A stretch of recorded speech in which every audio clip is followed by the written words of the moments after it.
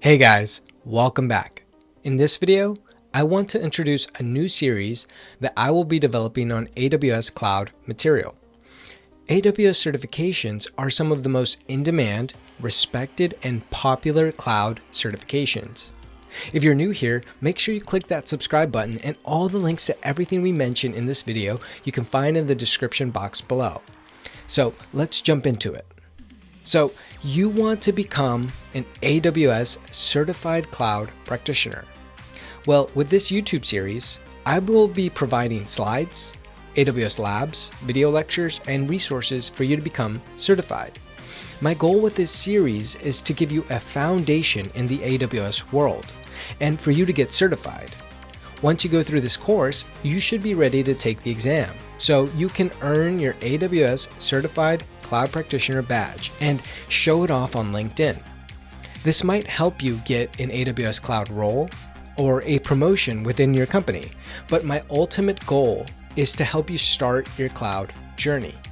I've been working on these videos for a couple months. I wanted to start releasing the content because I believe no matter where you are in your cloud journey, this content would help you fill in some gaps in your knowledge. I'm making this course free of charge and accessible to anyone.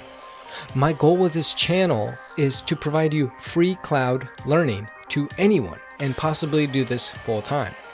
Now, if you're already decided that you want to take the AWS Certified Cloud Practitioner exam, what are you waiting for? Click on the link in the description and get started. I hope you enjoy the videos.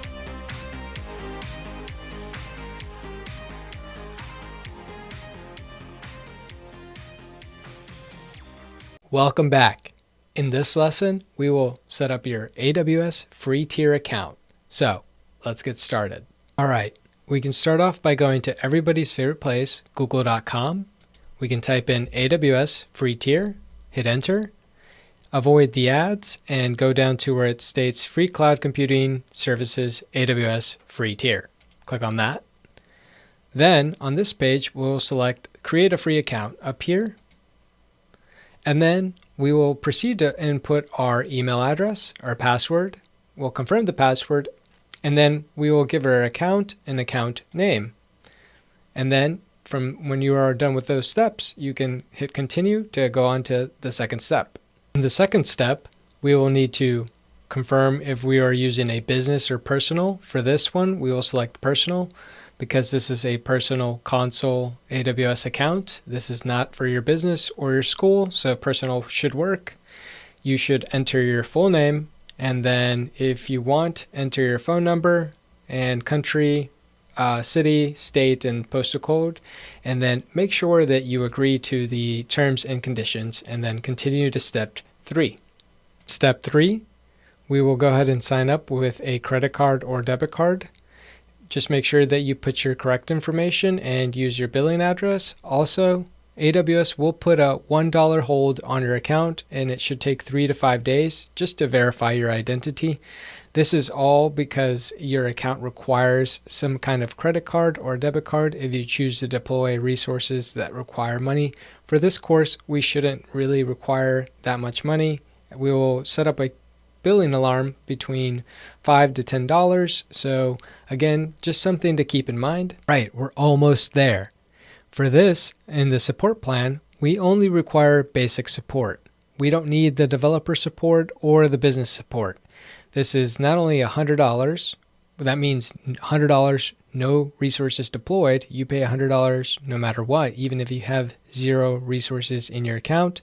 Same thing for the developer support. You pay $29 no matter if you have any resources deployed. For this course and for this certification, all we really require is the basic support plan. So we'll go ahead and just leave that selected, and we can go ahead and complete the sign up. Awesome. We have completed our account sign up. Now we can just simply go to the AWS Management Console by clicking there, and then we can sign in. I will use the Gmail account that I used to sign up. I'll hit next. And again, AWS is just being annoying, but they're just trying to verify that we're not some robots. We're in the AWS Management Console. You know why I'm so excited? I'm super excited for you and for me because this is your first step in learning AWS. This is a major milestone, so don't take it for granted. It's a great start to our AWS journey. I hope to see you in the rest of the course. Welcome back. In this lesson, I want to give you a quick tour on the AWS Management Console. The main reason is because I want you to get familiar with where things are or where you can find them. Let's get started with the region. You can select a region that is closer to you for latency reasons. If you select a region that is further away from you, you might experience some slowness from the service. That is because the region would be geographically further away from you. Frankfurt is a lot further away from me than US North Virginia. Now, we'll go ahead and look at the services drop-down menu. As you can see, there's a lot here, but please do not get overwhelmed.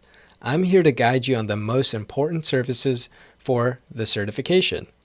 Also, once you start getting more familiar where things are in the console, you can add services to your favorite section for quick access.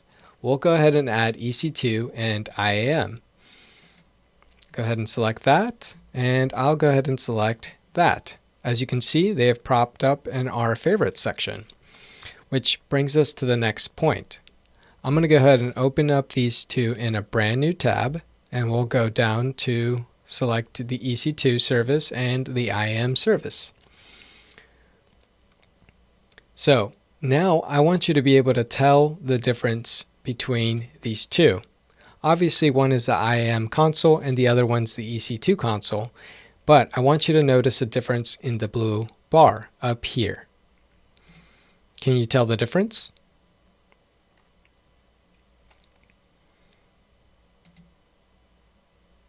Well, the difference between these two services is that IAM, which stands for Identity Access Management, is a global service, and EC2 is a regional service.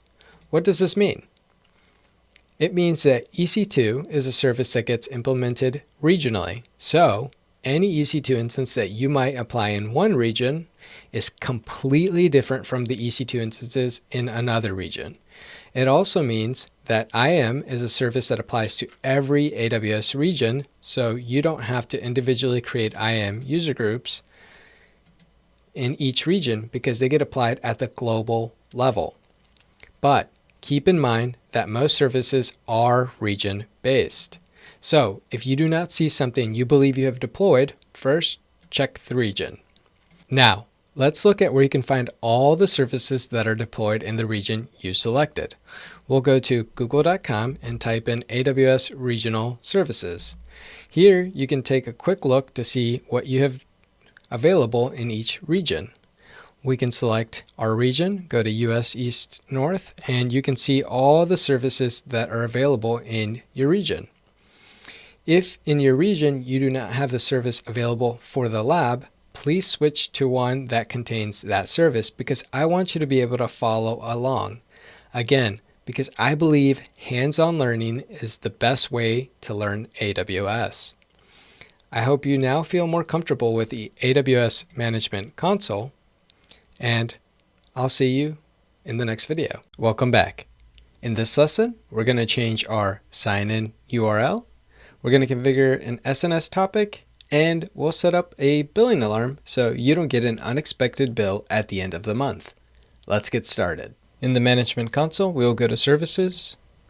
We'll scroll down until we see Security, Identity, and Compliance, and we'll select IAM. IAM stands for Identity Access Management. Click on that.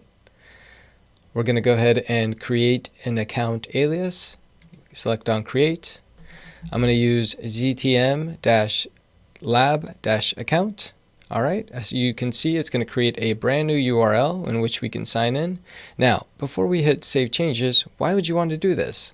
Well, as you can see right now, the current URL is this nice long account ID. You would have to use this to sign in. But if we're changing it, we can use a preferred alias, which will change that to this nicer looking URL. We'll go ahead and select Save Changes. You can hit Copy.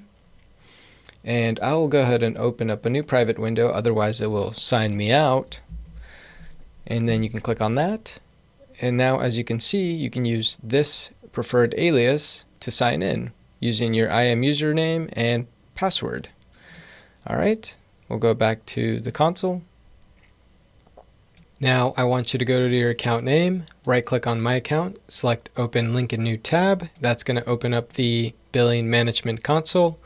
Scroll till you see IAM user and role access to billing information. Select on Edit and hit Activate IAM Access and select Update. You should see this say it's activated. Now we have IAM user role access to billing information. That's crucial in activating the billing alarm notifications. Now go to the top where it says Preferences and select on Billing Preferences. I want you to go ahead and activate these and enter your email address. That's going to go ahead and activate the PDF invoice by email functionality, and as well it's going to give you the free tier usage alert functionality. Also, make sure if this isn't selected, go ahead and select the billing alerts. This is going to activate the billing alerts system functionality, and select Save Preferences. You should get a notification up here that says preferences have been saved. Now we're going to go back to the management console. We can go ahead and select on services, go down to the bottom where you see management and governance. Click the second one that says CloudWatch. Let that load. Now I want you to pay attention right here. There's something that's going to change once I change the region. I'm going to go ahead and select US East Ohio, and let's see what happens. Okay, so it looks like something's missing. Billing is missing. In case you didn't notice, when we switched the region, billing started to be missing. So make sure that you are in the correct region, because that will make sure that you have the correct settings in place to enable this billing alert. So now we see it back because we're back in the Northern Virginia region. Go ahead and select billing. Go ahead and select create alarm right here. For everything here, we can pretty much leave the defaults because that will give us the correct notification we are looking for. So we can leave the metric name the same. I'll leave mine in USD for the currency, and the period is 6 hours is fine for me. It's going to be a static threshold, meaning the threshold we're going to define here, I'm going to define it as $10, meaning if I go over, or if I approach or go over $10, then I'm going to activate this alarm, and then we're going to receive that email. We're going to go ahead and select Next. Now, currently we do not have a SNS topic, so we can go ahead and put create new alarm, or a new topic, I mean. We can go ahead and create a new topic. We'll call it ZTM Billing Alarm. And then we can go ahead and enter that email address. And we'll go ahead and select Create Topic. So that has created this billing alarm topic, and the endpoint email is the one we have just entered. Now we can scroll down to the bottom and hit Next, and we'll call it the same. We'll call it ZTM Billing Alarm. So we have the SNS topic that we created as ZTM Billing Alarm, and the alarm, we'll go ahead and call it the same.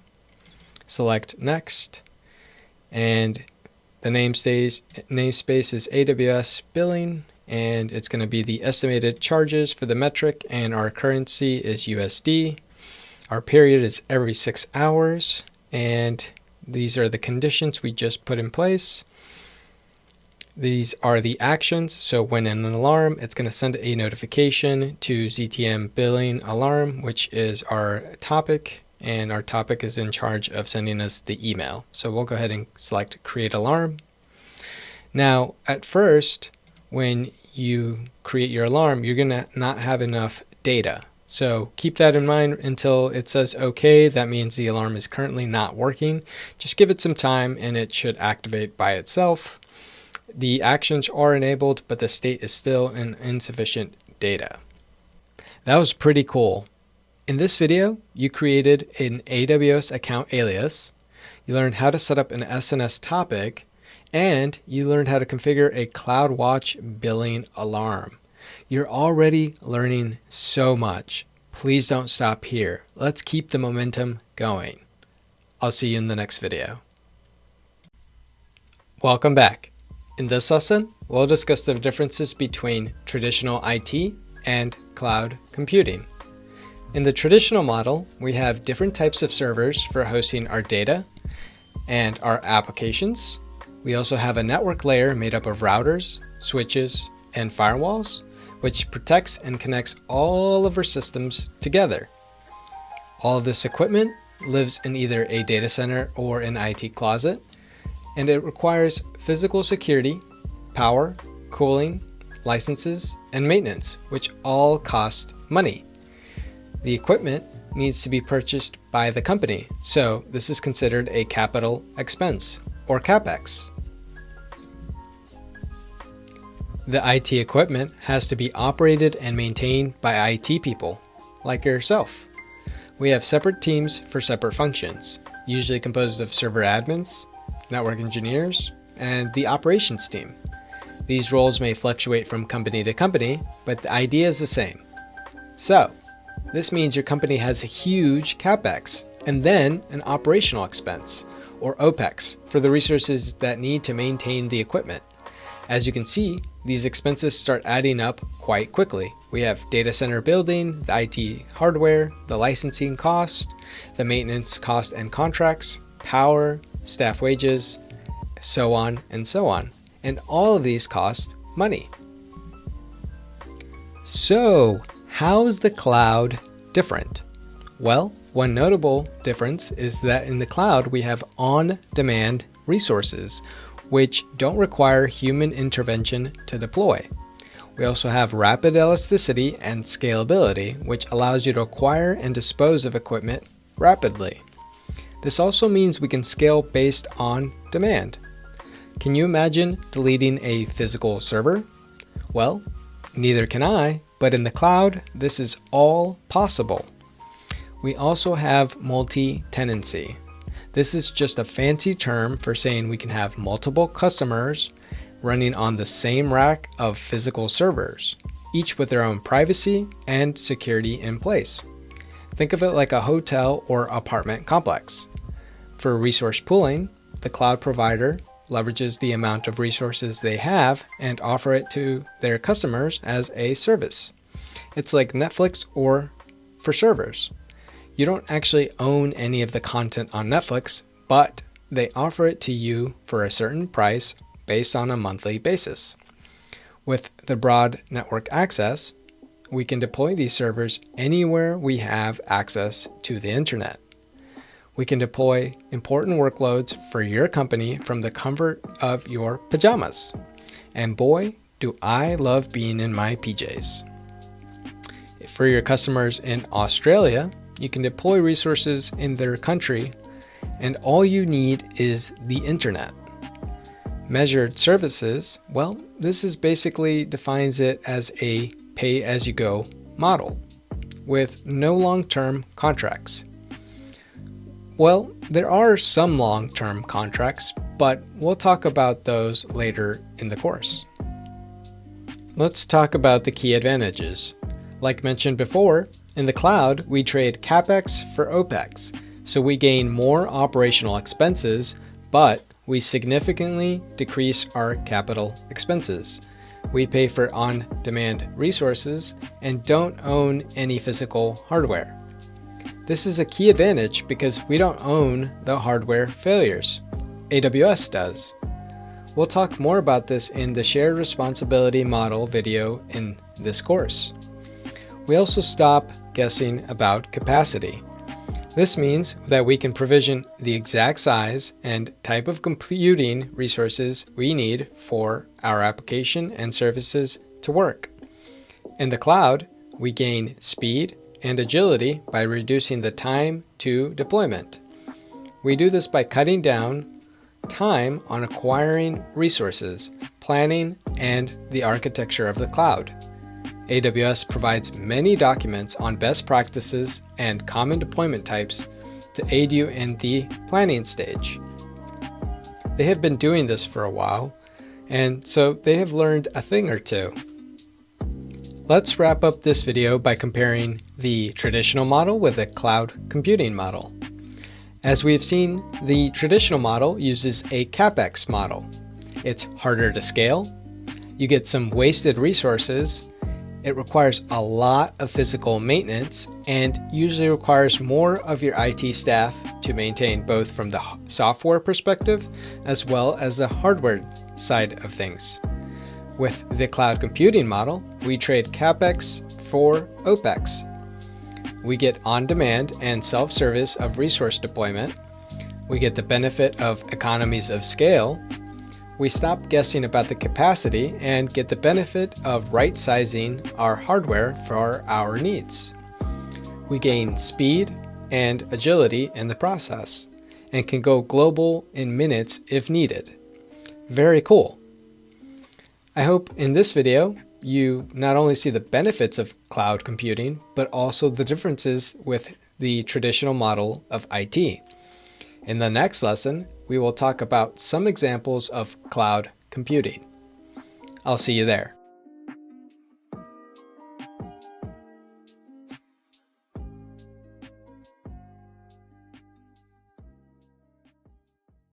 Welcome back. In this lesson, I'll show you some examples of cloud computing. But first, I want to show you a visual example on the differences between an email setup in the traditional model compared to the cloud computing model. As you can see, in the traditional model, we would have to set up a lot of the physical hardware. We would need resources like a server admin that is in charge of setting up the Exchange server. Also, the network team would need to be involved to make sure the correct ports are open on the server and on the network. And if this is a new building or new hardware is needed, like cabling, we might need a construction manager that would take care of the physical rollout, because this might require cabling that goes throughout the building.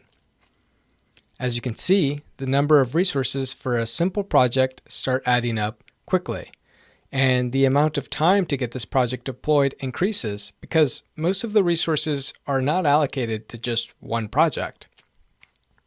In the cloud model, we would need you, the cloud engineer, the person in charge of deploying all the virtual appliances that are needed to set up a server.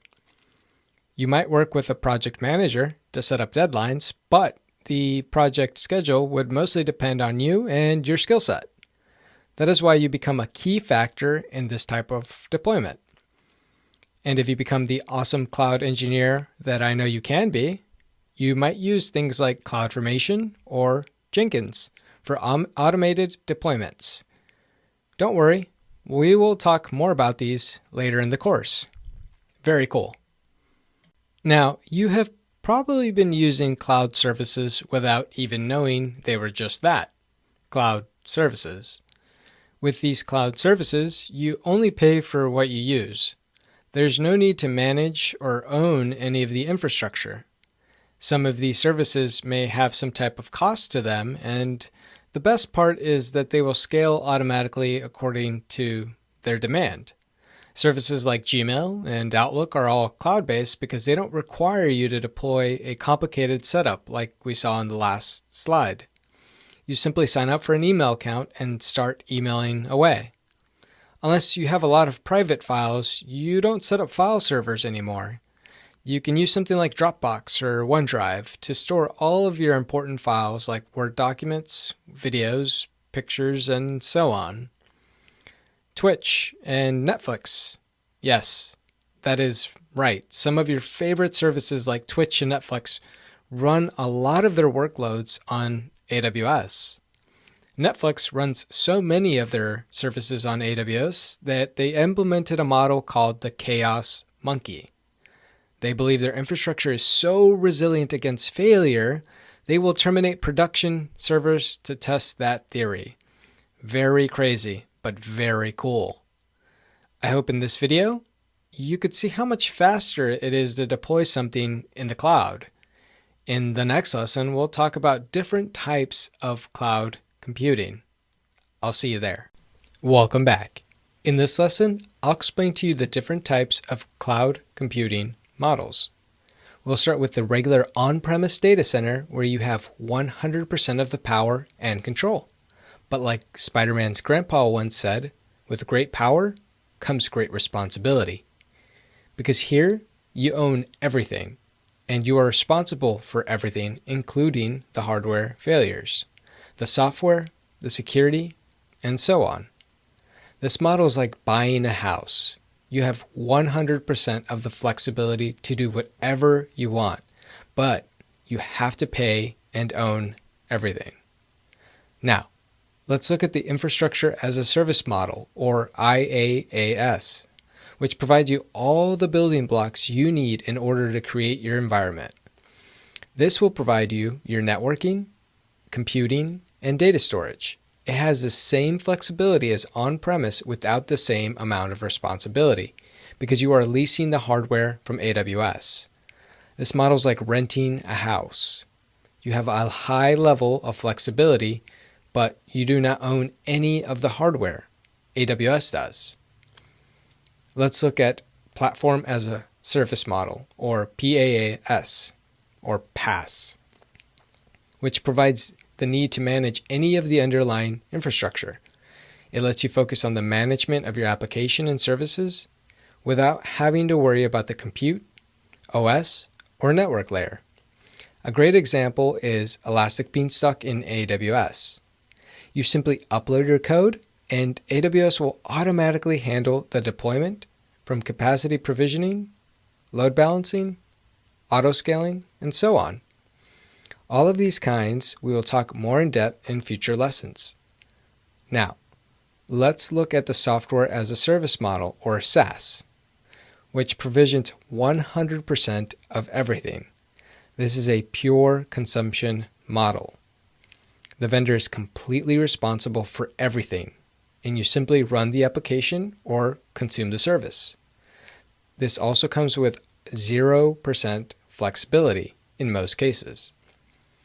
Great examples include things like Dropbox, Zoom, WhatsApp, and Microsoft Teams.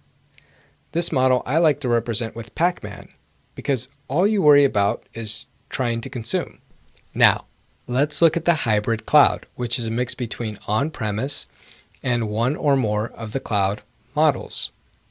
If your company has regulatory requirements that are set by either your company, the industry, or country you operate in, this would be a better fit because this lets you take advantage of the cloud resources and benefits like SaaS, IaaS, or PaaS has to offer while meeting the compliance requirements. It gives you more choices for deployment types while maintaining your compliance. In most cases, you will use a secure, encrypted connection to the cloud resources, like a VPN or private link connection to securely transfer your data. Keep in mind, in AWS, you will pay for the data you transfer out of the cloud, but most of the data you transfer in will be free of charge. This model is like a hybrid car. You get the benefits of being electric while still being able to use gas, if gas was a regulatory requirement. Finally, we will briefly look at multi-cloud, where you might have some data or applications on-premise, and you might have some applications or data stored in different cloud providers for higher availability and flexibility. This model is more difficult because you do need more cloud expertise on staff, since they might have to maintain the workloads with those different vendors. I hope in this video you learned more about the different types of cloud models and their different offerings, like the benefits of IaaS, PaaS, and SaaS, and how to tell the difference on exam day. I'll see you in the next video. Welcome back. In this lesson, we will get an overview of AWS. We'll start by explaining how AWS got the idea of offering their data centers to the public. Amazon realized that they had an increase in hardware requirements for the different quarters of the year. To meet this increase in traffic, they needed to acquire more computing resources. But the problem was that most of these resources became unused during the quarters where they had a drop in demand. So they basically were wasting resources, and then they got the idea to offer these unused resources to their customers. Thus, AWS was born. AWS formed their Fundamentals of Pricing, which includes compute, storage, and outbound data transfer. In most cases, there's no charge for inbound data transfer or for data transfer between other AWS services. Of course, all within the same region. Amazon believed and still believes that they can lease hardware resources to their customers so they can run their entire workloads on AWS hardware. This solves the unused resource problem for Amazon and solved the CapEx problem for their customers because their customers now adapt a consumption model instead of an OpEx model. But Amazon didn't stop there. They quickly realized that this was a huge problem around the world. So they started deploying more of these data centers and offering it in different countries. Now, AWS didn't just offer these services to one type of customer. They started offering their data centers and AWS services to any type of customer, like McDonald's, Netflix, Airbnb, and so on. Just about any type of industry can run their entire workload on AWS. The most popular example is Netflix running their entire workload on AWS.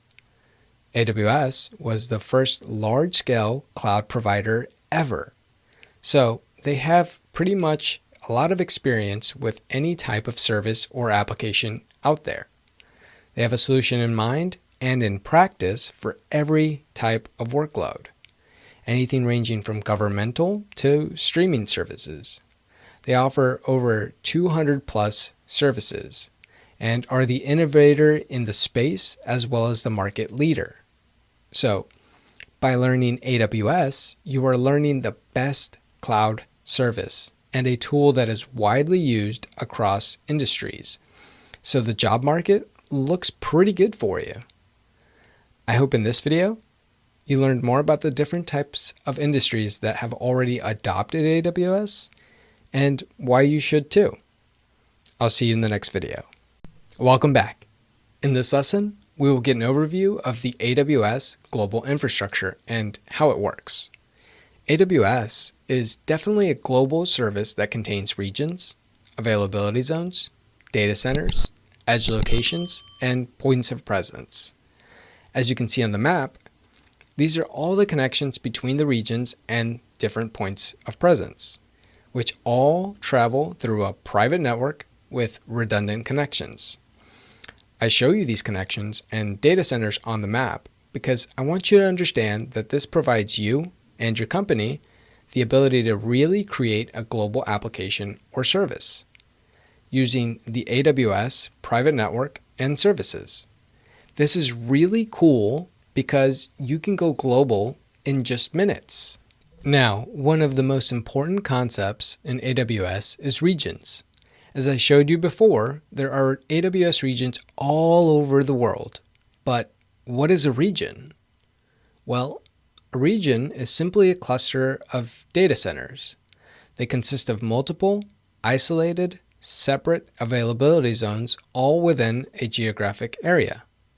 We have seen and will keep seeing the region names in the AWS console like US East 1 and so on. As I showed you in one of the previous videos, most AWS services will be region scoped. This basically means that if we deploy one EC2 server in region A, it won't be available in region B because they are scoped per region. The only time this is not true is when we use a global service like IAM.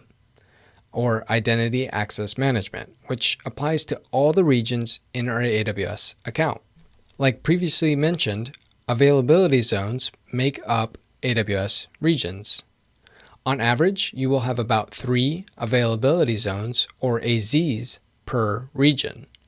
You can have as many as 6 AZs per region, and the lowest is 2 AZs per region. All of these AZs are interconnected with high bandwidth, low latency network connections, and geographically isolated from each other. Each AZ will have its own redundant power, networking, and connectivity in the AWS region in the event of failure. For example, if you have AZ2 fail in this region, you will have still 2 more availability zones accessible in this region. And if you are operating a high availability application, you're most likely operating and replicating your data across these AZs so that your users don't experience any interruptions. Now, we also have what AWS likes to call points of presence, or edge locations. AWS has over 265 edge locations and 13 regional edge caches, and it's only growing. We can leverage these edge locations to cache our data and deliver it to our end users with low latency. For example, if we have our main application fully deployed in US East 1, but we need to serve a small amount of clients on the other side of the world, we can leverage these edge locations along with CloudFront to cache our data to better serve our clients in Australia. They are also physically isolated from each other because, you guessed it, in the event of a disaster. Now, there are some things I want you to keep in mind when selecting which region you want to deploy your application or service. First, you will have to keep in mind that not all AWS services are available in each region. This could obviously affect how you choose your region if you're looking to leverage that specific AWS service. I left this link down here that we saw in an earlier video for you to explore which services are available in which region. Next, I want you to think about the proximity of your application to your end users. If most of your customers are based in Australia, but you work and live in the United States, then you will have to rethink on where your application mainly lives. My advice would be to deploy it as close to your customers as possible for latency reasons. Next, depending in which country your application is based out of, where your customers live, and the industry you operate in, you could have regulations or compliance factors that come into play that could affect where your data lives and how it is handled. Finally, something that is very important and helps drive any business decision. It's pricing. How much will it cost for you to deploy the same application in another region? It could be the same, or it can fluctuate, depending on the region and on the service you're looking to leverage. I hope in this video, you learned more about the different building blocks that make up the AWS global infrastructure, and how you can leverage it for your application and service. I'll see you in the next video. Welcome back. In this lesson, we're going to look at the differences between public and private services. We'll start off with something simple. Let's say you have a cookie recipe you want to share with the world. You create some video tutorials and recipes that you want to share on the internet. You can host all of this data and information on making the best cookie ever, all on an S3 bucket, where anyone from around the world can access this information, so they can too make the best cookie ever. Because let's face it, you're an amazing baker, right? This is what we would call a public service in AWS, because anyone can access this information. This S3 bucket will have a public IP attached to it, so anyone can get to the content of your S3 bucket and start making some cookies. I'll start by asking you how your network at home is exposed to the internet. If you have a laptop or a desktop, I'm assuming it's not publicly available to the internet for anyone to just ping or remote in. Or maybe you do have a VPN setup that allows private network connections into your home network. If you have good security practices, you probably have MFA or multi-factor authentication or some type of IP limitation into your network. But the point here is that it's closed off to the internet. This is how a private service in AWS is set up. Now, in AWS, we have something similar called a VPC, which stands for Virtual Private Cloud, which allows you to launch AWS resources in a virtual network that you have defined. It resembles what a traditional network that you would operate in your own data center, but with the amazing benefits like elasticity and economies of scale that AWS has to offer. In this virtual data center, or VPC, we can launch as many AWS services like Ec2 Instances, RDS databases, DynamoDB databases, and so on, as we need to meet our workload demands. And these services will have private internal IP addresses to communicate with each other inside of the VPC.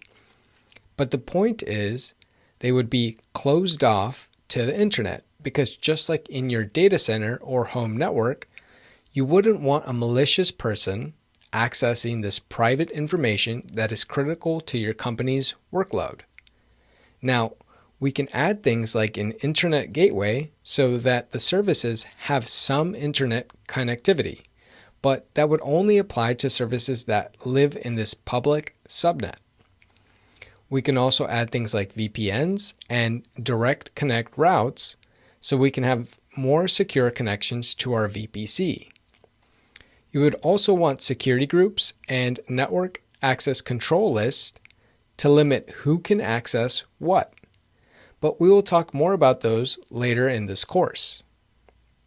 I hope in this video you learned more about public and private services in AWS and are starting to form an idea of how you can leverage the cloud to meet your company's workload requirements, and also that you can share your amazing cookie recipes with the world. I'll see you in the next video.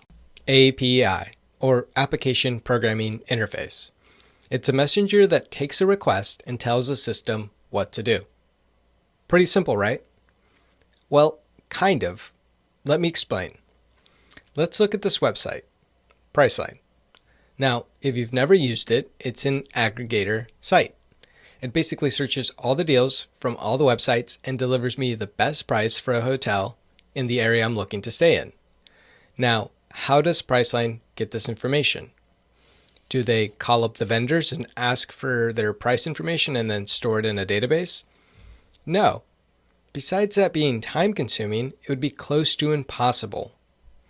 Instead, all of this information is actually being provided to Priceline through an API. It's what allows two complete strangers to be able to communicate. It's also beneficial for Presidente Intercontinental Cancun Resort and all these other hotels to provide this data to Priceline, because most people like you and me would not know of this hotel. This way, our computers can share data and work with each other in a more efficient way. And the hotels, well, they can get their rooms booked.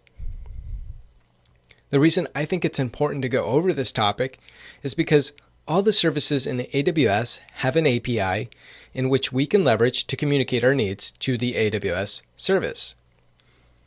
We can use it to execute our needs in a more efficient manner. We can use these AWS APIs to deploy, terminate, and automate our way through AWS. I hope in this video you got a better idea of how APIs work and how as a cloud engineer you can leverage them. I'll see you in the next video. Welcome back.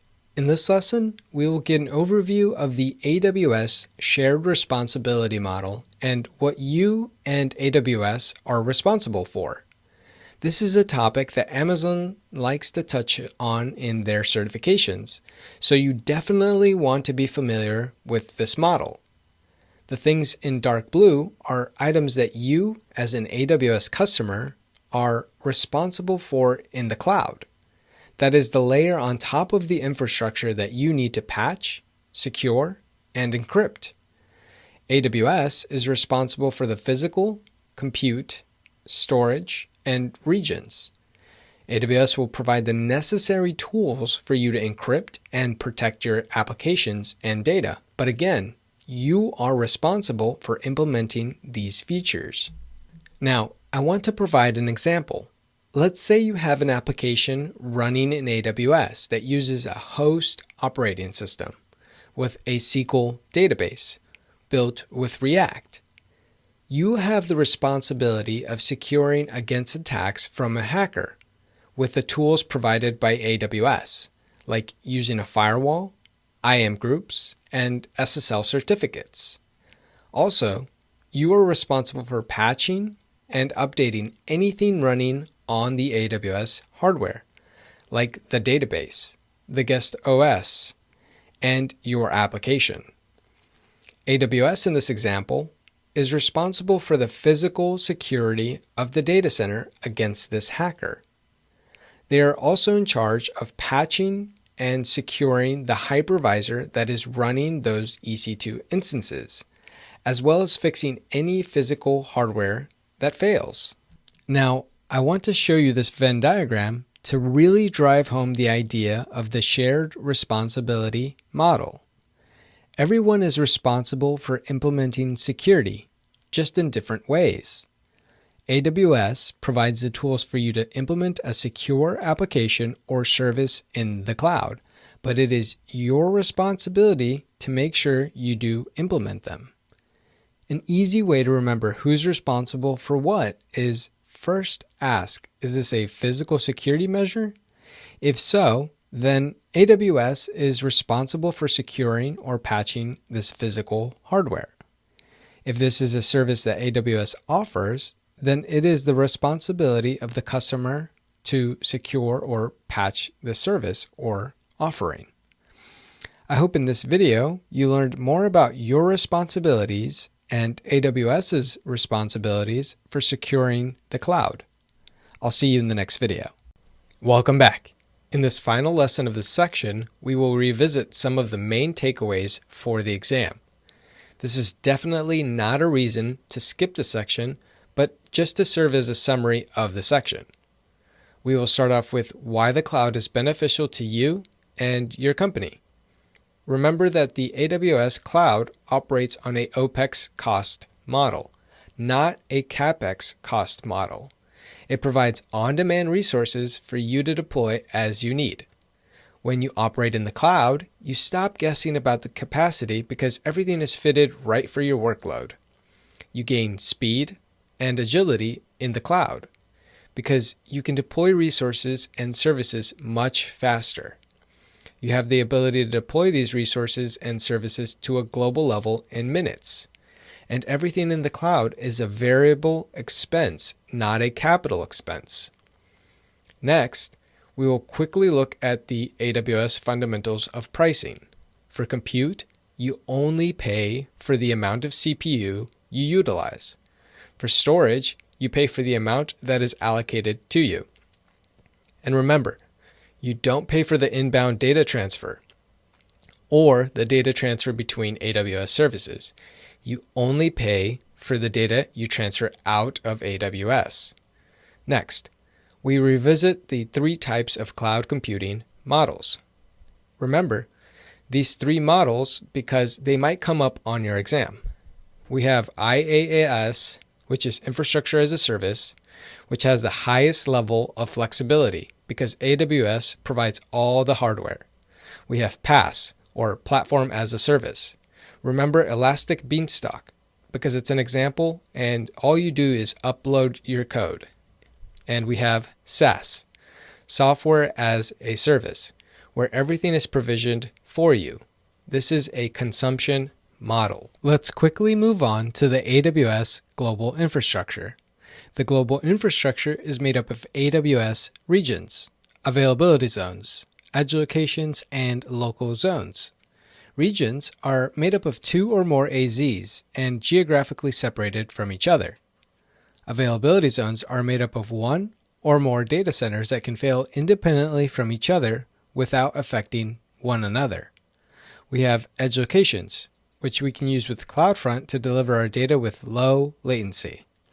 And we have local zones, which are extensions to AWS regions, which we can use to place services like compute, storage, and databases closer to the client.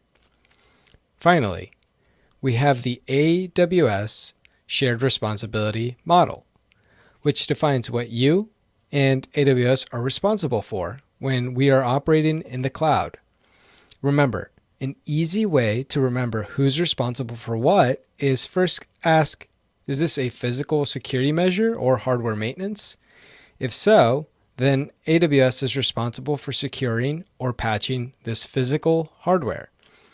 If this is a service or a resource that AWS offers, then it is the responsibility of the customer to secure or patch the service or resource.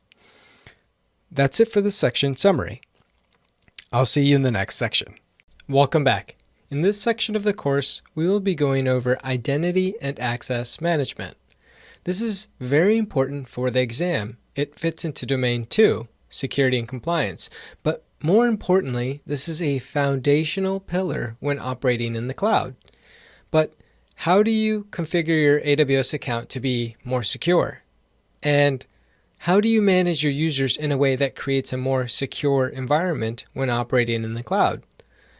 We will answer all these questions and much more in this section of the course, and we will go over things like users, user roles, groups, and policies. You will also get some hands-on experience with creating and securing your cloud architecture, and learn the theory behind certain security principles. Let's jump into this section. I'll see you in the next video. Welcome back. In this lesson, we will get an overview of how identity and access management works in AWS and how you can use it to provide access to your users. Remember, IAM in AWS is a global service. It is not region scoped. So, how do you grant access to a user that needs to access an S3 bucket in order to perform their job function? Well, at the very fundamental level, you must first create them an AWS user account and grant that user account access to the S3 bucket. Pretty simple, right? Well, yes and no. When you first create a user account in AWS, they have no permissions.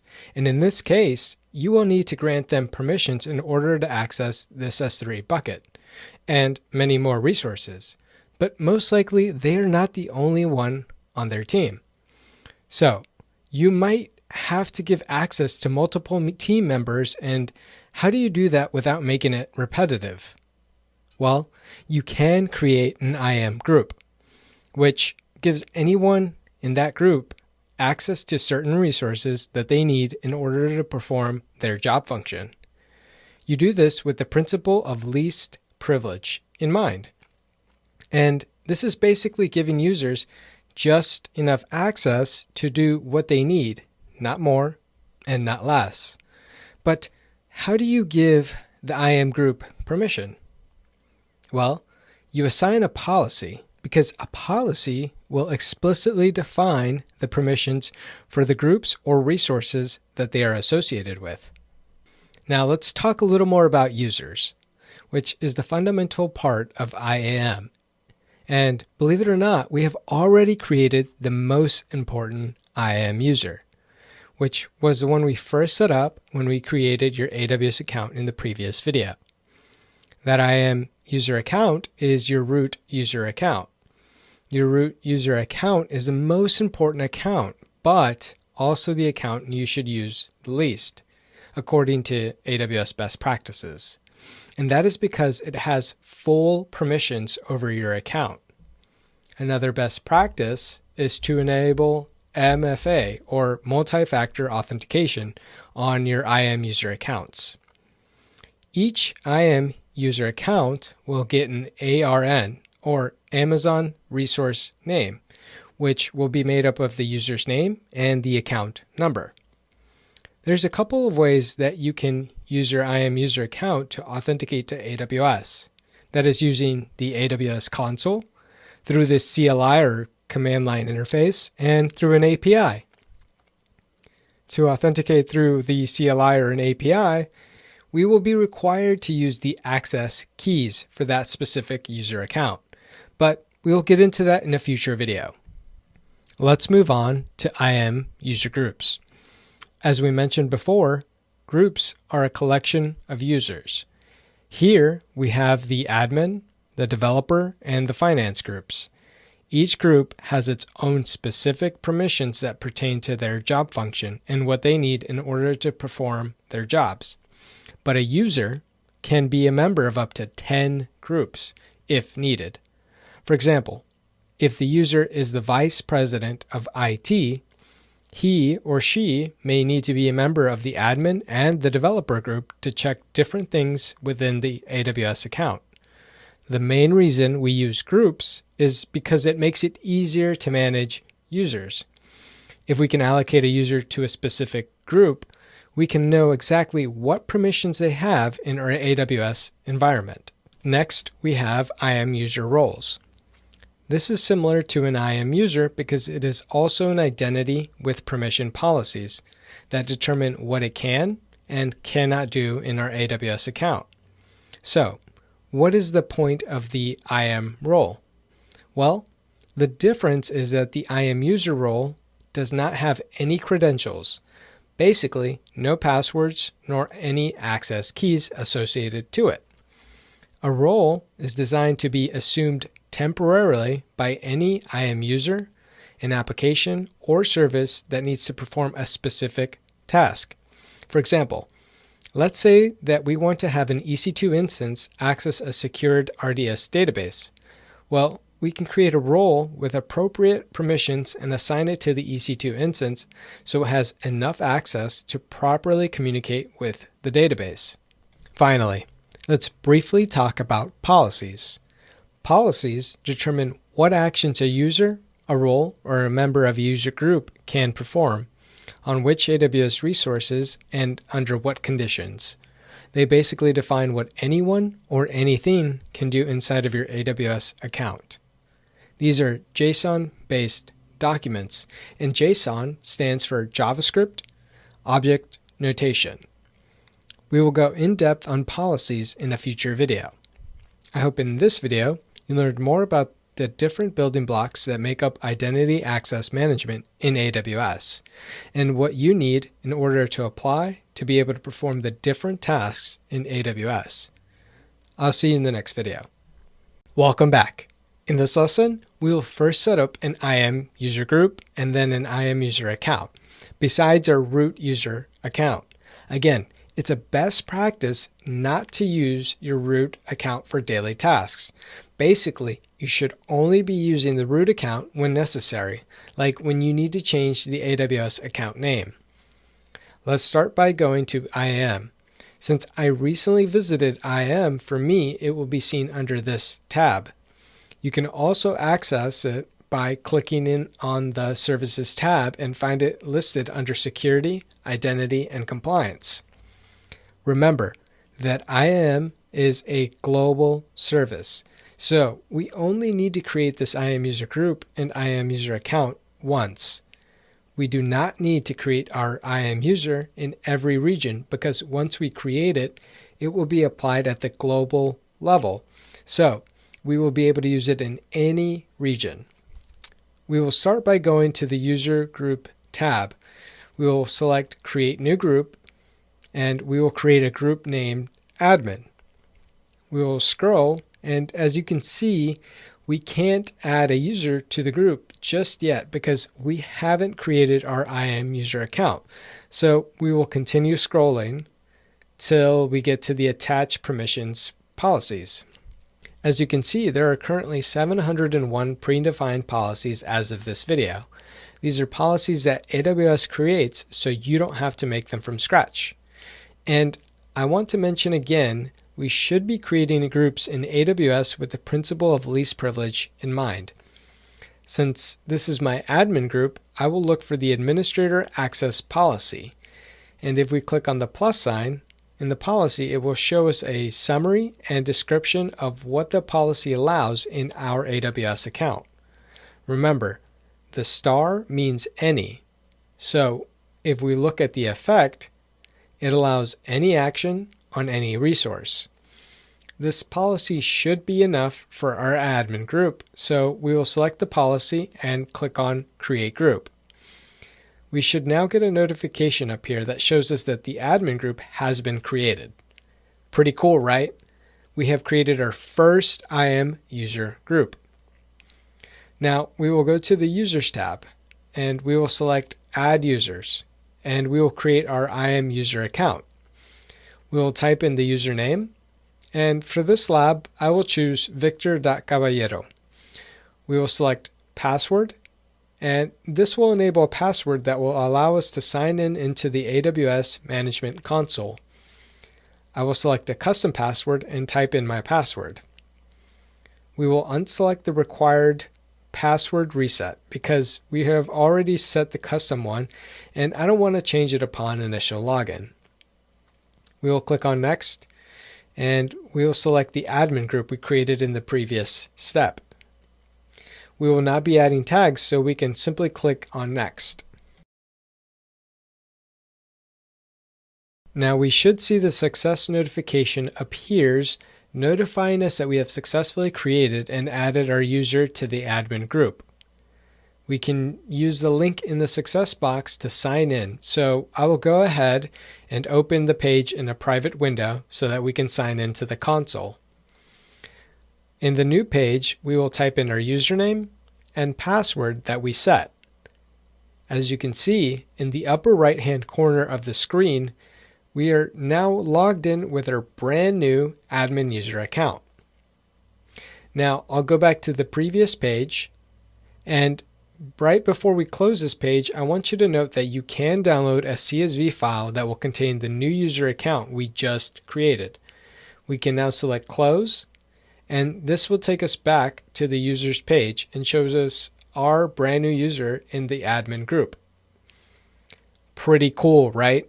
We managed to create an admin group and create an IAM user account that we can now use instead of the root user account because, again, it's an AWS best practice to not use the root account for daily tasks. I'll see you in the next video. Welcome back. In this lesson, we will discuss IAM policies more in depth. Now, as you can see, we have 3 different groups and they all have different policies attached to each group. The reason is because we have separation of duties in which each team has a different role from the other. Some of the policies between the groups can be similar, but remember that each member of the group inherits only what is applied to their specific group. We also have the possibility of placing a user into multiple groups. For example, if this user is part of the security group and needs to be able to audit and inspect both the developers and admins, well, he would need to access the resources to check best security practices. We also have the possibility in which we have the separate user by himself, which doesn't belong to any of the groups, but he still has a policy directly applied to him. We call these inline policies. For example, let's say that he only needs access to an S3 bucket to download some important business documents, but doesn't need to do anything else. Well, then we can apply the policy to his user account using an inline policy so that he only has access to that and nothing else. Now for the exam, you will only need to know how policies work at a high level. But I still want you to understand policies a little more in depth so that you get familiar with them and feel confident when talking about them. Also, if you plan on taking one of the associate level certifications, you will need to understand them more in depth. So, policies are JSON-based documents. They usually contain a version number that specifies the language number. It's a best practice to use the latest, which is 2012-1017. An ID, which is optional and missing from this screenshot, helps you differentiate your policies. it usually provides a quick description of what it does. Most policies can and will include multiple statements providing permissions explicitly. This is a required element within the policy, and if you are creating a policy document and don't include this, you will get an error. Once you start creating long, complex IAM policies, you will definitely want to start using SIDs or SIDs or statement identifiers, because you will be staring at JSON documents and you want to be able to identify the different statements quickly. Next, we have the principal, sometimes required but not always. The reason is because it depends. If we are creating a resource-based policy, then we have to define the account, the user, or the role that this applies to. If we are creating a general IAM permission, well, then we can leave it out. Next, we have the effect of this statement, whether it's going to explicitly allow or deny the actions that follow. And finally, we have our resource which the statement applies to. Again, this is probably beyond the scope of the exam, but I want you to start learning this if you're planning on taking any of the other associate level exams, because it usually takes people a little bit longer to learn these, and I feel it is my duty as your instructor to give you a head start in learning these policies in depth to better prepare you. I'll see you in the next video. Welcome back. In this lab, we will get more hands-on with IAM. I've opened up two windows. The one on the left is my root account user, and on the right, I have opened up a private window with the IAM user account we created in our previous lab in this section.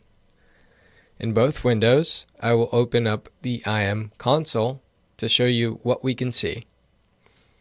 If we click on the Users tab, we can clearly see this user is in the admin group we created. Using our root account user in our left window, we will remove this user account from the admin group. We will get a notification letting us know that this user has been successfully removed from the group. Now, if we go into our right window and we try refreshing the page, it will notify us that we need to have permissions in order to perform this operation. Now, since the user doesn't belong to a group, can he do anything else? No. He can't unless we apply an inline policy. Let's try adding the IAM read-only access policy and see what happens. So we will go to the Users tab again, click on our user, and then we have two options where we can select either the Add Inline Policy or the Add Permissions option. If we select the Add Inline Policy, we can choose our service, actions, and resources to create our own inline policy. But for this lab, we will just go to the Add Permissions tab so that we can leverage the predefined policies AWS has already created for us. Then we will click on Attach Existing Policies directly. We will search for the IAM Read Only Access policy and then we'll select it.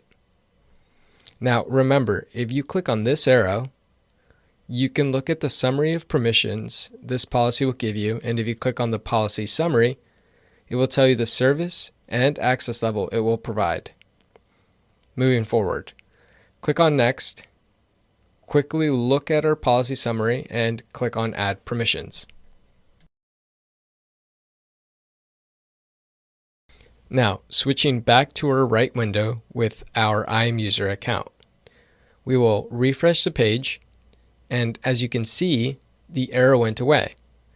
And we can see the user groups, the users, and even take a look at the policies. But what if we try adding a user account? What do you think will happen?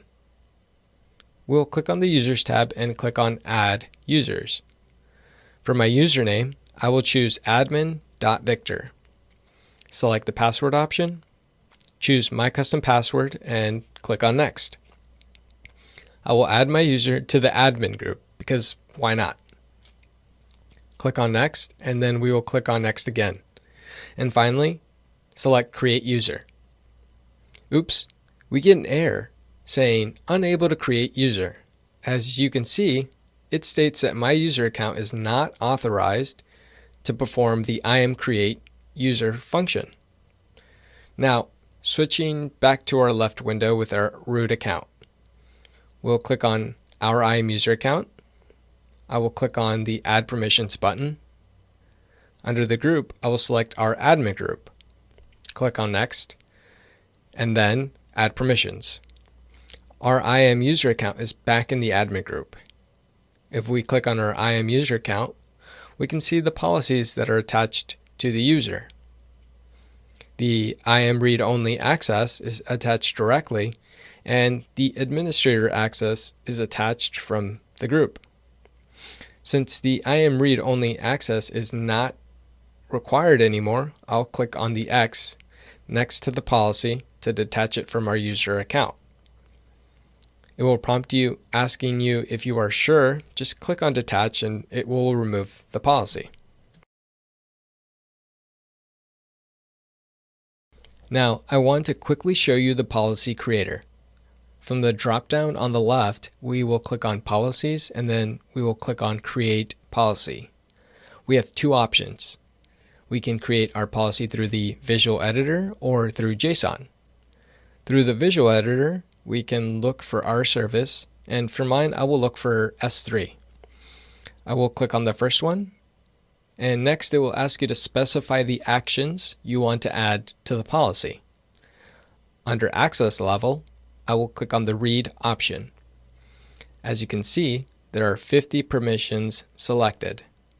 If we want to add or remove some of these, we can click on the arrow and it will reveal all the permissions available. We can also specify our resources if we wanted to, but for now, we will select all resources. And we can also set any request conditions we want. These request conditions will create a condition on when to apply this policy, but we will leave that blank for now. We'll go back to our JSON tab and see the actions that have been applied to our statement. Pretty cool, right? It created all the JSON for you. I hope in this video, you got your hands dirty with this lab and feel more comfortable exploring IAM in the AWS console. I'll see you in the next video. Welcome back. In this lab, we will get more hands-on with IAM roles. Before we start the lab, I want to quickly recap what IAM roles are and what they are used for. Remember that IAM roles are similar to user roles because they are also an identity with permission policies that determine what it can and cannot do in AWS. Also, remember that the difference between an IAM role and the IAM user is that the IAM role does not have any credentials, basically no passwords, nor any access keys associated to it. A role is designed to be assumed temporarily by an IAM user, an application, or a service that needs to perform a specific task. They are mostly used to give AWS resources access to different AWS services, like giving access to an Ec2 instance or a Lambda function to an S3 bucket. Enough talk about IAM roles. Let's go ahead and create a role. Let's start by going to the IAM console. Under the Access Management dropdown, we will click on Roles. If you click on Info, it will give you an overview of what IAM roles are and what they are used for. We will go ahead and click on Create Role. Now, you will have to select one of the 4 options available to select as a trusted entity. You have an AWS service, which is the one we will be using for this lab, another AWS account, a web identity, and a corporate directory using SAML 2.0 federation. We can leave the AWS service selected. As you can see, the common use cases are listed here, which are using the IAM roles to give access to an Ec2 instance or a Lambda function. You can also select any of the other AWS services or resources listed in this section. And as you can see, there is a lot of use cases for IAM roles, but for this lab, we will go ahead and select the Ec2 instance option, and then we'll click on Next. We can select IAM read-only access permission. And just as a reminder, we can preview the permission we're about to assign by clicking the arrow and reviewing either with the policy summary or with the JSON text. We can click on Next. I'll name my role IAM EC2 Read Only. After we assign the name, we can click on Create Role. You should now see a green box at the top stating that your role has been created. If you click on the role name, we can see the information about the role like ARN, a role description, and the time of creation. If you decide that you do not want to attach more policies, we can click on the Attach Policy option to add more functionality, but for this lab, this will be enough. If you decide you no longer need the role, we can also select the role and click on Delete. It will prompt you to type in the name of the role and click on Delete. You should now see a green box that states that you have deleted the role, but I will leave it as is. I hope in this video you got a better idea of how to create and use roles, and feel more comfortable exploring the IAM console. I'll see you in the next video. Welcome back. In this lesson, we will get an overview of multi-factor authentication and why you should enable it. We will also set it up on your account in order to better protect your AWS environment. So, what is multi-factor authentication, or better known as MFA? Well, like the name implies, it takes more than one factor to fully authenticate to an account. But what are these factors? Well, they are something you know, like a username and password, something you have, like your phone, and something you are, like using your fingerprint or Face ID for unlocking your device. Now, why should you enable MFA anywhere you can, especially in your AWS environment? It is not only an AWS best practice, but it adds an extra layer of security to your AWS account. This can better protect you from getting your account hacked and potentially some hacker mining Bitcoin on your AWS environment and racking up a major bill at the end of the month. Now, this is not meant to be funny, but it has happened several times to different people. To reduce the chances of this happening, please enable MFA. Now, before we move on to the lab, I wanted to quickly show you some of the physical devices that we can use for MFA. We have the most common but least recommended, which is the one-time passcode or secure code text message. The reason it's not recommended is because there have been cases where these text messages can be intercepted. To avoid having to buy any hardware and the possibility of your text message being intercepted, we also have the two-factor authentication applications like Google Authenticator and 2FAST Auth. I use both, but my personal preference is the 2FAST Auth application. We can also use something like YubiKeys to authenticate. It is a hardware token that verifies your identity to a service or application like AWS. The SurePass ID and the RSA Secure ID key do the same thing as your MFA application, but they are hardware-based and some may argue they are harder to get to. Enough talk about MFA. Let's go ahead and enable it on our account. Before we start this lab, I want to quickly mention that you should have the application already installed and ready to go. Let's start by going to IAM, and since I have recently visited IAM, for me it will be seen under this tab. In the IAM console, we will click on the Users tab. We will then click on the user account we would like to activate MFA on. Then we will click on the Security Credentials tab. In this tab right next to Assigned MFA Device, you can see currently it states Not Assigned because we don't have a hardware or virtual MFA device activated. We will click on the Manage option. It should now display three options: the virtual MFA device, which is the option we will be using for this lab; the UTF security key, this is the option to select if you have a hardware device like a YubiKey; and then we have the other for the token device. We can leave the virtual MFA device option selected and click on Continue. As you can see, we have a white box, but once we select the Show QR Code option, it will display a QR code for us to scan with our MFA application. We will use the camera within the application and we will scan the code. We will enter the first MFA code and then wait for the second code to display and then enter it here. After we have entered both MFA codes, we will click on Assign MFA. We should now get a success notification letting us know that the assignment of the virtual MFA device was successful. But I want to go ahead and test that we can use this MFA code to log in.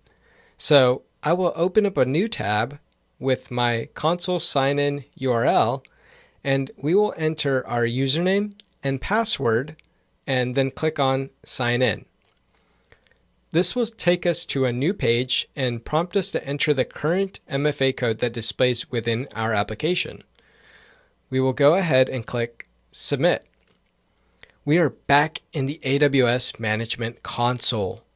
Pretty awesome, right? I mean, we are literally stopping hackers from getting into our AWS account because we have enabled MFA. Look at you. You're already becoming a master of the cloud.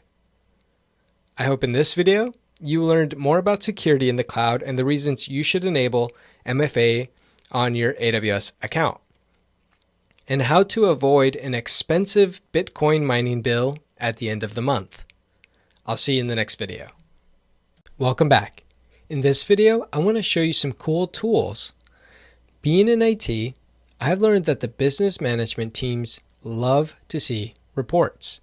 They're fascinated about the data within the context of the business. So, since we will be managing the cloud infrastructure, from time to time, we will need to be able to provide these to the management team. One of these reports we can provide is the IM Credentials report, which provides a report that lists all of our account users and their current credential status.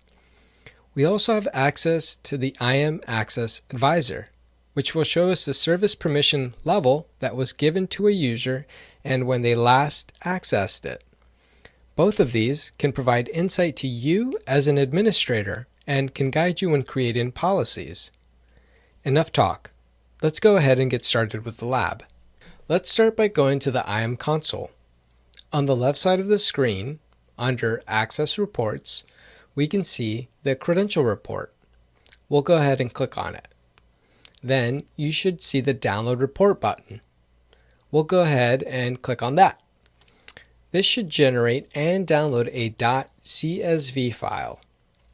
Once we open up the report, we can see important information and activity about our account users. Information like the user's ARN, when the user was created, and when they last signed in. More importantly, we can see if they have MFA active and when they last changed their password. Currently, we do not have an IM policy that enforces a password change every X number of days. So if the users decided to never change their passwords, they could get away with that, which is a major security concern. But that gives me an idea, maybe for the future. Moving along, there's a lot of information regarding the user's IM access and accounts we can leverage to enact policies that would better protect us. Moving on to the Access Advisor, we'll go to Users, and then we'll click on our Admin User Account. Let's click on the Access Advisor tab. If your user does access any of these services, it should appear within 4 hours. So there's a little bit of latency there, but as we can see, it does let us know when they last accessed the service, and it will tell us which policy allowed them to access it. The Access Advisor will also tell us which services they have not accessed yet, and as you can see, there is a lot here. Now, we can also click on the policy within this window that gave them the access, and then click on the policy name. This will open up a new tab and take you right to the Administrator Access Permission JSON file. Let's click on the Access Advisor tab. Here, you can see all the users that have used the administrator access policy to access different services within AWS. We have just seen some pretty cool tools that we can leverage to better understand IAM access within our AWS account.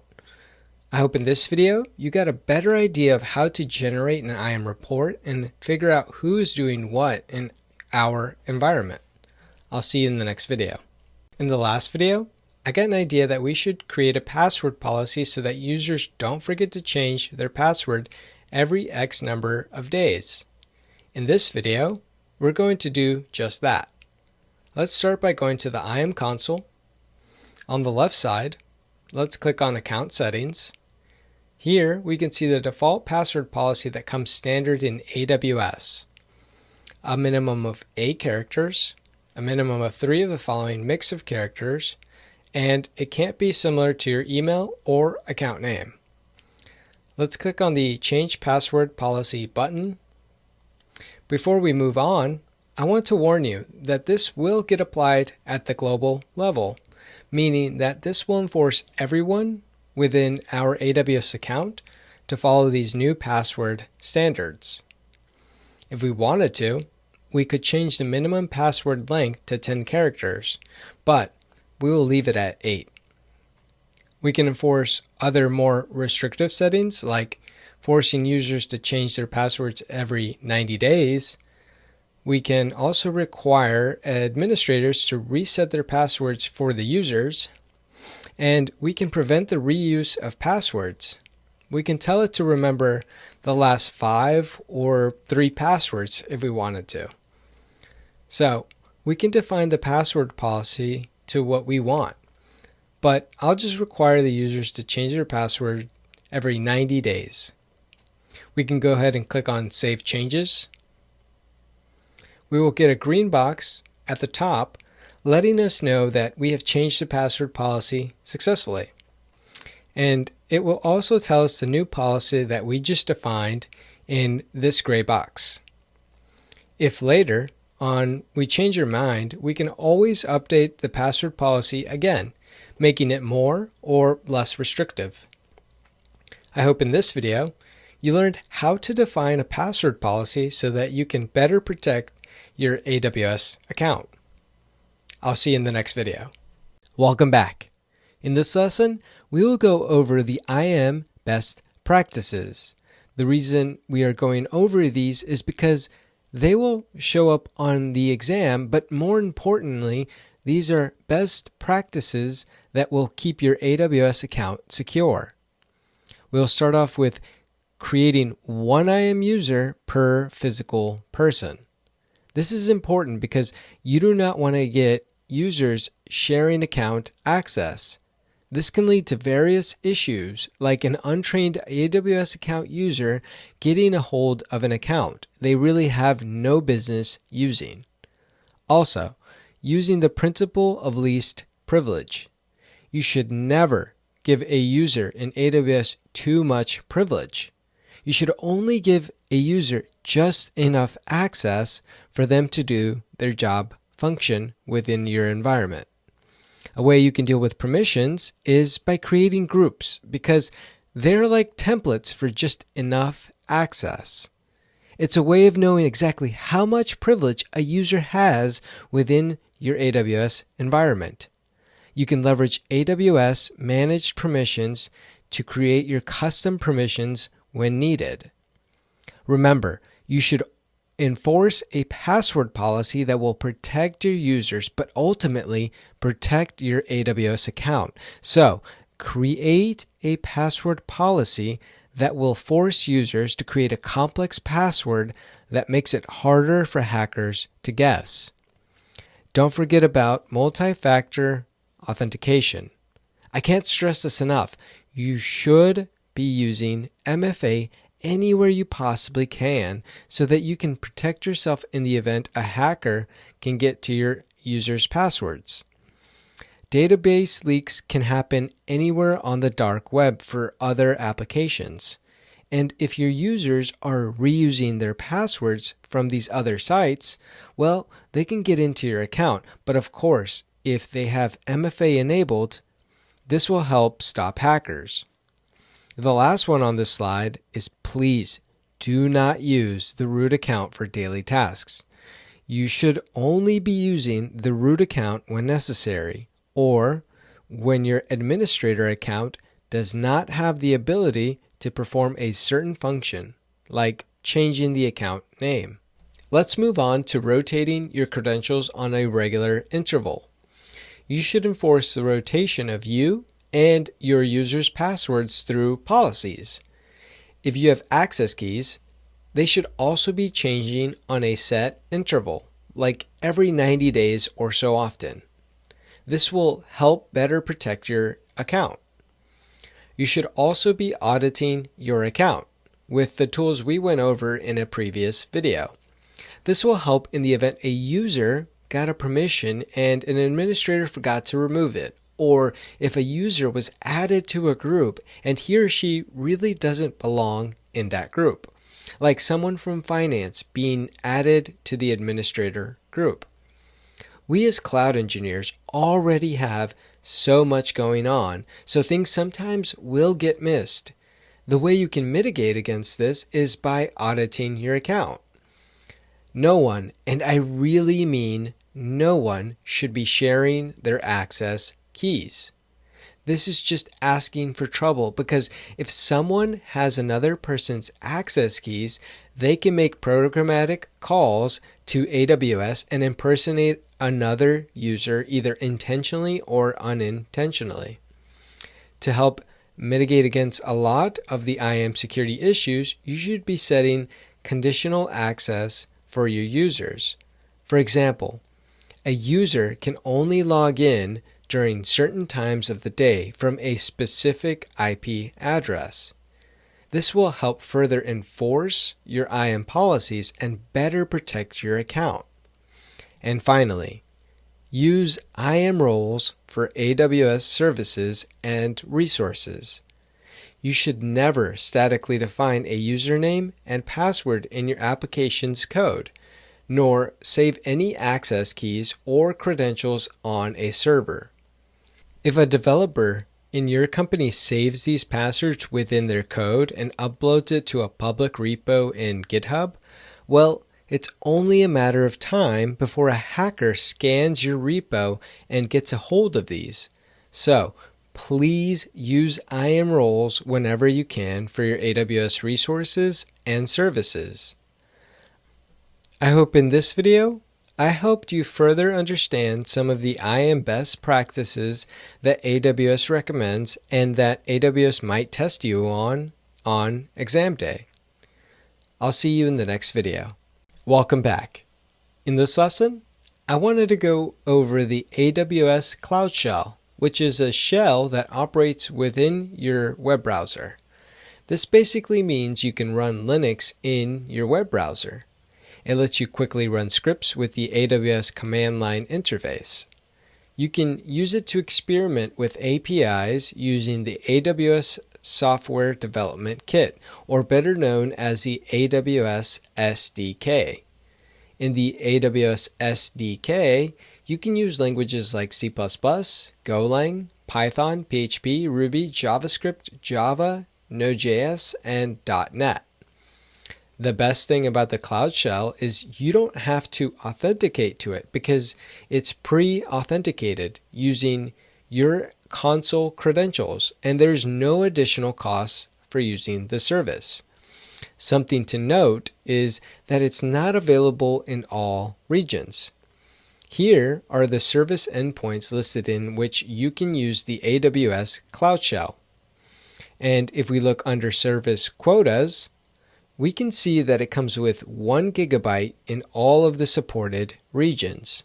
It is persistent storage within the region you are using, which basically means that your data will remain stored within the Cloud Shell terminal, but it is only stored there for 120 days. And after that, unless we take action, it will be automatically deleted.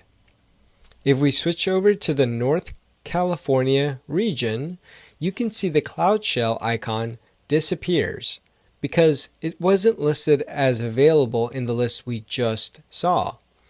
I'll switch back to North Virginia and you will see the icon up here.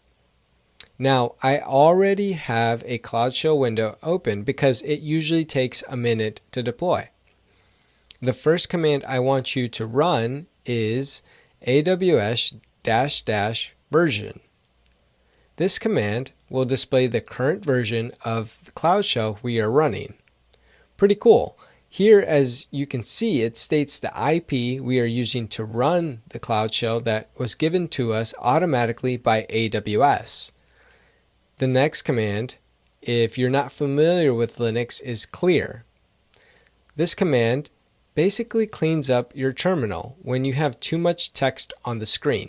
I like to run this command a lot because that way I can focus on one thing at a time.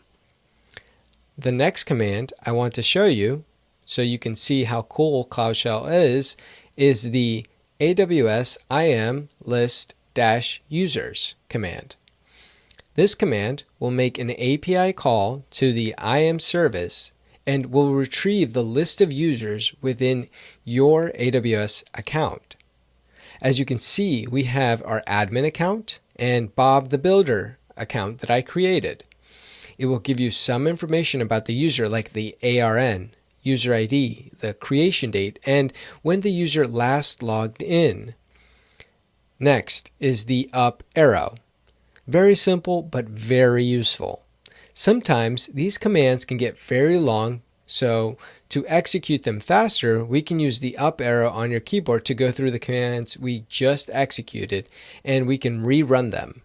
Remember that I said it comes with 1 GB of storage that we can use. If we run the ls command, it will show us what is currently stored in our shell. As you can see, I have nothing currently in here, but let's change that. Let's run echo quotation mark, this is an example, quotation mark, caret, firstfile.txt.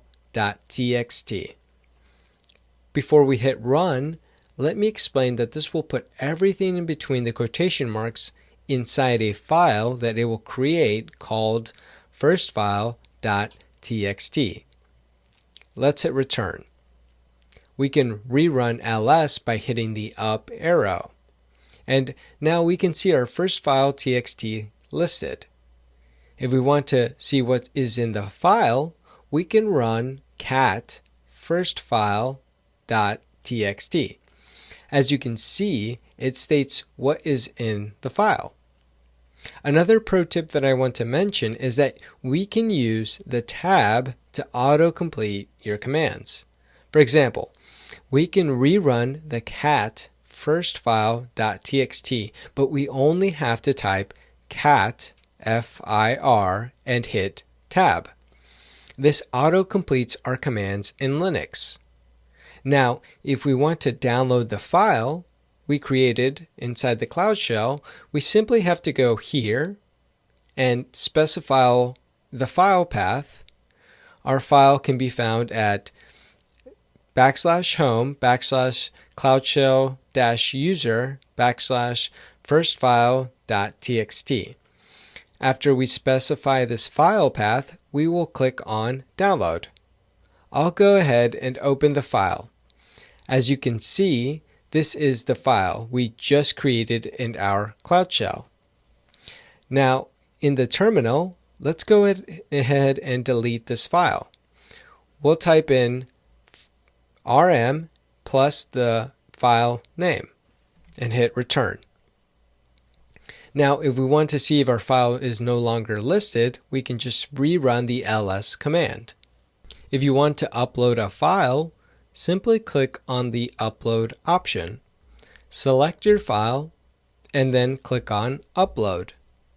It will take a second to upload and it should give you a success notification stating it uploaded successfully. If we rerun our ls command, we will now see our recently uploaded file listed. Pretty cool. I hope in this video you saw how exciting Cloud Shell is and how you can leverage it to run Linux commands within your browser. I'll see you in the next video. Welcome back. In this final lesson of the section, we will revisit some of the main takeaways for the exam. This is definitely not a reason to skip the section, but just to serve as a summary of the section. We will start off with what AWS IAM is used for. Remember that AWS IAM stands for Identity and Access Management. It's a service that helps you to securely control access to your AWS account and everything in it. It provides a central way to control who can and cannot use your AWS resources and services. You control IAM access on your AWS account for your users. Users are individual IAM accounts that represent a person or service who uses the IAM user to interact with AWS. Remember that only the root user has full permissions over an AWS account, and that regular users will not have any permissions when they are initially created, but we can directly assign permissions. Or we can put these IAM users in groups, which are a collection of IAM users. We apply permissions to groups, which give access to the users and make it easier to manage multiple users with the same permissions. For services, we can use IAM roles, which we assign specific permissions for specific tasks. Roles can be assumed by users, application, and services. Remember that they do not have any passwords or access keys. We define permissions by using policies, and policies are JSON documents used to define permissions within AWS. All permissions are implicitly denied by default. Let's quickly move on to the AWS SDK or Software Development Kit. I want to mention it here in the event it shows up on your exam. It's simply a way to manage your AWS services using a programming language like the ones listed here. Remember to use MFA or multi-factor authentication anywhere you can, because it adds an extra layer of security on top of your username and password. SCPs, or Service Control Policies, are used to define the maximum available permissions for the members of an account. Remember that they don't actually grant any permissions, and this is very important.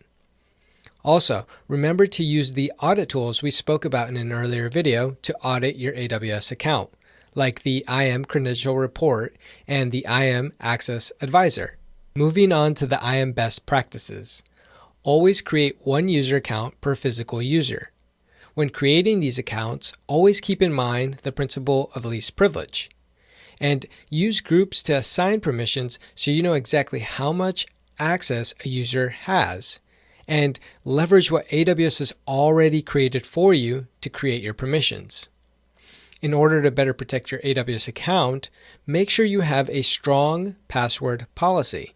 And things that can help us enforce these kind of things is enabling MFA anywhere you can.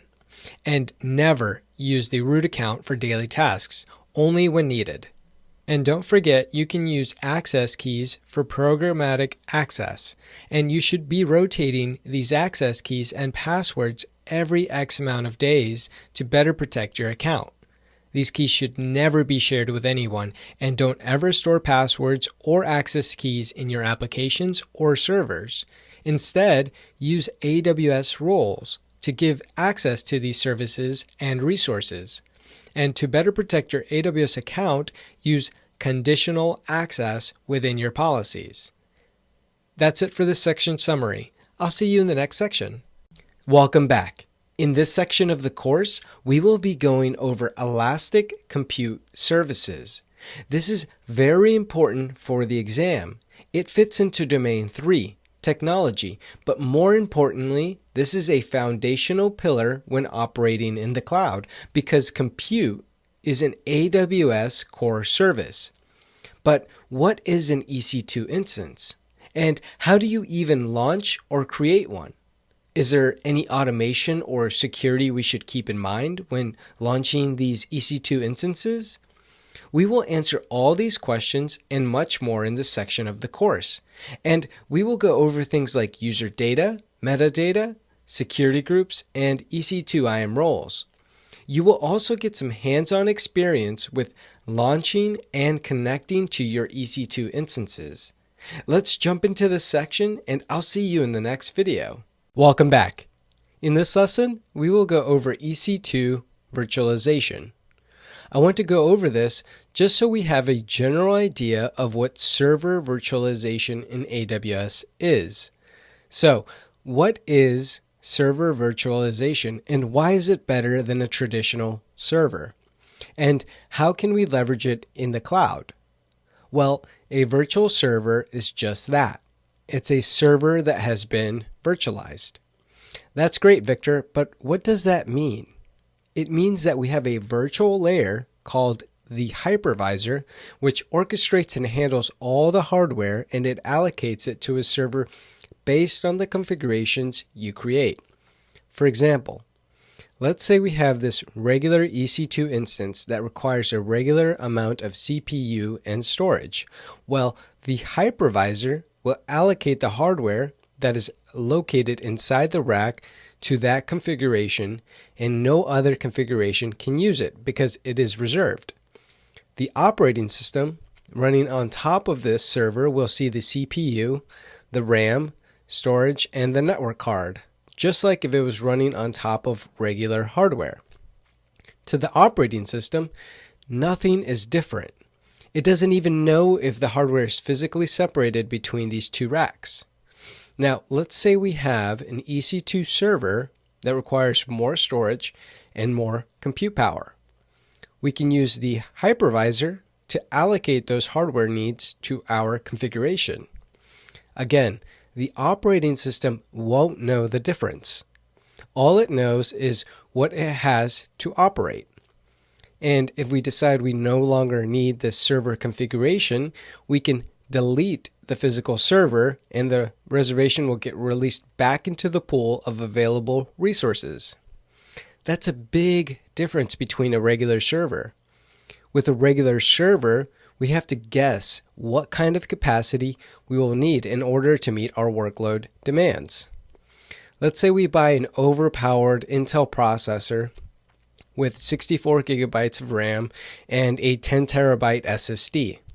But we only end up using 15% of the computing power. Well, we have wasted resources and we can't reconfigure it because we've already purchased the equipment.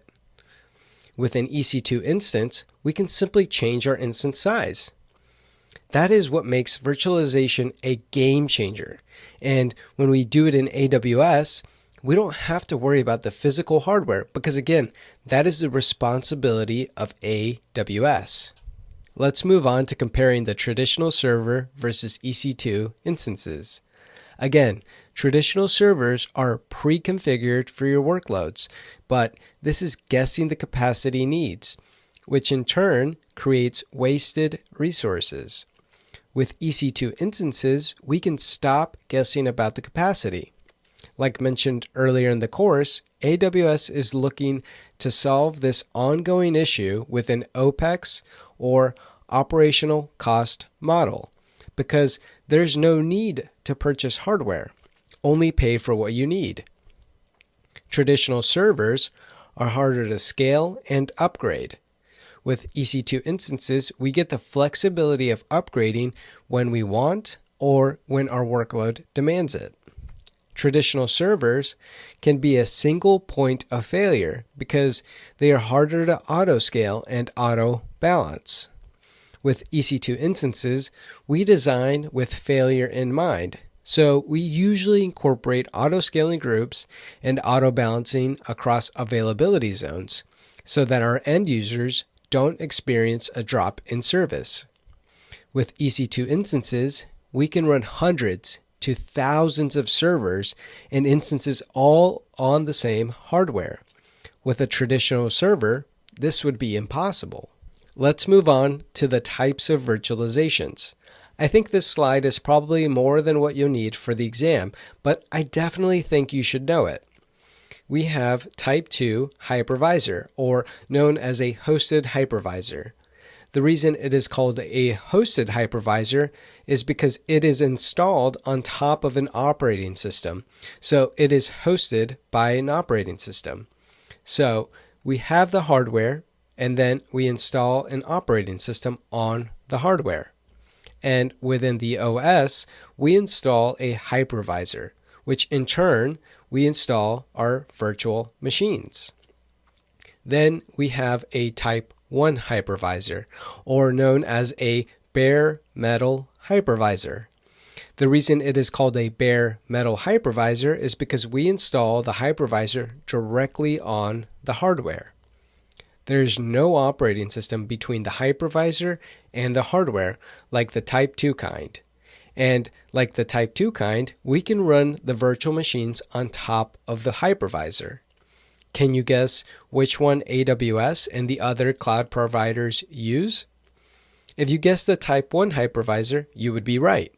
AWS specifically uses XEN and the KVM, or the kernel-based virtual machine, which are both open-sourced hypervisor technology that runs on x86 hardware.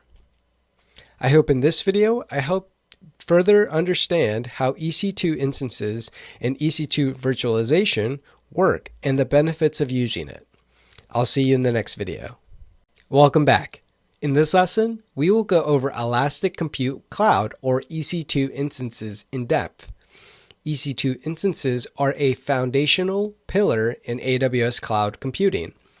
They are the reason we can run our workloads on servers in AWS.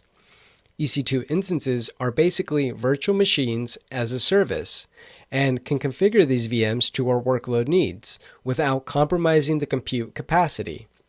The host hardware is managed by AWS, so any failures, replacements, or hardware updates that need to take place will all be done by Amazon.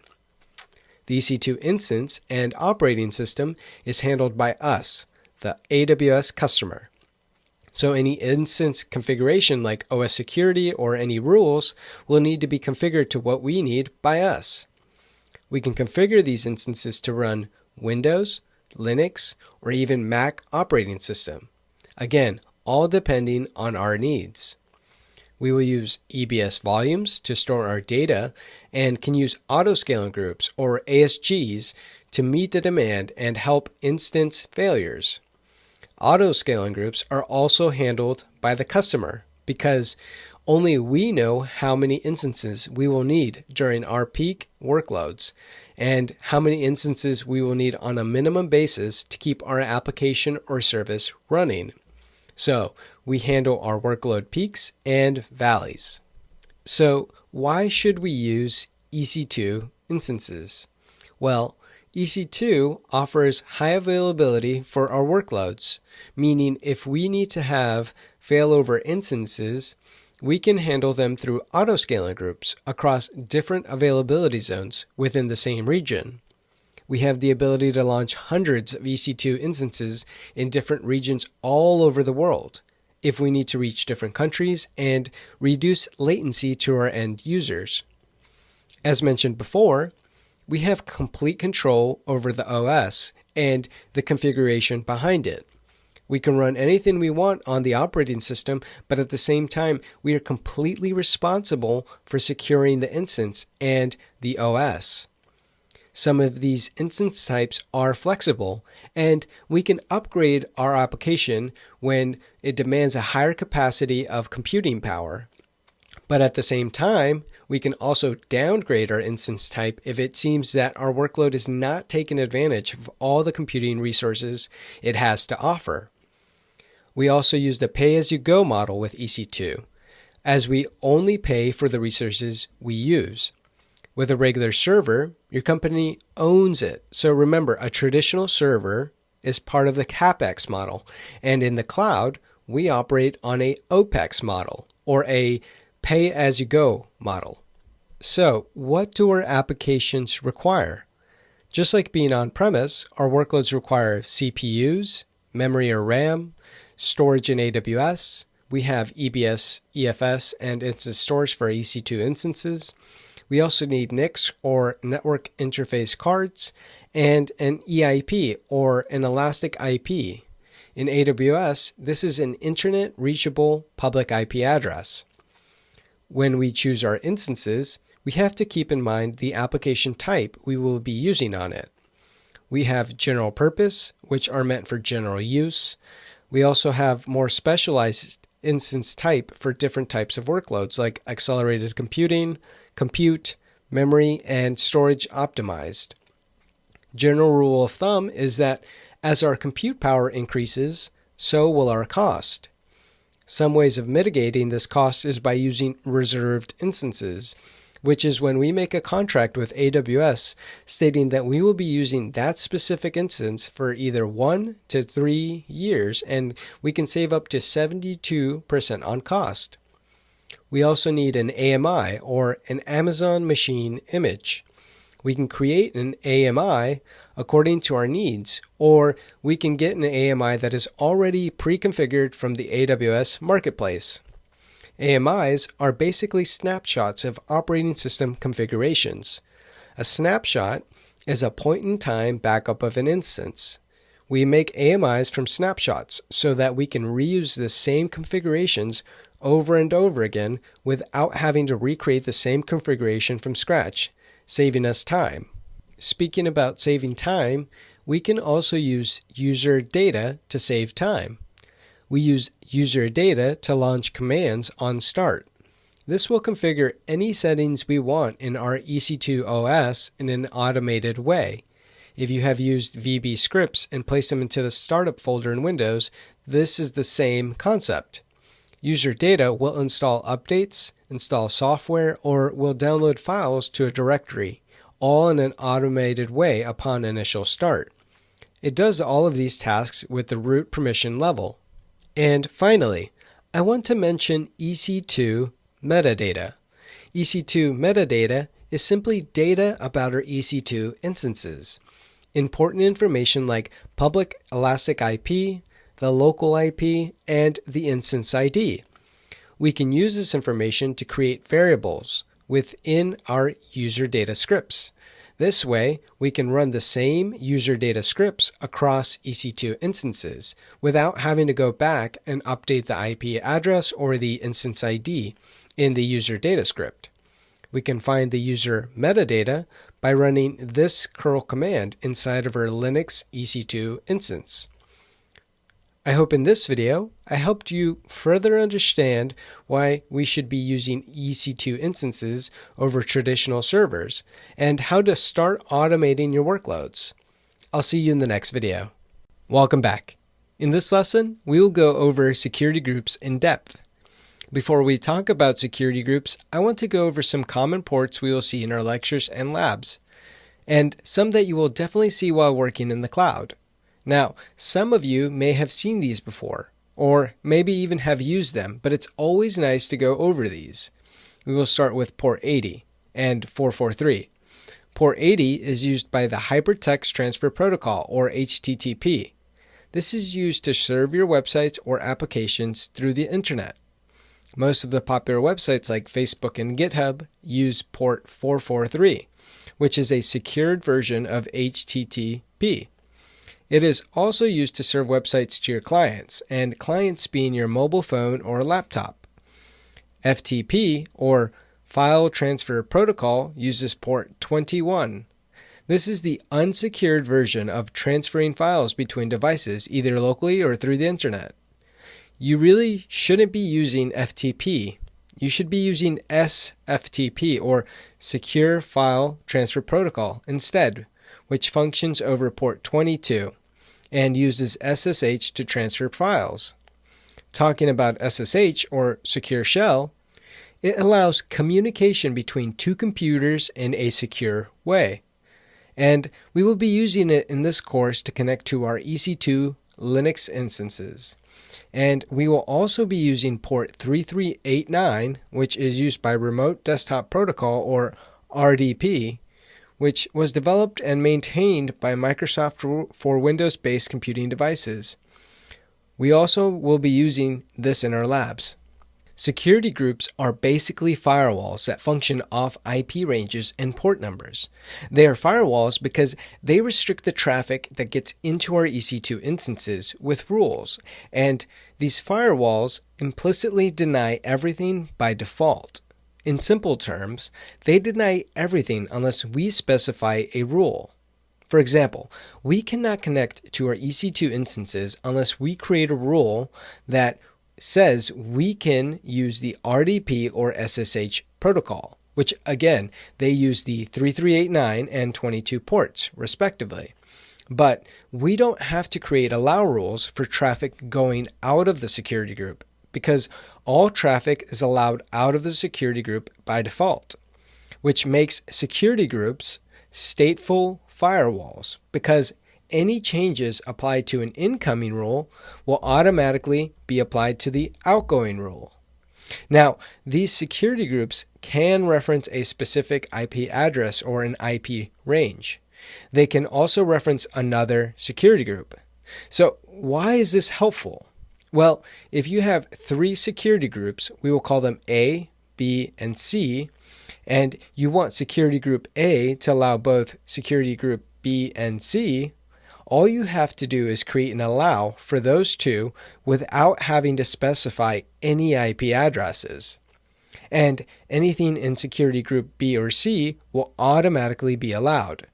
Now, sometimes you do have to be careful because you could place something in groups B or C that you didn't necessarily want to have access to group A.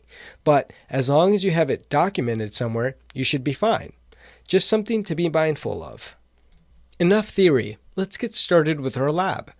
For our lab, I currently have a Windows EC2 instance inside of the EC2 lab security group. I will attempt to remote into our EC2 instance. I went ahead and configured everything beforehand because the point of this video is to show you how security groups work.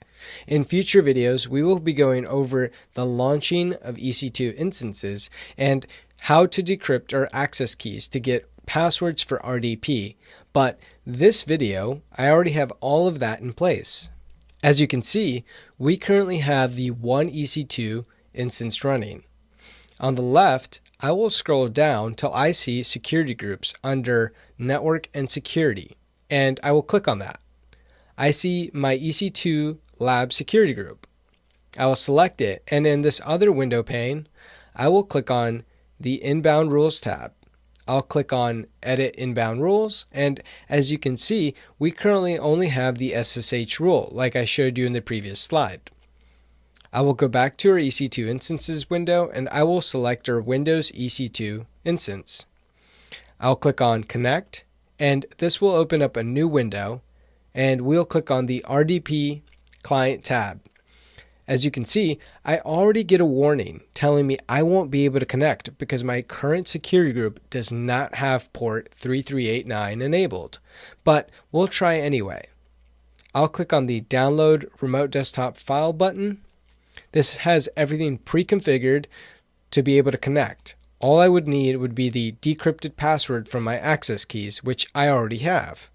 I will open up the RDP file and attempt to connect. As you can see, my RDP client is getting hung up, meaning I'm unable to connect. What do you think I need to do to fix this? Do you think adding the port 3389 to the outbound or inbound rule set for my EC2 Lab Security Group would help? Well, let's try and we'll see. Let's go back to our EC2 Lab Security Group and add the port 3389 to the outbound rules. I will look for the RDP protocol, and as you can see, the port is 3389, and we'll specify our destination as anywhere, which is denoted as 0.0.0.0/0 CIDR. For IPv6, the anywhere address is denoted as ::/0, but we'll leave it as IPv4 anywhere address. We'll click on Save Rules, and then immediately try to open up our RDP file again and attempt to connect. It doesn't seem to be working. And as you can see, we got the unable to connect error once again. Remember that I said security groups are stateful firewalls. So we need to specify this port rule as an inbound rule, not as an outbound rule, because the traffic is being initiated from my computer into the AWS EC2 instance, meaning it is coming inbound from my computer into the EC2 instance. So I will go back to our outbound rules in our security group, and I will look for the RDP rule, and I'll delete it. And I'll commit my changes by clicking on the Save Rules button. Now, let's try adding it to the inbound rule set. I will click on the Inbound Rules tab. Then I'll click on the Edit Inbound Rules. I will click Add the RDP port with the source as anywhere for the IPv4 range. Everything looks good, so I will go ahead and click on Save Rules and then immediately try to open up our RDP file once again and attempt to connect. As you can see, it now prompts me for a password. I'll paste in the decrypted password and I'll click on Continue. And then click on Continue once again. Look, now it's loading our Windows session. And I am now logged into the Windows EC2 instance. Now, I just want to drive home the idea of security groups and inbound rules. As you saw in the lab, the traffic was being initiated from outside of the EC2 instance security group and was going inbound to the EC2 instance. We created the inbound rule, and then our connection was allowed into the EC2 instance. At that point in time, there was no outbound rule because we had deleted it. Because again, security groups are stateful firewalls, meaning any changes applied to an incoming rule will automatically be applied to the outgoing rule without us having to manually apply it. I hope in this video, I helped you further understand how security groups work and got some hands-on with the lab. I'll see you in the next video. Welcome back. In this lesson, we will get some hands-on with EC2 instances. We will create two EC2 instances, one with a Windows AMI and the other with a Linux AMI. In this video, we will simply launch our instances, create a key pair so we can connect to our instances, and create a security group. Let's get started. Let's start by going to the EC2 console. The very first thing I want to remind you is that most services in AWS are region-based. EC2 is a region-based service. So if you deploy EC2 instances here in the North Virginia region, they won't be available in any other region. For this lab, I will be deploying my instances in the North Virginia region. The next couple of things I want to show you are where you can find some of the EC2 services. Instances is where you can find and launch your EC2 instances. If we scroll down under Network and Security, we can see three important things for this lab, and that's security groups, elastic IPs, and key pairs. Let's scroll back to the top and click on Instances. Here, we will be able to see all of our instances regardless if they have been terminated, failed, or are currently running. Let's click on the Launch Instances button in the corner. Here, we can see our AMIs or Amazon Machine Images, which I currently don't have any. We can also see the Marketplace and the Community AMIs. If we click on the AWS Marketplace, we can see a firewall we can buy from Juniper Networks and other vendors.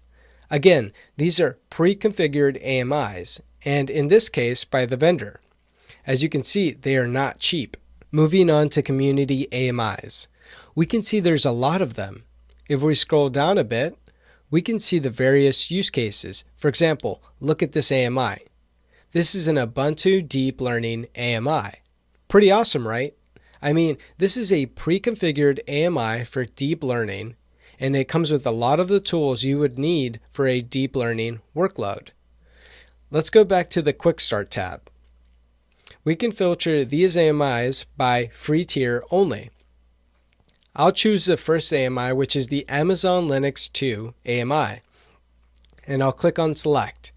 For our instance type, we can select the T2 micro instance as it is free tier eligible.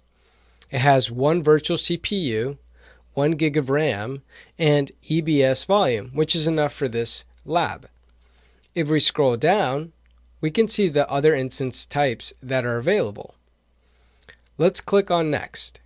Here, we can see all the instance details like placement groups, EIP configuration, VPC configuration, and so on, but we will leave everything as it is. Let's click on Next. Here, we can see that we have a general purpose SSD that will be attached to our EC2 instance, which is fine for this lab. We can also see the IOPS or IOPS and the encryption status. Let's click on Next.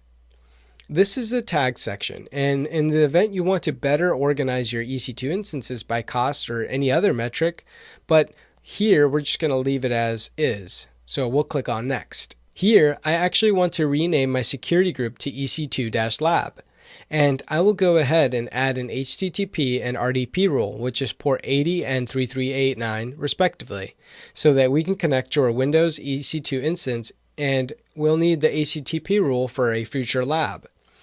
And I'll specify the source as any, which means the source connection can come from anywhere. But do you guys remember how to do this? Well, we specify the address by adding 0.0.0.0.0/0 subnet mask to both the HTTP and RDP rule. This tells the security group that the connection can come from anywhere. We will click on Review and Launch, and we have to specify the key pair. Since I actually don't currently have one, I'll go ahead and create a new one. I'll leave it as an RSA key pair and name it EC2-Lab. After you download the key pair, you will be able to click on the Launch Instances button. Now, keep this key pair handy because we will need it for the next video when we decide to connect to our EC2 instances. We will get a splash screen letting us know that our EC2 instance is being launched, and we'll go ahead and click on View Instances.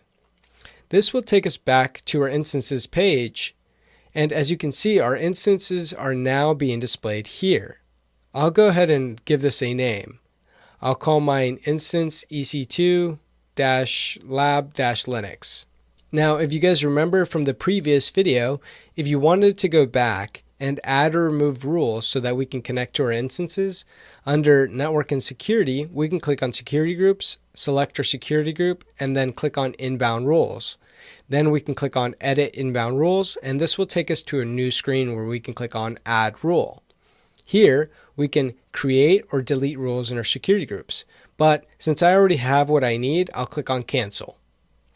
We can now start launching our Windows instance. I'll click on Launch Instance.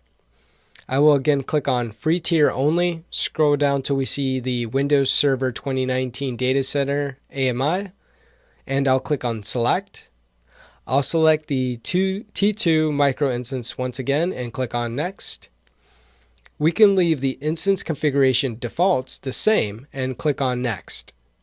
Again, we can leave the storage and tags in their default configuration. In the security group, I will select the EC2-Lab security group we created in the last launch that has our RDP rule. We will click on Review and Launch and click on Launch. I will also choose the previous key pair we created in the last launch and click on Launch Instances. We can go back to our instances by clicking on View Instances. I will also go ahead and rename this instance to EC2-Lab-Windows. I just wanted to quickly review what we just did. We launched 2 EC2 instances, both with their own EBS volumes and public elastic IP addresses. We created a security group with rules that will allow us to connect to these 2 EC2 instances. This security group, along with the instances, live in a public subnet inside of our VPC. All of this is hosted inside of our North Virginia region. I hope in this lab, you got a bit more hands-on creating and launching EC2 instances. In the next video, we will go ahead and actually connect to them. I'll see you in the next video. Welcome back. In this lab, we will connect to the two EC2 instances we created in the last video. We will use SSH, Instance Connect, and RDP.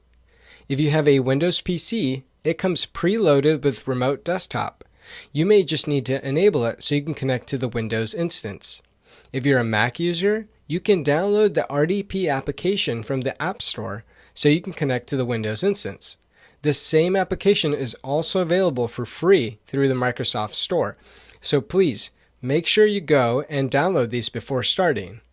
For either Windows, Mac, or Linux, you can use SSH to connect to your Linux instance. But for anything that has a browser, you will be able to use Instance Connect to connect to your Linux instance. Let's get started. Let's start by going to the EC2 console. Our instances should be in the running state, and the status checks should be completed before continuing with this lab. And since they are, we can go ahead and connect. Let's first select our Linux instance and then click on Connect. There is a couple of options here, but we will leave it on the EC2 Instance Connect tab. And as you can see, it is using our public IP, and it has preloaded a username for us to use. Let's go ahead and click on Connect. It should now open up a new tab with the Linux terminal loaded. Let's start by confirming this is the IP we just saw in the previous window. We can run ifconfig. And as you can see, this is the same public IP address we just saw. Let's run the ls command and see if there's any file in the directory. As you can see, there isn't anything here, but let's change that. We can run echo. This is an example, firstfile.txt. And this command is from a previous video we did. And as you can see, it creates a file in the directory. Pretty cool, right? And just simple. I mean, we didn't configure anything. All we did was hit connect. Now, let's move on to the Ssh Client Connection. Let's click on the SSH Client tab, and as we can see, there are some instructions for us here if we are either using Linux or Mac. In Mac, we can open up a terminal window. Now, if you don't know where you can find the terminal application, you can open up your applications, scroll down to Utilities, and then click on Terminal. Once you have the terminal window open, we can run the ls command so we can figure out which directory we're currently in. I have saved my PEM key in a folder on my desktop, so I will run the cd command and then type desktop, which will take us to my desktop, and then run cd command again, and then type keys. This is the folder where I currently have my PEM file stored. Once I'm in that folder, I will copy and paste the command from AWS in step 3, but I will run it with chmod 600 because it provides more administrative rights than running it with chmod 400 like in step 3. We will go back to the SSH Client tab and we'll copy their example command because this is actually providing the user.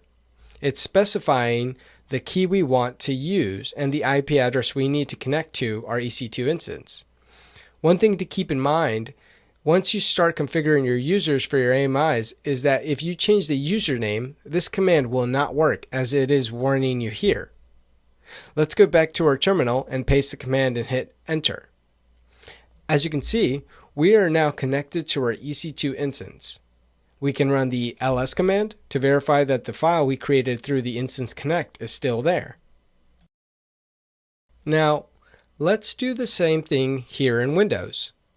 I will pull up my on-prem Windows server. I can pull up the command prompt by typing cmd in the start menu. We can check if we have SSH enabled by just typing SSH and then hitting enter. This should display the options we have when running the SSH command in our command prompt. We can run the dir command, which is the equivalent of running the ls command in Windows. We will run the cd command and type in desktop, and then run cd again with keys. This will take us to the keys folder where I currently have my keys stored. I will copy and paste the same command here that we ran on my Mac and I will hit enter. As you can see, we are now connected to our EC2 instance.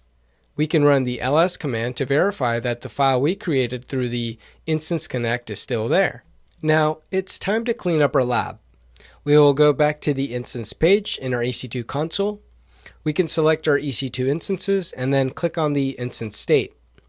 And then click on Terminate Instances. It will ask you if you are sure if you want to terminate. Just click on the Terminate button. If you click on Refresh, you might see your EC2 instances either shutting down or terminated. Now, it may take some time for them to disappear from your instance page, but don't be alarmed. They have been terminated and no longer there. It just might take a second for them to clear off the page. I hope in this video, you got more hands-on with this lab and feel more comfortable launching and connecting to EC2 instances. I'll see you in the next video. Welcome back. In this lab, we will first launch an EC2 instance that is configured with a user data file that you can find in the resource section of this course. If you want to follow along with this lab, please have that file ready to go. After that, we will look at some metadata that you can get from the Linux terminal. Let's get started. Before we load the file into the launch configuration of the Linux instance, I want to examine the user data file and what it will be doing. Note, this is outside of the scope of the Cloud Practitioner certification, but again, I want you to learn the cloud at a deep level. Here, we are updating our packages and installing the HTTPD service. We will be starting the HTTPD service via the systemctl and enabling it here. We will be creating a variable called Ec2 Instance IP with this curl command that will retrieve the instance ID from the Ec2 metadata. And then finally, we will use the echo command to create an HTML file with an h1 tag that references the H2 instance IP variable we just created. Now, let's move on to deploying our EC2 instance with our Ec2 user data script. We will go to our Ec2 console, go to the Instances tab, click on Launch Instances. We can use the free tier Linux 2 AMI, and we can also click on the T2 free tier instance type. Now, in the Configure Instance Details, we can leave everything the same except for the user data. We can enter script here as text, or we can browse and upload our file. I will choose to upload the file since we already know what's in it. Once it has uploaded, we can click on Next.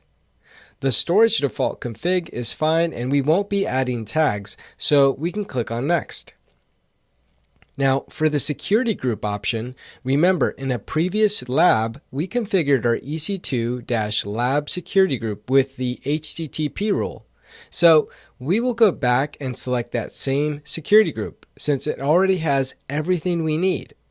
We will click on Review and Launch, and then we will click on Launch. We can use the existing key pair we created in a previous video and click on Launch Instance. Once the EC2 instance state is launched and the status checks have passed, we can copy the IP address and paste it in a new window. Now, you should see the EC2 instance IP address in our new window.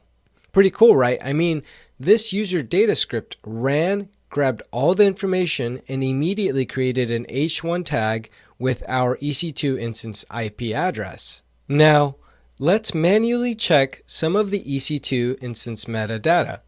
We can select our Ec2 instance and click on Connect. We will use the Ec2 Instance Connect option since it's a bit faster. Once the terminal window loads up, we can type in our metadata command. It's curl http://169.254.169.254/latest/meta-data. What a mouthful. This will display all the available information we can get from the Ec2 instance. Remember, the up arrow gives you the most recent command you just ran. The first one I will check will be the public IP address. And as you can see, the public IP address is displayed right here. Now, I will check the local IP address by changing this last part to local-IPv4 and hitting enter. Pretty cool, right? I want you to play around and see what other information you can get from this EC2 instance. Once you are done with the lab, don't forget to terminate any unused resources. But if you plan on doing the next lab, you can keep this resource running because we will be using it for the next video. I hope in this video you got more hands-on with this lab and feel more comfortable with user and metadata. I'll see you in the next video. Welcome back. In this video, I wanted to go over the IAM roles and apply an IAM role to an EC2 instance so you can get more hands-on with both Identity Access Management and EC2. Before we start the lab, I just want to quickly recap what IAM roles are and what they are used for. Remember that IAM roles are similar to user roles because they are also an identity with permission policies that determine what it can and cannot do in AWS. Remember that IAM roles do not have any credentials, basically no passwords nor any access keys associated to it. A role is designed to be assumed temporarily by an IAM user or application or service that needs to perform a specific task. They're mostly used to give AWS resources access to different AWS services, like giving access to an EC2 instance to an S3 bucket. I want to make it clear that you can use access keys to give your EC2 instance access to the S3 bucket, but it is a security risk to do so. Just because you can do something doesn't mean you should. And this is definitely the case here. You should almost always choose to use IAM role over storing any kind of access keys directly on your EC2 instance. The reason is because if a hacker would be able to get a hold of your administrator access keys, they would have the keys to the kingdom, literally. So please use IAM roles instead. Enough of my public service announcement. Let's get started with the lab. For this lab, we will be using the Linux EC2 instance from the last video. The very first thing I want to do is create an S3 bucket. So we will go to the Services, scroll down to Storage, and click on S3. I've added it to my favorites so I can quickly switch between the consoles. Now, we haven't really covered S3 storage, but we will in future videos. Here, I just want to create an S3 bucket for this lab. So we will click on Create Bucket. We will name our bucket ZTM-lab, and I want you to understand that S3 bucket names are like domain names. No two can be the same. They must be unique. I will leave my AWS region as North Virginia, and by default, public access is blocked, so that's fine. We will also leave the versioning and encryption disabled, and click on Create Bucket.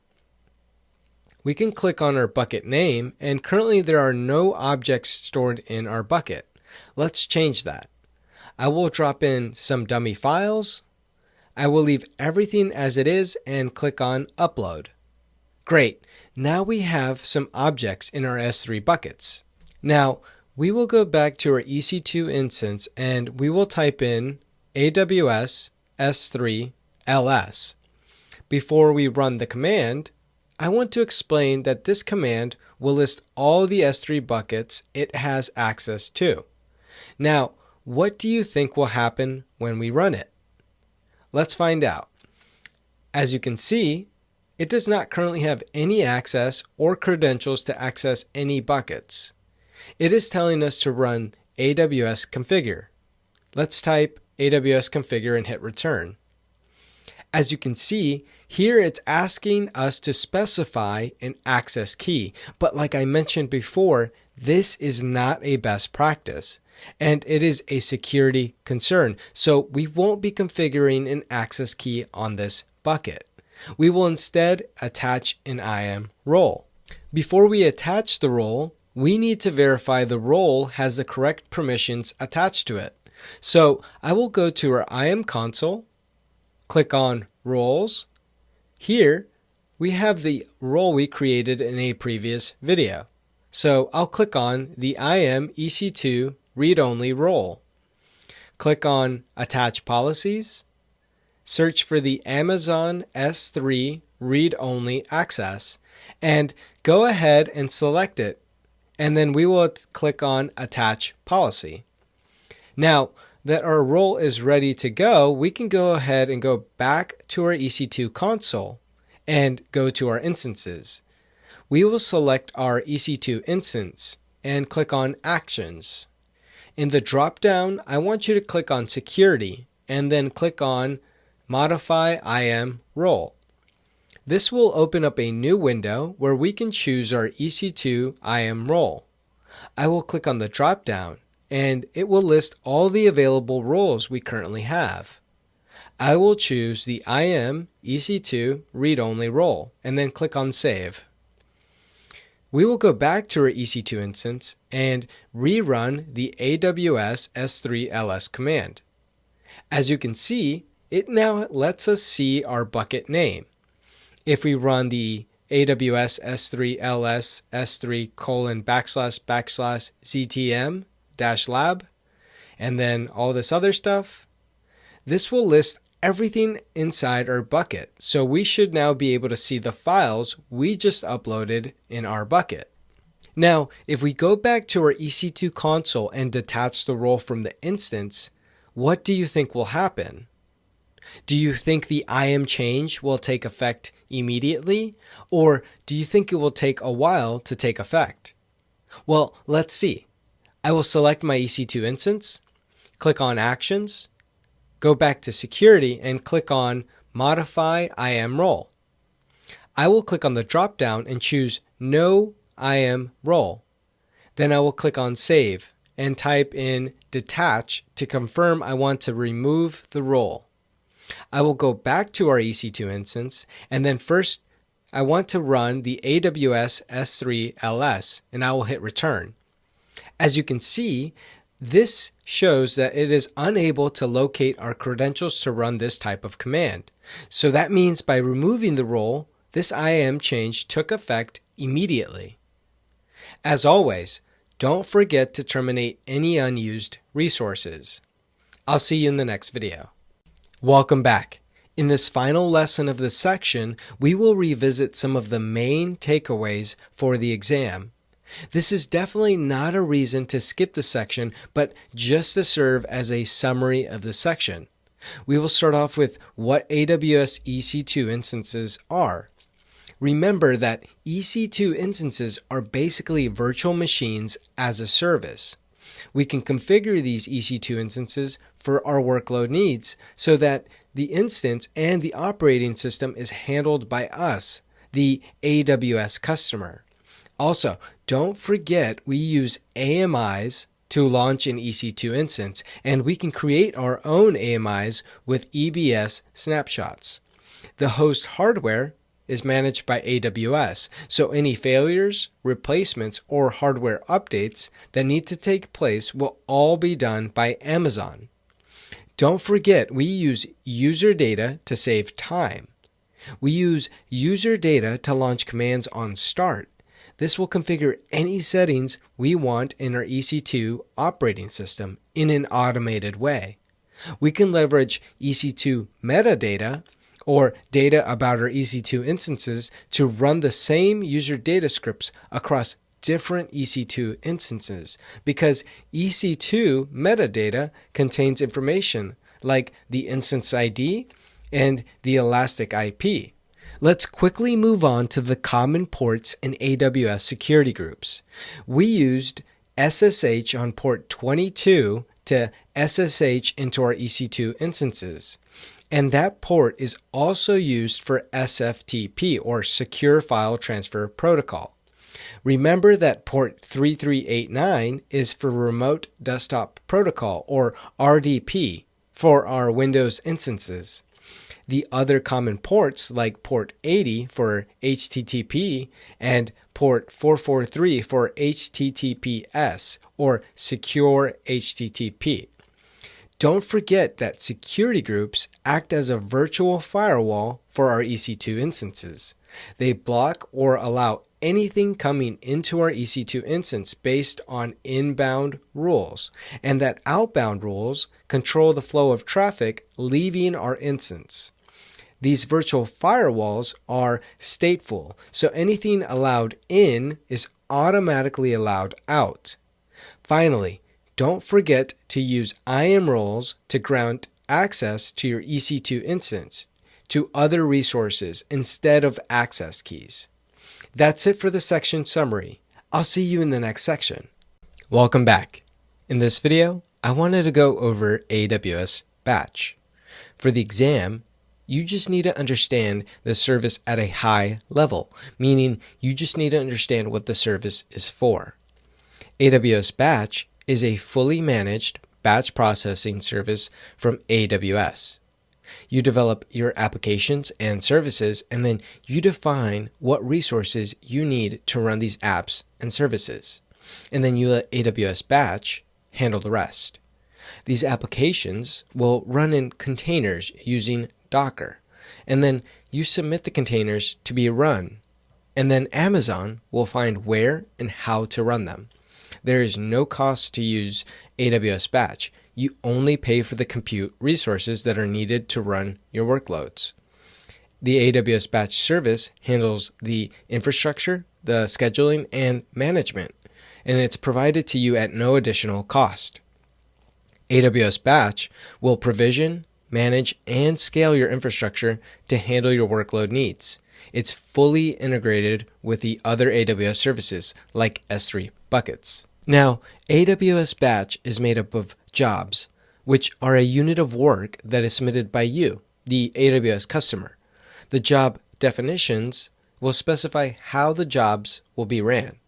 Job queues are where the jobs reside until they are scheduled to be ran by the compute environment. And the compute environment is a set of managed or unmanaged compute resources that run the jobs. For example, let's say that you have raw files in the bucket A that need to be processed by your application running in a Docker container. Well, you connect your S3 bucket to the AWS Batch service, and you can configure the batch job to run based on when the files are scheduled to be uploaded. You will be able to run your workload on the batch service for analysis and pre-processing, basically cleaning the data and getting it ready. It goes through the queue, and they eventually come out the other end, clean and ready to be processed by your data analytic tools. Once that part is done, then they can be stored for your business department to view in bucket B. Again, you just need to understand the service at a high level. So if you understood this example, you should be fine for the exam. I'll see you in the next video. Welcome back. In this video, I wanted to go over AWS Lightsail. This is another service that may show up on your exam, and I just want you to understand the use cases for it. So what happens when someone that has little to no cloud experience needs to launch a website or build an application on AWS? They also need a low-cost and pre-configured cloud resource. So what do? Well, they use AWS Lightsail, because they don't have to configure any security environments, networking, or access. They can simply create their website or application with a few clicks. Some of these applications would include things like WordPress, the LAMP stack, and Nginx, which they have pre-built templates for you in the console. You get pre-configured virtual servers, managed databases, and networking. All of these you don't have to maintain because AWS is responsible for maintaining them. Again, because the target audience here is someone that is not technical or does not have cloud experience. If you get a question on the exam, that may relate to someone not having cloud experience but still needs to deploy their application or website on a server with a database, it may ask you what is the easiest way of doing it. If that is the scenario, you can go with AWS Lightsail. Again, you just need to understand this service at a high level. So if you understood this, you should be fine for the exam. I'll see you in the next video. Welcome back. In this video, I wanted to go over Docker containers. The reason I think it's important to go over Docker is because we will learn about ECS, or Elastic Container Service, which is a service built for Docker in AWS. And if you just learn ECS, but don't understand why we fundamentally use it or need it, I think it wouldn't paint the complete picture for you. So what is Docker? Docker is mainly a software development platform and kind of a virtualization technology that makes it easy for us to deploy applications inside of packaged virtual containers. These containers provide an environment with all the code and the code dependencies needed for your application to run, regardless of the operating system and the machine they are running on, meaning they run the same no matter if they are running on a Mac, Windows machine, or even a Raspberry Pi, with just about no compatibility issues. This helps your developers focus on developing one piece of source code that they can run anywhere. This cuts down on complexity, development time, and makes the software easier to deploy and maintain. These containers are like microcomputers that are running on your server. Each one of these Docker images have very specific jobs, and each one will have their own operating system, isolated CPU processes, RAM, and network resources. Since they are isolated, they can be started, stopped, or even deleted without affecting one another or even the host machine. They can be networked together, like this website, having a database and Java code for the backend services. Docker is a form of virtualization, but the resources are shared with the host. With virtual machines, you have to allocate and reserve the resources like the hard drives, the RAM, and CPUs to specific virtual machines. This enables Docker to run as many containers as you can, whereas with virtual machines, you may only be able to run a few. Docker also communicates natively with the system kernel, enabling your Docker images to run any version of Linux natively, regardless if the host OS is Linux or Windows.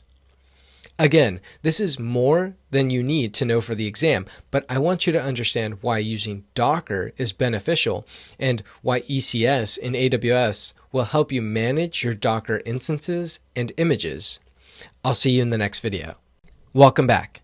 In this video, I wanted to go over ECS, or Elastic Container Service. So what is ECS and why is it useful? Well, ECS is a fully managed service that takes care of organizing and deploying your container applications. Your container applications being your Docker images. In ECS, we call containers tasks. You can tell ECS how you want your tasks to be ran and when you want them to run. And then ECS will take care of orchestrating, scheduling, and managing your Docker containers. ECS will also take care of starting or stopping your tasks.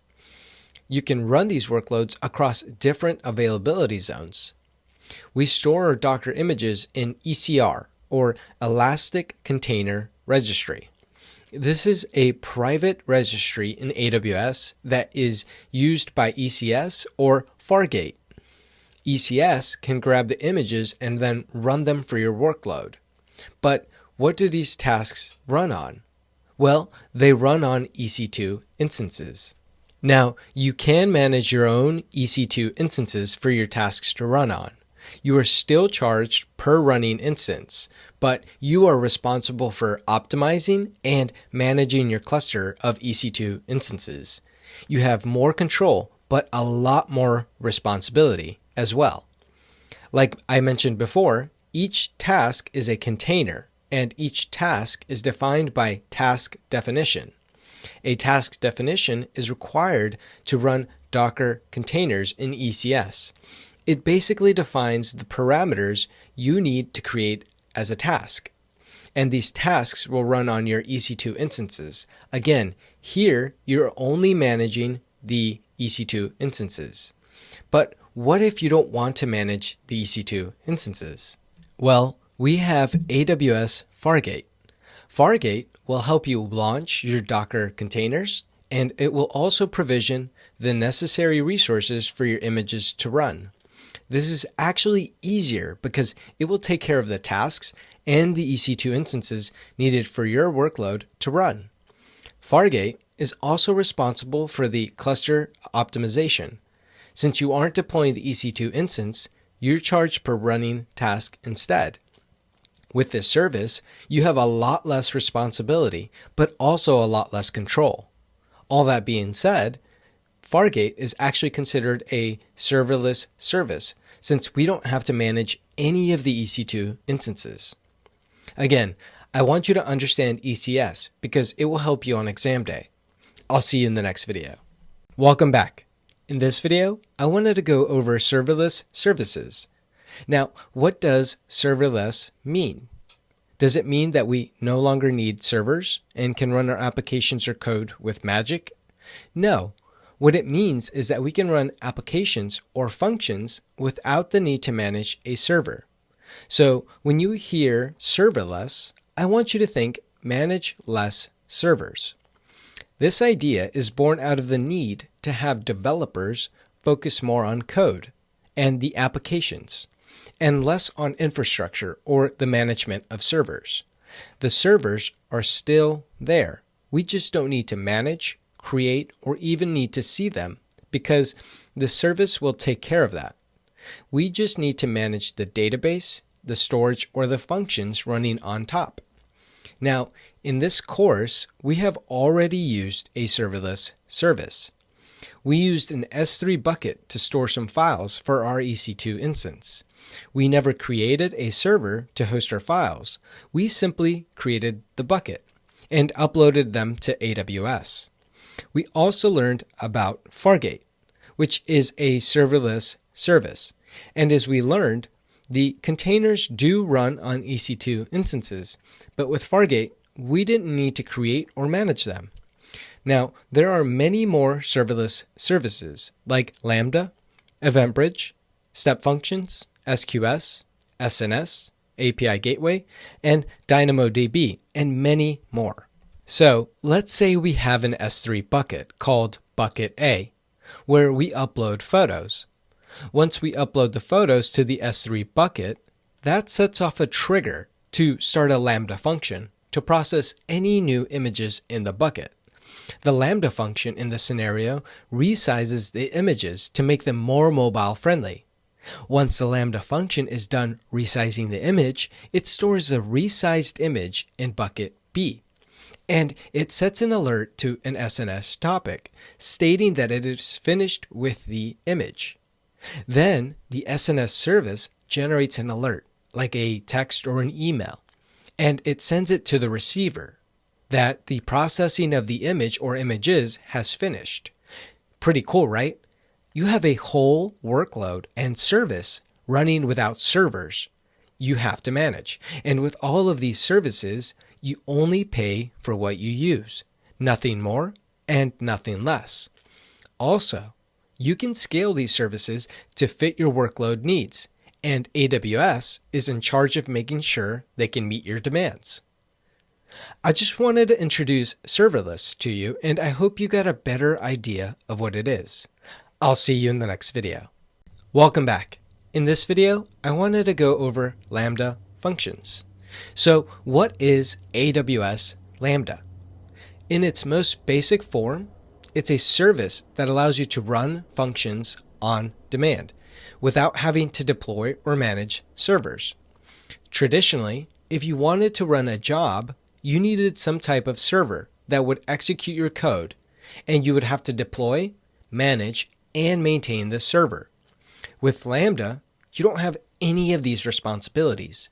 You simply create your Lambda function, upload your code, and then run it in AWS.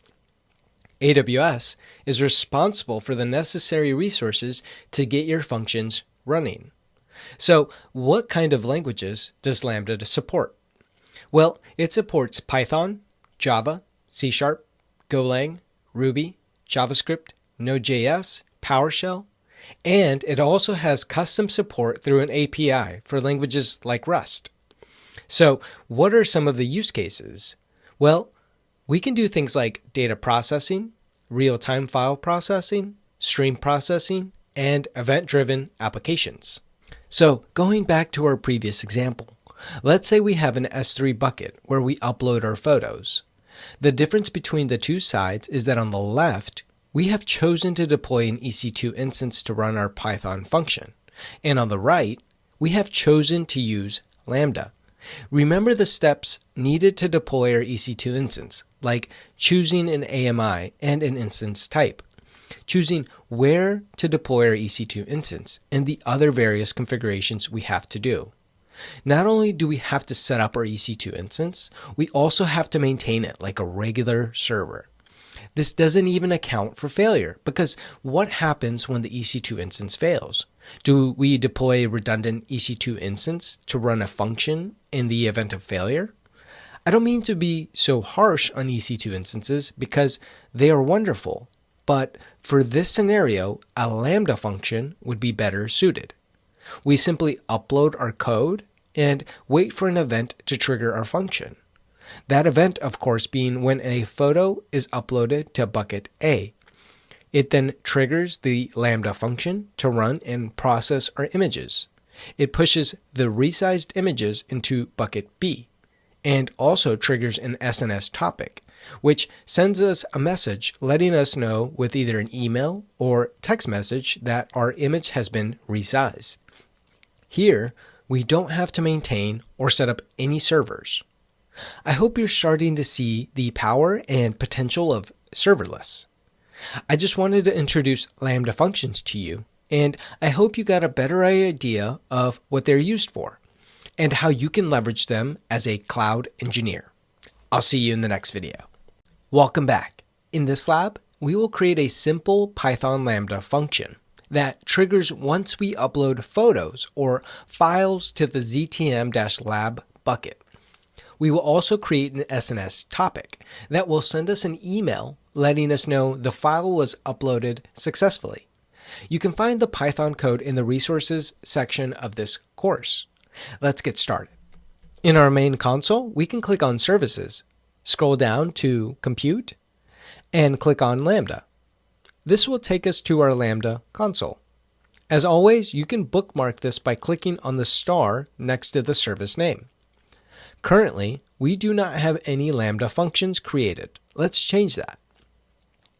We can click on the Create Function button, and in this new window, you will see 4 options to choose from. We will have the author from scratch, use a blueprint, a container image, and browse serverless app repo. For this lab, we will be using the author from scratch option. I'll name my function my Lambda function. Here, we can select our runtime language, and we will be using the Python 3.9 option. We can leave the architecture as x86, which is the Intel-based. We can change our default execution role by clicking on this arrow.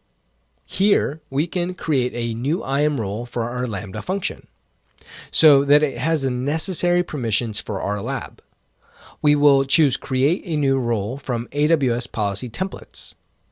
I will simply call my IAM role my Lambda function, just to keep the naming scheme the same. The first permission I will add will be the S3 Object Read Only permissions.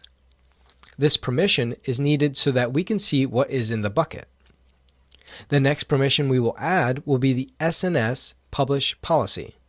This permission will allow us to trigger the SNS topic that will eventually send us an email. We won't need to configure anything in the advanced settings, so everything looks good.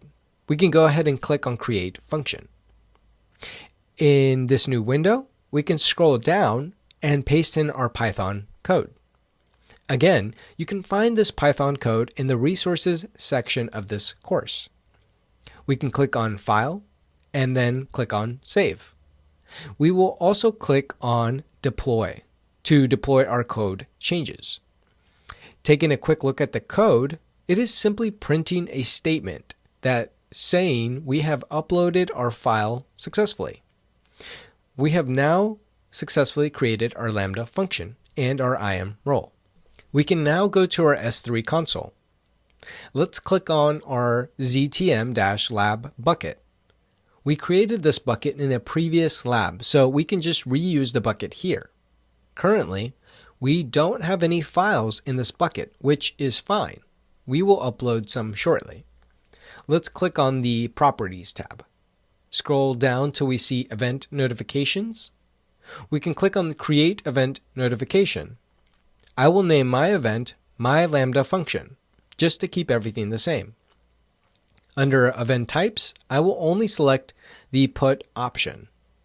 Here, we are specifying the event type that will trigger our event notification. As you can see, there are several types of events like object removal, object restore, and replication. Let's scroll down till we see destination. What do you think we will select? Well, if you remember the slide, our S3 bucket is triggering the Lambda function. So we will choose the Lambda function. Down here, we can select the actual Lambda function. All right, everything looks good. So I will click on Save Changes. We get a notification saying we have successfully created our event. If we scroll back down to Event Notifications, we can see our brand new event listed here. If we go back to our Lambda function tab and click on Refresh, we can now see our S3 bucket event notification as a trigger. Now let's go to the SNS service console. Let's click on Create Topic. We can select our SNS topic to be a standard type. And I will name this topic my Lambda function topic. We can leave everything as it is because we don't need to configure it for this lab, and we can click on Create Topic. Our topic is now created. We can go ahead and add a subscriber. Let's scroll down and click on Create Subscription. For our protocol, we will choose email. I will enter my email in ztmaws@gmail.com. Notice we do have to confirm the email before the SNS service sends messages to this email. We will go ahead and click on Create Subscription.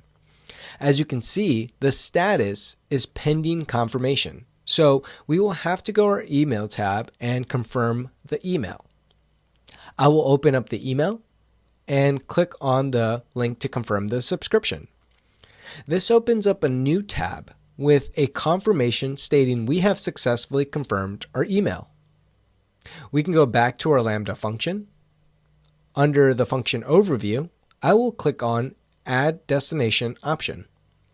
We can leave the source as async or asynchronous, but for our condition, we will select on success. The reason we are doing this is because I want to show you when the service is working. So we can successfully upload a file to our S3 bucket, we should get an email. Our destination type will be an SNS topic, and we will choose the topic we just created. We can go ahead and click on Save. So what do you think we need to do next? That's right, we need to upload an image to our S3 bucket to trigger our Lambda function and the SNS service. Let's go to the S3 bucket and upload some files. Under the Objects tab, we can simply drop in some files that we want to upload. These are images I obviously took. I will scroll down and upload and click on Upload. They are now successfully uploaded. We can now go back to our email and click on Refresh. We should now see 2 emails. If we look through our emails, we can see a lot of information, but if we look for the key, we can see the name of the image that was uploaded. We can also see our payload, which says files uploaded successfully. Pretty awesome, right? If we go back to our Lambda function, we can click on the Monitor tab, and we can click on the Refresh button. Here, it will tell us information like invocation count and the duration of how long the function took to execute, and many other metrics. If we click on the logs, we have timestamps along with the name of the function that executed and the amount of memory that was used to execute the function. Note, this may take a minute or two to update, but it will update with the information. Just to quickly recap what we did. We were able to upload some files to our ZTM-lab bucket that triggered our Lambda function. Then our Lambda function triggered our SNS service to send out an email to our subscriber, letting them know that the files were uploaded successfully, all in an automated and serverless way. I hope in this video you got more hands-on with this lab and feel comfortable creating Lambda functions. I'll see you in the next video. Welcome back. In this video, I wanted to go over API Gateway. As we discussed in an earlier video, an API, or an Application Programming Interface, is a messenger that takes a request and tells a system what to do. But we also have multiple types of APIs, like the HTTP API, the WebSocket API, and the most common API, the REST or RESTful API. Now, you don't need to know this level of detail for the exam, but I included it in this slide just for your knowledge. The API Gateway is an easy way for developers to publish and maintain APIs at any scale. API Gateway supports API throttling, API keys, monitoring, security, and many other advantages. It's a fully serverless and scalable service that AWS offers to help build them. It takes care of all heavy lifting in securely and reliably running an API service. A lot of companies rely on developing and offering their API services to users and other applications. Like the example we have here, where we have a user and an application that needs to interact with these DynamoDB databases. They can simply interact with the API Gateway in a secure manner, and it will handle the request by handing it over to the Lambda function. The Lambda function can then make the get, post, put, or delete operations to the databases. For this exam, you just need to know what is API Gateway and when you should use it. I'll see you in the next video. Welcome back. In this final lesson of the section, we will revisit some of the main takeaways for the exam. This is definitely not a reason to skip the exam, but just to serve as a summary of the section. We will start with AWS Batch. AWS Batch is a fully managed batch processing service from AWS. You develop your applications and services, and then you define what resources you need to run these apps and services. And then you let AWS Batch handle the rest. These applications will run in containers using Docker. And then you submit the containers to be run, and then Amazon will find where and how to run them. There's no cost to use AWS Batch. You only pay for the compute resources that are needed to run your workloads. The batch infrastructure, scheduling, and management is provided to you at no additional cost. Let's move on to AWS Lightsail. Amazon Lightsail is the easiest way to get started with AWS for developers, small businesses, students, and other users who need a solution to build and host their applications on the cloud. Lightsail provides anyone compute, storage, and network capacity and capabilities to deploy and manage websites and web applications in the cloud. Lightsail includes everything you need to launch your project quickly: virtual machines, containers, databases, CDN, load balancers, DNS management, etc., for a low, predictable monthly price. Don't forget about ECS. ECS is a fully managed service that takes care of organizing and deploying your container applications. Your container applications being your Docker images.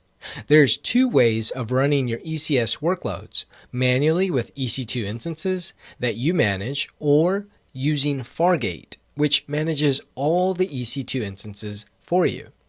Also, don't forget about Lambda.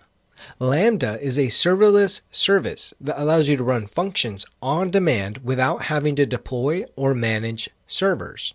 Don't forget Lambda is cheaper and more efficient than running a server for certain workloads because it's event-driven and only runs when needed. Lastly, don't forget about API Gateway. API Gateway is an easy way for developers to publish and maintain APIs at any scale. API Gateway supports API throttling, API keys, monitoring, security, and many other advantages. It's a fully serverless and scalable service that AWS offers to help build them. It takes care of all the heavy lifting in securely and reliably running an API service. That's it for the section summary. I'll see you in the next section. Welcome back. In this video, I wanted to go over EBS or Elastic Block Store. So what is an EBS volume? An EBS volume is a high-performance block storage service designed for EC2 instance. Pretty simple, right? Well, kinda. It's basically like a network drive that you attach to your EC2 instance. This network drive is responsible for containing the operating system your EC2 instance uses and for persistently storing your data. Storing persistent data means if you restart your EC2 instance, your data will remain in the drive. Like a real hard drive where you can mount multiple EBS volumes to the same EC2 instance. The only caveat is that you can't mount the drives across availability zones. They must be in the same availability zone as the EC2 instance you're trying to mount to. For example, you can't mount an EBS volume from AZ1 to an EC2 instance in AZ2. Now, you also can't mount the same drive to more than one instance, unless you use EBS multi-attach. But you won't need to know that for the Cloud Practitioner, and it's also not super common. Now, with EBS volumes, you get billed based on the amount of storage that is allocated to you. For example, if you allocate 30 gigabytes of storage for your EBS volume, you will pay for all 30 gigabytes even if you only use 5 gigabytes of storage. Also, if you decide to terminate your EC2 instance, by default, the root EBS volume or the volume with your OS that is attached to your EC2 instance will be terminated. Any extra non-boot volume will not be terminated by default. Now, there are different types of EBS volumes. We have the GP2 and GP3 or general purpose volumes, which are SSD-backed volumes. And these volumes will have a higher IOPS count, which provide low latency for your high-performing applications. We also have the provisioned IOPS SSD, which provides super sub-millisecond low latency for your EC2 instance workloads. And as you can see, it has 16 times the amount of IOPS when compared to the general purpose SSD. But don't worry, and don't feel overwhelmed. You won't need to know this level of detail for the Cloud Practitioner certification. Just understand that the general purpose is an SSD-backed volume for your EC2 instance. I just want you to think when you see general purpose, it should work for your general workloads. And when you have a need for a high-performing SSD, you should use a provisioned IOPS SSD. All of this performance does come at a cost. So if you get something like an IO2 block express drive, just keep in mind you do pay for this performance increase. We also have throughput optimized and cold hard drives, which are much cheaper EBS volumes. The cost savings with these do come at a performance cost, as they perform much less than the regular EBS volumes, but they also have different use cases for them. You wouldn't want to put an application that requires ultra-low latency on one of these drives. Again, you don't need to know the in-depth details of these drives for the exam, just understand the different use cases for them. I'll see you in the next video. Welcome back. In this lab, we will go over these two scenarios. We will first deploy an EC2 instance with an EBS volume, and then deploy and attach an EBS volume to the same EC2 instance. We will then see how we can deploy another EBS volume in another availability zone, but won't be able to attach it to the EC2 instance. But let's see what happens, and let's get started. In our main console, we can go to our EC2 service. As you can see, we currently have two EC2 instances running. If we click on the first EC2 instance and then click on the Storage tab, we can see the details of the EBS volume that is attached to our EC2 instance. I want you to pay attention to the column that states Delete on Termination. We can do the same for our second EC2 instance. We will select our second EC2 instance and also click on the Storage tab and see the details of our EBS volume. Also look at this column. Now, we can also see all the volumes we have launched if we go to our left-hand side, scroll down till we see Elastic Block Store, and under there we can click on Volumes. This will show us all of the volumes we have launched in our North Virginia region. We can see important information like the size, IOPS, availability zone, and so on. Note that these two volumes are currently deployed in the US East 1D availability zone. Now, let's go ahead and add another EBS volume. We will click on Create Volume. We can leave it as a GP2 volume, and I will resize mine to be 2 gigabytes. I want to attach this volume to my first EC2 instance, so I will put it in the same availability zone, which is US East 1D. Everything else looks good to me, so I will go ahead and select Create Volume. We can click on the refresh button to make sure our volume state says available. We can select our 2 gigabyte volume and then click on Actions, and we will select Attach Volume. This will open a new window.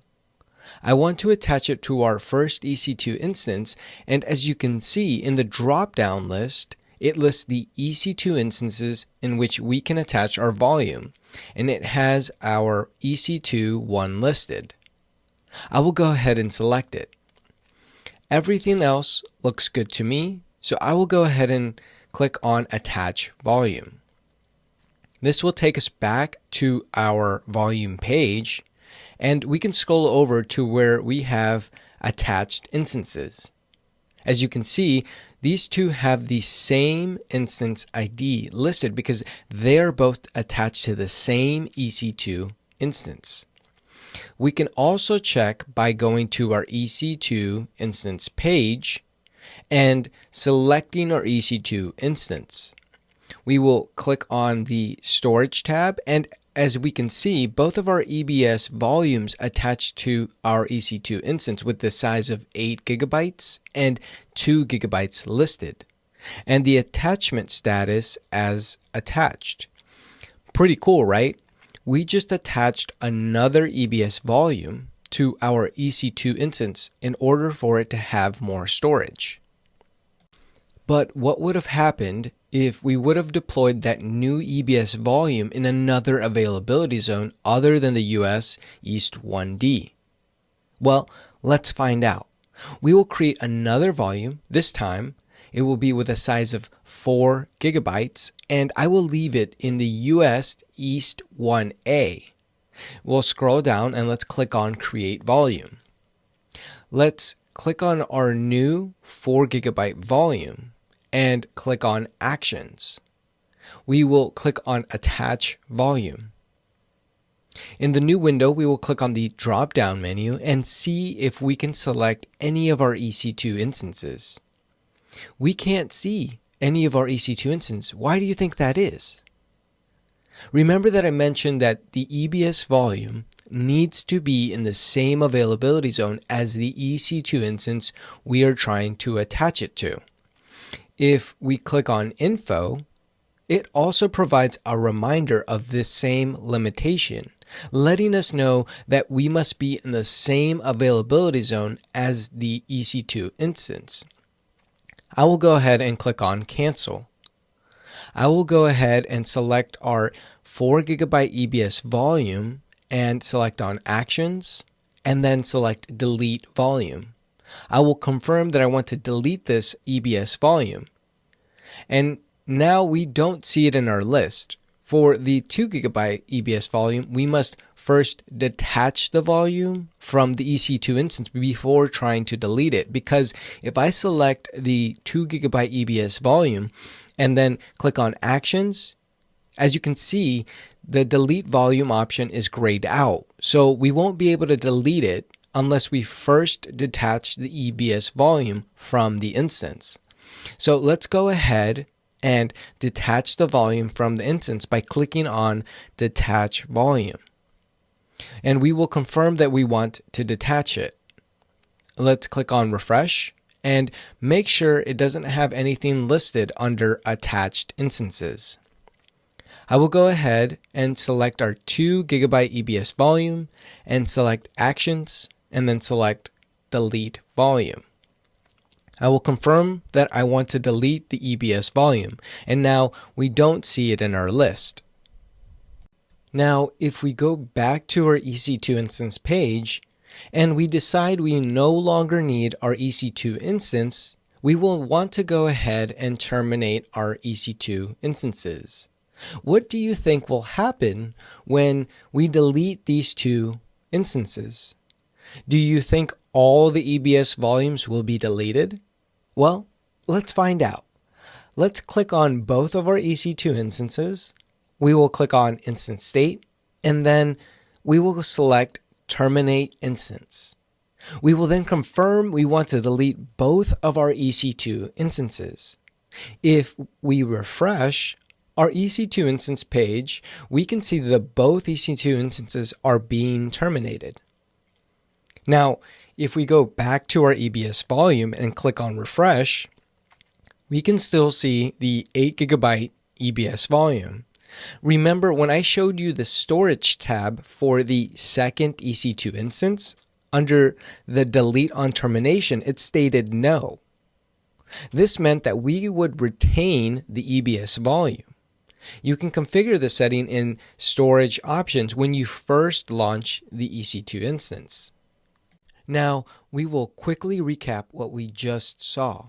We saw that we could attach more than one EBS volume to one single instance in the same availability zone. And we also saw that we could not attach an EBS volume from one availability zone to another. I hope in this video you felt more comfortable with EBS volumes. I'll see you in the next video. Welcome back. In this video, I wanted to go over the theory of EBS snapshots and go over an EBS snapshot lab with you. So what is an EBS snapshot? Well, a snapshot is simply a backup of your EBS volume. It's specifically a backup of your EBS volume state at a particular point in time.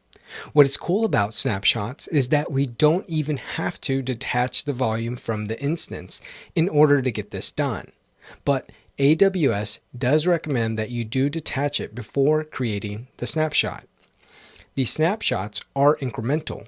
So if you take a snapshot today and then you take one tomorrow, the snapshot for tomorrow will only be added the difference between today's data and tomorrow's. So just the new data. And this will continue each day or each time you make an incremental snapshot. So where do these snapshots live? Well, these snapshots live in S3 buckets. And we can use these snapshots to create new volumes in other availability zones attached to another EC2 instance. We can automate this process using the Data Lifecycle Manager, or DLM for short. The reason we use the Data Lifecycle Manager is not only to automate the process, but also if we have strict company policies to follow. For example, if your company policy states that you need to back up your volumes on a nightly basis. Also, to reduce the storage costs, because we can automatically delete these backups after a certain time automatically, because it does cost money to store the backups. In our main console, we can go to our EC2 service. We will scroll down to Volumes under Elastic Block Store. The first thing I want to do is create an EBS volume. So I will click on Create Volume. I will make this a small EBS volume with 1 GB in size, and I'll leave the availability zone as US East 1A. I will click on Create Volume, and we should now have a new EBS volume. We can now select our newly created EBS volume and click on Actions. And the first thing I want to do is create a snapshot. So I will select the Create Snapshot option. In the new window, I will add a description of EBS Snapshot. And I won't add any tags, so I can go ahead and create the snapshot. If we want to see our snapshot, we have to go to the Snapshots tab under Elastic Block Store. As you can see, under the description, it says EBS Snapshot, which is the description we just gave to our new snapshot. Since our snapshot status state is now completed, we can select our snapshot and create a volume from it. Let's go ahead and select our snapshot. Click on Actions, and in the drop-down, we can click on Create Volume from the Snapshot option. In the new window, I will leave everything in its default state, except I will place the newly created EBS volume in the US East 1B availability zone. I also want to point out while we are here that you can also choose to encrypt this newly created volume. The original volume is not encrypted, so if we wanted to encrypt it, we could do it from the snapshot. But for this lab, we will just leave it as it is. We will also go ahead and click on Create Volume. Now, if we go back to our Volumes tab, we can see we have two EBS volumes. The original EBS volume we created, which was in the availability zone US East 1A, and the EBS volume we just created from the snapshot in US East 1B. Now, let's go back to our Snapshot tab, because I also want to show you that we can copy our snapshots across regions. So I will open up the Ohio or the US East 2 region in a new browser tab. As you can see, we are in the Ohio region, and in our Snapshot tab, we currently don't have anything here. Let's go back to our North Virginia region. Let's click on our snapshot, click on Actions, and then click on Copy Snapshot option. In this new window, I will go ahead and leave everything the same, except I will click on the US East 2 for my region from the dropdown. Again, I want to point out that we have the ability to encrypt our snapshot before copying it over to the new region, but we will leave it as is. I will click on Copy Snapshot. We can go back to our Ohio tab, and in the window, we can click on the refresh icon. If it doesn't immediately pop up, just wait a second and then click on the refresh icon again. As we see here, it created a copy of the snapshot in our Ohio region. We can now click on our snapshot and then click on Actions. And if we wanted to, we could create a volume from it and then mount that volume to an EC2 instance. Pretty cool, right? I mean, we copied a volume across a whole different region. If we wanted to get crazy with it, we could even copy it to another country, like AP East 1, which is the Hong Kong region. I hope in this video, you learned a little more about snapshots and how to use them. I'll see you in the next video. Welcome back. In this video, I wanted to go over instance store volumes. Now, we have already talked about EBS volumes, but in addition to EBS, we have instance store volumes that are attached to your EC2 instances. EBS volumes are network attached volumes, meaning they can live anywhere in the same availability zone as the EC2 instance it is attached to. This has some benefits, but also some drawbacks because it does cause some latency between the EC2 instance and the EBS volume. Now, we also have instance store volumes, which are physically attached at the local level to the EC2 instance. These instance store volumes are much more efficient and high performing when compared to EBS volumes. So why don't we just use these instead of EBS volumes? Well, because this storage is ephemeral, which is a fancy term that means the data will be lost if the EC2 instance fails or is turned off. So if you need storage that is failure resistant, and you wouldn't want to use instance store volumes, but they are good for short-lived data like buffers, caches, and any other type of temporary data that is generated by the application or service you're running on, your EC2 instance, because the instance store volume will offer low latency and high performing access to this local data. The main idea I want you to get from this video is that if you need low latency, hardware attached, and high performing access to your data, and you don't mind losing it in the event of an EC2 instance failure or an outage, then you could use instance store volumes to temporarily store this data. But if you need access to your data at all times, even when the EC2 instance fails, then you will want to use EBS volumes instead. The last thing I want to touch on and show you is that not all EC2 instances have instance store volumes. We won't launch any instances. I just want to simply show you some of the EC2 instances that offer instance store volumes. So I'll click on Launch Instances and then select our Amazon Linux AMI. We can look at our instance storage column, and it tells you that instance store data is not permanent, meaning it will get lost if the EC2 instance fails. We can scroll down until we see the C5AD instance type. This instance has 75 gigabytes of instance storage. That is the amount that would be available to this particular EC2 instance type, and as we can see, there are many other types of EC2 instances with available instance storage.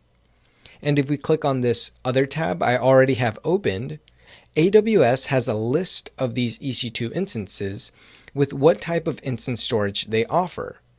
As you can see, it has our C5AD.large instance, and it tells us it comes with 75 gigabytes of NVMe SSD storage. I hope in this video you learned the use case for instance store volumes and EBS volumes. I'll see you in the next video. Welcome back. In this video, I wanted to go over Amazon Machine Images, or AMIs. Now, we have briefly discussed AMIs in a previous lecture, but in this video, I wanted to go a little more in depth. AMIs are used to give the necessary information to launch an EC2 instance. You can think of an AMI like a cookie cutter because they provide an outline of how your EC2 instance will launch. And just like cookie cutters, you can reuse AMIs over and over again to launch and create other EC2 instances. Now, you can get AMIs that are provided by AWS, or you can create your own. We have already used the AWS provided AMIs in a previous lecture to create our EC2 instances. AMIs that you create can have configured software or services tailored to what you need for your workload, which can help reduce time to operation because it already has all the dependencies it needs to work. This makes everything easier, but this also means we have to maintain this type of AMI. So this type of AMI is more like the cookie cutter on the left. We also have community-provided AMIs and the AWS Marketplace AMIs, which are AMIs that are created by an individual or company for a specific workload, like firewalls. Some of these are free and some cost money, just something to be aware of. Another thing to keep in mind is that some AWS AMIs are region-based, which means that they are only available in certain regions. Also, when you create an AMI, it will only be available in the region you created it, but you can copy it to another AWS region to make it available there. We will first launch an Ec2 instance. In our main console, we can go to our Ec2 service. Click on the Launch Instance button. We can then select the Amazon Linux 2 AMI. We can then select the T2 micro instance. Now, for our instance configuration, we will copy and paste the code provided for this lesson, but only copy lines 1 through 11. This user data script will create an Apache server and create the Apache default test page. We can leave everything else in its default configuration except for the security group. I will choose my EC2-Lab security group. We can click on Review and Launch, and then on Launch. We can confirm we have the existing key pair and then click on Launch Instances. After the EC2 instance is done launching, we can copy the IP address and paste it in our web browser. And as you can see, it displays the default Apache test page. If you can't see the test page in the browser like we have here, just give it a minute or two and it should display once the Apache server is running. Now that our EC2 instance is fully launched and we can see the Apache test page, we will go back to our EC2 instance page. We can then right-click on our EC2 instance, go to where it says Images and Templates, and then click on Create Image. In the new window, I will name my image Demo AMI. We can leave everything with its default configuration and click on Create Image. This is going to create an AMI that has the Apache server pre-installed. Now, in our left-hand side, under Images, we can click on AMIs. You should now see your brand new image. If we scroll a little bit to the right under Status, we should see Available. If it says Pending, you won't be able to see it if you go create an EC2 instance. Once the AMI is in the available state, you can either launch the instance from this page by selecting your AMI and clicking on Launch Instance from Image, or by doing it the normal way. Since I'm already here, I will click on Launch Instance from Image. I will use the T2 micro instance type, and under Configure Instance, if we scroll down to where it says User Data, we will paste in the second portion of the provided code. We can leave everything else in its default configuration except for the security group. I will choose my EC2-Lab security group. We can click on Review and Launch, and then on Launch, we can confirm we have the existing key pair and then click on Launch Instance. Now we will have to give the EC2 instance a minute to run the user data script we configured, but after it's done running, we should be able to copy and paste the IP address of the EC2 instance in the web browser. After we do that, we should now see the instance IP address of the EC2 instance in the HTML page.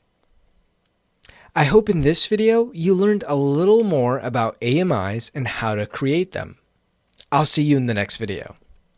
Welcome back. In this video, I wanted to go over EFS, or Elastic File System. Now, what is the Elastic File System? Well, EFS is a fully managed serverless service that provides a network file system, or NFS file share system for Linux instances. Now, why is this useful?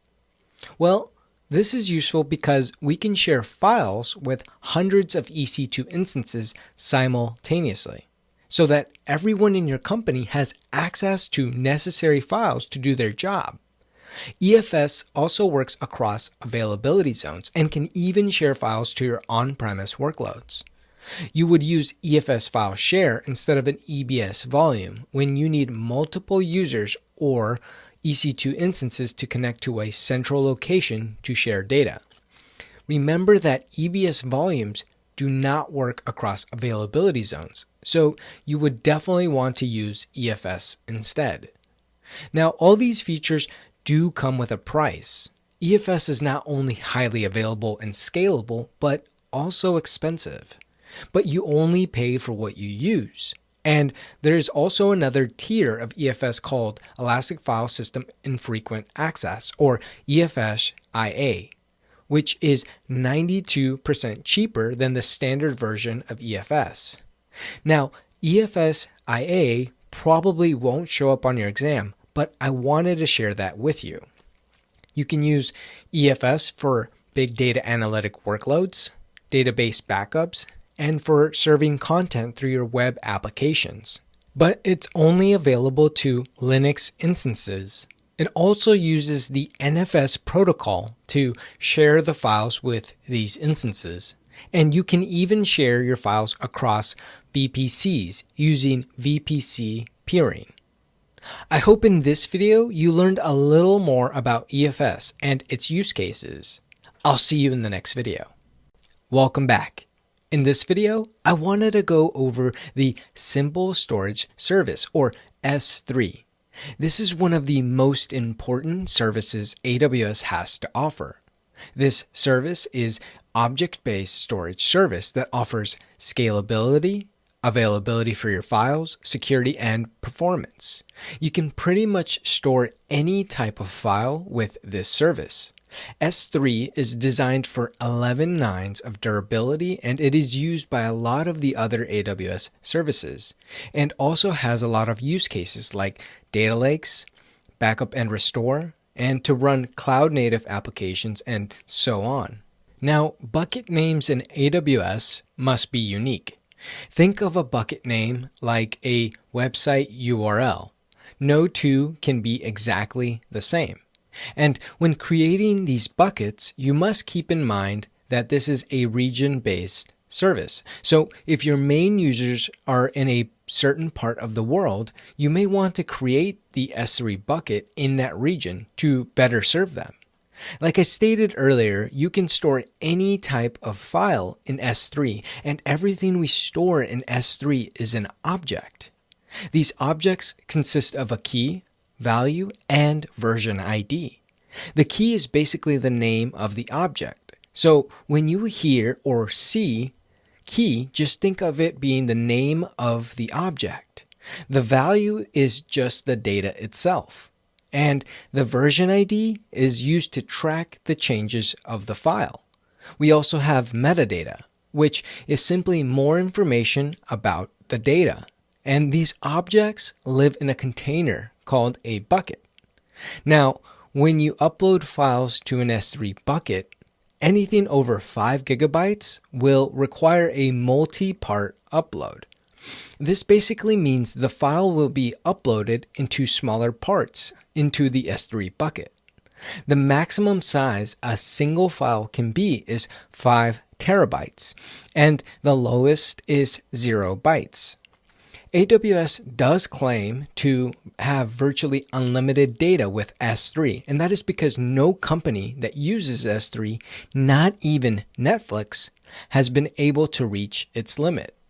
Now, I just want to mention some of the features S3 has to offer. like transfer acceleration, which speeds up the data uploads to the S3 bucket. This uses the CloudFront network in order to accomplish this. Also, the event feature, which can trigger things like Lambda functions, SNS, SQS, and so on. Like in this example, where upon the upload of this file to the S3 bucket, it triggers the Lambda function to send an alert to an SNS topic that eventually sends you an email. We can also use S3 to host our static websites.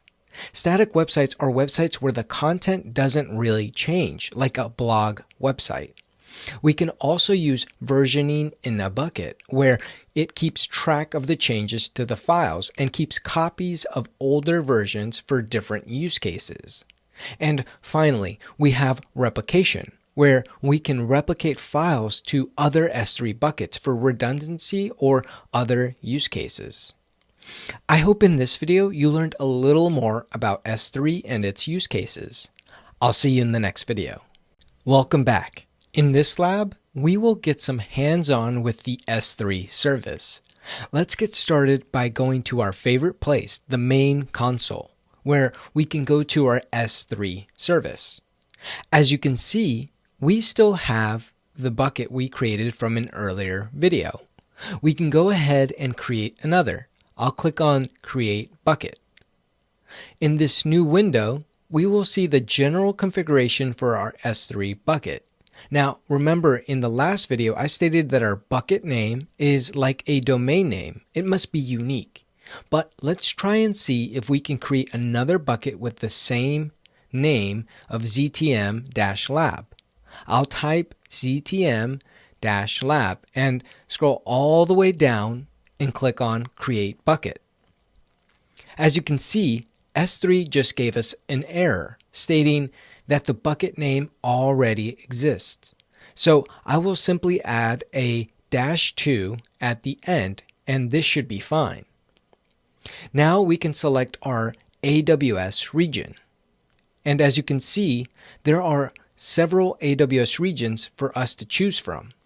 Also remember in the last video that I stated we should create a bucket depending on how close it is to our end users for latency reasons. But since I already have a bucket in the North Virginia region, I will choose the North California region as my AWS region. I also want to point out that if we wanted to simply copy the same settings as our other bucket, we could click on Choose Bucket. And this would copy the configuration of our other bucket, but we won't do that in this lab. Under Object Ownership, we can choose to control who owns the data in the bucket, depending on who uploads the objects to the bucket, and to use only ACLs to control the access to the data. I will go ahead and choose the ACLs enabled option. By default, block all public access is turned on. And this means that our S3 bucket is secure because no one outside of our AWS account can access our bucket. We will leave this turned on. We also have versioning, and as you can see, the bucket versioning is turned off by default. If we turned on versioning at the bucket level, it would keep multiple versions of every object stored in this bucket, but I will leave this off.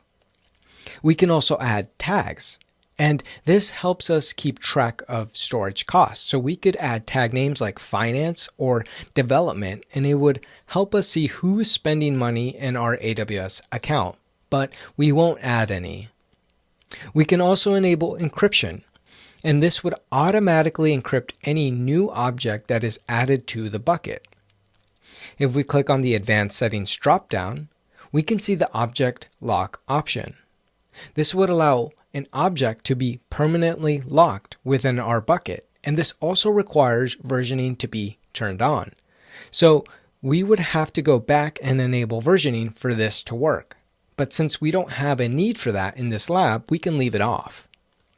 We can go ahead and select Create Bucket. Now that our bucket has been created, we can go ahead and click on it. In the new window, we are first presented with our Objects tab. We also have the Properties, Permissions, Metrics, Management, and Access Points tab here at the top. Let's go ahead and click on the Permissions tab. In the bucket overview, we can see information about our bucket like region, the ARN, and the creation date. If we scroll down a bit, we can see the status of the bucket versioning and the option to add MFA delete to our bucket. If we keep scrolling, we will see any tags related to our bucket and the encryption status of our bucket. If we keep scrolling, we will even see more settings like intelligent tiering, which helps us cost optimize our storage costs based on how frequently our objects get accessed, and server access logging. As you can see, there's a lot we can configure on our bucket, but for this lab, we won't configure anything in this tab. We can go back to the top and click on the Permissions tab. The very first thing we see in the Permissions overview is that objects in the bucket are not public. Let's change that. If we scroll down a bit under Block Public Access, we can click on the Edit button. Note that this setting is recommended by AWS to stay on, but we can go ahead and turn it off. If we click on the Block All Public Access, these other settings are no longer grayed out. We can click on Save Changes and then type Confirm to confirm we want to turn this feature off. After the screen refreshes, we can see in the Permissions overview that it says objects can now be public. If we keep scrolling down, we see the bucket policy, and just like in IAM, these policies are written in JSON. We can also see the cross-origin resource sharing, which is also written in JSON. If we scroll back to the top, we can click on the Metrics tab. In this tab, we can see information about the bucket, like bucket size, number of objects in the bucket, storage patterns, and replication metrics. We can go back to the top and click on the Management tab. Here, we can configure lifecycle rules, replication rules, and inventory configurations. Lifecycle rules handle how the objects live in our bucket during their lifespan. So for example, you could configure a rule that automatically archives objects after 30 days, or a lifecycle rule that moves objects that are not frequently accessed to another S3 class, like S3 Infrequent Storage or S3IA. These help reduce storage cost. We can use replication rules to automatically replicate objects to another S3 bucket in another region for redundancy or to provide better latency access to our users. These two come up frequently on AWS exams. And then we have S3 inventory, which produces a comma-separated value or a CSV file that outputs a list of objects along with their metadata on a daily, weekly, or monthly basis for audits or tracking purposes. This one isn't as common, but it's good to know. We can go back to the top and click on Access Points.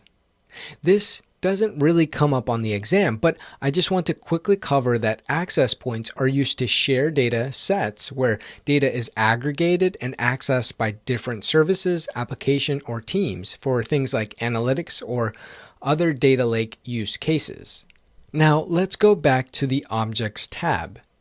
Here we can either click on the Upload button or just drop in our file directly. I will drop in a PNG file. In the new upload window, we can see what is being uploaded and the size of the file. We can also see things like the destination details, which tell us whether we have versioning, encryption, or object locks turned on at the bucket level. Under permissions, we can choose things like the ACLs we can define on our object. Under properties, we can see the storage class. By default, the S3 standard tier is chosen, but we can choose another S3 class if we would like. We could also choose to encrypt the file with a specific encryption key. And we could add tags and metadata, but I will leave everything as it is and click on Upload. After our object is done uploading, we can click on the Close button. We should now see our object in the bucket. Let's click on our object name, and in the window, we should see 3 tabs, which are Properties, Permissions, and Versions. In the Object Overview window, we should see an object URL. Let's go ahead and copy the URL. If I open a new private browsing window and paste in the URL, what do you think will happen? Let's find out. Oh, it looks like we got an access denied statement. Why do you think that is? Let's close the private window and go back to our object. If we click on the Permissions tab within our object, we can click on the Edit button. In the new window, let's select this Read option, which provides read public access to anyone with the URL. Let's scroll down and confirm that we understand the effects, and scroll down and save the changes. Let's open up a new private window and paste the URL again and see what happens. As you can see, we can now see our image. Pretty cool, right? I mean, we can access our object from the internet. I hope you feel more comfortable with S3 buckets and their configuration. I'll see you in the next video.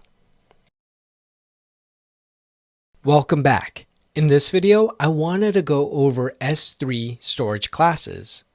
As you can see, there are several types of S3 storage classes we can choose from, each with their pros and cons. Each come with different capabilities and storage access. We have already used the S3 standard class in previous lectures, but if we want to save on storage cost, we can optimize our storage needs to use different S3 storage classes. For example, we can move files that are not frequently accessed to a storage class like S3 Infrequent Access or S3IA. Now, this is important for the exam because we need to understand at a high level how to leverage these different storage classes and when to use them. Now, everything in S3 boils down to 2 pillars, which is availability and durability. Availability is measured by how readily a storage service is. Basically, it means how available the service is. So if you can't access your data during an AWS outage, this is essentially reducing the availability of the service. And this availability is measured as a percentage out of 100. So S3 has a 99.99% chance of being available when you need it. And the service level agreement, or the SLA, does vary between S3 storage classes. Now, durability measures the likelihood of data loss. With all of this S3 storage classes, you get 99.99999% chance of not losing data, or what AWS calls the 11 nines of durability. What this means is that for 10 million objects you store in S3, you can expect to lose one single object every 10,000 years. That's amazing. Now, here's a table with all the S3 storage classes, and I don't want you to get overwhelmed by the amount of information in this slide. I just want to provide this information so that you understand the different features each storage class offers. We have S3 Standard, S3 Intelligent Tiering, S3 Standard IA or Infrequently Accessed, and S3 One Zone IA, S3 Glacier, and S3 Glacier Deep Archive. Let's start with S3 Standard, which has 99.99% availability. It's used for frequently accessed data, and it provides low latency and high throughput for your data. We can use S3 Standard with applications like big data analytics, content distribution, and to run cloud-native applications. Next, we have S3 Intelligent Tiering, which provides 99.9% availability. It has the same low latency and high throughput as S3 standard, the difference being that S3 intelligent tiering can automatically move objects between two different classes based on access patterns.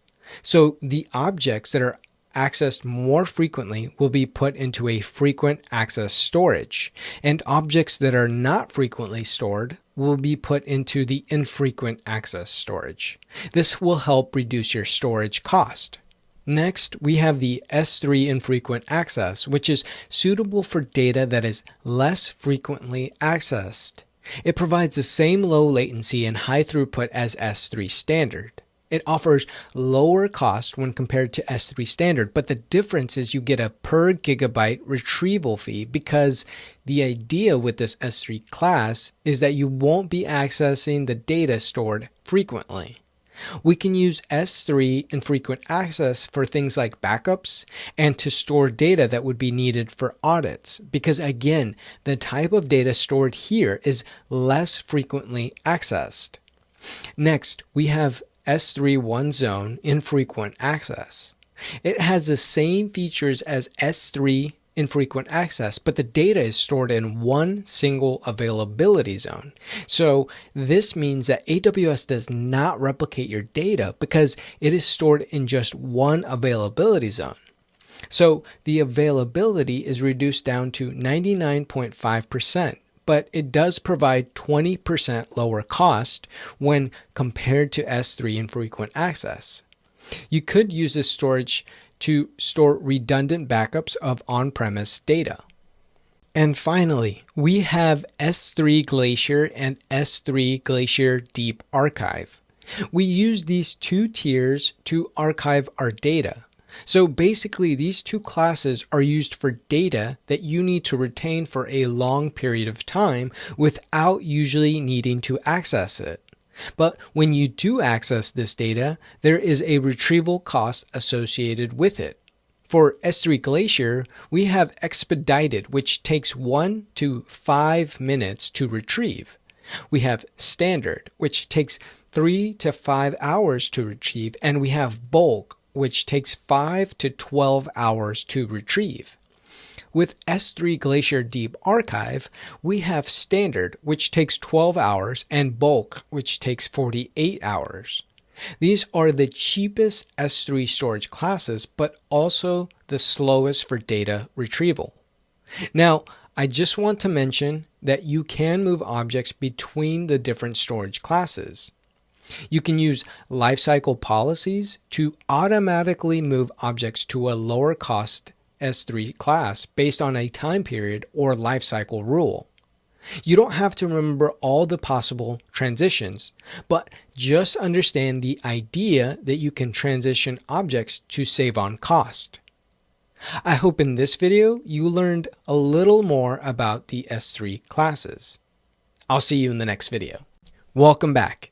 In this video, I wanted to go over S3 versioning, replication, and touch on lifecycle policies. Now, what is S3 versioning? Well, it simply means you can keep multiple copies of an object in the same bucket. So let's say we have a Word document, and this document gets updated with new information. We add a couple of paragraphs here and there, and it changes the story. So we upload it to our S3 bucket and the file gets updated. With versioning, if we ever decide we want to go back and see what changed, we can simply download an older version of this document to see what changed with each iteration. Each version gets a version ID, and this helps because versioning can retrieve and restore every version of any object we store in our S3 bucket, in the case any file gets overwritten or deleted. But for versioning to work, we must have it enabled at the bucket level. Now, to help us protect our data, we also have cross-region replication and same-region replication. Before we attempt to use either one of these replication features, we need to have versioning enabled on both the source bucket and destination bucket. So for both of these features, the data gets replicated from one bucket to the other. For cross-region replication, our data gets replicated from one region, in this case North Virginia, to the destination bucket, in this case the Ohio region. For same region replication, both of the buckets are in the same region, in this case just the North Virginia region. Now, the buckets can belong to two different AWS accounts. For example, you can have your data in a development account, and once it's ready, it can get replicated to your production account. Now, to help automate some of the replication, we can use replication rules so that the objects get automatically replicated to the destination bucket. In our S3 console, remember we had two S3 buckets. The ZTM-lab bucket located in North Virginia and the ZTM-lab-2 bucket located in North California. And for you guys that are not familiar with the US, that is across the country. So let's say we want to replicate the data from the ZTM-lab bucket to the ZTM-lab-2 bucket. What is the first thing we would need to do? That's right. We need to make sure we have versioning enabled in both buckets before trying to replicate the data. So I will first click on my ZTM-lab bucket. We will then go to the Properties tab, scroll down a bit till we see the bucket versioning, and as you can see, it is currently disabled. Let's click on the Edit button. We will then click on the Enable option. This will enable versioning for the ZTM-lab bucket. We will then click on Save Changes. Now, every time we upload an object to our S3 bucket, it will version our objects. For example, let's upload our majanvegeta.png file. As you can see, this version will have a mustache, and the file size is a bit bigger. So, like previously, I will drop in our file into the S3 bucket and upload it. Once it's done uploading, I will click on my file, go to the Versions tab, and here we can see two versions. The original version I uploaded and this current version here.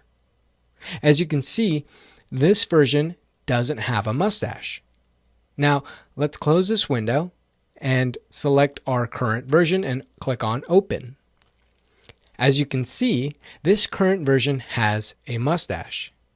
Now that I showed you how versioning looks like, let's go back to our S3 console and enable versioning on our destination bucket. We will select the ZTM-lab-2 bucket, which will be our destination bucket. We will click on the Properties tab and let's click on the Edit button. We will then click on the Enable option. We will then click on Save Changes. We now have versioning enabled on both of our buckets. Let's go back to our source bucket, the ZTM-lab bucket in the North Virginia region. Let's click on the Management tab. Let's scroll down a little bit till we see the replication rules. As of right now, we don't have any replication rules created. Let's click on the Create Replication Rule. I'll name my rule Replicate to ZTM-lab-2. We can leave the status as enabled so that it is enabled once we get done creating our replication rule. If we scroll down a bit, we can choose our scope to apply to all the objects in the source bucket. We have the option to add tags to limit the scope of the replication, but we won't add any in this lab. We will choose our destination as the ZTM-lab-2 bucket. So let's click on the Browse S3 button. And here we can see our buckets listed. but I will go ahead and choose the ZTM-lab-2 bucket as our destination and click on Choose Path. Now, we do have to specify an IAM role, but we can have AWS create an IAM role for us. So we will choose Create New Role from the dropdown. And since we won't be changing anything else, we can go ahead and click on Save Changes. One thing I want to mention before we continue is that all the existing files will not be replicated to the destination bucket. Only the new files after the replication rule has been created will be copied over to the destination bucket. We will go back to our ZTM-lab bucket and upload a file. I will drop in my file and then click on Upload. After it is done uploading, we can go to our destination bucket, the ZTM-lab-2 bucket. Now, if you don't see the file appear right away, just give it a second and then click on the refresh button. It should appear almost right away depending on how large the file you uploaded is. As you can see, it is now in our destination bucket. Now let's quickly look at lifecycle rules. Let's go into our ZTM-lab bucket and let's click on the Management tab. Currently, we do not have any lifecycle rules configured. We can add one by clicking on the Create Lifecycle Rule button. We can give our lifecycle rule a name. I'll just call my lifecycle rule S3 to S3IA, and I will choose my rule scope to all the objects in our ZTM-lab bucket. It will ask us to acknowledge that it will apply to all the objects in the bucket. If we scroll down, we can select the action for our lifecycle rule. We can choose from this list, and as we select from the list, more boxes appear below so that we can properly configure the lifecycle rule. I will simply choose to move my current and non-current object versions between storage classes. If we scroll down a bit, we can configure our lifecycle rule to transition our objects to any of the other S3 storage classes, but for this lab, I will just choose the S3 standard IA storage class. We also must input a number for the number of days after the object has been created to transition the objects to the S3 IA storage class. I will input 60 days for the current values, and I will input 30 days for non-current objects. If we scroll down a bit, we can see a summary of our configuration. We configured current object versions to be moved to standard IA after 60 days, and then we can configure non-current versions to be transitioned after 30 days. So now S3 will automatically move current and non-current objects to the S3 IA storage class. I will go ahead and click on Create Rule.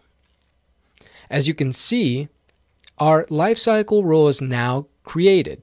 Pretty simple, right? I hope in this video you learned a little more about S3 versioning, replication, and lifecycle policies. I'll see you in the next video. Welcome back. In this video, I wanted to go over S3 bucket security.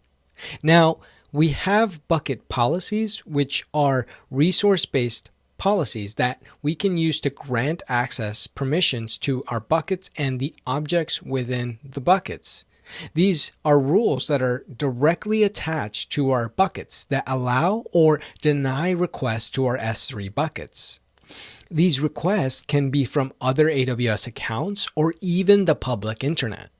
When we apply these rules to our bucket, they are defined at the bucket level. So that means they apply to all the objects within our bucket. Now, we can use object ACLs, which, you guessed it, are defined at the object level, which help determine who can do what. We also have bucket ACLs, but these are not as common, and we use bucket policies a lot more often. We do have the possibility of using either IAM permissions or resource policies to allow access to our S3 buckets and their objects. For example, we can attach an IAM role that has the S3 read permissions to an EC2 instance so that it can access the S3 buckets and its objects. Instead of directly applying the policies to the EC2 instance we can create with a role, we can attach the necessary permissions to that role so it has enough permissions. We can also create an S3 bucket policy that allows public access to our S3 bucket objects. We did this in a previous video where we made the bucket public for anyone on the internet to be able to access our PNG file. We can also use bucket policies to give access to another AWS account so that the users from this dev account can have the ability to access the S3 bucket in the production account. If we wanted to do this, we would need to apply the policy that allows cross-account access to the S3 bucket in the production account. In our S3 console, remember we had two S3 buckets. I will select my ZTM-lab bucket, and as you can see, we currently have some files stored in our S3 bucket. We can click on either of the files, and if we scroll down a bit, we can see the object URL. Right now, if we were to paste this URL, we would get an access denied statement. So let's go ahead and try it. I will open up a new private window and I will paste in the URL. As you can see, we just got denied. Let's go back to our bucket and click on the Properties tab. Before we create the bucket policy, we need to copy the Amazon resource name of our bucket, or the ARN.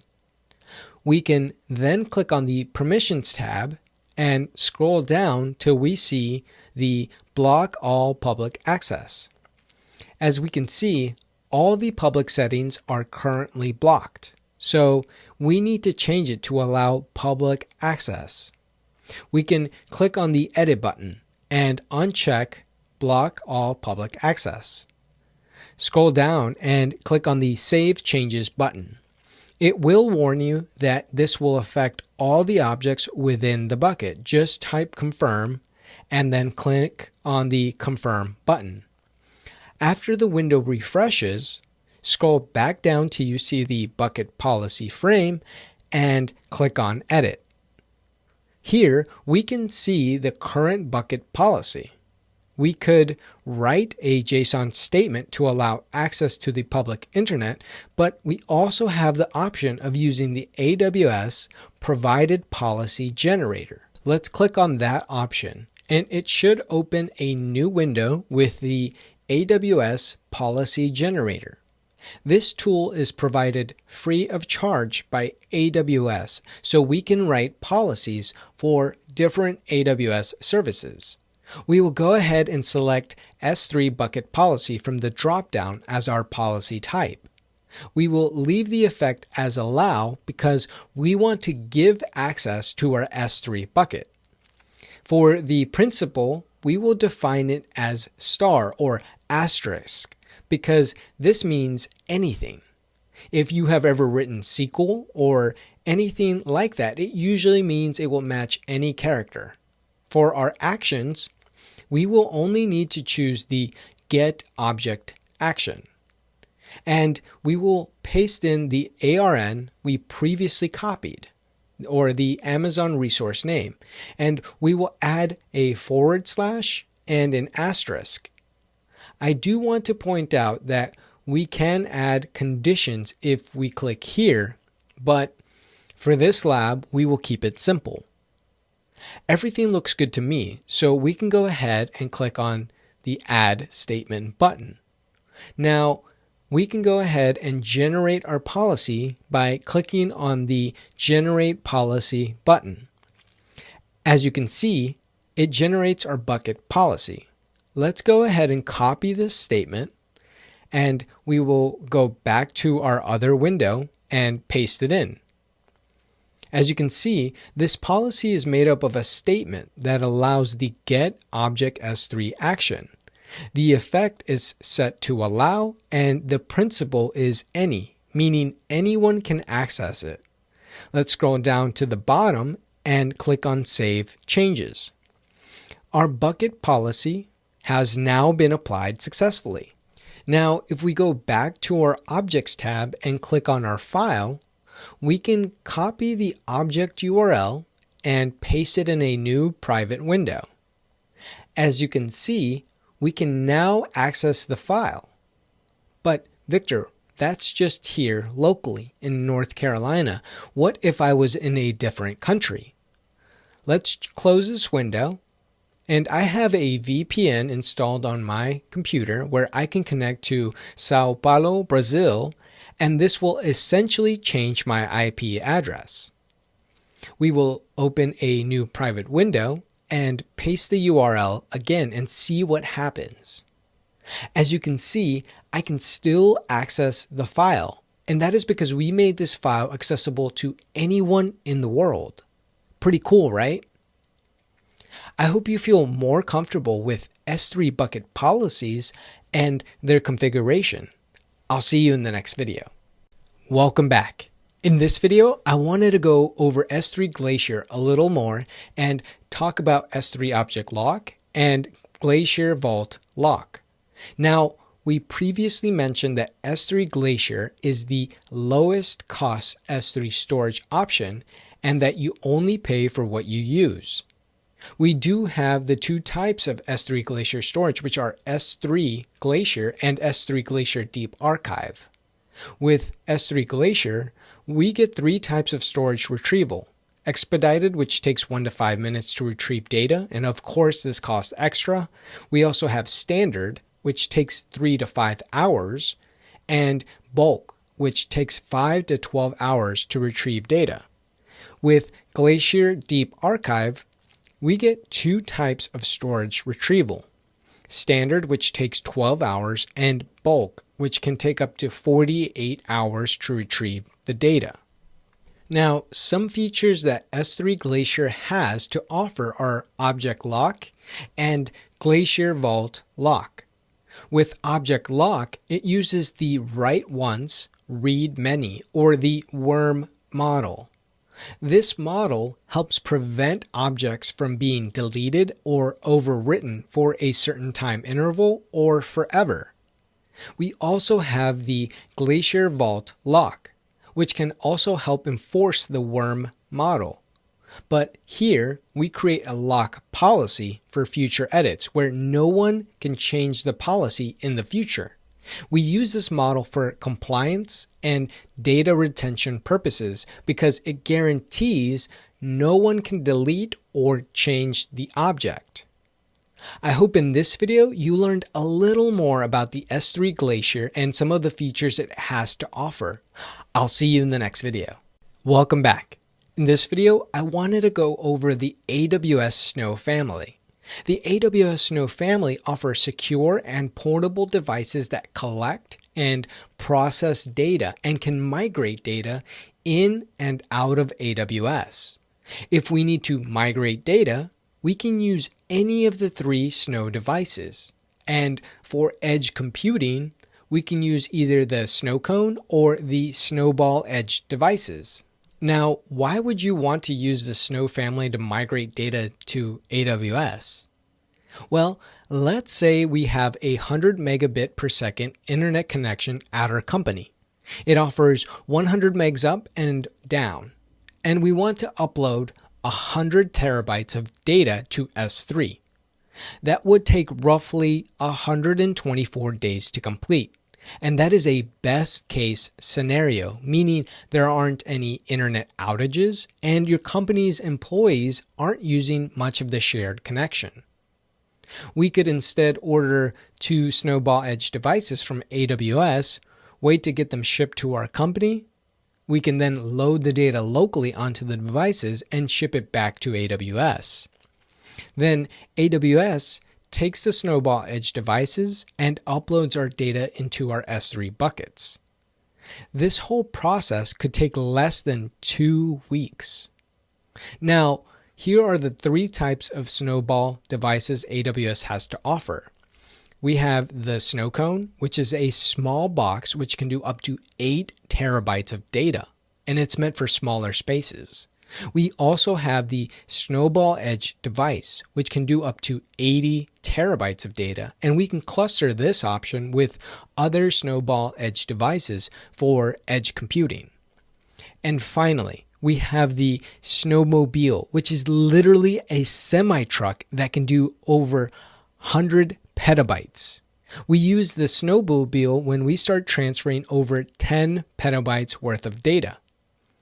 I hope in this video you learned a little more about the Snow family. I'll see you in the next video. Welcome back. In this video, I wanted to go over the AWS Storage Gateway. The AWS Storage Gateway offers you the ability to connect your on-premise data center or applications to AWS storage. It gives you the ability to access S3 storage using standard protocols. We can use the Storage Gateway for disaster recovery, backup and restore, and for any other low latency access from on-premise systems to AWS storage. Now, we do have 3 types of AWS storage gateways. We have the File Gateway, the Tape Gateway, and the Volume Gateway, which are all virtual appliances. The File Gateway can use protocols like the SMB or NFS protocols so that you can access your files from on-prem. It also offers local cache so that you can quickly access data that you or someone else from your company may have recently accessed. The Tape Gateway uses an iSCSI-based virtual tape library and is compatible with most of the leading tape backup applications. The Volume Gateway is a block-based storage service which can asynchronously back up your on-premise storage volumes from devices like your servers. Now, you just need to understand at a very high level what AWS Storage Gateway does for the exam. I'll see you in the next video. Welcome back. In this video, I wanted to show you how we can create a static website through an S3 bucket.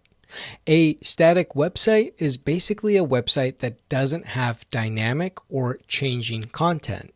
It's just static. Let's get started. In our S3 console, we will start off by creating a new S3 bucket. I will call my bucket ZTM-lab-web. And I will leave my bucket in the North Virginia region. Under Object Ownership, I will enable ACLs so that we can give access to anyone to our website using ACLs.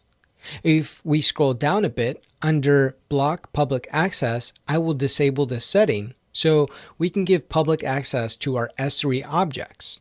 And I will acknowledge that I understand that we are making our objects public. Everything else looks good, so I will scroll down to the bottom and click on Create Bucket. After the window refreshes, we can click on our new S3 bucket. I will click on the Permissions tab and scroll down till we see the Access Control List box. And we will click on the Edit button. I will enable the ability for anyone to list and read our S3 objects.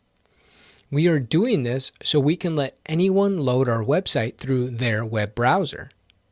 We will scroll down and check off that we understand the effects of these changes and click on Save Changes. We can now go back to our Objects tab. And in the course resource section, I have provided an index.html file. This is a basic landing page that contains only HTML markup with some inline CSS. So there is no JavaScript code in our index.html file because this is simply a static website. We can drop in our file into the bucket and scroll down and click on Upload. Now that our file is uploaded, we can close this window. What do you think we need to do next? Well, we need to make our files public. So let's click on our index.html file. Click on Actions. Scroll down all the way till we see Make Public via ACL. And let's select that option. AWS will warn you that anyone in the world will be able to access this file. And that's perfect because that's exactly what we want. So I will click on Make Public. After the file has been made public, we can close this. We can now go to our Properties tab, scroll all the way to the bottom till we see Static Website Hosting. In the box, we will click on Edit. And here, we will enable Static Website Hosting. For our hosting type, we can leave it as Host a Static Website because that's what we want to do. Under the index document, we can simply type in the name of our file, which is index.html. Scroll down to the bottom and click on Save Changes. After the window refreshes, we can go back down to the bottom and we should now see a bucket website endpoint, basically a URL that takes us to our website. We can copy this URL and paste it in a new private window. As you can see, it loaded up our landing page. Pretty cool, right? I mean, we are hosting a static website on the internet through an S3 bucket. I hope in this video you learned how to host a static website through an S3 bucket. I'll see you in the next video. Welcome back. In this video, I wanted to go over what we as AWS customers and AWS are responsible for when it comes to S3. AWS is responsible for the global infrastructure that maintains everything surrounding the S3 service, like the physical security, the availability, and the durability of the service. AWS is also responsible for the configuration and vulnerability analysis of the S3 service. This in turn will help them maintain compliance validation with third-party auditors like the System and Organization Controls or SOC, the Payment Card Industry Data Security Standard or PCI DSS, and the Health Insurance Portability and Accountability Act or HIPAA, and FedRAMP, which is the Federal Risk and Authorization Management Program. You, as the AWS customer, are responsible for leveraging the features that S3 has to offer, like the replication to replicate your data to other regions, using data encryption at rest or in transit to make sure your data is safely encrypted, using versioning in S3 buckets to keep the different versions of your data in the bucket, using logging and monitoring to see what is happening with your data. You're also responsible for choosing the right S3 class for your individual storage needs. And finally, you are responsible for your bucket policies that help secure and authorize the right individuals so they can access your data. I hope in this video you learned a little more about what you and AWS are responsible for. I'll see you in the next video. Welcome back. In this final lesson of this section, we will revisit some of the main takeaways for the exam. This is meant to serve as a summary of the section. Let's get started with the EBS volumes. As we discussed before, EBS volumes are high-performance block storage service designed for EC2 instances. They are basically like a network drive that you attach to your EC2 instance. This network drive is responsible for containing the operating system your EC2 instance uses and for persistently storing your data. Remember that EBS volumes must be in the same availability zone as the EC2 instance. With EBS volumes, you get billed for the provisioned capacity. You can make snapshots of your EBS volumes, and the snapshots capture a point in time of your EBS volume state. We use these snapshots to create new volumes and can use them to create volumes across availability zones and regions. We can also use them to create an AMI, and we can use them to launch and create new EC2 instances. Now, we also have the DLM, or Data Lifecycle Manager, that can help us automate the snapshot process. It can help us enforce company policies that are meant for us to retain and delete backups. Don't forget about the instance store volumes, which are physically attached at the local level to the EC2 instance. This type of storage is ephemeral, which is a fancy term that means the data will be lost if the EC2 instance fails or is turned off. Instance store volumes are good for short-lived data like buffers, caches, and any other type of temporary data that is generated by the application or service you have running on your EC2 instance. Now, we also have the EFS file system. Remember that the EFS file system is a fully managed serverless service that provides a network file system or NFS file share system for your Linux instances. It's useful because we can share files with hundreds of EC2 instances simultaneously so that everyone in your company has access to necessary files. EFS also works across availability zones and can even share files to your on-premise workloads. Also, do not forget that we as AWS customers and AWS are responsible for when it comes to S3. We are responsible for things like data encryption, replication, and S3 versioning, while AWS is responsible for the global infrastructure, configuration and vulnerability analysis, and maintaining compliance with third-party auditors like PCI, DSS, and HIPAA. Now, we also have one of the most important services that AWS has to offer, and that is S3. This is an object-based storage service that offers scalability, availability for your files, security, and performance. It offers 11 nines of durability, and it is the backbone to other AWS services, and we can use it for things like data lakes, backup and restore, and to run cloud-native applications. Don't forget about the features that S3 has to offer, like transfer acceleration, versioning, cross-region replication, and same-region replication. We can leverage these features to provide data redundancy and availability. Also, don't forget about the different S3 storage classes we have, like S3 Standard, S3 Intelligent Tiering, S3 IA, S3 Glacier, and so on. Each one having a different use case and costs associated to it.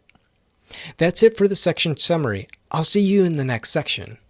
Welcome back. In this video, I wanted to go over the idea of high availability, scalability, and elasticity. So what does scalability mean? Well, scalability refers to the idea of a system in which the infrastructure can be expanded or contracted to meet the decrease or increase of the workload demand. Kind of like the Slinky I have in this slide, where the Slinky can expand or contract depending on the need. Now, we have two types of scaling. We have horizontal scaling and vertical scaling. Horizontal scaling, sometimes referred to as scale out, is the ability to automatically add instances or instances in a distributed manner in order to handle an increase in load. Some examples of this increase in load could be the increase of number of sessions to a web application.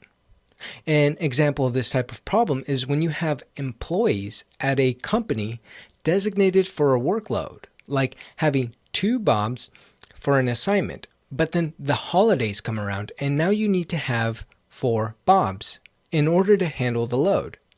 With horizontal scaling, we get the added benefit of also increasing our availability because we are spreading our risk of failure to more instances.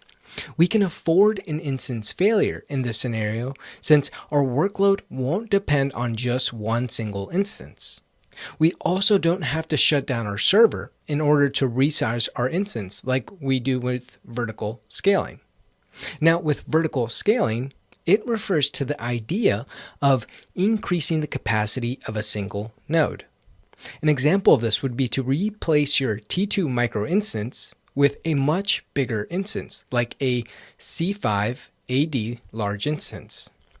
This, in theory, would provide a larger load capacity for your workload and would be able to handle your application needs.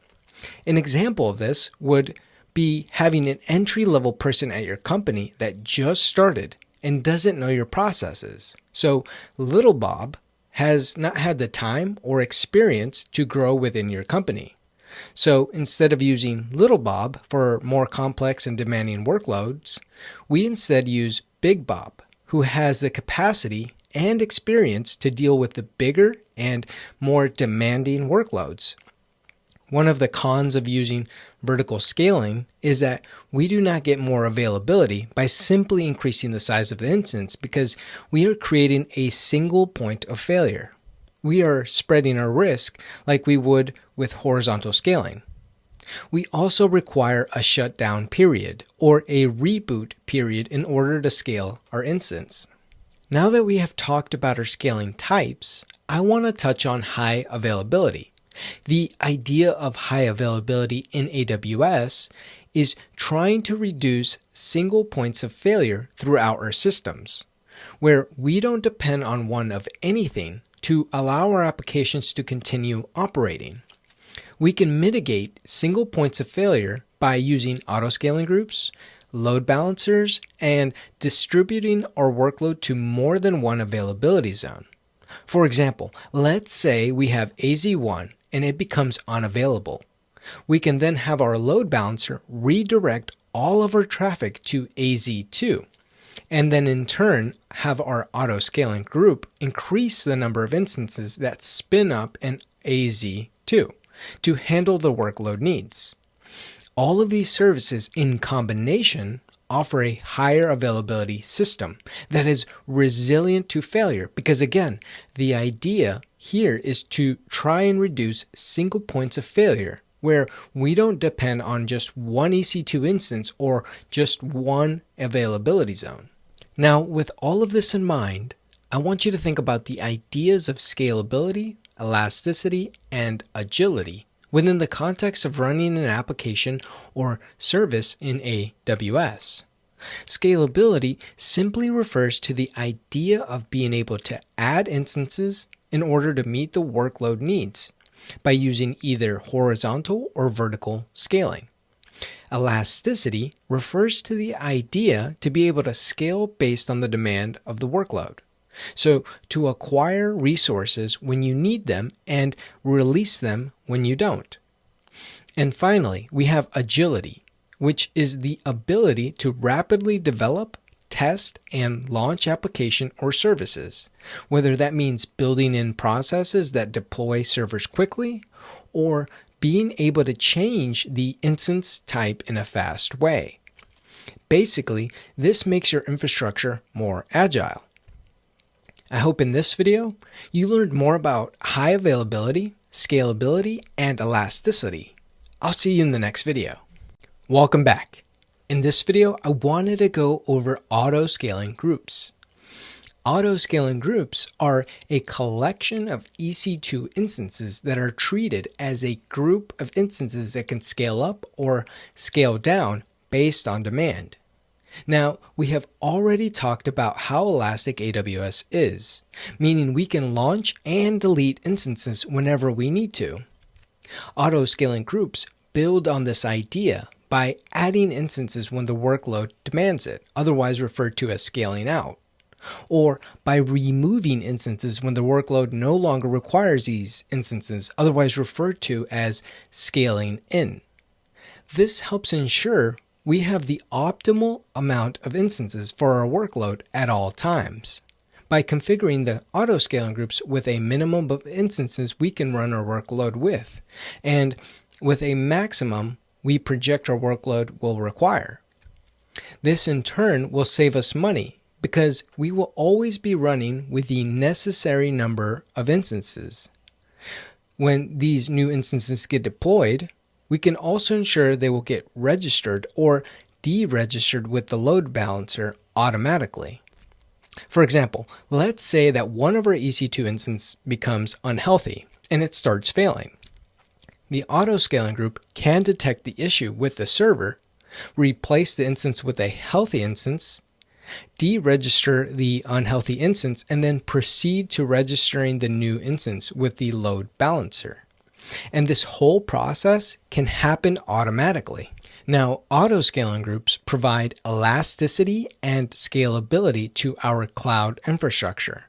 The way they do this is by allowing us to configure the minimum capacity, the desired capacity, and the maximum capacity. They also allow us the ability to use CloudWatch to scale up or scale down based on the metrics that CloudWatch is collecting. They can allow our infrastructure to scale based on a predetermined time. For example, if we are running an application for our business in AWS, and we know that our servers will get overloaded as soon as people make it into the office around 8 a.m., we can set our auto-scaling group to scale up at 7:30 a.m. and then scale down as people leave the office after 5:30 p.m. so that we aren't paying for unnecessary instances and meeting the workload demand. And all of this works with a load balancer that acts as a single point of contact for our application, meaning we can set the domain name address on our load balancer and have the load balancer distribute the traffic to our instances evenly. Now, we can also configure what AWS calls scaling policies, which define how our auto-scaling groups will behave. These are simply rules, and these rules define how our auto-scaling groups will add or remove instances from the groups. We'll start off with the easiest, which is manual scaling, which is not really a policy, but we simply define the desired capacity manually. We can manually define the capacity at any time, and the auto-scaling group will automatically handle the launching or termination of the instances. There's also simple scaling, which is simple in nature because we define a rule based on a metric. For example, if our CPU utilization hits above 75%, then we can adjust the desired capacity by adding 1. With the same token, if our CPU utilization hits below 30%, then we can adjust the desired capacity by subtracting 1. The key of understanding simple scaling is that they take an action based on a metric. Next, we have step scaling, which is similar to simple scaling, but lets us define the rules in more detail based on the alarm that is breached. For example, if our CPU utilization hits above 70%, then we add 1 instance. And if it hits above 80%, then we add 2 more instances. And the same in reverse when we need to scale down. Step scaling allows us to react in a more extreme way, depending on the alarm that is breached.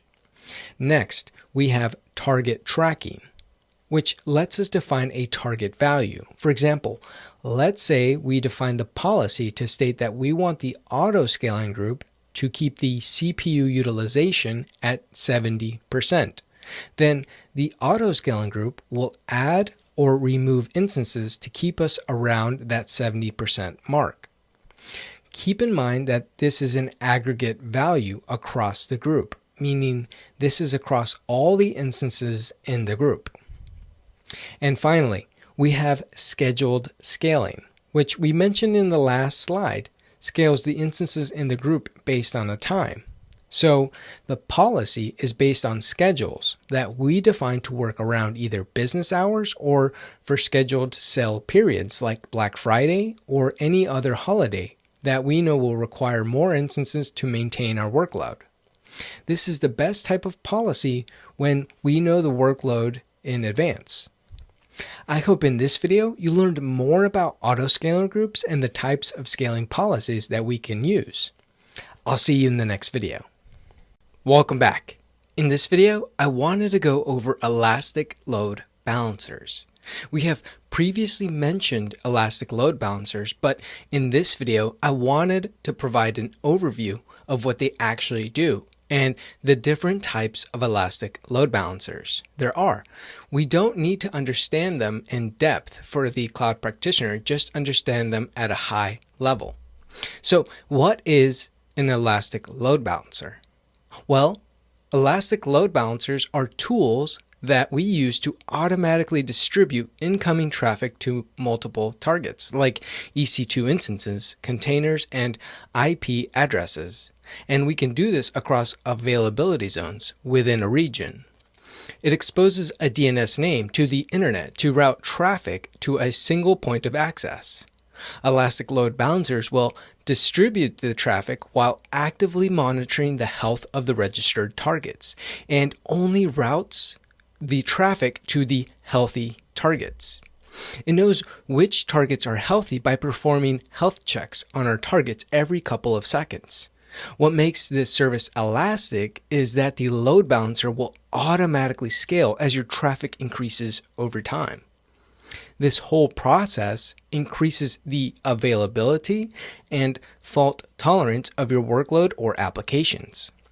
Now, we do have three types of elastic load balancers that you need to know for the Cloud Practitioner exam. And those are the Application Load Balancer, the Network Load Balancer, and the Classic Load Balancer, which is deprecated. Starting off with the Application Load Balancer. This type of load balancer operates at the layer 7 of the OSI model, which is what we call the application layer. This type of load balancer is ideal for advanced load balancing of HTTP and HTTPS traffic, or basically website traffic. A key thing to remember in the exam is when you see a need for a load balancer that works at the application layer, or when it needs to route requests based on the content, then you can use the application load balancer. Next, we have the network load balancer. This type of load balancer operates at the layer 4 of the OSI model, which we call the transport layer. This type of load balancer is ideal for TCP and UDP traffic that can handle millions of requests per second while maintaining ultra-low latency connections. A key thing to remember in the exam is when you see a need for a load balancer that requires ultra-high performance and requires TCP connections, like gaming. Then you can use the network load balancer. Finally, we have the classic load balancer. This type of load balancer operates at both layer 4 and layer 7 of the OSI model. AWS no longer recommends you use this type of load balancer because it is becoming deprecated, and instead recommends you use the application or network load balancers. The reason I mention it is in the case that it comes up in your exam. I hope in this video you learned more about elastic load balancers. I'll see you in the next video. Welcome back. In this lab, we will go over how to deploy an application load balancer with two EC2 instances. The EC2 instances will have an HTML page that will display their internal IP address. Let's get started. In our EC2 console page, we will first launch our two EC2 instances. So I will click on the Launch Instances button. For this lab, we can use the Amazon Linux 2 AMI for both of our instances. We can also use the T2 micro instance type. So I'll click on Next. We can leave our instance configuration with its default configuration, except we will configure our subnet to be US East 1A. And we will paste in the Ec2 user data script that I have provided in the course resource section of this course. And as you can see, the user data script will be creating a web server with a red H1 tag that will display the internal IP address. We can then click on the Configure Security Group tab at the top. Because I won't be adding tags, and I'm okay with the default storage type AWS has selected for me, I will click on the Existing Security Group option and then select my EC2-Lab security group. This security group has all the rules we need for our lab to work, so this works for me. We can then click on the Review and Launch, and then click on Launch. I will then acknowledge that I have my EC2-Lab RSA key pair, and then click on Launch Instance. We can then click on View Instances, and this should take us back to our Instances page. We can now proceed to launching our second EC2 instance. We can right-click on our instance that we have already deployed, go to Images and Templates, and then click on Launch More like this. This will copy all the settings from our first EC2 instance. But I do want to change a couple of things, so I will click on the Configure Instance tab. I will first change my subnet to be US East 1B. Changing the subnet to US East 1B is essentially making our application run across 2 availability zones instead of 1. We can then scroll all the way down to the bottom, and in our user data script, I will simply change my H1 color to blue. After changing these 2 things, I will go to the Review tab and then click on Launch. I will again confirm that I have the EC2-Lab RSA key and then click on Launch Instances. After it launches, we can go back to our EC2 instance page, and we should now have our 2 servers. If we click on the first server we launched, under Instance Summary, we should be able to see our public IPv4 address. We can copy this address and paste it in our web browser. Once the page loads, we should now see our internal IP address in red. If we go back to our EC2 instance page and click on the second server we deployed, we should now be able to copy the public IP address and do the same.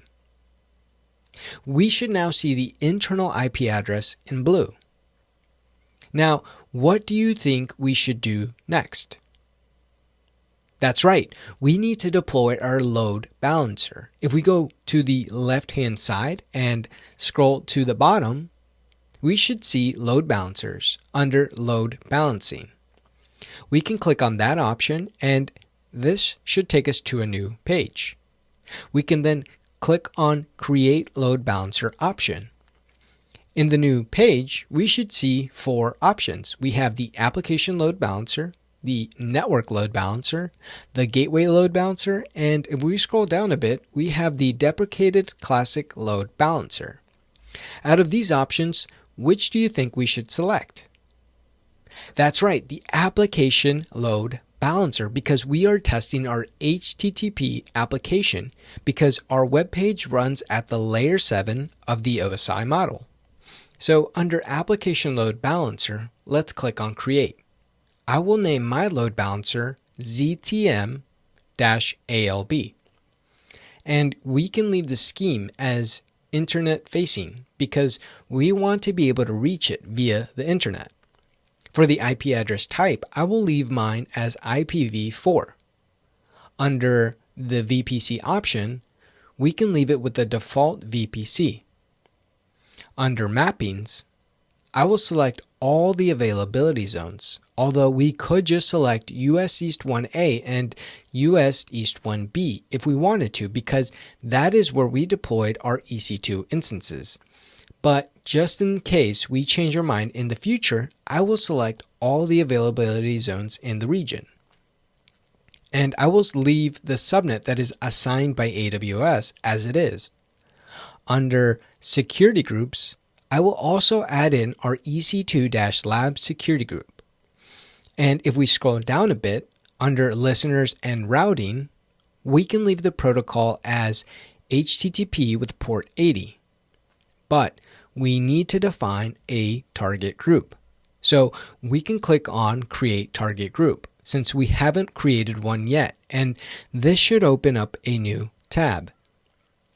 For our target group, we can leave the target type as instances since we will be load balancing EC2 instances. And I will name my target group ZTM-TG.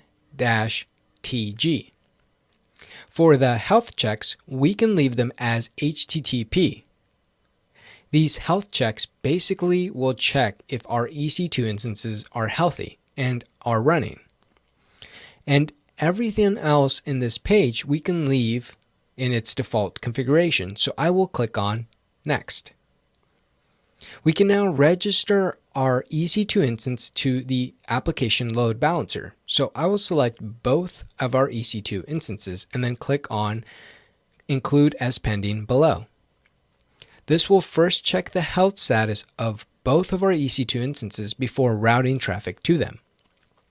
Once the health check has passed, then the target group will automatically route the traffic to our EC2 instances. We can click on Create Target Group. We can then click on our target group and then click on the Targets tab, which should display both of our EC2 instances. Under this tab, we could also choose to register more targets if we wanted to in the future.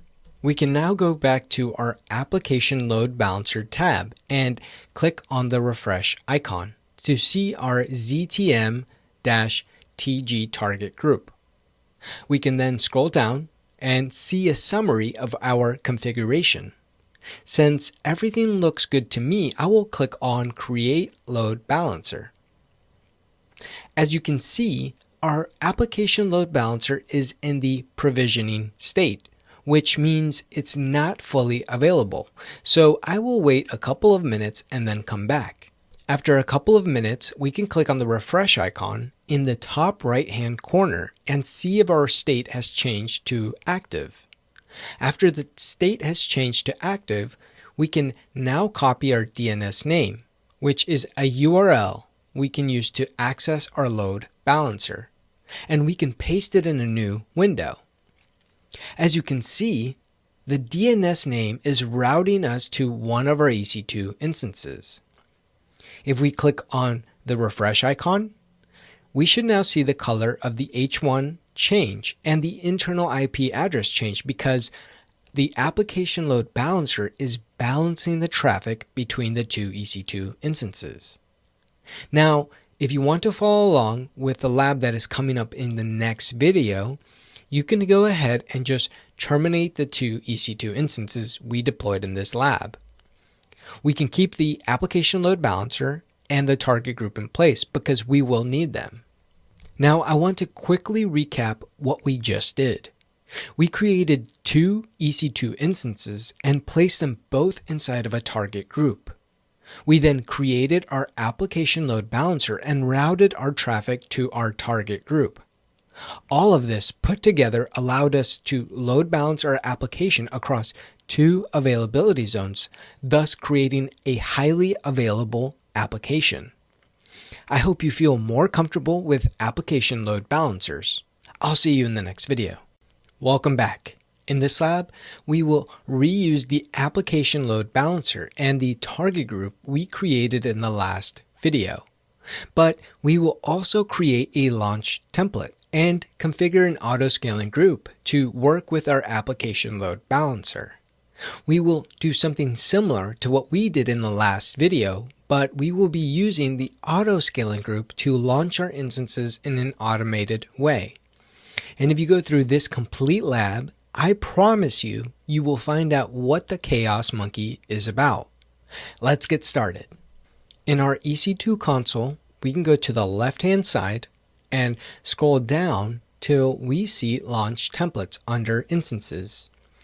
We can click on it, and in the new window, we can select Create Launch Template.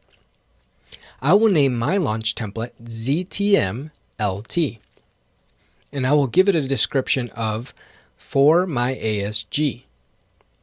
We can then scroll down till we see Amazon Machine Image, and under there, I will select the Amazon Linux 2 AMI. And make sure you select the x86 based template and not the ARM version, because we will be launching regular EC2 instances. For the instance type, I will select the T2 micro instance type. For my key pair, I will select the EC2 Lab RSA key. Under Network Settings, I will select the security group to be my EC2 Lab security group because it has the necessary security configurations we need for our EC2 instances. For our storage volumes, I will leave it with its default configuration as it already has the free tier EBS volumes configured. Under Advanced Details, I will click on the drop-down and scroll all the way down till I see User Data. I will copy the user data script from the code I have provided in the course resource section of this course. This user data script is similar to the one we used in the last lab, where it is launching a web server and grabbing the internal IP address and creating an H1 tag. Now that we have configured everything we need in our launch template, we can go ahead and click on Create Launch Template. Once the launch template is created, we can click on View Launch Templates. And as you can see, the launch template gets a version number. This signifies the version we are on because if we make any changes to this launch template, we can create a version, and it helps us remember any changes that we may have done between the versions. So this will help us manage any changes we commit, the newer versions. And if we click on our launch template, we can see details about our launch template like the instance type, the key pair, and security groups we configured with this template. Now that we have created our launch template, what do you think we should do next? That's right, we need to configure our auto scaling group. So if we go to our left-hand side and we scroll all the way to the bottom till we see auto scaling groups under auto scaling, and we click on it, in the new window we can click on Create an Auto Scaling Group. I will name my auto scaling group ZTM-ASG. And under Launch Template, I will select the launch template we just created. I want you to notice that if we click on Version, we can select the different versions of our launch template, but since we only have one version, I will leave it as the default. I also want to point out that once you select the version, it will show you the details of what the launch template will be configuring. This is also a good time to note that the launch template doesn't actually launch anything. The launch template is simply a configuration file that tells the autoscaling group how to launch the EC2 instances. The autoscaling group is responsible for actually launching the EC2 instances. Now, we can go ahead and click on Next. Under the VPC setting, we can leave it with the default VPC configuration. For our availability zones, I will select all of the options from the drop-down, and they should appear once we click on them. Under Instance Type Requirements, I want to note that if we wanted to override a particular setting from our launch template, we could do it here. But for this lab, we will just leave it as is and click on Next. For our load balancing option, I will select the Attach to an Existing Load Balancer option. In the drop-down, we can select the target group we created in the last video, which is our ZTM-TG target group. Under Health Checks, we will click on the ELB option because I want my application load balancer to detect if any of my EC2 instances are healthy, which helps to replace the EC2 instances that are terminated or that become unhealthy. And then we can click on Next. I will configure my desired capacity to be 2, my minimum to be 1, and the maximum to be 3. This will basically tell our autoscaling group how many instances we want at all times. Under Scaling Policies, if we wanted to, we could select the Target Tracking Scaling option and configure our auto-scaling group to scale our instances based on the metrics we define. For example, we could configure our scaling policy to scale based on the average CPU utilization. And we could define our target value to be 60%, but for this lab, we will leave it as none. And since we don't need scaling protection, I will click on Next. Here, we could click on Add Notification and then enable an SNS topic to send us an alert whenever our EC2 instances launch, terminate, fail to launch, or fail to terminate. But for this lab, we won't configure any of that, so we will just click on Next. Since we aren't adding any tags, I will click on Next. And finally, we can review our auto-scaling group configuration and scroll all the way down to the bottom and click on Create Auto-Scaling Group. Now, if we go to our left-hand side and scroll all the way down and click on Load Balancer, we can again copy our Load Balancer DNS name and paste it in a new window. And as you can see, the H1 tag displays the internal IP address of the EC2 instance. If we click on Refresh, we should now see the other EC2 instance's internal IP address as well. Now, at the beginning of this lab, I promised you I would show you what the Chaos Monkey was about. Earlier in this course, I mentioned the idea of the Chaos Monkey, which is something Netflix implemented to test how available and resilient their infrastructure in AWS is. I want to do the same with our auto-scaling group. If we go to our EC2 instance page, I will terminate one of these two EC2 instances. But before I do, what do you think will happen? Well, let's find out. I will click on our first EC2 instance, click on Instance State, then click on the Terminate Instance option, and then click on Terminate. To see what is happening in the background with our auto-scaling group, we can go to our auto-scaling group, click on the auto-scaling group name, and then we can click on our Activity tab. Here, we can scroll down to the Activity History and see what is happening. If you don't see it right away, you can click on the refresh icon.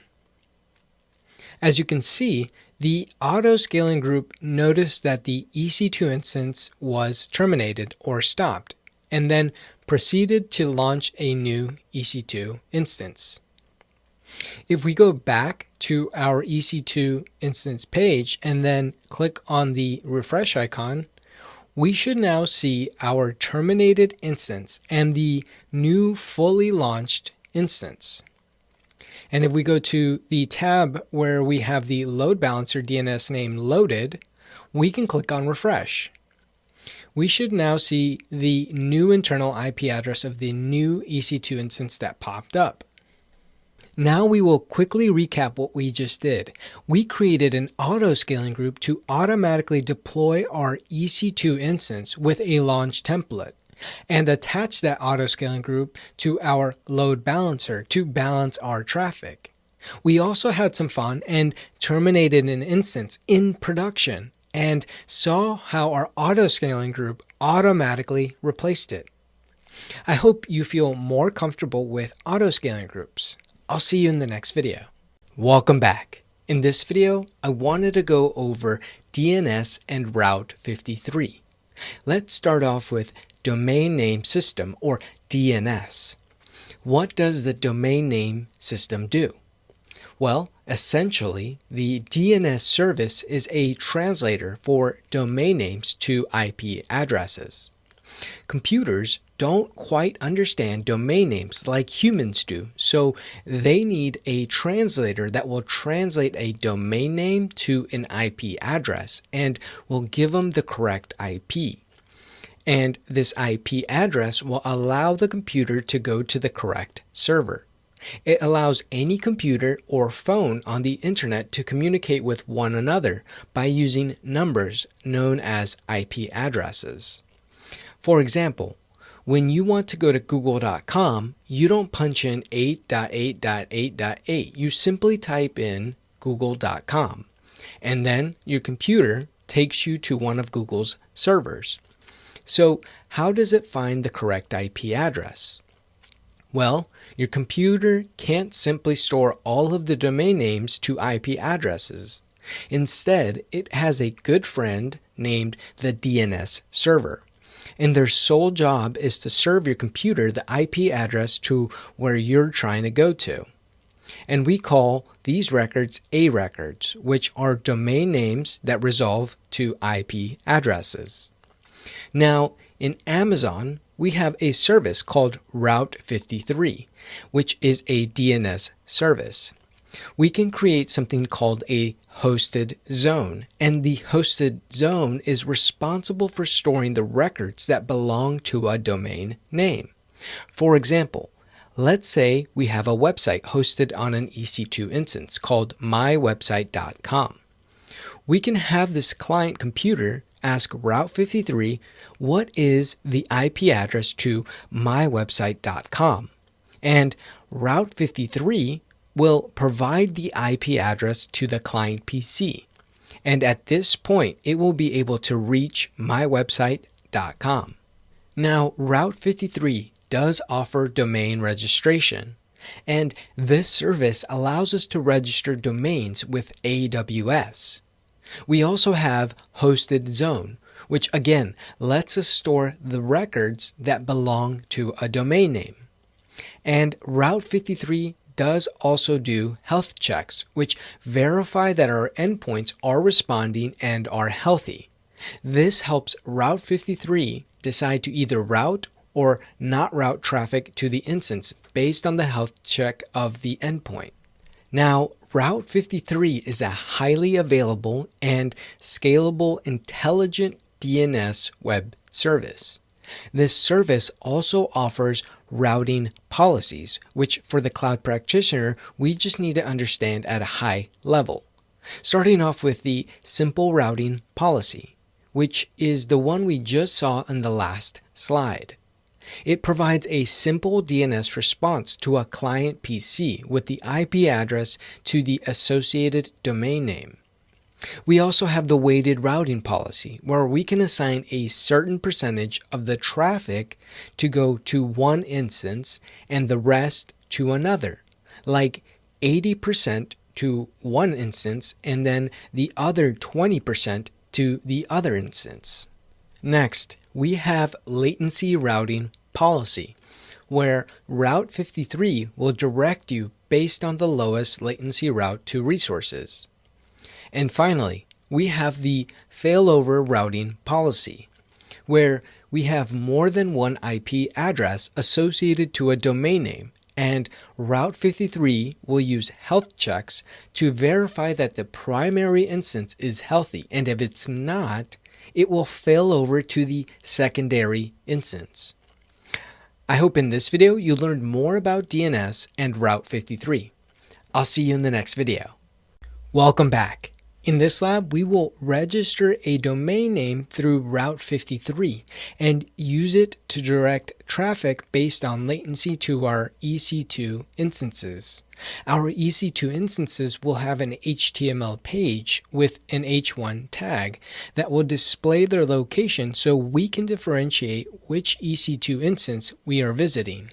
Now, this lab is optional because it will cost you $12 to register our domain name, and it will cost some money to create our hosted zone. But I want you to at least follow along so you can see how Route 53 works. Let's get started. In our EC2 console page, we will first launch our two EC2 instances. The first EC2 instance I will launch will be in the North Virginia region, so I will click on Launch Instances. I will select my Amazon Linux 2 AMI. I will also select the T2 micro instance and then click on Next.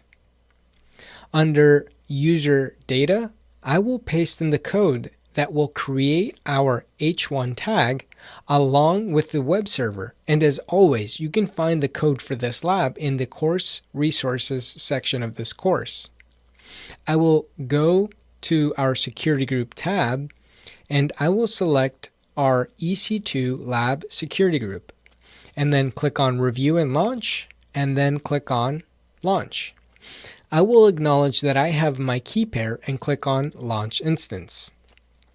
I will click on view instances and then go down and copy the public IP address of our web server and paste it in a new tab.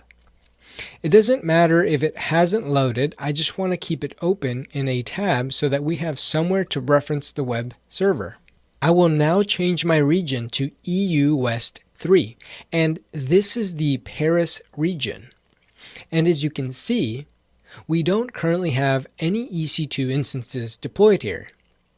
We can go ahead and click on Launch Instances. We can use the same settings as our last EC2 instance, so I will select the Amazon Linux 2 AMI. And I will click on the T2 micro instance type. Under User Data, I will paste in the user data script for my EU West 3 web server. I will then go to the Security Group tab, and as you can see, we currently don't have a security group we can select from in this region. So I will go ahead and create one. I will simply add in our HTTP and our HTTPS rule. Then I will click on Review and Launch. And then we can click on Launch. I will also have to create a new key pair for this region, so I will name my key pair Route 53 Lab. And then we can click on Download Key Pair. We won't be using SSH to connect to our EC2 instance, so we won't really need it. We can now click on Launch Instances. I will click on View Instances and then copy the IP address of our web server and paste it in a new tab. Now that we have deployed our web servers, let's go ahead and test them both out. I will first check and see if my first web server is now deployed. So I will click on the second tab and then click on Refresh. Everything looks good, so I will click on my third tab and do the same. Everything looks good on both web servers. Now that our web servers have been deployed, it's time to register our domain name. So we can go ahead and click on Services, scroll down till we see Networking and Content Delivery and then click on it, and then click on Route 53.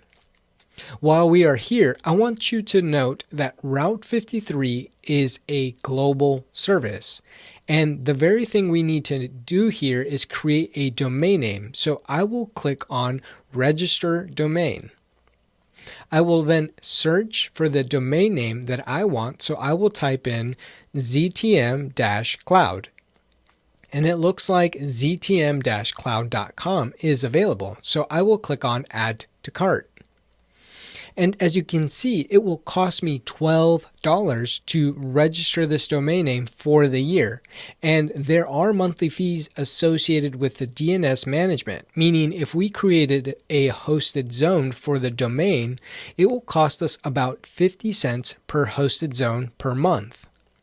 I'm okay with the cost, so I will click on Continue. And here, we will have to enter in our personal or company information. So I will go ahead and enter all of these details, and after that, we will continue with the video. Awesome. Our order was submitted to AWS. So now we just have to wait about 5 to 10 minutes for our registration to go through. So if we click on Close and then click on Go to Domains, I should now see my domain name in the Pending Request tab. I will wait a couple of minutes while that goes through and continue with the video. Now that everything has gone through, we should now be able to see our domain name in the Registered Domains tab. As you can see, our domain name was successfully registered. We can now go to our Hosted Zones tab, and we should now see a hosted zone that was created for our domain name. So let's click on the hosted zone name. And here, we will create a new route for our domain name. So let's click on the Create Record Set button. Under Create Record Set, I will define my name to be www.ztm-cloud.com. I will leave my type as a record because it will be based on an IP address. For the value, I will copy the IP address of our first web server, which is the web server that is located in the North Virginia region, and I will paste it in this box. We only want the IP address, so we can remove anything else that is not the IP address itself. For the routing policy, I will choose a latency-based policy, but as you can see, we can create the other types of routing policies like simple or weighted. The reason we are choosing latency-based routing is because I want to make sure that we are directed to the server that takes the shortest amount of time to reach. For our region, I will select the US East 1, which is where our first server is hosted. For the set ID, I will give it a description of North Virginia server.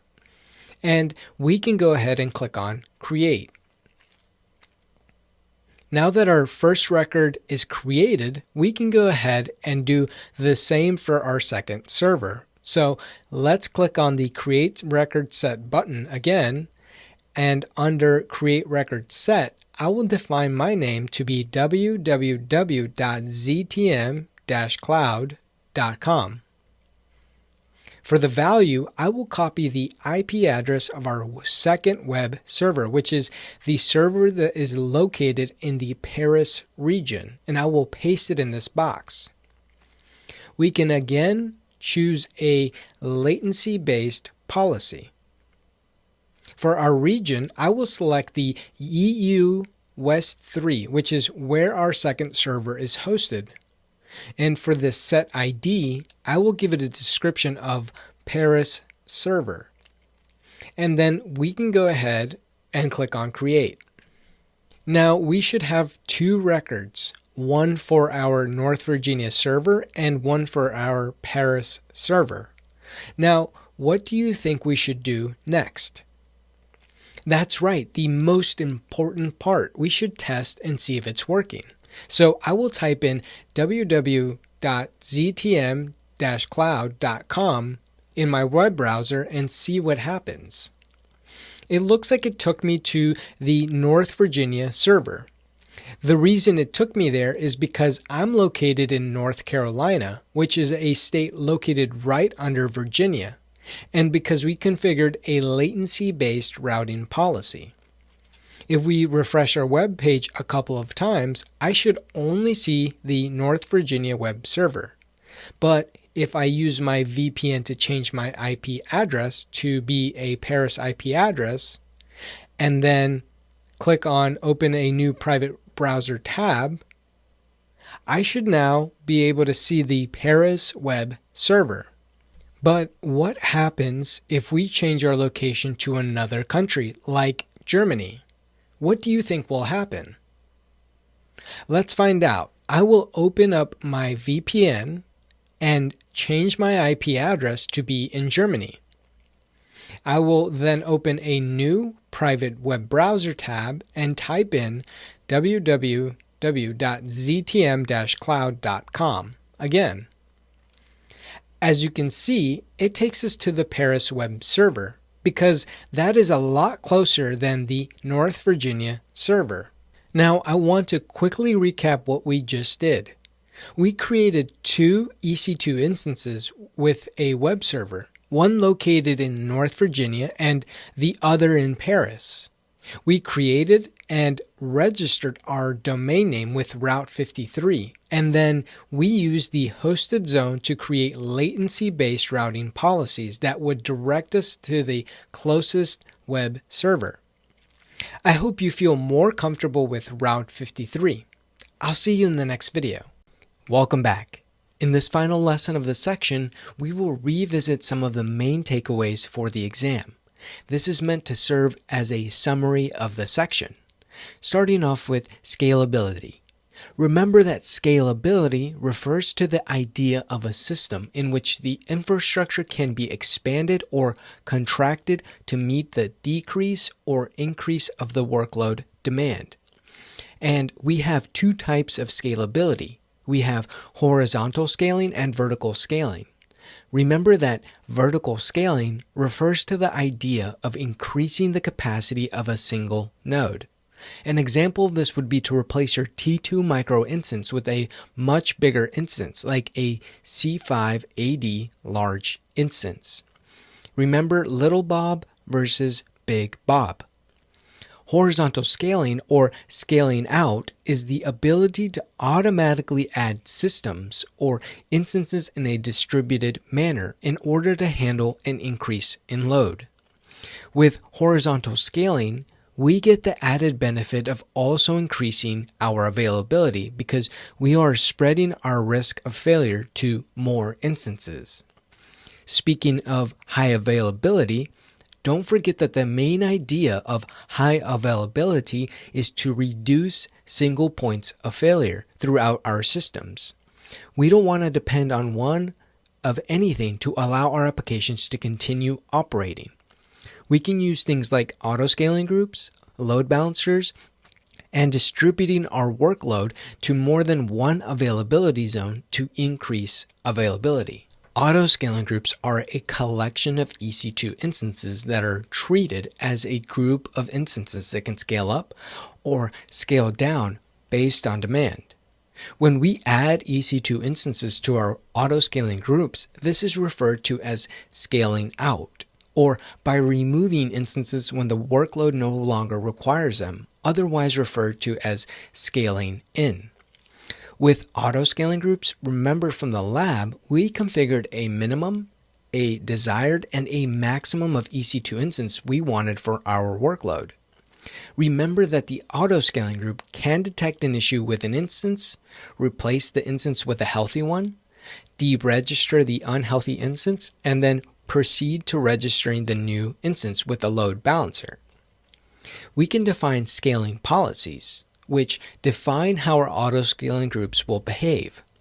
These are simply rules, and these rules will define how our auto-scaling groups will add or remove instances from the groups. Don't forget about the different scaling policies we covered, like manual scaling, in which we define the desired capacity manually. There's also simple scaling, which is simple in nature because you define a rule based on a metric. Also, we have step scaling, which is similar to simple scaling, but lets you define the rules in more detail based on the alarm that was breached.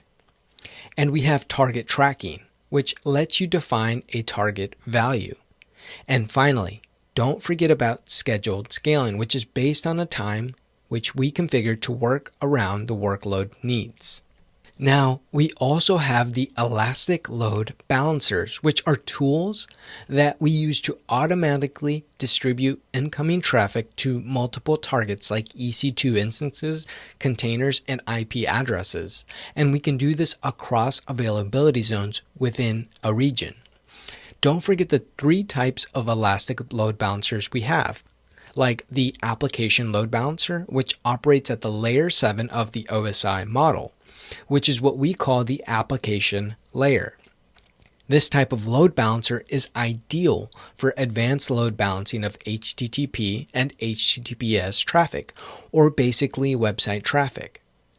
And the network load balancer, which operates at the layer 4 of the OSI model, which we call the transport layer. This type of load balancer is ideal for TCP and UDP traffic that can handle millions of requests per second while maintaining ultra-low latency connections. And finally, we have the classic load balancer. This type of load balancer operates at both layer 4 and layer 7 of the OSI model. Since this type of load balancer is becoming deprecated, it shouldn't really show up on your exam.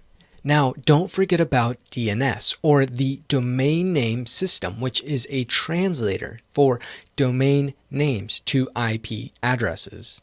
And Route 53 is a managed DNS service, which offers services like domain registration, hosted zones, and health checks to our instances.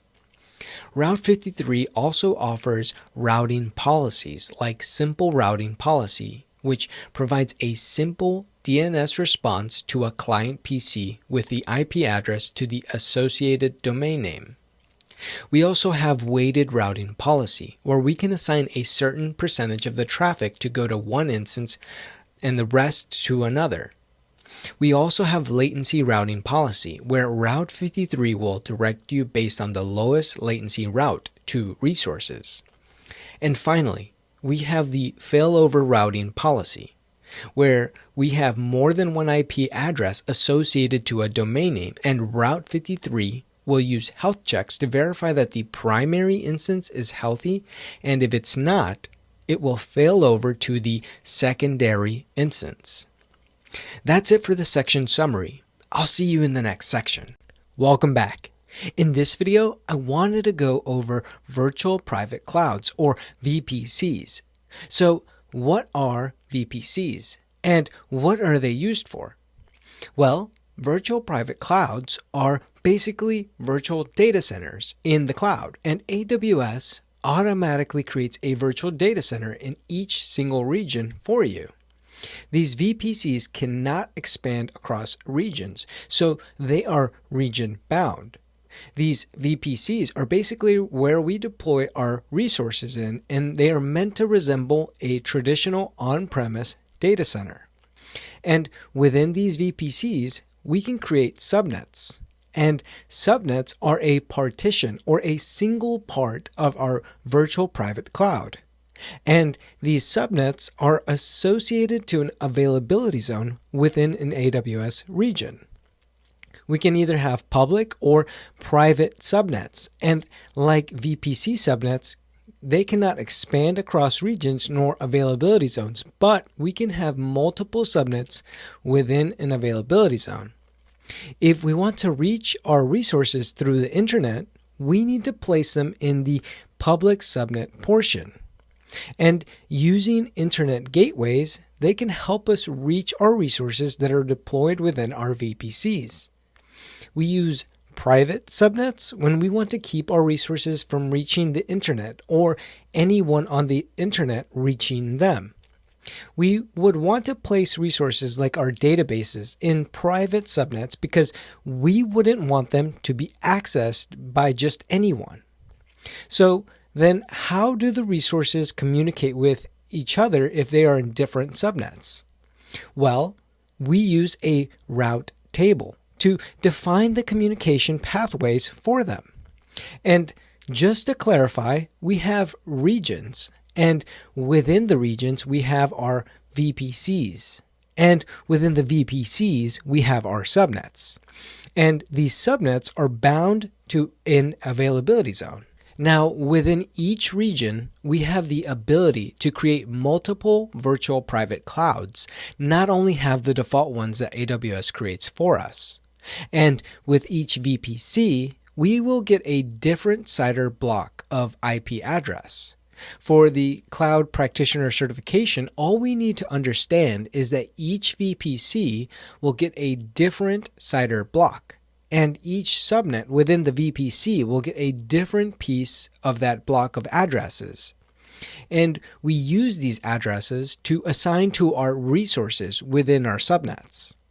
Since our VPCs have a different CIDR block, they wouldn't be able to communicate. So we use tools like VPC peering that enable our VPCs to communicate with each other. And we can create up to 5 VPCs per region. And each one of these VPCs would span all the availability zones within a region because, again, VPCs are region bound. Now, with all of this in mind, we do have many parts to a VPC, some optional like VPC endpoints, and some that are required like the subnets. Most of these parts that you will see in the next two slides, you just need to understand a general overview of their functionality.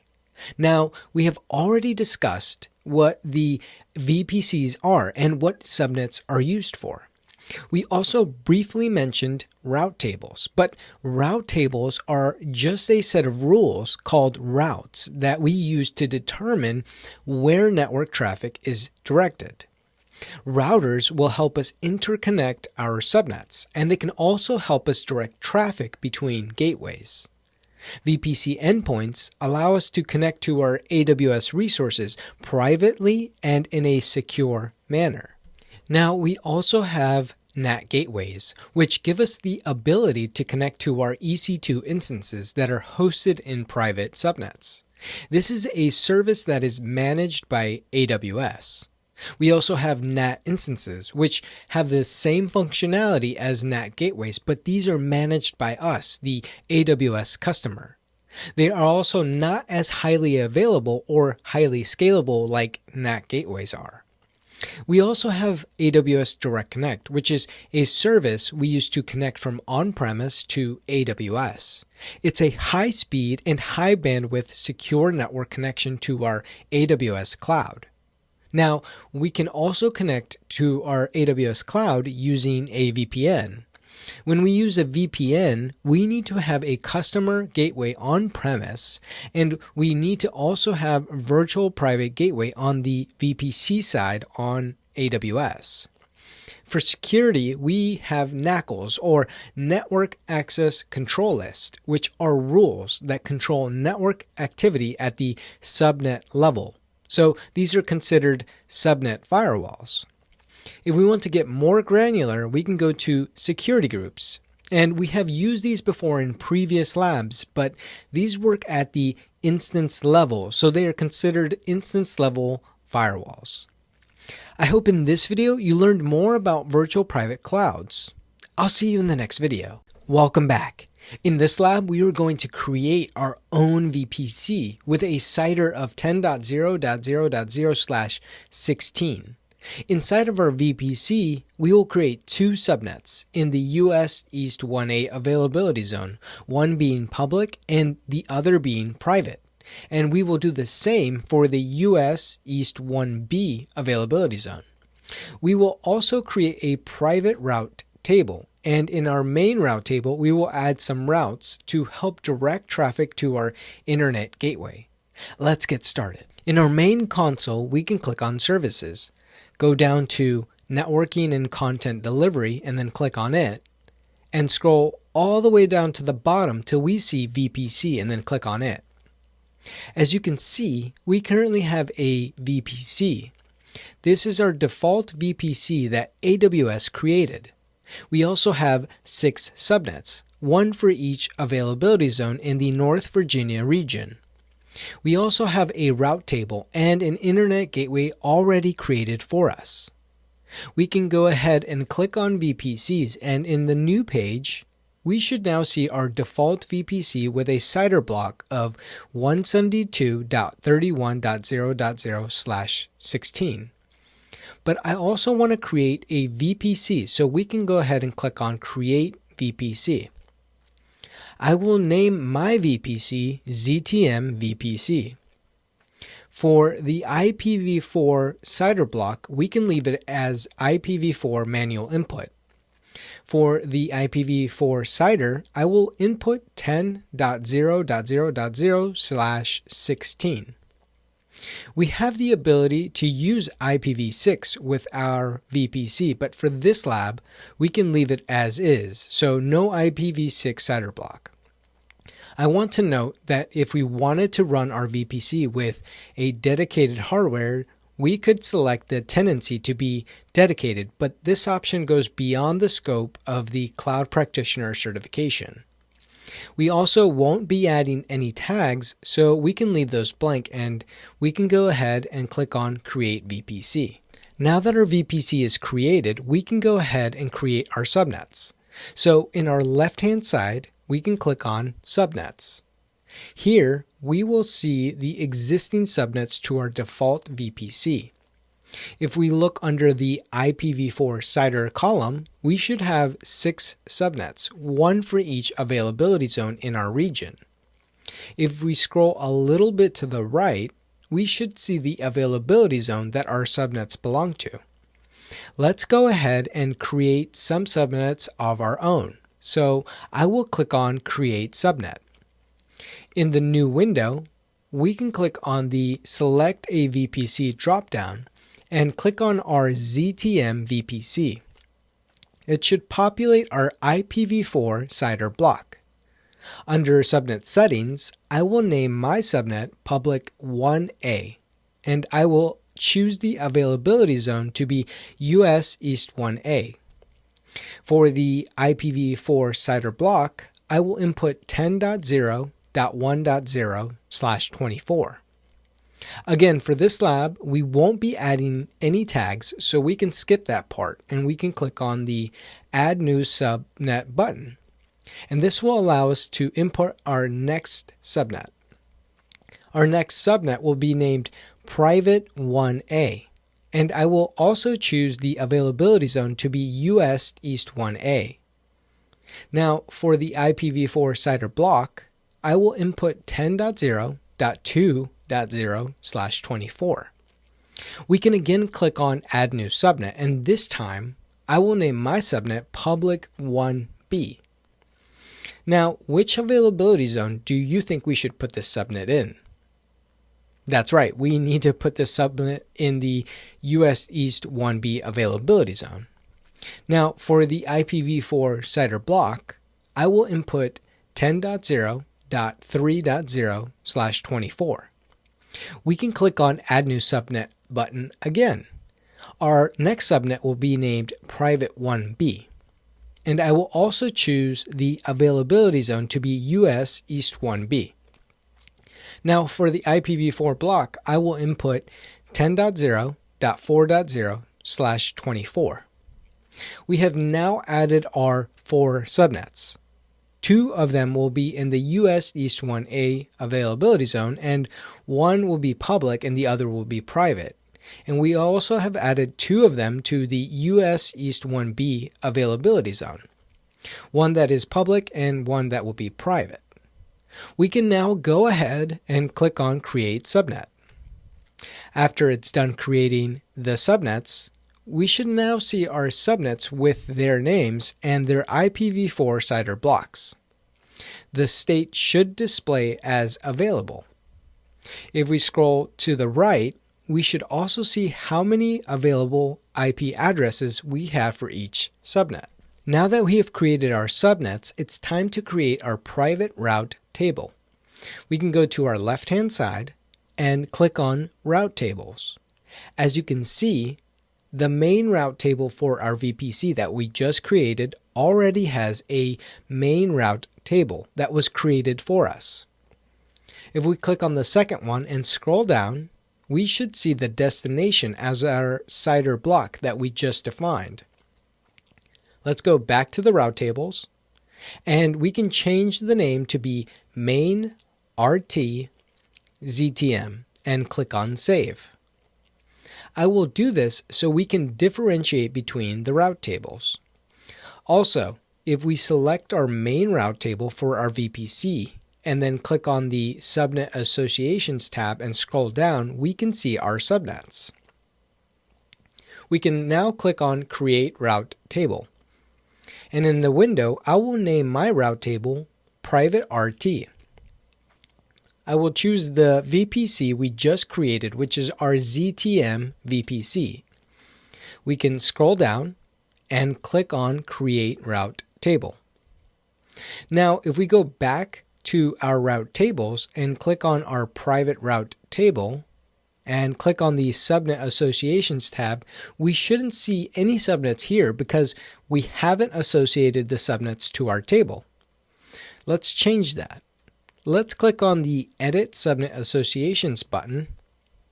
In the new window, we will select our private subnets only because, again, this is for our private route table. Once we select them, we can click on Save Associations. If we select our private RT and go to the Subnet Associations tab, we should now see our subnets under the Explicit Associations tab. If we scroll down a bit, we can also see the other public subnets, but they are under the subnets without explicit association, so they will automatically be associated to the main route table because they need to belong to at least one route table. Now that we have created our route tables, what should we do next? That's right, we have to create our internet gateway to give our VPC some internet access. So we will go to our left-hand side and click on Internet Gateways. We can click on Create Internet Gateway, and in the new window, I will name my gateway ZTM VPC-IG. And we can then click on Create Internet Gateway. After it's created, we can click on Attach to a VPC. Under the available VPCs, we can select our ZTM VPC and then click on Attach Internet Gateway. Now that we have created our VPC, our subnets, route tables, and our internet gateway, we need to go back to the route tables. In our main route table, we need to define a route to our internet gateway because when we do this, we are telling our traffic where to go, depending on the destination the traffic is trying to reach. So let's select our main route table, click on Routes, and then click on Edit Routes. We can click on Add Route. If we click in the box, we should get a list of destinations. I will select mine to be 0.0.0.0/0. The reason we are doing all zeros is because this means that any destination that is not our 10.0.0.0/16 address will get routed to our internet gateway. For the target, we can click in the box and click on Internet Gateway. After we select it, we should see our available internet gateway we just created. We can then click on Save Changes. For our final step, we will go to our left-hand side and click on Subnets. We can select our first public 1A subnet, click on Actions, and then click on Edit Subnet Settings. In the new window, we can click on the Enable Auto-Assign Public IPv4 Address option. The reason we are doing this is because our public subnets will be connected to our internet gateway, and we want the ability to automatically assign a public IP address to our resources. We can then scroll down to the bottom and click on Save. We can then click on our public 1B subnet, click on Actions, and then click on Edit Subnet Settings. We will also enable the Auto-Assign IP setting in our public 1B subnet. We can then scroll down and click on Save. And that is it. We have created our VPC. I just want to quickly recap what we just did. We created our VPC with a 10.0.0.0/16 CIDR block. Inside of our VPC, we created two subnets in the US East 1A availability zone, one being public and one being private. And we did the same for the US East 1B availability zone. We also created our private route tables, and we created routes in our main route table to the internet gateway to help us direct traffic. I hope in this video you learned how to create VPCs from scratch. I'll see you in the next video. Welcome back. In this video, I wanted to go over network ACLs and security groups within the context of our VPC. Within our VPC, the very first line of defense for our resources are Network Access Control List, or network ACLs, which act as a firewall. Each subnet within our VPC must be associated to a network ACL. However, a subnet can only be associated with only one network ACL at a time. And these firewalls are attached at the subnet level, so that means they protect our resources at the subnet level. Since our network ACLs are attached at the subnet level, this means they are automatically applied to all the resources within that subnet. Now, these firewalls can have allow and or deny rules, but these rules can only contain IP addresses. By default, each network ACL will deny all inbound and outbound traffic until we add rules. Now, network ACLs are considered stateless firewalls. Within our VPC, our second line of defense is our security groups, which also act as firewalls to control inbound and outbound traffic to our resources. We can assign up to 5 security groups to an instance. The difference with security groups is we can only have allow rules. The other difference is that with our security groups, they can only contain IP addresses and other security groups. With security groups, we also have to apply them to the resources. If we don't specify the security group when we first launch our instance or associate it to the resource later on, then it won't automatically protect our instances like network ACLs. Now, security groups are considered stateful firewalls. Now that we have discussed what network ACLs and security groups are, I want to mention the difference between stateful and stateless firewalls.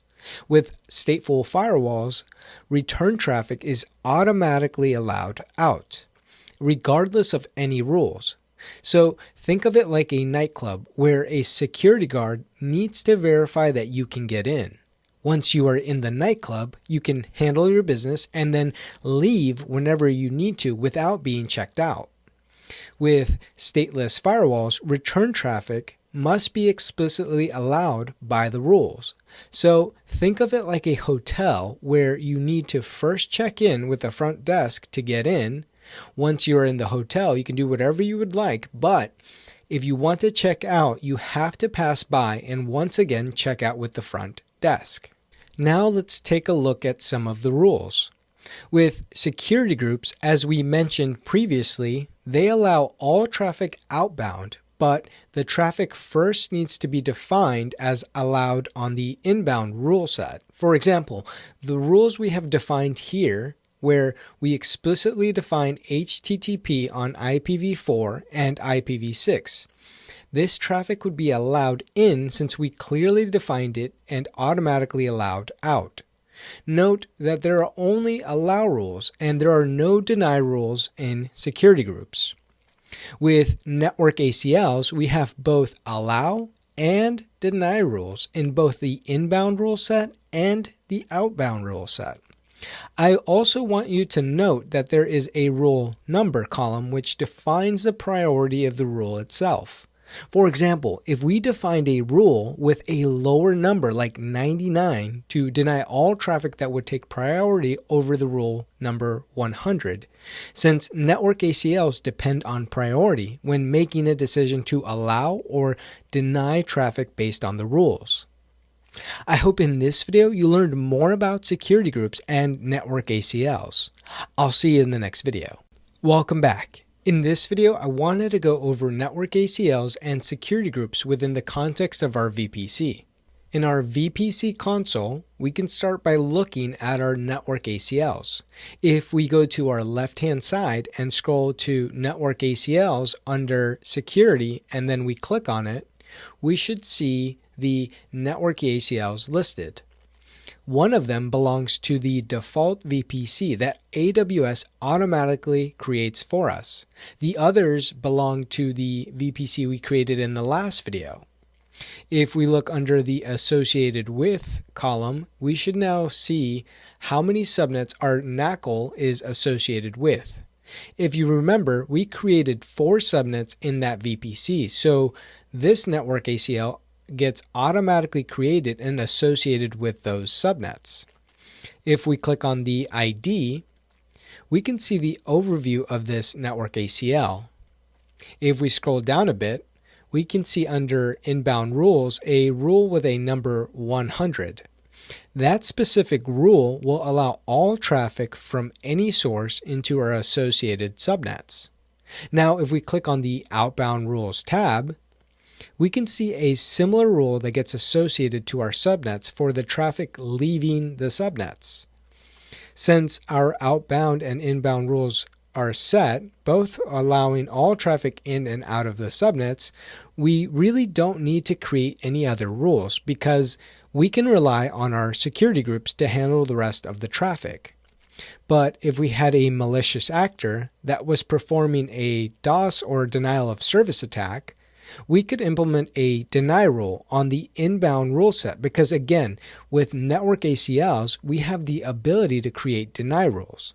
That is, of course, if we had their IP address. Now, let's go back to our VPCs and let's look at the last three numbers and letters of our ZTM VPC, which for mine happens to be C3D. And now let's look at our security groups. So we can go to our left-hand side and scroll down till we see security groups under security. And let's click on it. We can now see our security groups that we have in the North Virginia region.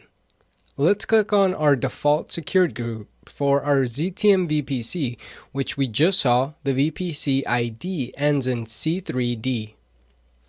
If we scroll down a bit, we can see the inbound rules where it allows all the traffic for all the protocols and any port range, where the source is coming from the security group. So what does this mean? Well, this simply means that any traffic with any port can communicate with each other as long as they belong to the same security group. Now, if we click on the Outbound Rules tab, we can see that all the traffic with any protocol or port can reach any destination.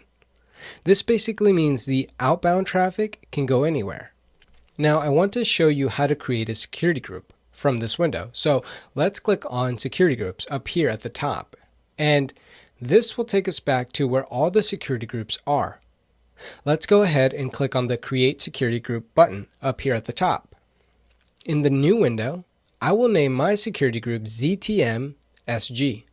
And for the description, I will give a description of for my ZTM VPC. Under the VPC window, I will click on the X to clear out the VPC that is currently defined, and I will select my ZTM VPC from the dropdown. Under the inbound rules, I will click on the Add Rule button, and here we can select our type to be whatever we want. So I will go ahead and select the HTTP rule, and the source, I will specify it as Anywhere IPv4. And this will allow any IPv4 address inbound or into our security group. I want to note that we could add a description if we wanted to describe the reason we were doing this, like any other important information that relates to why we created this rule. I will click on the Add Rule again.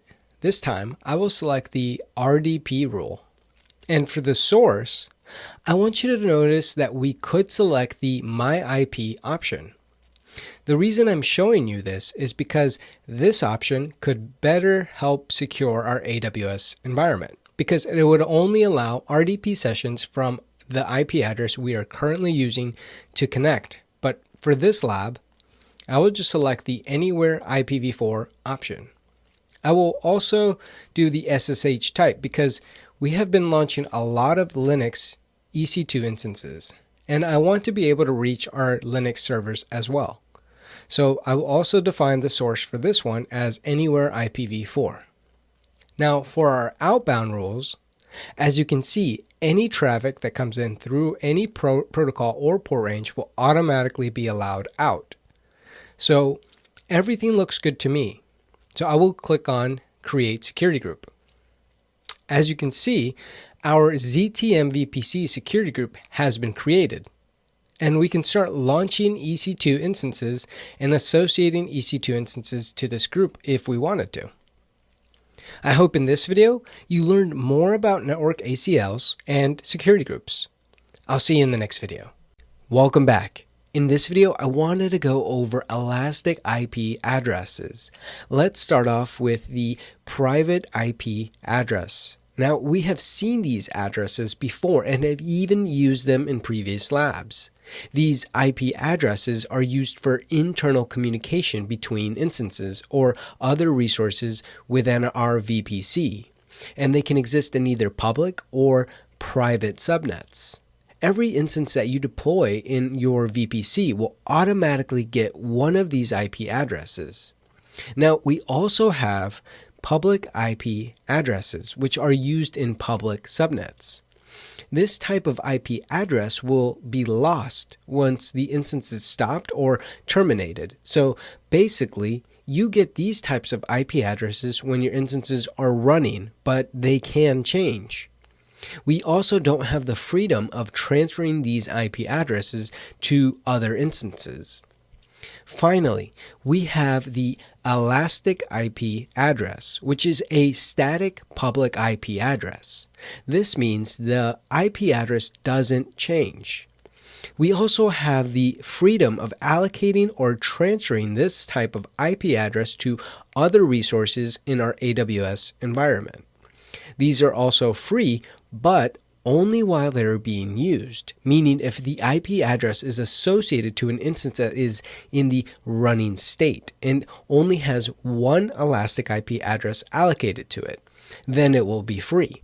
Otherwise, we will be charged by the hour for this type of IP address. I hope in this video you learned a little more about elastic IP addresses. I'll see you in the next video. Welcome back. In this video, I wanted to go over NAT instances and NAT gateways. Now, network address translation instances, or better known as NAT instances, are the managed way of providing internet connectivity to your public subnets in AWS, meaning that these are EC2 instances that are created, deployed, and managed by you, the AWS customer. The traffic from the private subnet that is going to the internet is routed to the NAT instance ID in the public subnet. And then the traffic is again routed to an internet gateway that goes out to the internet. The way it routes all the traffic is by using route tables, which tells the VPC router how the traffic is directed. If you were to increase your traffic to the NAT instance, this is something you would have to plan in order to scale and meet the demand of your AWS network. You could use auto-scaling groups to handle the load, but a lot of planning would have to take place for this to occur. Now, AWS thought this was a problem, and they provided their version of a solution, which is the NAT Gateway. The NAT Gateway is a managed AWS service that also allows our EC2 instances in private subnets to connect to the internet. The NAT Gateway is also created in the public subnet, but this service automatically scales to provide high availability. The traffic from the private subnet that is going out to the internet is routed to the NAT Gateway in the public subnet. And then the traffic is again routed to an internet gateway that goes out to the internet. Like the NAT instance, we also use route tables to tell our VPC how to direct the traffic. The NAT gateway replaces the source IP address, which is their private IP address of the instances, with the IP address of the NAT gateway. When sending response traffic to the instances in the private subnet, the NAT gateway translates the address back to the original source IP address, which is again their private IP address. That is why it's called the Network Address Translation Gateway. This is how the NAT instance also behaves. I hope in this video you learned more about NAT instances and NAT gateways. I'll see you in the next video. Welcome back. In this video, I wanted to show you how we can set up a NAT gateway in our public subnet. We will also create two EC2 instances, one being in the private subnet with only a private IP address, and one in the public subnet with a private and public IP address. We will also need to have FileZilla installed on our local machine before starting this lab, so that we can upload our PEM key to the EC2 instance in the public subnet. We are doing all of this so we can allow our private EC2 instance the ability to connect to the internet. And why would we want to do this? Well, this would allow our private EC2 instance the ability to download updates or packages that are needed to run a service or application. So this is definitely needed in the real world. With all that being said, let's get started. In the EC2 console, we will first launch our private EC2 instance. So let's click on Launch Instances. We can use the Amazon Linux 2 AMI, and we can also use the T2 micro instance, and then click on Next. For the network option, I will select my ZTM VPC, and for the subnet, I will select the private 1A subnet. Under the auto-assign public IP, I want to make sure this option is set to disable. We can now go to the Configure Security Group tab. For the security group option, I will select on the existing security group option, and we will select the ZTM-SG security group we created in a previous lab. We can now click on Review and Launch, and then click on Launch. I will acknowledge that I have my EC2 lab key, and then click on Launch Instances. We can wait for that to launch, and then click on View Instances. Once we are back on the EC2 console, I will name my EC2 instance Private Instance, just so I can tell my instances apart. We can now launch our second instance, which will be the Jump server. So let's click on Launch Instances. We can use the Amazon Linux 2 AMI, and we can also reuse the T2 micro instance, and then click on Next. For the network option, I will select my ZTM VPC. And for the subnet, I will select the public 1A subnet. Under the auto-assign public IP, I want to make sure this option is set to enable. We can now go to the Configure Security Group tab.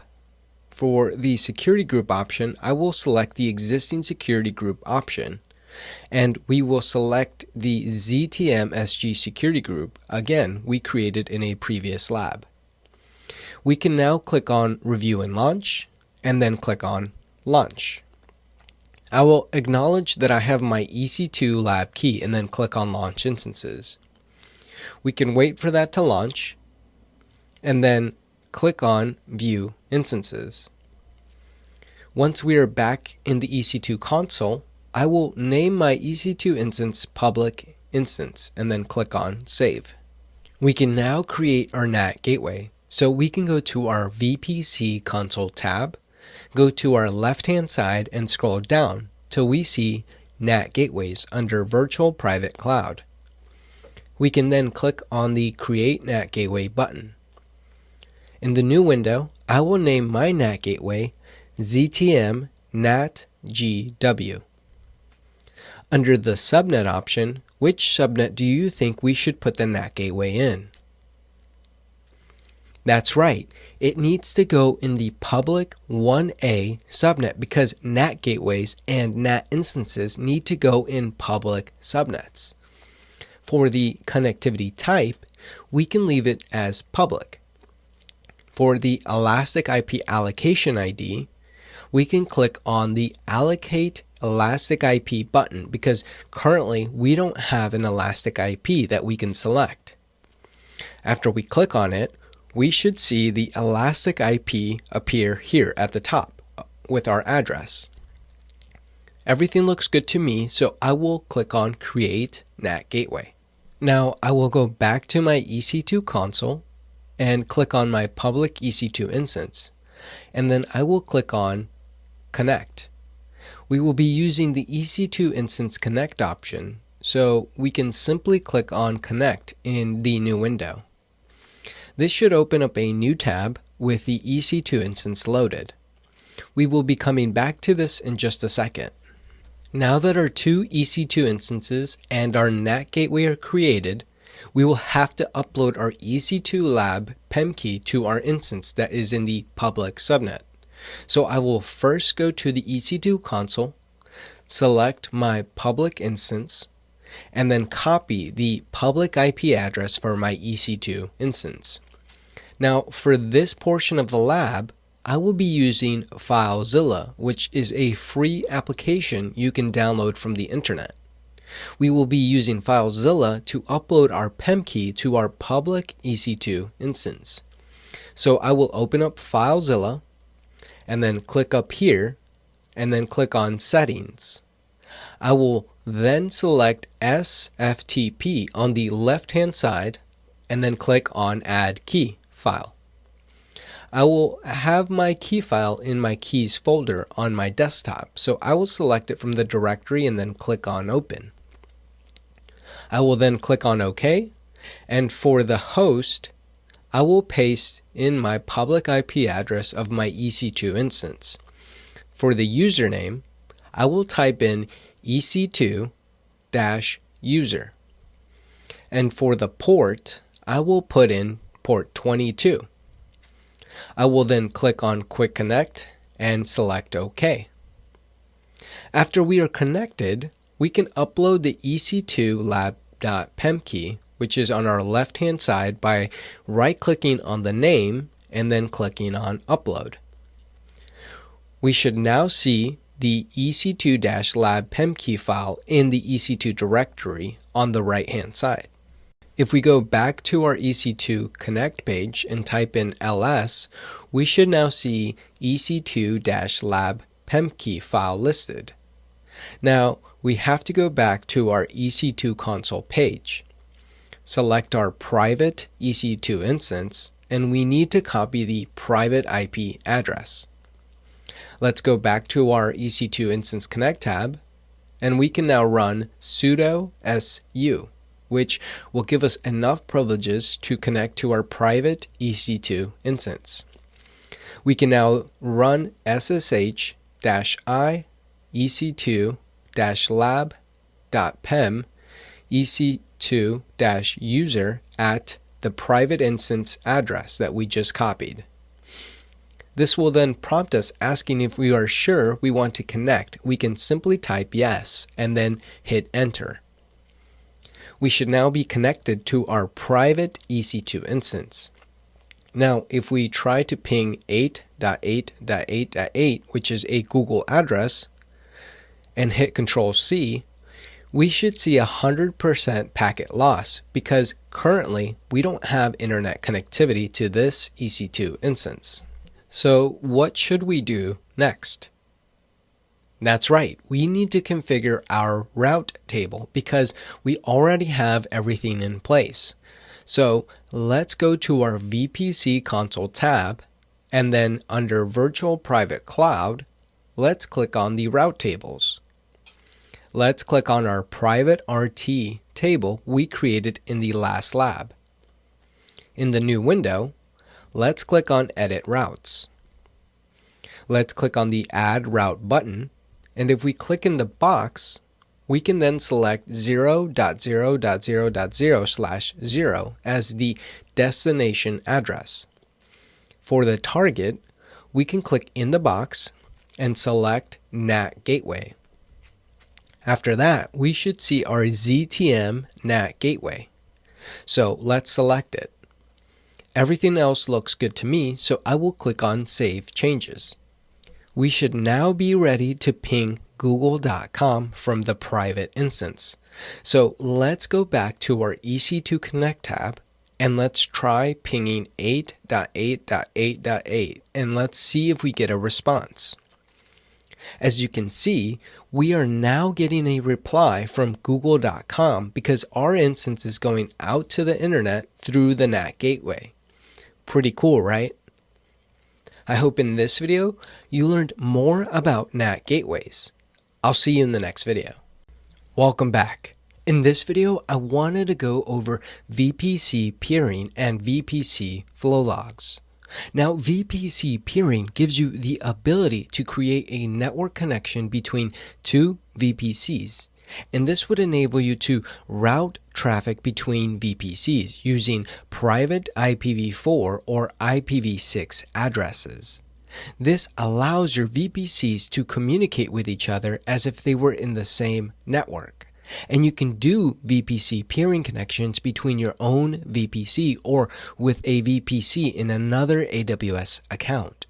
To perform VPC peering, you have to ensure that they do not have overlapping CIDR addresses. For example, we have VPC A with a CIDR block of 10.1.0.0/16 and VPC B with a CIDR block of 10.2.0.0/16. And this would work because their CIDR blocks are different. But if VPC B had a CIDR block of 10.1.0.0/16, this would not work. Another thing to keep in mind is that VPC peering connections are not transitive. This means that if we connect VPC A to VPC B, and VPC B is already connected to VPC C, VPC A will not be automatically connected to VPC C. We must establish a separate VPC peering connection between VPC A and VPC C, like we have in the diagram. And again, I just want to mention we can establish VPC peering connections with other AWS accounts and with VPCs in different regions. Now, VPC flow logs is a feature that gives us the ability to capture information about IP traffic going into and out of a network interface in our VPC. We can publish this information to CloudWatch logs or to Amazon S3. Now, VPC flow logs capture metadata and not the actual packet contents. This is useful because it can help us diagnose restrictive security group rules. It can also help us monitor the traffic that is either reaching or not reaching our instances. For example, if our subnet cannot connect to the internet or another subnet, we can then look at the flow logs to help us determine the issue. We can apply flow logs at the VPC, subnet, or interface level. If we apply them at the VPC level, all the interfaces in the VPC will be captured. Welcome back. In this video, I wanted to go over VPNs and Direct Connect. Now, VPNs and Direct Connect do share something in common. The goal for both of these services is to allow you the ability to connect from your on-premise data center to your AWS VPC. Now, with a site-to-site VPN, this type of connection goes through the public internet in an encrypted format. To establish this type of connection, we need to create a virtual private gateway on the AWS side. For the customer side, we would need to create a customer gateway. The customer gateway can be either a physical device or a virtual appliance that we can configure to work with our site-to-site VPN. Once the two are configured, we can then establish our VPN connection between the two. Since we are relying on the internet for this type of connection, we can experience different levels of service in our bandwidth and with our latency. So this means this type of connection is not consistent in performance. Now we also have the Direct Connect, which is a private connection between our AWS VPC and our on-premise data center. This is a third-party connection center that is usually physically located near your on-premise data center that can connect to your AWS VPC.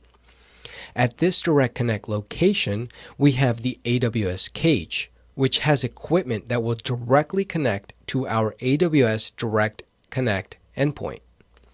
We also have our equipment, which will connect to the AWS equipment and back to our customer gateway. Now, all of this traffic is going through a dedicated line and not the internet itself. Since this is a dedicated line, We also will experience consistent levels of service in our bandwidth and latency. Since this is a dedicated line, the cost with establishing this type of connection will also be more expensive than the VPN. For some type of businesses, this would be worth the cost. The main takeaway from both of these is that the VPN connection goes through the internet, and the level of service will depend on your internet connection, so it is not consistent. Also, that the direct connect connection provides a consistent level of service with a higher cost associated to it. I hope in this video you learned more about VPNs and direct connect. I'll see you in the next video. Welcome back. In this video, I wanted to go over AWS Transit Gateways. Now, AWS Transit Gateways gives us the ability to connect VPCs and our on-premise networks through a central hub. This would simplify our network connections because the transit gateway would act as a central cloud router, with each connection only being made once. It gives us the ability to connect to thousands of VPCs with either our VPN, direct connect connections, or third-party appliance to a single cloud router. This also enables transitive peering between many VPCs and on-premise network in a hub and spoke model. Now, this service does work across different AWS regions and AWS accounts. Now, why would you want to do this? Well, if you start creating too many VPC peering connections, this would require more maintenance, and these would be connections that you as the cloud engineer would have to manage and keep track of. With AWS Transit Gateway, it would take care of all these types of connections. I hope in this video you learned a little more about AWS Transit Gateways. I'll see you in the next video. Welcome back.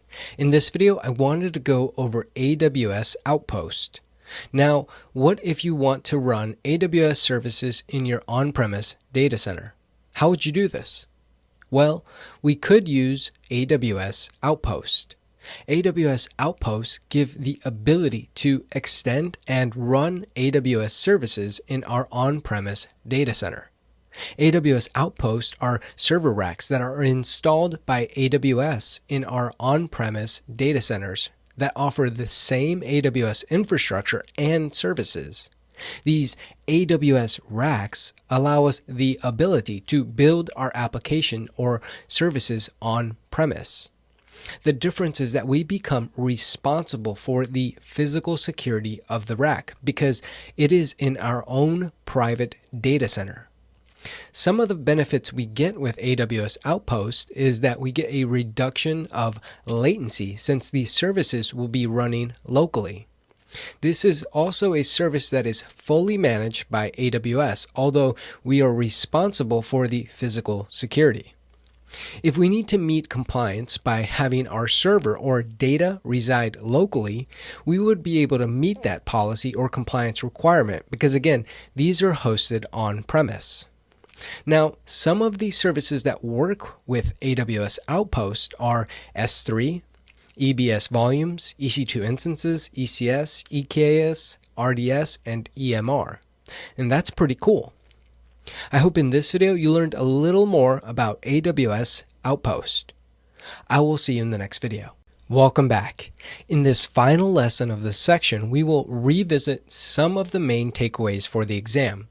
This is meant to serve as a summary of the section. Starting off with the many parts to a VPC. Remember that each VPC we will get a different CIDR block of IP addresses, and each subnet within the VPC will get a different piece of the block of addresses. We also have route tables, and route tables are just a set of rules called routes that we use to determine where network traffic is directed. Remember that NAT Gateways is an AWS managed service that provides network address translation that allows our Ec2 instances in private subnets the ability to connect to the internet gateway. Speaking of the Internet Gateway, this is a virtual appliance we attach to our VPCs to actually give us the ability to connect to the Internet. Now, don't forget that virtual private clouds are basically virtual data centers in the cloud, and AWS automatically creates a virtual data center in each single region for you. These VPCs cannot expand across regions, so they are region bound. And within these VPCs, we can create subnets. And subnets are a partition or a single part of our virtual private cloud. And we can create multiple VPCs within each region. Now, don't forget that our first line of defense for our resources are Network Access Control List, or network ACLs, which act as a firewall. And these firewalls are attached at the subnet level. So that means they protect our resources at the subnet level. Network ACLs can have allow and or deny rules, but these rules can only contain IP addresses. So network ACLs are stateless firewalls. Within our VPC, our second line of defense is a security group, which also acts as firewalls to control inbound and outbound traffic to our resources. With security groups, we can only have allow rules, and security groups are considered stateful firewalls. Now, VPC flow logs is a feature that gives us the ability to capture information about IP traffic going into and out of our network interfaces in our VPC. We can publish this information to CloudWatch logs or to Amazon S3 buckets. Now, VPC peering gives you the ability to create a network connection between two VPCs, and this would enable you to route traffic between VPCs using private IPv4 or IPv6 addresses. This allows your VPCs to communicate with each other as if they were in the same network. Don't forget about site-to-site VPNs, and this type of connection goes through the public internet in an encrypted format. We also have Direct Connect Connection, which is a private connection between our AWS VPC and our on-premise data center. Direct Connect Connection requires a third-party connection center that is usually physically located near your on-premise data center that can connect to your AWS VPC. And don't forget about transit gateways, which give us the ability to connect to thousands of VPCs and on-premise networks through a central cloud router. Also, don't forget about AWS Outpost, which is a fully managed service that basically extends the AWS infrastructure and service to our on-premise data centers. That's it for this section summary. I'll see you in the next section. Welcome back. In this video, I wanted to go over the types of databases that we need to know about. In AWS, we have both relational and NoSQL databases, and both types of databases are a structured set of data. The philosophy behind both databases is one and the same. The end goal of both is to store information where it can be retrieved. Each type of database does have its use case. Now, for the exam, the end goal is to understand which type of database better solves the problem. Relational databases are a structured set of data held in a computer. And these types of databases remind me of Excel sheets because the structured data is organized by columns and rows that have a schema. The term schema refers to the organization of the data, kind of like a blueprint of how the database is constructed. And we use the structured query language, or better known as SQL, to query, retrieve, and write information to a database. Each table in a relational database has a key, and we use that key to identify data in the table. We also use that key to create relations in our data. That is why they are called relational databases. and these relational databases scale vertically. Some of the examples for relational databases are MySQL, PostgreSQL, Oracle DB, and Amazon RDS. Now, we also have NoSQL or not only SQL databases in AWS. The difference with NoSQL databases is that the schema becomes more flexible when comparing to relational databases. This means that the data can be stored in key-value pairs, columns, documents, or graph models. The schema with NoSQL databases is not as structured as relational databases, and it can change depending on the use case. And NoSQL databases scale horizontally. Basically, they scale out by distributed clusters, which improve the performance. As you can see from the picture, we do have keys, but the data is structured differently. For this specific one, it is structured in a JSON format, where we have different information nested within each other.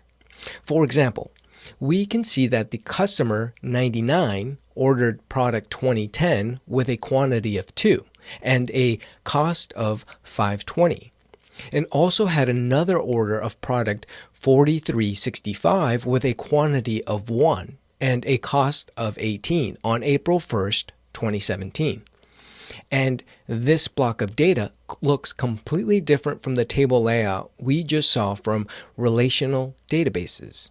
Now, some of the examples for NoSQL databases are MongoDB, Redis, and DynamoDB.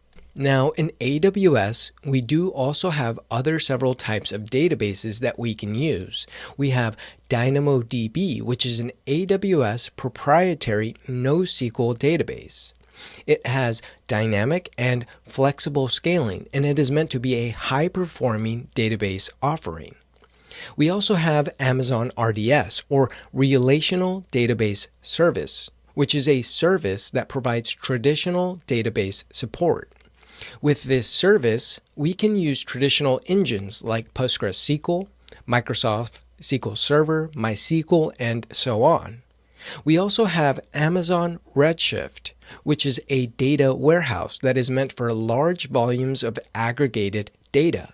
We can use this type to process real-time analytics. Elasticache is an in-memory database we use for caching data. And we can use this service to cache data from other databases because it is a high-performing caching service. We also have Amazon Aurora, which is a high-performing database engine that supports MySQL or Postgres databases. Finally, we have Amazon EMR, which is a hosted Hadoop framework that is used to run big data applications. I hope in this video you learned a little more about databases in AWS. I'll see you in the next video. Welcome back. In this video, I wanted to go a little deeper into Amazon RDS. So what is Amazon RDS?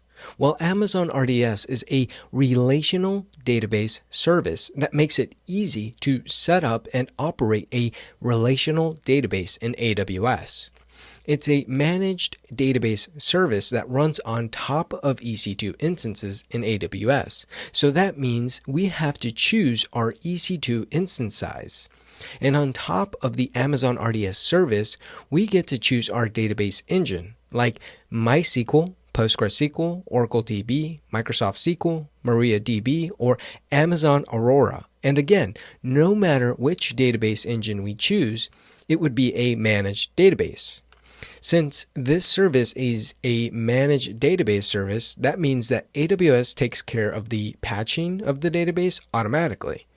AWS will also give you the ability to automatically back up and restore to a specific point in time. With Amazon RDS, we also get health monitoring dashboards to see the health of our database.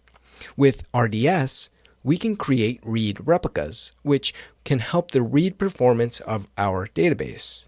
Now, since this is a managed database service, that will mean we will not be able to SSH into our database. Now, Aurora is a fully managed relational database engine that is compatible with MySQL and PostgreSQL. It is meant to be a high-performing database engine that is up to 5 times faster than our standard MySQL database and 3 times faster than our PostgreSQL databases. This database engine, like mentioned before, runs on top of Amazon RDS. Some of the benefits that Aurora brings to the table include the fact that it is a self-healing database. It also replicates 6 copies of our data across 3 availability zones. It is fault tolerant and it automatically auto-scales. And don't worry, you don't need to understand how Aurora works in depth for the exam. I just want to show you the power of Amazon Aurora so that you understand some of the benefits it has. Now, all of these performance increases do come at a cost because it does cost around 20% more than our standard Amazon RDS database. I hope in this video you learned more about Amazon RDS. I'll see you in the next video. Welcome back. In this video, I wanted to show you how we can create an RDS database. Let's get started. In our main console, we can click on Services, scroll down to Database, and then click on it. And then we can click on RDS. Once we are in the RDS console, we can go to our left-hand side and then click on Databases. We can then go to our right-hand side and click on Create Database. In the new window, we can choose to create our database with the standard create or use the easy create method. As you can see, if we choose the easy create method, it will automatically implement best practices with the creation of the database. But for this lab, we can leave it with the standard create method. For our engine type, we can choose any of the following database engines. I like using MySQL, so we can choose that as our option. It's also free. Once we choose our database engine, I want you to note that we can then select our version of MySQL that we want to deploy. But I will leave it as the default version AWS selected for our lab. Under Templates, we can then select our template type. Since I want to use the free option, I will select the free tier template. As you can see, when we select the free tier option, we can no longer enable the multi-AZ or the multi-cluster options for high availability. But for this lab, that's okay. Under Settings, we then must specify an ID that is unique across our AWS account. I will give it an ID of ZTM RDS. We then must specify a master username along with a password. I will leave the username as admin and then input my password as AWS 23456 ! After that, we can choose our instance class. But since we chose our template to be the free tier, we can only choose the T2 micro instance type, and the rest of them, they will be grayed out. If we go down a bit, we can select our storage type, and as you can see, it is using the EBS volume type. And by default, it is allocating 20 gigabytes.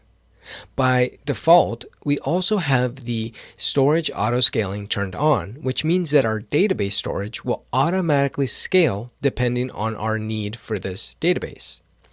Those default settings should be fine for this lab. If we go down to connectivity, we can see it will place our database in the default VPC and default subnet, which is fine by me. I also want you to note that we can enable public access, which will give a public IP to our EC2 instance, but we can leave that turned off for this lab.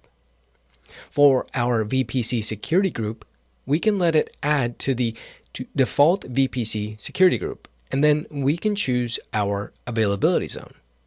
If we wanted to put it in the same AZ as another EC2 instance, we could choose that AZ here.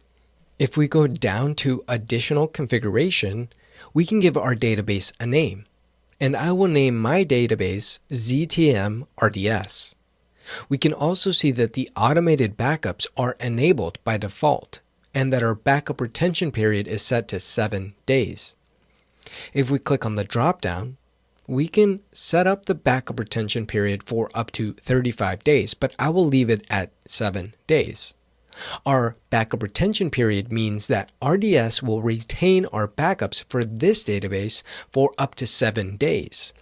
We can also choose our backup window so that it doesn't cause any conflicts with any other services or applications that may use this database. We can also choose to enable enhanced monitoring, which would provide more detailed metrics surrounding our database. And we can also configure these log types to be published to CloudWatch. If we scroll down, we can also enable the deletion protection option, which would protect this database from being accidentally deleted, but we can leave it off for this lab. Everything looks good to me, so I will scroll all the way down and click on Create Database. Now, this will take a couple of minutes to fully deploy, so I'll come back when we have our database ready to go. Alright, so now our database has a status of available. So if we click on the database identifier, we should be given a summary of our database. We can see the CPU utilization, the region it was deployed in, and if we have any current connections to our database. We can also see our endpoint address and the port we can use to connect to our database. Under Security, we can see the VPC group it belongs to as well, and if the database has public access. If we go down to Security Group Rules, we can see the security group it belongs to, and we can also see the database replication status. Let's go back to the top and click on the Monitoring tab. In this new window, we can see some of our database metrics like the CPU utilization, the connection count, and our storage space. We can also see our memory and write and read IOPS count. Let's click on the Logs and Events tab. And here, we can configure our CloudWatch alarms, and currently we don't have any. And we can also see any recent events that happen, like our database being created and being backed up. We can also see any logs that may have been generated. If we select any of the logs from the list, we can then click on the View button, and here we can view in our web browser any information that was generated from the log. If it's a log that is being updated in real time, we can simply click on the Refresh Log button and it will update the log file. Let's click on the Close button. Let's go back to the top and then click on Configuration.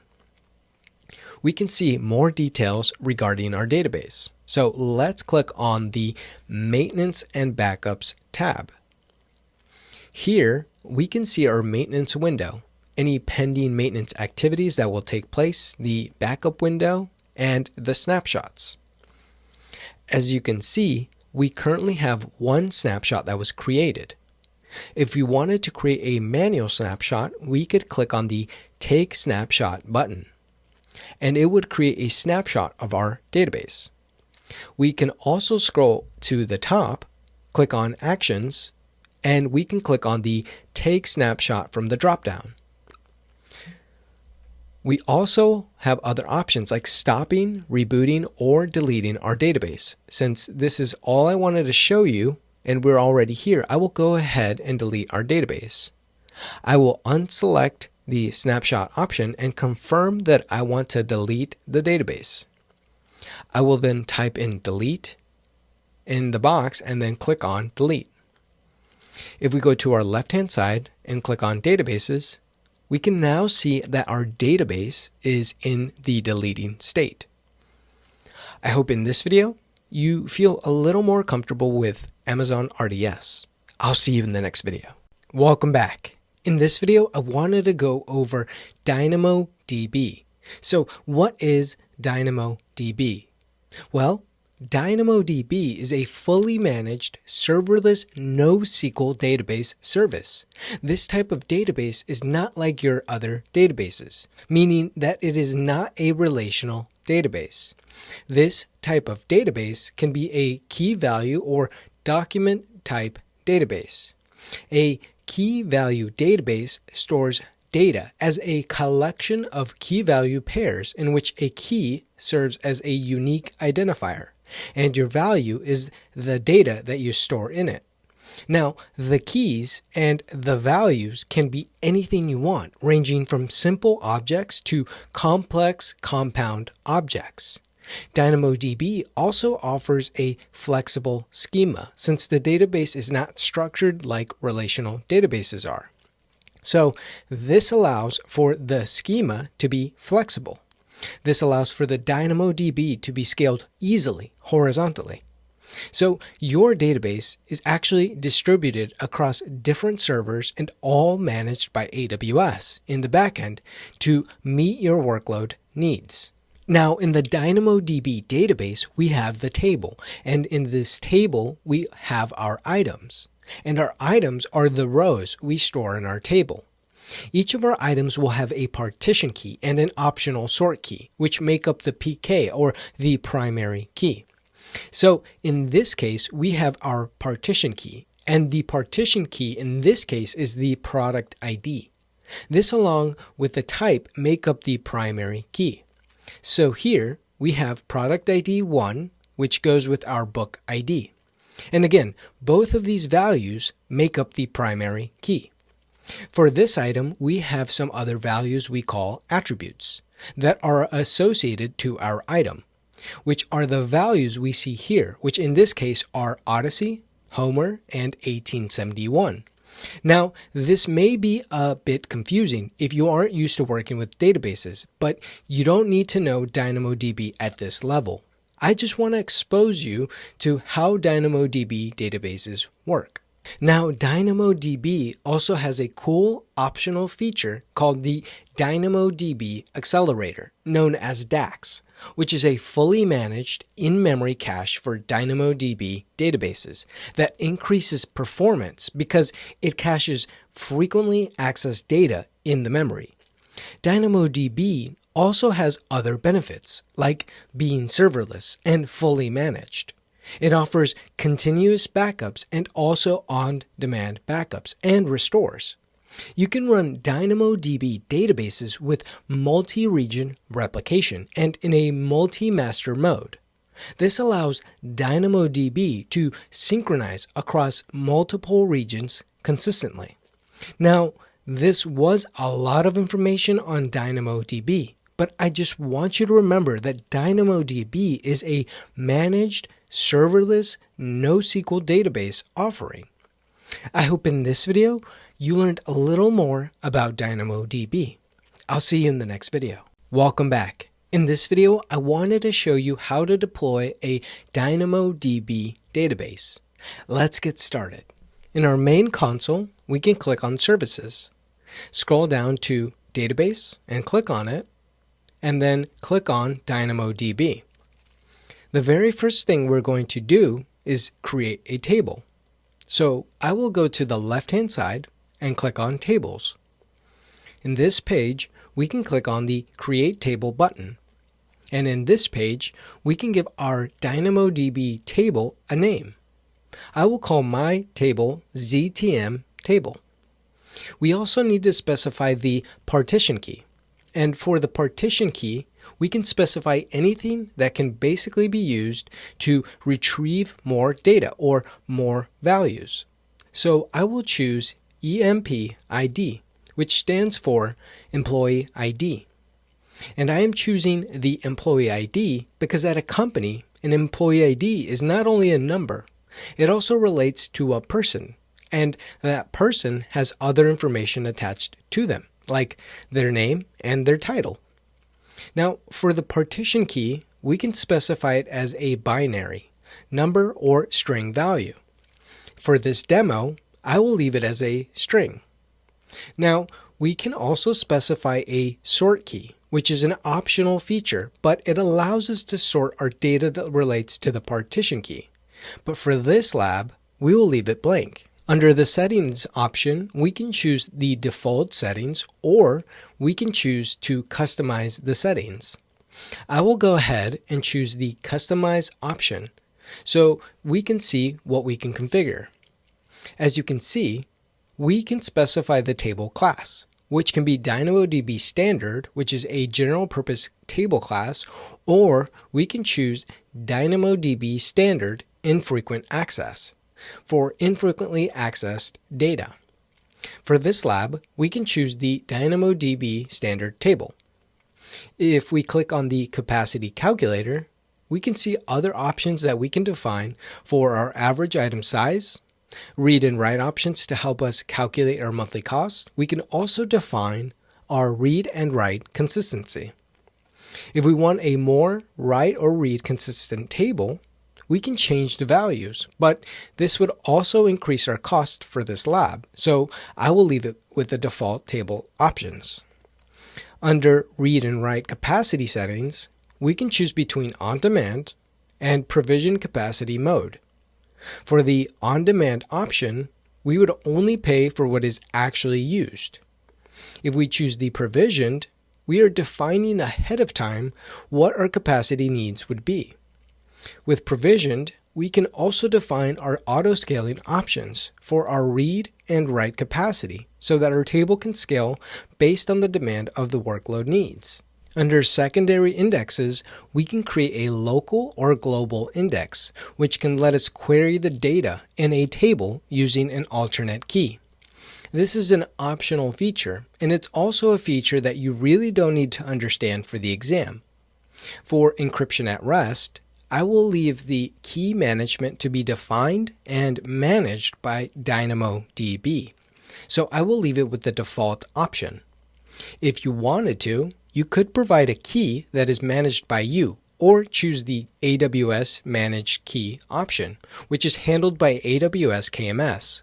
And as always, I won't be adding any tags, so I will go ahead and go down and click on Create Table.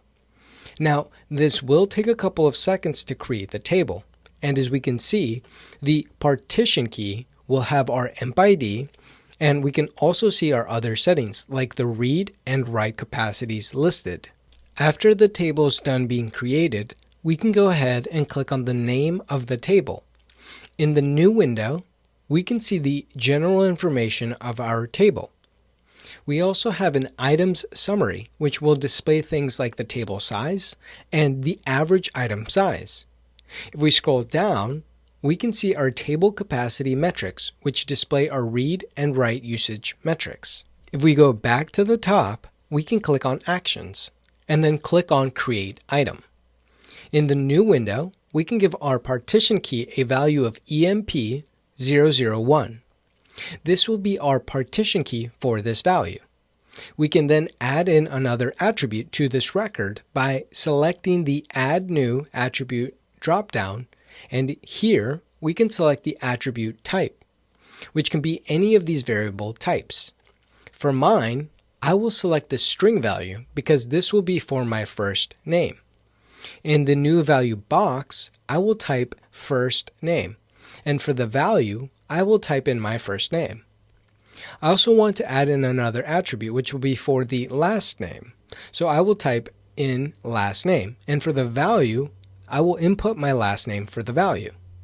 And then I will add in one more attribute for the phone number, because every employee should have at least one phone number. And this attribute will be a number type. We can call this phone num. I will give it the value, and then we can go ahead and click on Create Item. After the window refreshes, we can scroll down and see that the metrics changed a little because of the new item we just created. If we go back to the top, we can click on the Explore Table Items button. And if we go down to the items, we can see our record that we just created. If we go back to our ZTM table, we can also see the different tabs up here, where we can see the indexes for our table. We can go to the Monitor tab and see if anything is alarming. We can see more of our CloudWatch metrics down here. If we go to the Global Tables tab, we can have this table replicated to other AWS regions so that we can use it in another region. If we go back to the Backups tab, we can enable the point-in-time recovery option, which will help us protect our table from accidentally being deleted. If we scroll down, we can also see any backups that we have, or we can go ahead and create a backup of our table. If we go to the Exports and Streams tab, we can export our table to an S3 bucket. And we also have the ability to capture item level changes into a Kinesis data stream. All these options most likely won't show up on your exam, but I just want to show you the power of DynamoDB. I just want you to remember that DynamoDB is a managed, serverless, NoSQL database offering that has push-button scaling. We can go ahead and delete the table because we won't be using it again. So go to the Actions and click on Delete Table. You can create a backup of the table before you delete it, but we won't need it, so we can just type in delete and then click on Delete Table. I hope in this video you learned more about DynamoDB. I'll see you in the next video. Welcome back. In this video, I wanted to go over Amazon Redshift. Now, Amazon Redshift is a data warehouse that is based on PostgreSQL, but it has a different use case than regular PostgreSQL. Redshift is specifically designed for OLAP and BI applications, and you can use Amazon QuickSight or Tableau to create visual data dashboards. And OLAP stands for Online Analytic Processing, and BI being Business Intelligence. These types of applications require more complex queries that go against large datasets. Regular PostgreSQL is meant for OLTP or Online Transaction Processing applications that store data specifically in rows, just like every other SQL database. Redshift, on the other hand, stores data in columns, and it uses special data compression encoding for optimum memory and disk I/O. Redshift has a MPP or Massively Parallel Query Execution, which provide this type of data warehouse the ability to perform its executions fast and reliably. Now, Redshift is based on the number of instances you have provisioned, so you only pay for what you use. Now, let's say you have 3 sources of data and you want to relate them all together and create dashboards based on all 3 sources. You can copy and load all your data from your CRM database, your S3 data lake, and your ERP database into Redshift, and then use SQL queries to analyze your data and create dashboards using business intelligence tools like QuickSight or Tableau. For the exam, I just want you to remember that anytime you have a requirement to use a database for data warehouse for analytical processing that is column-based, you go with Amazon Redshift. I hope in this video you learned a little more about Amazon Redshift. I'll see you in the next video. Welcome back. In this video, I wanted to go over Amazon EMR or Elastic MapReduce. Amazon EMR is a managed cluster platform that is used to simply run big data frameworks like Apache Hadoop, Apache Hive, and Apache Spark. Now, EMR is not really a database. It's more of a platform to handle and create Hadoop clusters to analyze and process large amounts of data. EMR can also perform ETL jobs or extract, transform, and load functions to process and analyze your data into and out of other AWS data stores and databases like Amazon S3. You can also use Amazon EMR to build scalable data pipelines, process real-time data streams, and for machine learning use cases. For the exam, I just want you to remember that anytime you have a requirement to use Hadoop clusters or any open source big data framework to analyze large amounts of data, you go with Amazon EMR. I hope in this video you learned a little more about Amazon EMR. I'll see you in the next video. Welcome back. In this video, I wanted to go over AWS Elasticache. Now, what is Elasticache? Well, Amazon Elasticache is simply a way to create, manage, and scale a distributed in-memory data store, or cache environment. Elasticache is a fully managed version of Redis and Memcache databases that are used to cache data from other data sources. Redis and Memcache are an in-memory database that offers high performance and low latency. And we usually put these databases in front of other databases like RDS to cache frequently accessed data. This helps reduce the read load of your database because if you have a lot of the same queries, then your database engine gets tied up trying to serve up the same data over and over again. But if you use something like Elasticache, you can help these repetitive read queries get offloaded from the database engine, and Elasticache will serve them instead. And since this is a managed AWS service, Amazon will take care of the OS patching, optimization, configuration, failover recovery, and backups. Now, Amazon Elasticache has some use cases like using it for live streaming data dashboards, like for leadership boards with millions of users, or for sensor data with millions of IoT sensors that send data to Elasticache. We can also use it to offload read queries from the database to Elasticache. We can even use it to load balance applications because if a server goes down, the user will never see it since we can keep the user's session fully intact in Elasticache, and another server can pick it up where the other server went down. So let's say that you have an RDS database and your application is running on these Ec2 instances. We will have the application write the data to your RDS database. But then your application needs to read some of the data. It will check with Elasticache, and if it is found, you will get what is called a cache hit. And this means exactly that your data was found in the cache, and it can retrieve that data that it needs from Elasticache, which is a lot faster than retrieving it from the RDS database. For the exam, I just want you to remember that anytime you have a requirement to use an in-memory database to cache data, you go with Amazon Elasticache.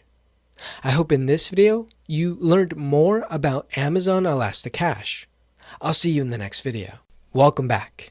In this video, I wanted to go over Amazon Athena. Now, Amazon Athena is a managed and serverless database that uses standard SQL queries to analyze data stored in Amazon S3. It allows you to analyze unstructured, semi-structured, and structured data in Amazon S3. It can be anything like CSV, JSON, or columnar data formats like Apache Parquet and Apache ORC. And the best thing is that you don't even need to load or aggregate the data. You can simply run these SQL queries on demand. You can use Athena with QuickSight to produce reports or visualize your data. Athena also integrates with AWS Glue data catalogs to store information and schemas about your data.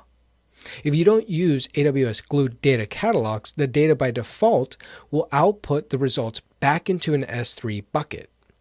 Now, Amazon Athena, you only pay for the queries you run, so there is no need to create, provision, or manage a database. That's why it's serverless. For the exam, I just want you to remember that anytime you have a requirement to query data in S3 in a serverless way, you go with Amazon Athena. I hope in this video you learned more about Amazon Athena. I'll see you in the next video. Welcome back. In this video, I wanted to go over Amazon Kinesis. Now, Amazon Kinesis is a managed real-time big data streaming service that will collect, process and analyze your data at any scale. With Amazon Kinesis, you can ingest real-time data like video, audio, logs, clickstream, and any IoT data for any kind of workload your company may use, like machine learning or analytics. Amazon Kinesis is not only fully managed, it is also highly scalable with very low latency. For the exam, you only really need to understand at a high level what Kinesis data streams do. But we also have Kinesis Datafire Hose, which can capture the data, transform it, and then load it into other AWS stores for near real-time analytics. We have Kinesis Data Analytics, which can process the data streams in near real time with SQL queries. These other two Kinesis services shouldn't really show up on your exam, but I just wanted to show you for your own knowledge. Now, let's say that we have these servers, which not only handle your applications, but they also produce a lot of logs. And let's say we have some hundreds or thousands of IoT devices that are on your factory floors, which also produce a lot of logs. We can send all of this data to Kinesis data streams to get all of this data in real time. The Kinesis data stream service can get the records and then hand it off to some Lambda functions. And those functions can then pass it on to Kinesis Data Analytics to process with SQL. Or they can hand off the data to DynamoDB or an S3 bucket for storage. For the exam, I just want you to remember that anytime you have a requirement to use a service that does real-time big data streaming, the keyword being real-time, you go with Amazon Kinesis. I hope in this video you learned more about Amazon Kinesis. I'll see you in the next video. Welcome back. In this video, I wanted to go over some of the other database services that may show up on your exam. These services are usually not part of the exam, but if they do, I just want you to understand them at least at a very high level. We'll start off with Amazon QLDB, which stands for Quantum Ledger Database, and it is a purpose-built ledger database that provides a cryptographic, verifiable history of any changes that you made in your application. So this means that your data is written to a journal that is immutable, meaning the data can only be written and not changed in any kind of way, so you can trust the data in your ledger. Next, we have the AWS Data Pipeline, which is a web service that we can use to automate the movement and transformation of your data. We can access our data and move it to other AWS services automatically, like Amazon S3, RDS, DynamoDB, and EMR. It is highly flexible and retries the activities upon failure, all automatically. Next, we have the Amazon Document DB, which is a fast, scalable, highly available, and fully managed document database service that supports MongoDB workloads. We can store, query, and index JSON data. We also have the ability to use the same MongoDB code, drivers, and tools to run and manage workloads on DocumentDB. Next, we have Amazon Neptune, which is a fast and fully managed graph database. The main purpose of this database engine is to be a high-performing graph database engine. We can store billions of relationships and query the graph within milliseconds of latency. Finally, we have Amazon QuickSight, which we have mentioned in some past videos.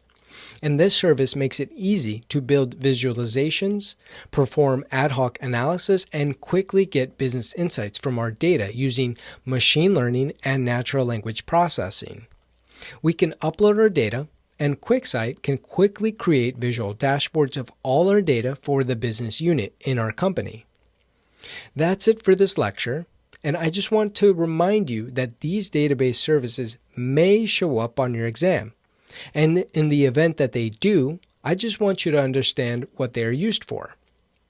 I hope in this video you learned more about the other types of database services. I'll see you in the next video. Welcome back. In this final lesson of the section, we will revisit some of the main takeaways for the exam. This is meant to serve as a summary of the section. Starting off with relational databases, which are a structured set of data. And we use SQL to query, retrieve, and write information to a database. Each table in a relational database has a key, and we use that key to identify data in the table. We also use that key to create relations in our data. Some of the examples for relational databases are MySQL, PostgreSQL, Oracle DB, and Microsoft SQL Server. We also have NoSQL databases in AWS. Remember that the difference with NoSQL databases is that the schema becomes more flexible when we compare them to relational databases. This means that the data can be stored in key-value pairs, columns, documents, or graph models. The schema with NoSQL databases is not as structured as relational databases, and it can change depending on the use case. And NoSQL databases scale horizontally because they basically scale out by distributed clusters, which improve the performance. Now, some of the examples for NoSQL databases are MongoDB, Redis, and DynamoDB. Amazon RDS. This service makes it easy to operate a relational database in AWS.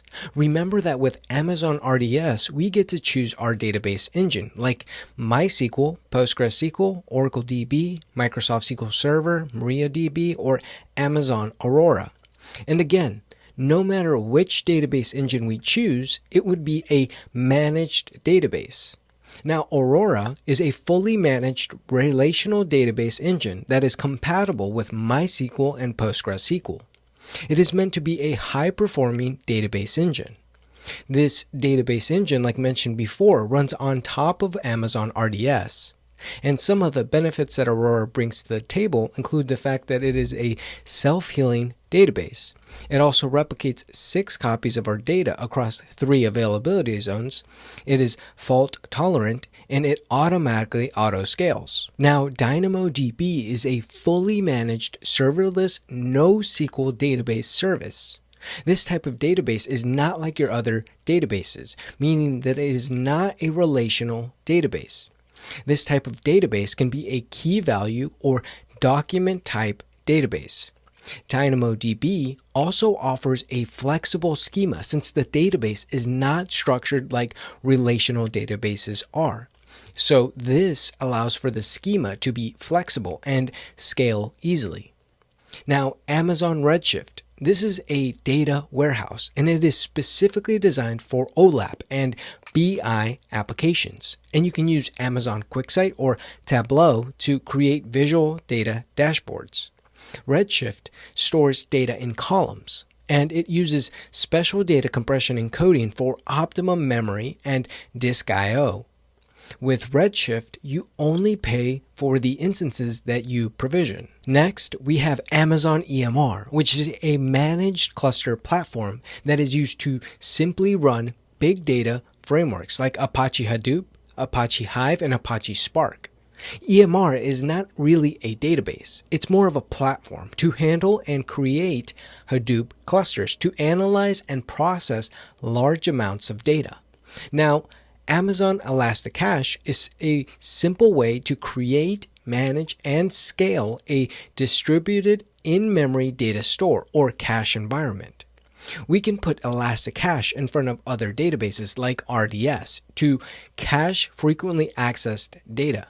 For the exam, I just want you to remember that anytime you have a requirement to use an in-memory database to cache data, you go with Amazon ElastiCache. Now, Amazon Athena.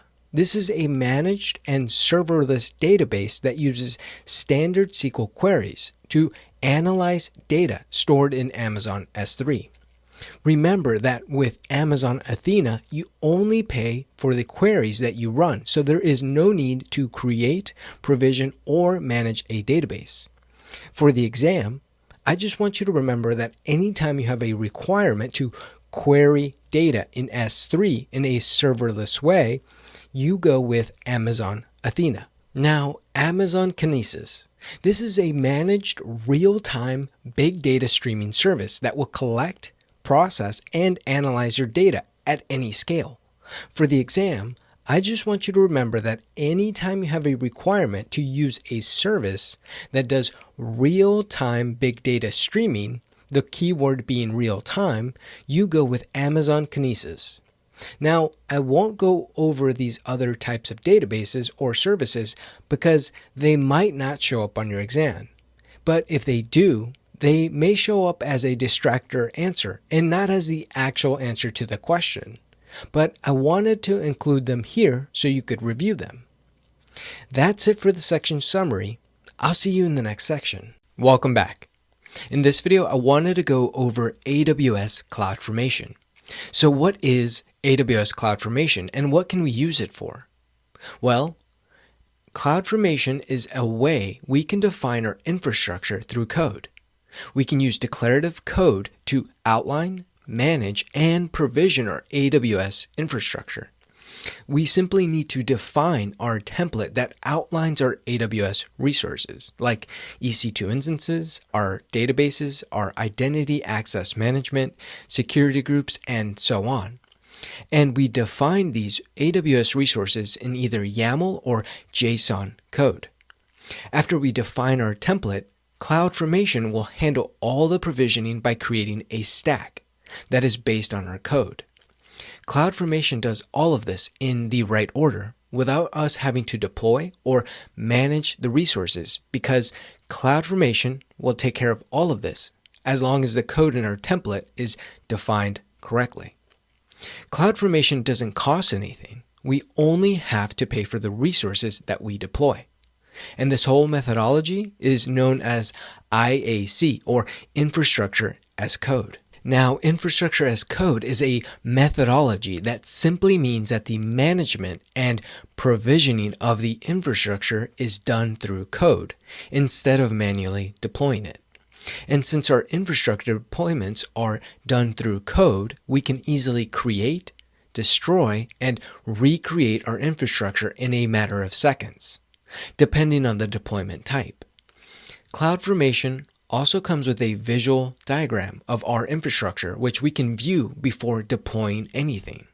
And it looks like this screenshot right here, where we have an Ec2 instance that is attached to this security group, which again is all defined in our code. And since we aren't deploying anything manually with CloudFormation, we can easily manage what gets created because we would be managing it through code. And if we need to make any changes to our infrastructure, we would simply do it by making changes to our code and using a change set. The change set would be checked and then deployed. And if the change set passes, it would deploy the changes and delete anything that isn't in the change set. If the change set fails, it would simply roll back and your infrastructure would still be intact. And we can view anything that may have caused the failure, like something not being defined correctly, or dependencies that are missing. As you can see in this template, we are telling CloudFormation we want to deploy an instance that has a default instance type of T2 small, but it can also be anything else on this list. For the exam, you don't need to know how to write these templates. Just understand what CloudFormation is for and when to use it. I hope in this video, you learned more about AWS CloudFormation. I'll see you in the next video. Welcome back. In this video, I wanted to show you how we can leverage CloudFormation to deploy a web server on an EC2 instance in an automated way. Now, you don't need to necessarily know how to deploy a CloudFormation template for the exam, but I do think showing you how it works will further help you understand why infrastructure as code is now a norm. Enough theory, let's get started. In our main console, we can click on Services, scroll down to Management and Governance, and then click on it, and then click on CloudFormation. Once we are in the CloudFormation console, I want you to note that this is a region-based AWS service because we are deploying infrastructure, and I'm currently in the North Virginia region. We can go to our right-hand side, and then click on Create Stack. And in the drop-down, we can click on With New Resources, which is the standard way of deploying a CloudFormation template. Now in the Course Resources section, you should find two YAML files in the folder, one named CFV1 and the other named CFV2. Here I have both opened, and if we take a look at CFV1, we can see that we have defined the resources that we would like to launch. We currently only have one resource, which is our EC2 instance, and the availability zone we would like to launch it in, which is the US East 1A zone. So if you haven't already, make sure that you go to the North Virginia region in your CloudFormation console. Also, this image ID may change from time to time, so if you get an error, make sure you update it. And I will show you how to get this ID in just a second. As you can see, we are launching an EC2 instance with an instance type of T2 micro. And we also have a user data script that will be running upon launch. We previously used this same user data script in a past video, and it is simply launching a web server along with an H1 tag. Now if we go back to our AWS screen, I will open up the EC2 Management console. We can then click on Launch Instances. And as you can see here, next to the name, we have an image ID number. If the image ID number isn't matching up to the one we have in our CloudFormation template, feel free to copy and paste it into the template. This will make sure the template creates the stack correctly. Mine looks fine, so I will leave it as is. I will simply go back to the EC2 Management console and then go back to our CloudFormation tab. Remember that I said the CloudFormation template can be either a JSON or YAML file, and out of these three options, we can leave it as the template is ready because our template should be ready for launch. Under Specify Template, we can choose either an S3 URL or we can upload it directly from our computer. Since my template is locally stored on my PC, I will choose to upload the template. We can then click on Choose File, and then Find our file, and then click on Open. As you can see, it uploaded the file to an S3 bucket. Not something you need to know for the exam, but just something I want to make a note of. We can right-click on the View in Designer button and open up the link in a new tab. This will open up the CloudFormation Designer in a new tab where we can view the resources that will be launched according to the template. If you can't see your resources, we can simply click on the Target button, and this will zoom into our resource. We can also zoom in or out of the resources in our Designer window. We can also view our JSON or YAML code down here in this box. Enough of the Designer. We can close the tab and continue launching our template. Back in the CloudFormation window, we can click on Next. Under Stack Name, I will name my stack ZTM Stack. Feel free to name it whatever you would like. And then we can click on Next. And here we can specify any tags we want to add to our stack, but as always, I won't be adding any. Under Permissions, we can specify any IAM role for our CloudFormation to perform any specific actions, but this is optional and we don't need it for this lab. Under Stack Failure Options, we can choose to either roll back all stack resources, or we can choose to preserve the successfully provisioned resources with our stack. I will leave it with the rollback option. Under Advanced Options, we can click on the drop-down for the stack policy. Here, we can define a policy with a JSON document that would define the update actions that can be performed on designated resources. If we click on the Rollback Configuration dropdown, we can see that we can define a monitoring window, which will automatically roll back our configuration if an alarm is breached.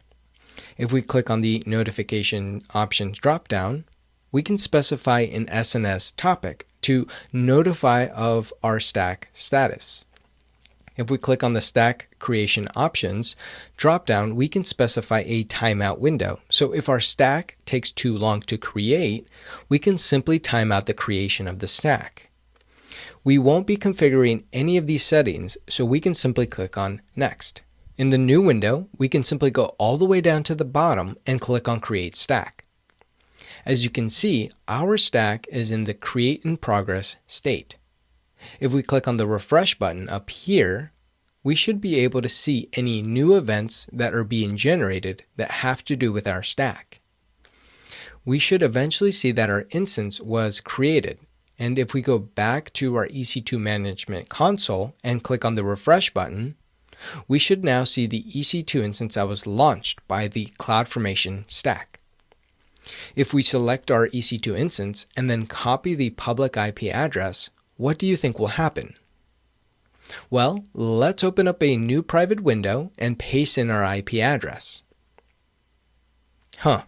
Nothing's happening. Why do you think that is? Remember that in our CloudFormation template, we only defined the EC2 instance, and we never defined anything else. Remember that we need a security group with the appropriate rules in order to connect to our EC2 instance. We will address that in just a second. So let's close this new tab and go back to our CloudFormation tab. If we click on the Resources tab, we can also view our EC2 instance that was launched by the stack. If we click on the Template tab, we can also view our CloudFormation template in the window. Let's go ahead and click on the Change Sets tab. Currently, we don't have anything here. If we want to update our stack to add or remove resources or change the configuration of our stack, we need to create a change set. So let's click on the Create Change Set button. In the new window, we can click on the Replace Current Template option. I will once again upload the template from my computer, so I will choose that as my option. And then I will click on the Choose File button and click on the CFV2 file and click on Open. Before I hit Next, I want to show you what is in the file. If we take a look at the CFV2 file, we can see that we have defined in our parameter a security group.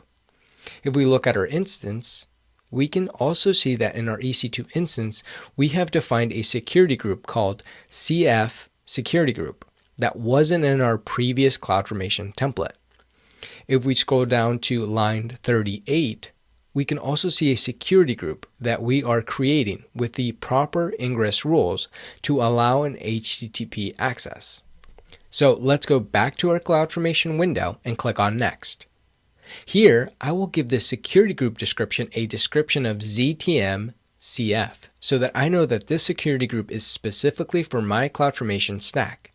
We can then click on Next. Since we already know that we won't be configuring any of the advanced options, we can simply click on Next. And then we can simply scroll all the way down to the bottom and click on Create Change Set. We can give the change set a description, but I won't for this lab since we already know what is in it. So we can go ahead and click on Create Change Set.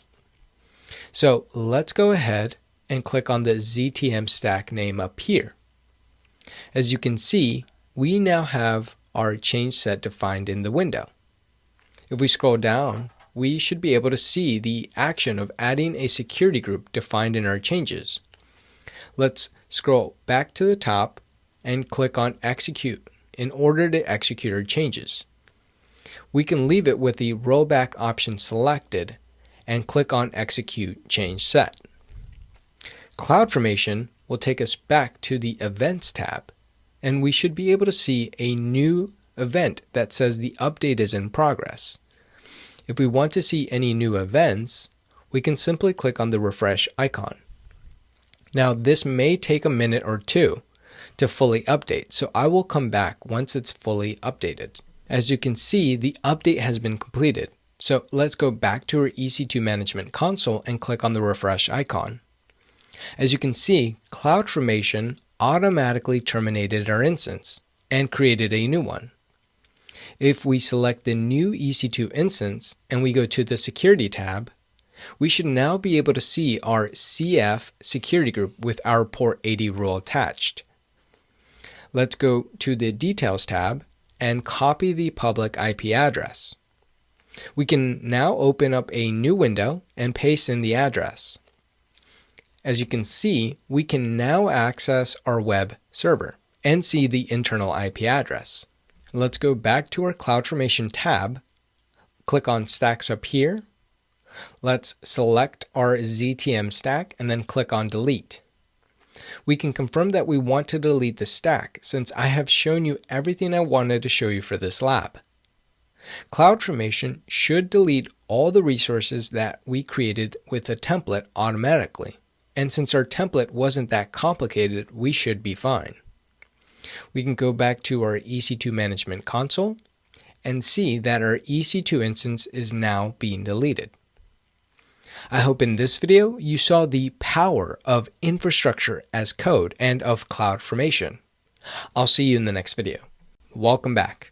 In this video, I wanted to go over the CDK or the Cloud Development Kit. Now, this topic might not be on your exam, but in the case that it does show up, I just want you to understand it at a very high level. The Cloud Development Kit is an open source software development framework that allows us to define our cloud resources using languages like TypeScript, JavaScript, Python, Java, or C#. So the CDK allows us or anyone on our development team to define our infrastructure using something like Python instead of YAML or JSON. It does this by compiling the known language of our choice into JSON or YAML. We use the CDK toolkit, or better known as the CDK CLI, to interact with our CDK application. It allows us to execute the application, and it produces and deploys the CloudFormation template that is generated by the CDK. For example, let's say that we want to deploy these resources right here. We have an EC2 instance, an S3 bucket, a DynamoDB table, some ECS containers, a Lambda function, and an SNS topic.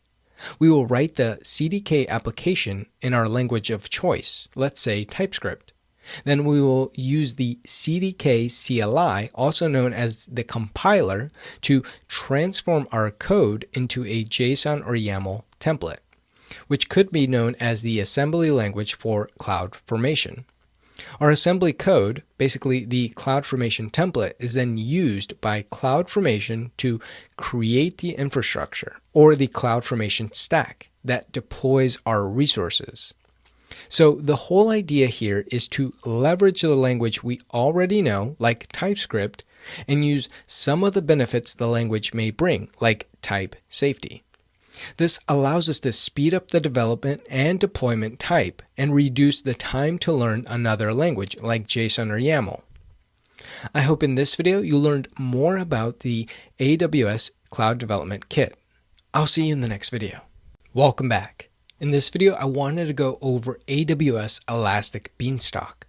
So let's say you are a web developer that loves to code and write applications for your company. You like writing the front end and the back end to your application. And like most developers, you want to focus on what matters the most to you, like the performance and optimization of your application.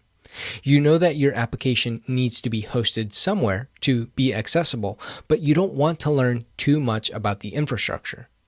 That's where AWS Elastic Beanstalk comes in, because that is a managed service for deploying and scaling your web application and services. It is a platform as a service model, meaning it provides an environment for you to create, host, and deploy your application without needing to understand infrastructure in depth. It can automatically handle the capacity provisioning, load balancing, the databases, auto-scaling, and even the health monitoring for your application or service. Elastic Beanstalk supports many types of applications, like Go, Java, .NET, Node.js, PHP, Python, and even Ruby. All you have to do is upload your code in a zip or WAR file, or you can use a Git repo, and Elastic Beanstalk will launch and manage your infrastructure that you have defined. Elastic Beanstalk will handle the configuration, patching, and management of the underlying infrastructure on which the application runs on.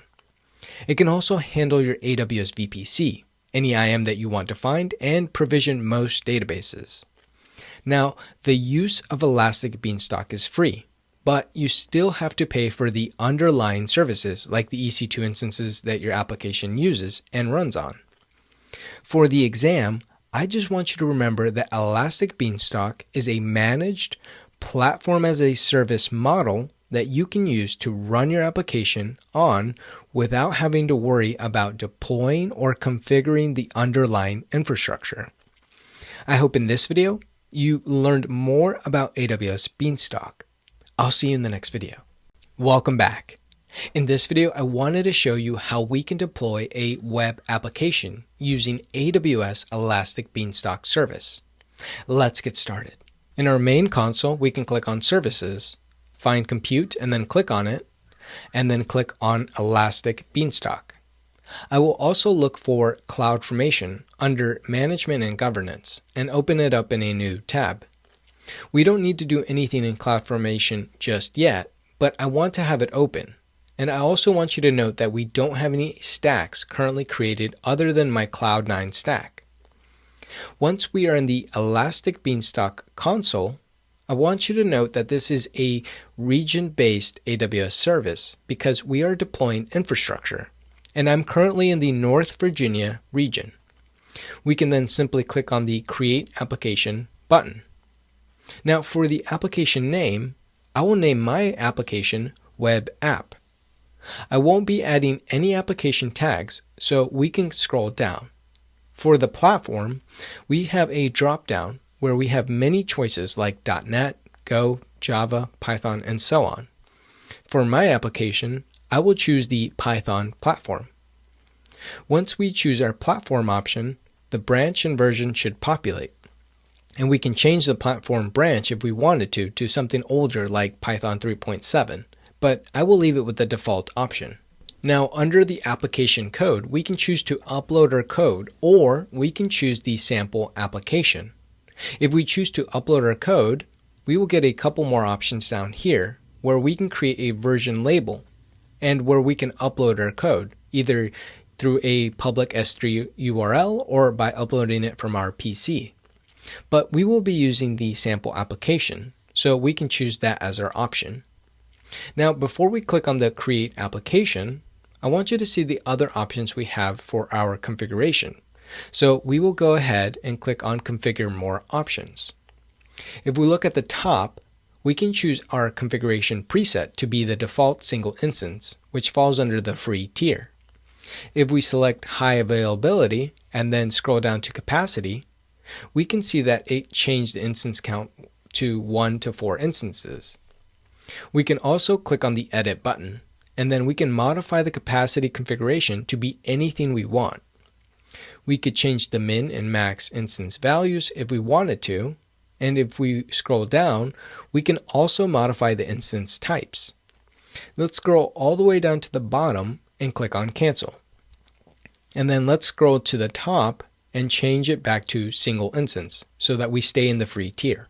If we scroll back down to the load balancer option, we can see that the free tier has it disabled since we are only using a single instance. Therefore, there isn't anything to load balance.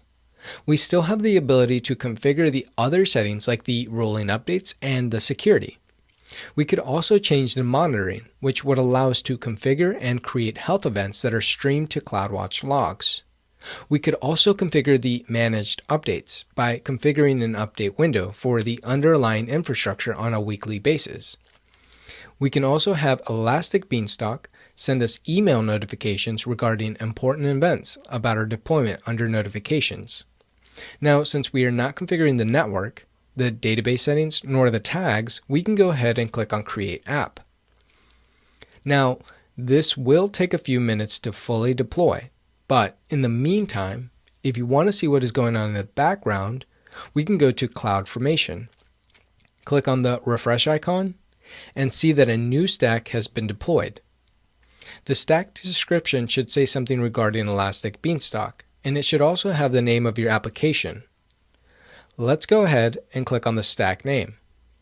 And then we can click on the Events tab. As you can see, we are able to see the events that are being generated with our CloudFormation stack, but we never created a CloudFormation template for this stack. The reason we have a CloudFormation stack is because AWS Elastic Beanstalk uses CloudFormation to deploy the resources in the background. And just like in the CloudFormation lab we previously did, if we go to the EC2 Management Console, we can also view the instance that was just created and deployed by the CloudFormation stack. Now let's go to our Elastic Beanstalk console, and this will take a couple of minutes to fully deploy, so I will pause the video and come back. Now that our application is deployed, we can see that our Elastic Beanstalk platform is running Python, and we can see that the health of the application is fine. If we scroll down, we can see any recent events that were generated during the deployment of the application. If we click on Show All, we can see all of the trace events that were generated. If we click on the drop-down, we can also view other event types like error and fatal. Since this is a sample application, nothing was probably generated, so we probably won't have any.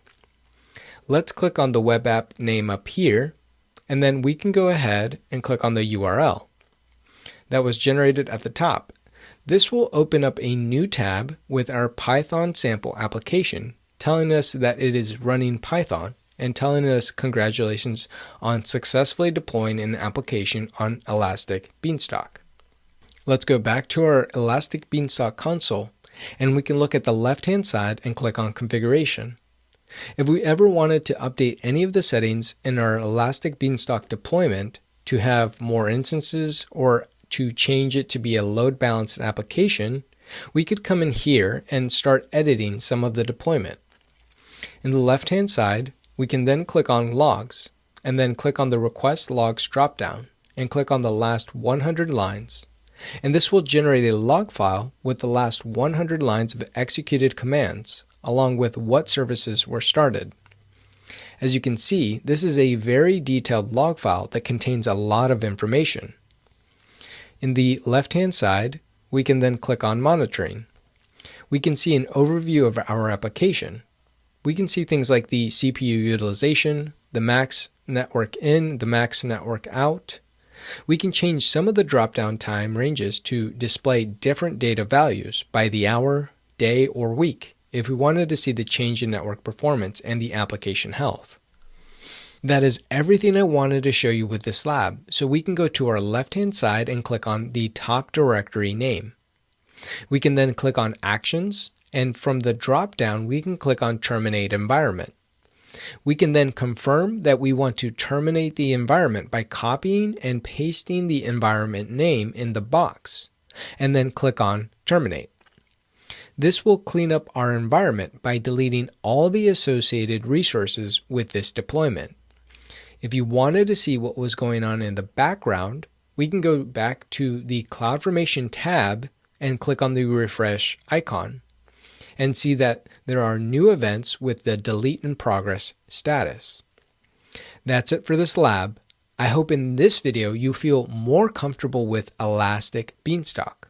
I'll see you in the next video. Welcome back. In this video, I wanted to go over the different types of developer tools that we have in AWS. For the exam, you don't need to understand these services in depth, just maybe understand what they are at a high level in the event they show up on your exam. Most of these tools are centered around the idea of CI and CD pipelines. And if you don't know what CI/CD is, it stands for Continuous Integration, the CI part, and Continuous Delivery, or Continuous Deployment, the CD part. CI/CD is a solution to the consistent need of deploying new applications or services and integrating new code into the application. The CI/CD introduces ongoing methods of automation and continuous monitoring throughout the life of the application, all the way from the integration stage to the delivery or deployment stage. For example, we have a service in AWS that is the AWS Code Pipeline, which is our CI/CD service that encompasses all of the stages of development. This service can help automate and integrate the rest of these services down here. where we have the AWS code commit, where our development team can commit and store their code, which can be any updates or even the initial code for the application. Then we have the AWS code build service, which is in charge of integrating the updates while testing the code to make sure nothing breaks and to iron out the bugs that may come up while we add new features to the application or fix other bugs. And then we have AWS code deploy, which handles the development of our application code into the production or development environment for our users. All of these stages of committing, testing, and deploying make up the CI/CD model. Now, I want to formally introduce these services to you by explaining what they are exactly. Remember that you only need to understand these services at a high level in the event they show up on your exam. Let's start with code commit, which is a managed source control service that hosts your Git repos. Basically, this repository hosts your files and code for your application or service. Code commit is the AWS version of GitHub, which is the service that allows developers to easily collaborate on projects and on each other's code. And just like when you use GitHub, it comes with versioning built into the system so that you can keep track of the different versions of code that is committed to a project. Next, we have code build, which is a fully managed continuous integration service that compiles code, runs tests on that code, and then produces software packages that are ready for the next stage, which is deployment. This service allows you to automatically test and build the code that you commit to your code commit repo. Talking about the next stage, we have code deploy, which is a fully managed deployment service that automates the deployment of your applications. This service allows you to easily deploy your code to EC2 instances, AWS Fargate containers, AWS Lambda functions, and it even works with your on-premise servers. Now, to use code deploy, you need to have the code deploy agent installed and configured on your server, but this is beyond the scope of the exam. This is just something to be aware of. Next, we have the AWS code pipeline, which is a fully managed continuous delivery service that can help you automate the release of your code for fast and reliable application and infrastructure updates. This is basically the service that puts together code commit, code build, code deploy, and the deployment stage services together. I like to think of this service like the orchestrator of the other services because it makes sure that our services are working together to get code from the beginning stage, which is our code commit repos, all the way to the last stage, which is our deployment stage, which can be something like the Elastic Beanstalk service where the code is actually running on top of.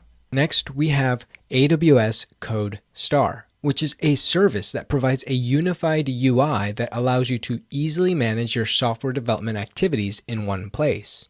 This service allows you to correctly set up and configure your other services like code commit, code build, code pipeline, and Elastic Beanstalk.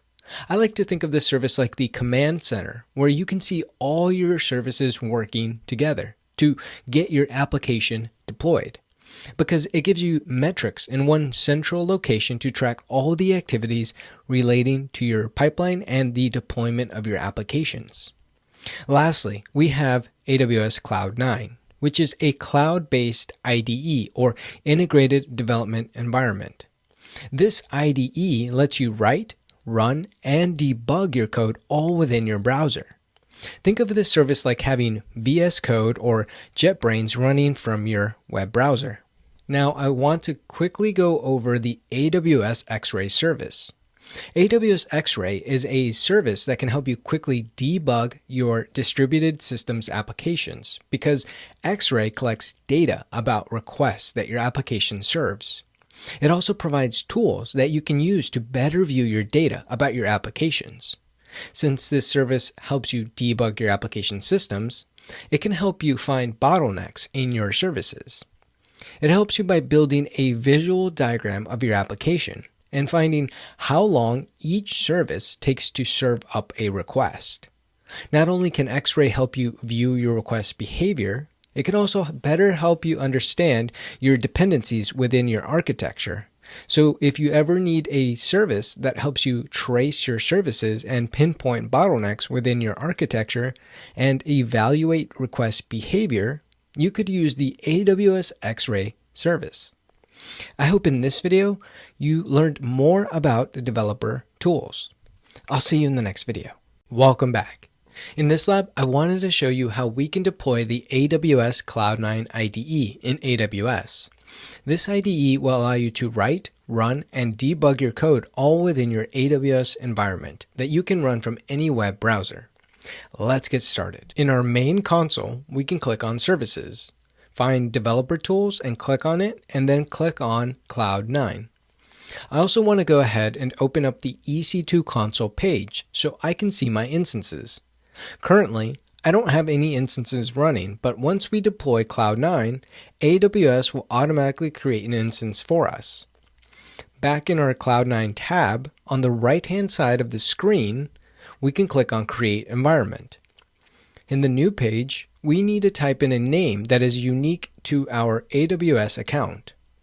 I will name my IDE environment Cloud9 Demo. You can give the environment a description if you would like. We will then scroll down a bit and click on Next Step. Now, we need to configure the environment settings for our Cloud9 IDE. For our environment type, we can select the Direct Access option. This option will allow us to launch the IDE from our console, and we can also SSH into the EC2 instance as well. For our instance type, we can select the T2 micro instance type, as this falls under the free tier. For our platform, we can use the Amazon Linux 2 AMI. Under the cost savings setting, we have the option of stopping our EC2 instance, which contains our IDE, after a certain amount of time. By default, it will stop after 30 minutes of no activity, which allows you to save money and not run out of the free tier credits in your account. But you can configure it to any of these other options if you would like. I will leave mine at the default 30-minute option. I want you to note that by launching the Cloud9 IDE, AWS will automatically create an IAM role for your IDE, so that you can call other AWS services from within the IDE. We don't need to configure anything under network settings, so we can simply click on the next step. We can now review our settings and then click on Create Environment. Now, this will take a couple of minutes to fully set up, so I will come back to it when it's fully deployed. Now that our IDE is deployed, let's take a look at some of the features. As you can see, we have a terminal down here where we can run regular Linux commands. We can run the curl command that we ran in a previous lab that will get us the public IPv4 address of our EC2 instance. In our left-hand side of the screen, we have a directory. And just like in a regular IDE, we can create folders, subfolders, and any type of file. Let's right-click on our top folder and click on New Folder. As you can see, it created a subfolder within the directory. We can rename this subfolder if we wanted to. I'll name mine Subfolder. We can also create files within the folder. We simply right-click on the folder where we want the file and then click on New File. I will rename my file to app.py. And as you can see, the IDE recognized the file type. We can simply open up the file by double-clicking on the file. And we can type something in simple like def my function print hello from Cloud9, my function, to call the function. This simple function is just printing hello from Cloud9, and we are calling it here. Once we click on the Run button, we should see the statement output down here in the terminal. That's all I wanted to show you for this lab, so we can go to our top left-hand side and click on the Cloud9 icon, and then click on Go to your dashboard. This will take us back to our Cloud9 dashboard, where we can delete our Cloud9 instance. We need to simply click on Delete. confirm that we want to delete by typing in delete, and then clicking on the delete button. This process will delete our EC2 instance and our CloudFormation template that was used to deploy the Cloud9 instance. I hope in this video you learned more about AWS Cloud9. I'll see you in the next video. Welcome back. In this video, I wanted to go over AWS OpsWorks. For the exam, you don't need to understand this service in depth. Just maybe understand what it is at a high level in the event it shows up in your exam. The AWS definition for OpsWorks is that it is a configuration management service that provides managed versions of Chef or Puppet. Now, Chef and Puppet are both configuration automation tools that we can use to configure, deploy, and manage infrastructure in our network. In AWS, we can use the managed versions of these third-party software providers to patch, update, backup, configure, and meet compliance requirements. If your company is already using Chef or Puppet on-premise, OpsWorks makes it easy to use either of these tools in AWS. And for most cases, you can migrate your on-prem version to AWS. Any changes that are needing to be done to the resources, they will be done via OpsWorks. OpsWorks then is in charge of making sure that either your Chef or Puppet instance takes care of these configuration changes. For the exam, I just want you to remember that if you need a managed version of Chef or Puppet in AWS, that you use AWS OpsWorks. I hope in this video you learned more about AWS OpsWorks. I'll see you in the next video. Welcome back. In this video, I wanted to go over AWS CloudFront. Now, AWS CloudFront is a service that can speed up the distribution of your static and dynamic web content, like image files, your websites, and your video content. It is considered a CDN, or a content delivery network service that caches your content at edge locations around the world. Caching your content around the world allows you to better serve your end users. You can cache your content at any of one or many of the 310 points of presence, and this network is only growing. The way CloudFront works is by pushing your content from your origin location and caching it to one of many of the edge location, which again improves the latency and read performance of your application. AWS CloudFront also offers DDoS protection because it easily integrates with AWS Shield and the AWS Web Application Firewall. And this helps the availability of your application because, again, your content is being distributed across the world. And no matter how sophisticated the attackers may be, it is close to impossible to attack all the edge locations and take down the availability of your application.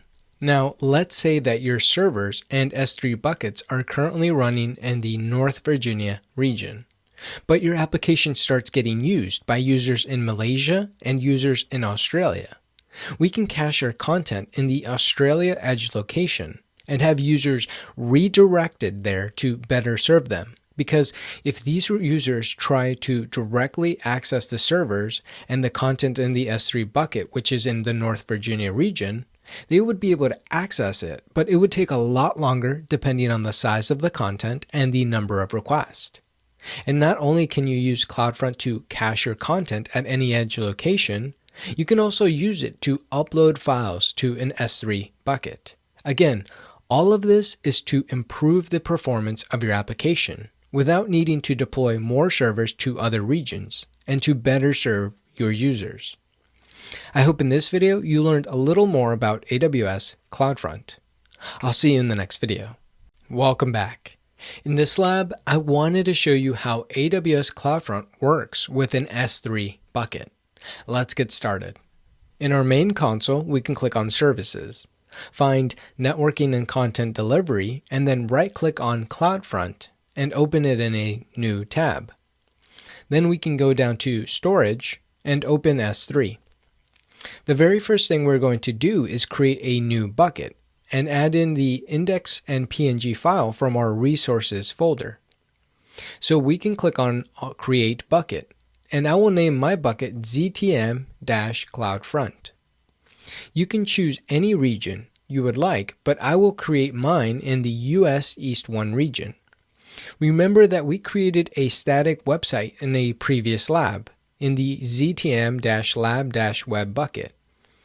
We can leverage the settings from this previous bucket to create our new bucket.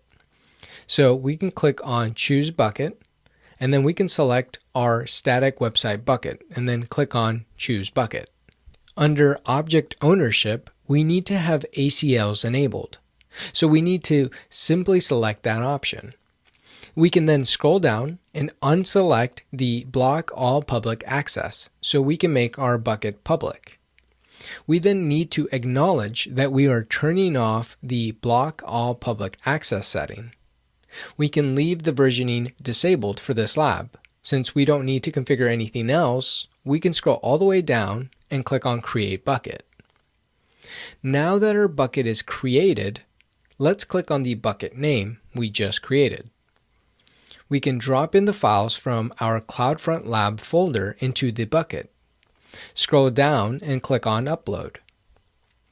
After the index and PNG file are done being uploaded, we can click on Close. Let's select both of the files and click on Actions, and scroll to the bottom and click on Make Public using ACL. AWS will warn you that anyone in the world will be able to access these files, which is fine because this is a static website. So let's click on Make Public. And then we can click on the Close button. We can then go to our Properties tab and scroll all the way down to the bottom. Currently, our static website hosting option is disabled. So let's click on the Edit button and then click on Enable. For our hosting type, we can leave it as Host a Static Website. And under Index Document, we can simply type in index.html. We can then scroll all the way down to the bottom and click on Save Changes. In our Properties tab, if we scroll all the way down to the bottom, we should now see the domain name for our static website. Let's click on it. When the new tab opens, we should now see our static website. We can right-click anywhere on the screen and select Inspect. In my right-hand side, I can see the image named wallpaper.png. If I hover over the name, I can see the image is currently stored in the ZTM CloudFront S3 bucket that is located in the US East 1 region. We can now go ahead and configure our CloudFront caching. Let's go to our CloudFront tab, and we can click on Create a CloudFront Distribution. In the new window, for our origin domain, we can select the ZTM CloudFront S3 bucket. Notice we do have plenty of options on serving up our content. We can choose to use the OAI or the Origin Access Identity, which will only allow authenticated requests to our S3 bucket. We can use a custom header, and we can enable Origin Shield, which improves the availability of our cached content. We will just leave these settings with their default configurations. Our default cache behavior has HTTP and HTTPS protocols enabled, so we should be fine here. Let's scroll down to Settings, and under the Price class, we currently have the option to use all edge locations, which will be fine for this lab as we're only going to use it for a little bit. Also note that we can enable our Web Application Firewall ACLs here. And we also have the option to use an alternate domain name to serve up our content. The only item we need to configure is under the default root object. All we need to do is type in index.html. Everything looks good to me, so I will go down to the bottom and click on Create Distribution. Now our distribution will take a couple of minutes to deploy, so I will pause the video and come back. If we refresh the screen, we should now see the last modified state has a date instead of saying deploying. We can now copy the distribution domain name and paste it in a new tab. In the new window, we can right-click on the screen and then click on Inspect. In my right-hand side, I can see the image named wallpaper.png, If I hover over the name, I can see the current source now has the CloudFront distribution domain name. So that means our website is being served from the CloudFront service and not directly from our S3 bucket. That's everything I wanted to show you for this lab. So we can go back to our CloudFront tab, click on distributions up here, and we can click on our distribution and click on disable. And then we can confirm to disable it. We will need to wait a couple of minutes while this becomes disabled before we can delete the CloudFront distribution. Once it is fully disabled, we can then click on the CloudFront distribution again and then click on delete. We will confirm that we want to delete the distribution by clicking on delete. I hope in this video you learned more about AWS CloudFront. I'll see you in the next video. Welcome back. In this video, I wanted to go over AWS Global Accelerator. Now, the AWS Global Accelerator is a networking service that can help improve the availability and performance of the applications that you offer to your global users. Let's say that you are hosting your endpoints in the US East 1 region, but you want your global users to have the ability to access your application or data with less latency and better performance. Currently, they are able to access the data, but the speed is suboptimal, and you need to improve on this without deploying your application in multiple regions. They are also currently using the internet to get to your application, and the internet routes the traffic based on what is available, not necessarily on what is the best performing route, which is what causes the latency and lack of good performance for your end users. Well, that is where we can use the Global Accelerator service, because we can leverage the massive AWS internal network to do route optimization, so that our users are routed through the most optimal route and the most optimal endpoint. Our global users' traffic is moved off of the internet and onto the AWS private global network, which is then routed to our applications. We can also use this service to proxy connections to our applications in more than one region. One of the main features of the Global Accelerator service is that it comes with two Anycast IP addresses, which allow a single IP to be in multiple locations, but it gives the ability to the service to route traffic to the closest region. Now, for the exam, you don't need to understand how Anycast IP addresses work. I just wanted to mention it for your knowledge. But Victor, this service sounds like what CloudFront has to offer, and you would be right to think that. The main similarities between these services are that they both leverage the AWS Global Network and the edge locations to better serve your end users. And both of these services also integrate with AWS Shield. But CloudFront caches your content at the edge locations, so the data is closer to your users. And that means with CloudFront, your content is being served at the edge and not from the origin location. With the Global Accelerator service, we are serving content from the origin, so we are routing our end users in a more optimal and faster way to our endpoints. We are also improving the performance of our application over TCP and UDP, which is something CloudFront doesn't directly do. And since it comes with the Anycast IP addresses, we have the ability to offer failover between our regions, which is something CloudFront doesn't offer. I hope in this video you learned more about the AWS Global Accelerator. I'll see you in the next video. Welcome back. In this final lesson of this section, we will revisit some of the main takeaways for the exam.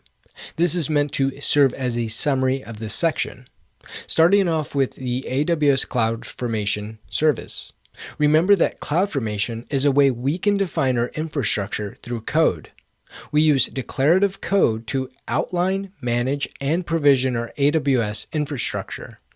We can simply define our template that outlines our AWS resources, like Ec2 Instances, our databases, our identity access management, security groups, and so on. And we define these AWS resources in either YAML or JSON code. We also have the Cloud Development Kit, which is an open source software development framework that allows us to define our cloud infrastructure using languages like TypeScript, JavaScript, Python, Java, or C#. It does this by compiling the known language of your choice into JSON or YAML. We use the CDK toolkit, or better known as the CDK CLI, to interact with our CDK application. Next, we have AWS Elastic Beanstalk.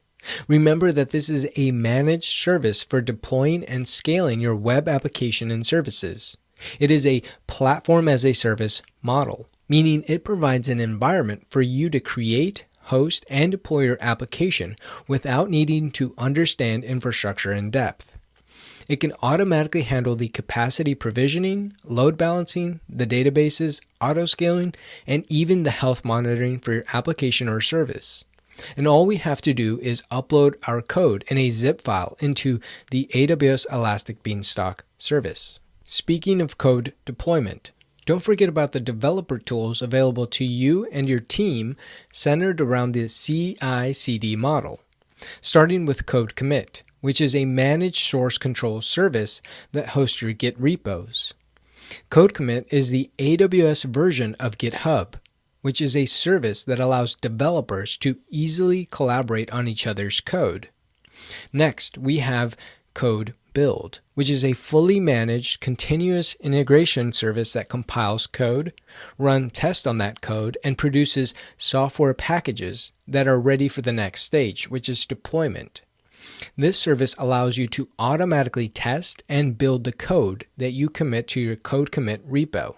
We also have Code Deploy, which is a fully managed deployment service that automates the deployment of your application. This service allows you to easily deploy your code into Ec2 instances, AWS Fargate containers, AWS Lambda functions, and it even works with your on-premise servers. Next, we have the AWS Code Pipeline, which is a fully managed continuous delivery service that can help you automate the release of your code for fast and reliable application and infrastructure updates. This is basically the service that puts together Code Commit, Code Build, and Code Deploy, and the deployment stage services all together. We also have AWS Code Star, which is a service that provides a unified UI that allows you to easily manage your software development activities in one place. This service allows you to correctly set up and configure your other services like Code Commit, Code Build, Code Pipeline, and Elastic Beanstalk. Lastly, we have AWS Cloud9, which is a cloud-based IDE or integrated development environment. This IDE lets you write, run, and debug your code all within your browser. Think of this service like having VS Code or JetBrains running from your web browser. Don't forget about AWS X-Ray, which is a service that can help you quickly debug your distributed system applications because X-Ray collects data about requests that your application serves. Remember that this service can help you find bottlenecks in your application and services. Next, we have AWS OpsWorks, which is a configuration management service that provides managed versions of Chef or Puppet. Remember that Chef and Puppet are both configuration automation tools that we can use to configure, deploy, and manage infrastructure in our network. In AWS, we can use the managed versions of these third-party software providers to patch, update, backup, configure, and meet compliance requirements. Next, we have AWS CloudFront, which is a CDN or a content delivery network that can speed up the distribution of your static and dynamic web content like image files, your websites, and your video content. It is considered a CDN or a content delivery network service that caches your content at edge locations around the world. We also have the AWS Global Accelerator, which is a networking service that can help improve the availability and performance of the applications that you offer to your global users. We can use the Global Accelerator service to speed up the delivery of our application because we leverage the massive AWS internal network to do route optimization so that our users are routed through the most optimal route and the most optimal endpoint. Remember that with the Global Accelerator service, we are serving content from the origin. So we are routing our end users in a more optimal and faster way to our endpoints. That's it for this section summary. I'll see you in the next section. Welcome back. In this video, I wanted to go over AWS Organizations. AWS Organizations is an account management service that lets you consolidate multiple AWS accounts into an organization that lets you manage them from a central location. And why would you want to do this? Well, let's say your company wants to start off with one account in which you deploy everything, but as time goes on, they start developing best practices and processes. So they start testing their infrastructure and code before deploying it to the business. So now instead of just having the production account, you also have a test account and a development account. And you can create and then invite these accounts to be part of your AWS organization, or just create them as part of your organization. And these accounts are meant for you to develop the code and infrastructure surrounding the business applications and services before deploying them to the production environment. This test and dev account also come with a cost because you are developing and deploying AWS resources and services which come with a CapEx or a capital expenditure. And instead of managing 3 separate accounts in which you have to manage the security, the policies, costs, and AWS best practices, you can create one management account which lets you manage the other 3. Now, you might see the management account referred to as the master account, but they are the same thing. The master account is the older terminology AWS used in their documentation. And this management account allows you to consolidate the billing for all the accounts into one central account, so you can centrally manage the cost for all your cloud resources in this one account. And this also gives your company the ability to benefit from aggregated usage because all the accounts will most likely use AWS services like Ec2 Instances and S3 buckets. And one thing that administrators love is the ability to centrally manage security policies and permission management from one location, in this case from one account, instead of going to every account and setting up the same access and permissions for users, or worse, forgetting to set up those restrictions at all. And you can do this with SCP, or Service Control Policies. Not only is this important for account management, AWS likes to test you on this for the Cloud Practitioner exam. Now, you can think of the root OU like the top-level directory, or the directory in which all the other folders exist in. Because in your root OU, you can have multiple sub-level OUs that exist like the prod OU, and then the prod OU, you can also have sub-level OUs like the HR and finance OU. And this is meant to help you divide your accounts into different sections or categories that are part of your business. And to these different accounts, you can apply SCPs, or Service Control Policies, to control the IAM actions users can take within these accounts. And these SCPs are applied at the account or OU level. They do not apply to the management account. Now, for example, if you apply an SCP to the prod OU, stating that they cannot create S3 buckets, then no one within the prod, HR, or finance OU will be able to create an S3 bucket, not even an admin at the prod OU level. You can also apply these SCPs to specific OUs. Like if you wanted to apply an SCP to just the HR OU to restrict an AWS service without affecting the other OUs, you could do that. The only caveat with SCPs is that they do not apply to service-linked roles that enable AWS services to integrate with organizations. With SCPs, you need to have an explicit allow because they deny everything by default. And just to be clear, we can apply SCPs to root accounts or OUs. Now, that's really all you need to know for the exam. So I hope in this video you learned more about AWS organizations. I'll see you in the next video. Welcome back. In this video, I wanted to show you how AWS organizations work. Let's get started. In this lab, I want to show you how AWS organizations work, but if you don't want to set up separate AWS accounts or create any organizational units, it's perfectly fine to just follow along. In our main console, we can go to Services, scroll down to Management and Governance, and scroll down and click on AWS Organizations. As you can see, currently, I already have my organization created. In your window, if you haven't previously set up an organization, all you would need to do is click on the Create an Organization button, and it should only take a second to set up your organization.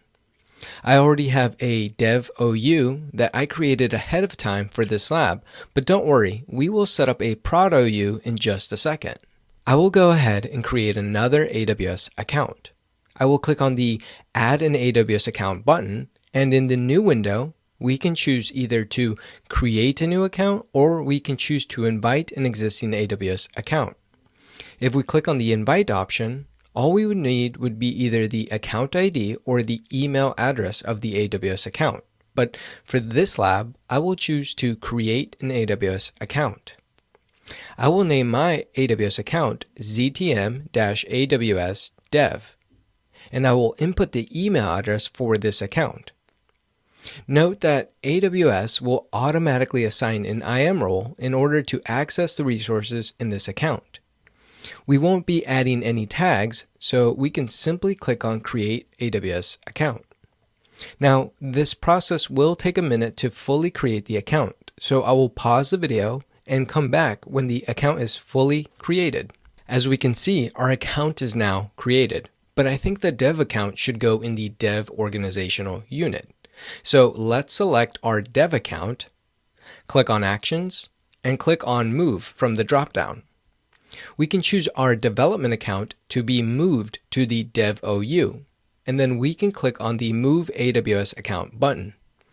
This should only take a second to process, and we can see we get a notification stating that our account was moved to the dev OU.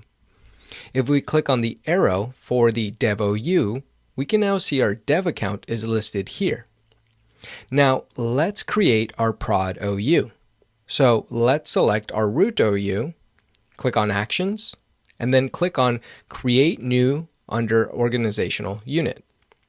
In the new window, we can name our organizational unit just prod, P-R-O-D, and then click on the Create Organizational Unit button. Again, this process will only take a second to process, and we should immediately see our prod OU listed here. Our prod OU is looking kind of empty, so let's create an HR OU. Within our prod OU, we will select our prod OU, click on Actions, and then click on Create New. I will name the OU just HR, and we can click on the Create button. If we click on the prod OU arrow, we should now see our HR OU listed here. If we wanted to, we could also create another OU for our finance department and another for the operation team, but I think this should give us a good idea of how we can create organizational units within our organization. But the main idea behind setting up our OUs this way is not only to provide better organization for our accounts, but also to apply service control policies. Let's go to our left-hand side and click on Policies. In the new window, we can see the different policy types, but they are all currently disabled. We can go ahead and click on the Service Control Policy name. And in the new window, to enable SCPs in our organization, all we have to do is click on the Enable Service Control Policy button. And as you can see, the service control policies were immediately enabled. If we wanted to, we could click on the Service Control Policies name again, and in the new window, we can click on the Create Policy button. In the window, I will name my policy Deny Dev Ec2 Instance. I will be creating a policy that will deny the creation of any EC2 instance that is not the T2 micro instance type. We can paste in the policy that is found in the course resource section in this window right here. And then we can scroll down to the bottom and click on Create Policy. What do you think we should do next? That's right, we need to apply the policy to our dev account. So let's select the policy we just created, click on Actions, and click on Attach Policy. We will be attaching this policy to the dev OU, so we can select the dev OU and click on Attach Policy. As you can see, the policy was successfully attached to our dev organizational unit. Now, if we click on the AWS accounts and then click on the dev OU name, we can go to the Policies tab and we should see that our denied dev EC2 instance policy is attached directly to our dev organizational unit. We can also see that the full AWS access policy is attached directly and it's also inherited from the root organizational unit. Let's click on the Children tab and then we can click on our ZTM-AWS dev account. If we click on the Policies tab, we can see that the denied dev EC2 instance policy is inherited from the dev OU. Now, I have this private window here where I went ahead and signed into the ZTM-AWS dev account. I will try to launch an EC2 instance, so I will click on Launch Instance. Select our Linux 2 AMI, and for our instance type, I will select the T2 Nano instance type. Click on Review and Launch, and then click on Launch. I will have to create a new key pair because this is our dev account, and I haven't previously created any key pairs in this account. So from the drop-down, I will select Create a New Key Pair.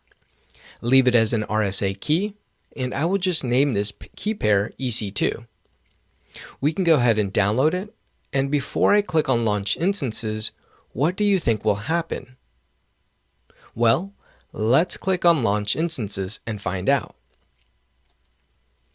As you can see, we received a launched failed message because our service control policy was enforced on our account, and it will not let us launch any instance type that is not the T2 micro instance type.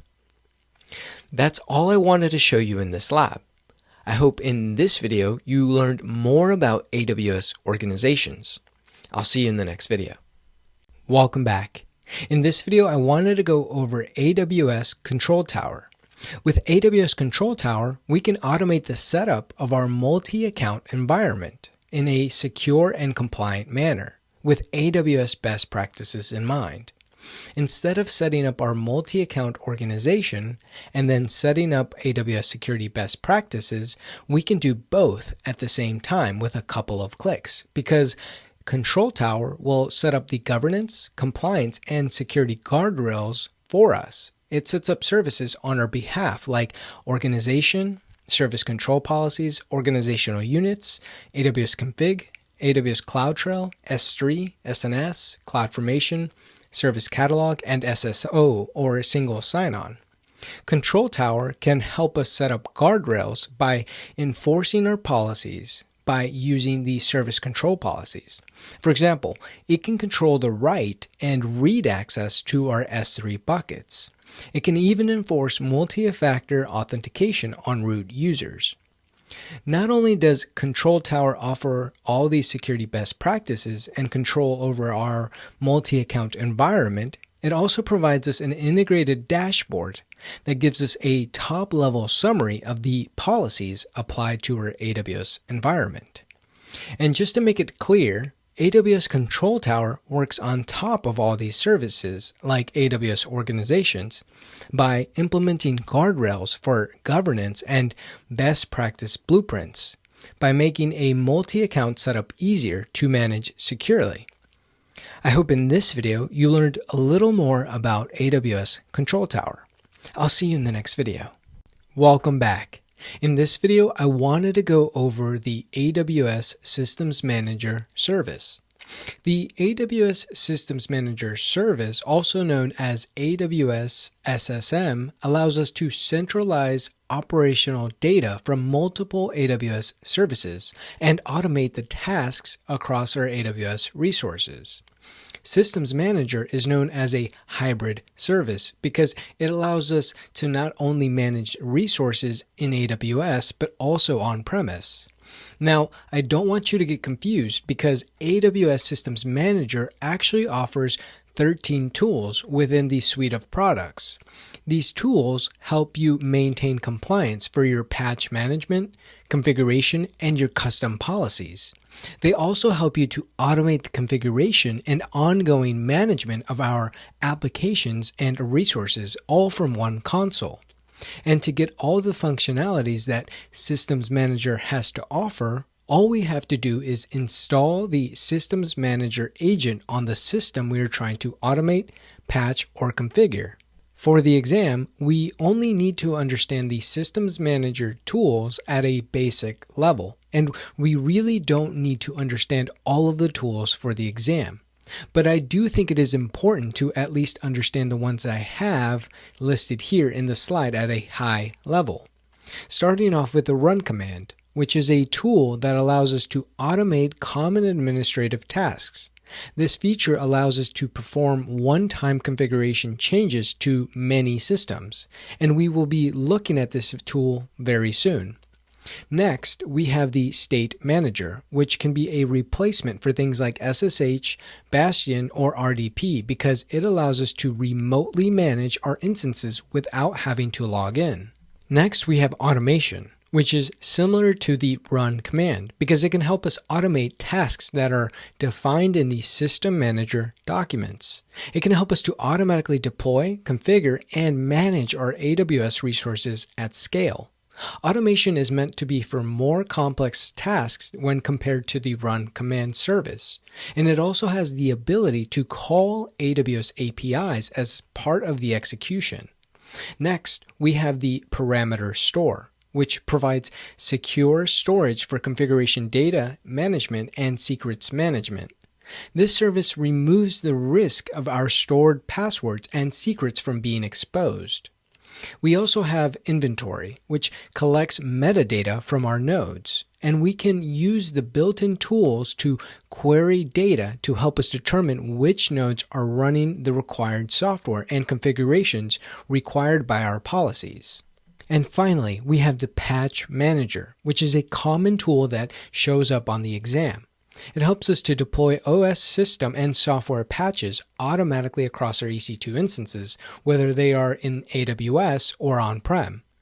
This tool can help us maintain patch compliance and detect configuration inconsistencies. I hope in this video you learned a little more about AWS Systems Manager service. I'll see you in the next video. Welcome back. In this video, I wanted to show you how we can use the Systems Manager run command to remotely run commands on an EC2 instance. Let's get started. In our main console, we can click on Services, scroll down to Security, Identity, and Compliance, and then click on IAM.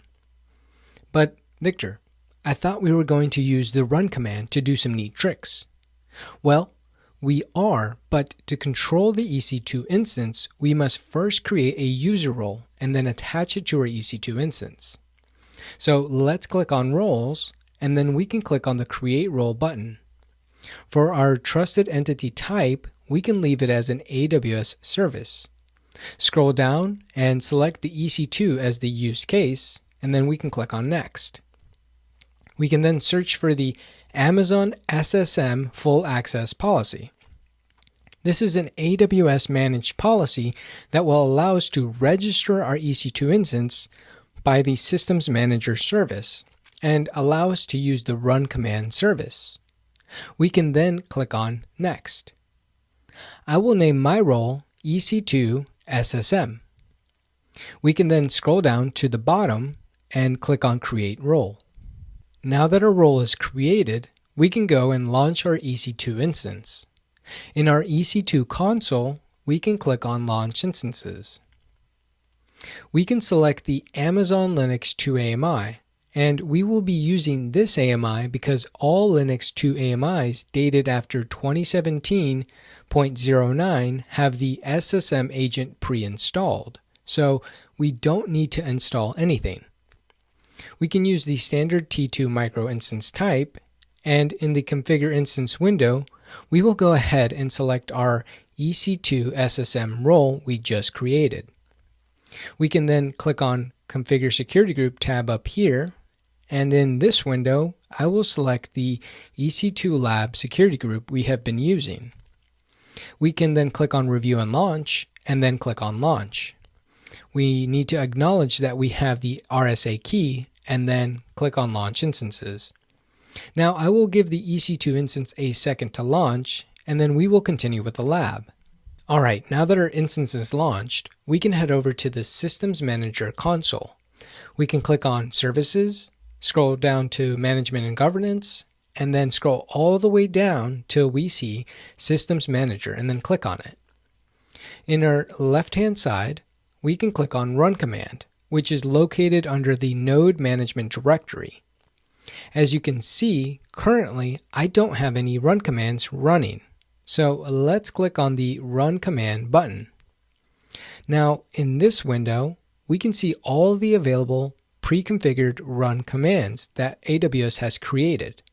And as you can see, it supports Linux, Windows, and even Mac OS. Some of these run commands are specific to certain OS types, like the Configure Windows Updates run command, in which we can enable or disable Windows updates on our servers. If we click on the Configure Windows Updates name, it will open a new window, and we can see a general description of what the command does. If we click on the Content tab, we can see the run command document, which gives us details of what the command actually does. We can also click on Details and see the parameters that are defined in the document.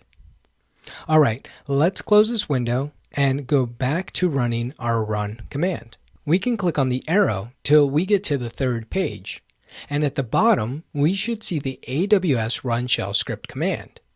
This run command will allow us to run the Linux commands on our EC2 instance that we need to deploy the web server.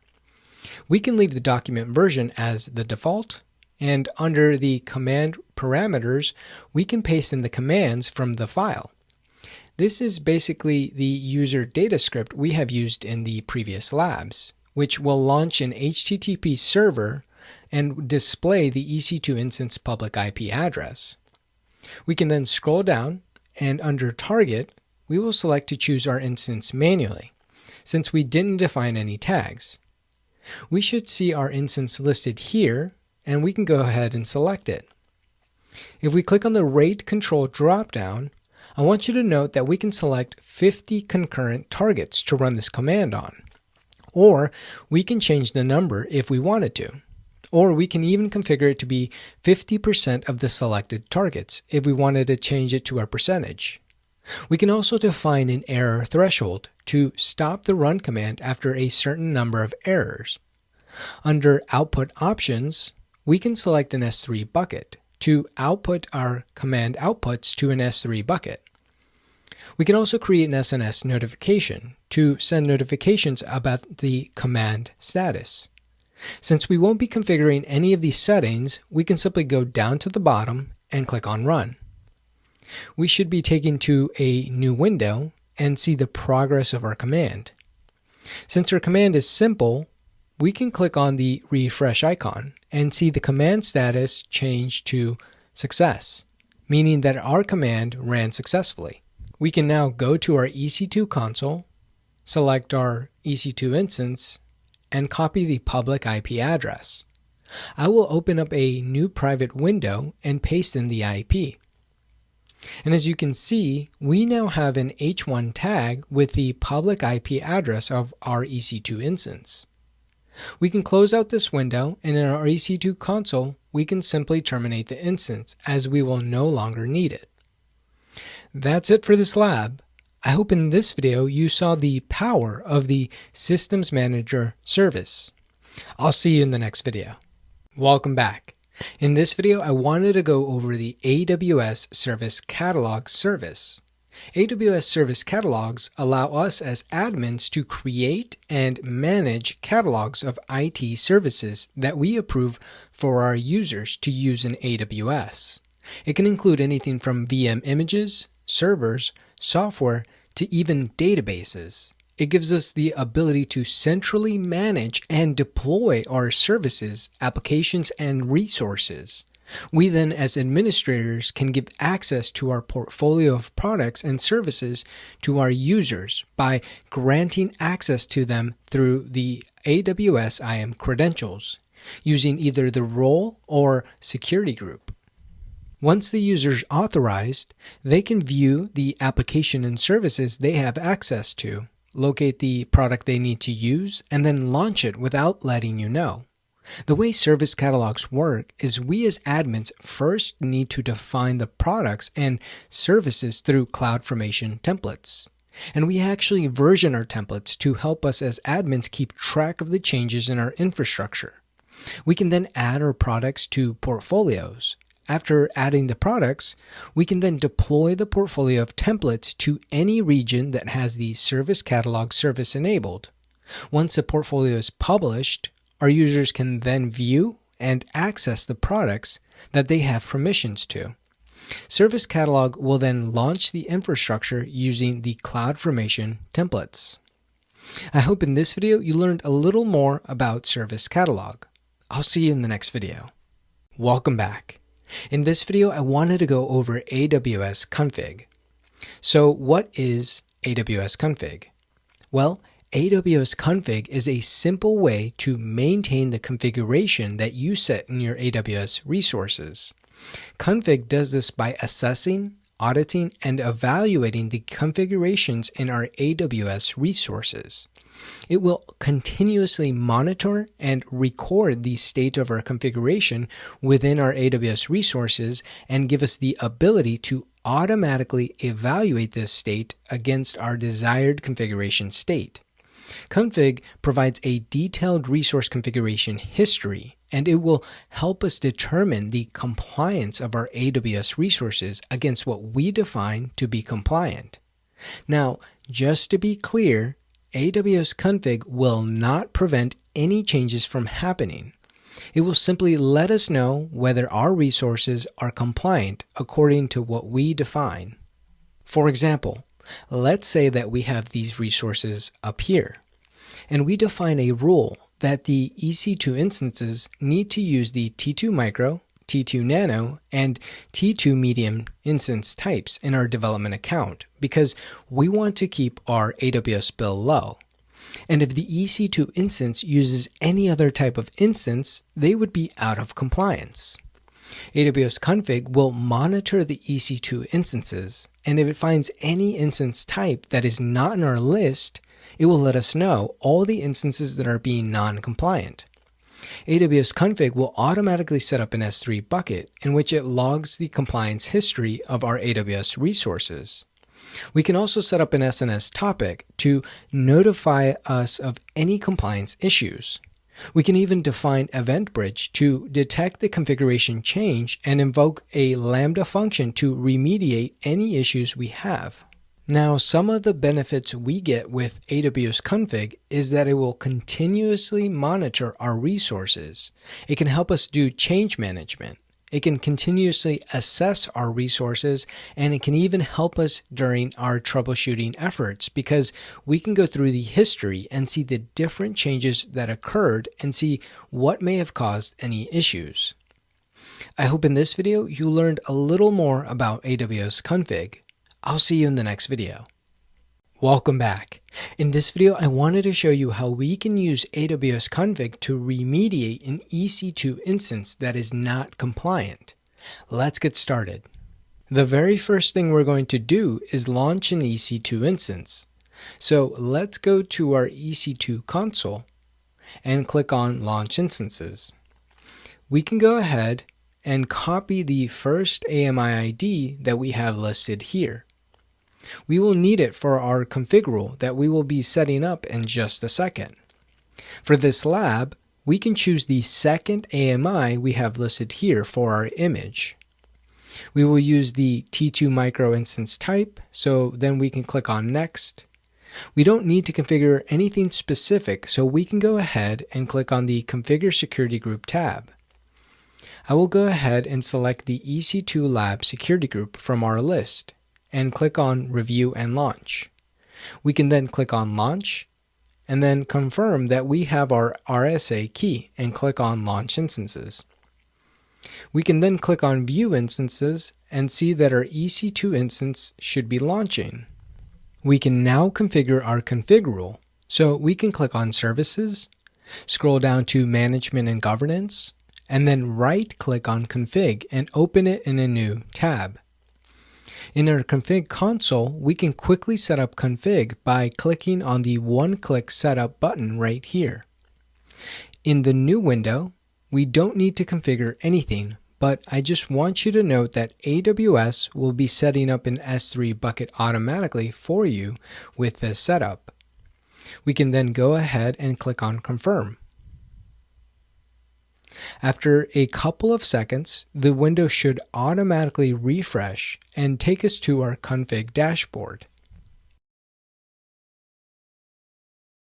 We can now go to our left-hand side and click on Rules. As you can see, we currently don't have any rules listed here, so we can go ahead and click on the Add Rule button. In the new window, we should be able to see that we have two types of rules that we can create. We have the AWS Managed Rule type, or we can create a custom Lambda rule. With the Lambda rule type, we have to set up our logic and also ensure we set up a role that gives the Lambda function enough rights to execute the actions we set up. For this lab, we will be using an AWS Managed Rule type.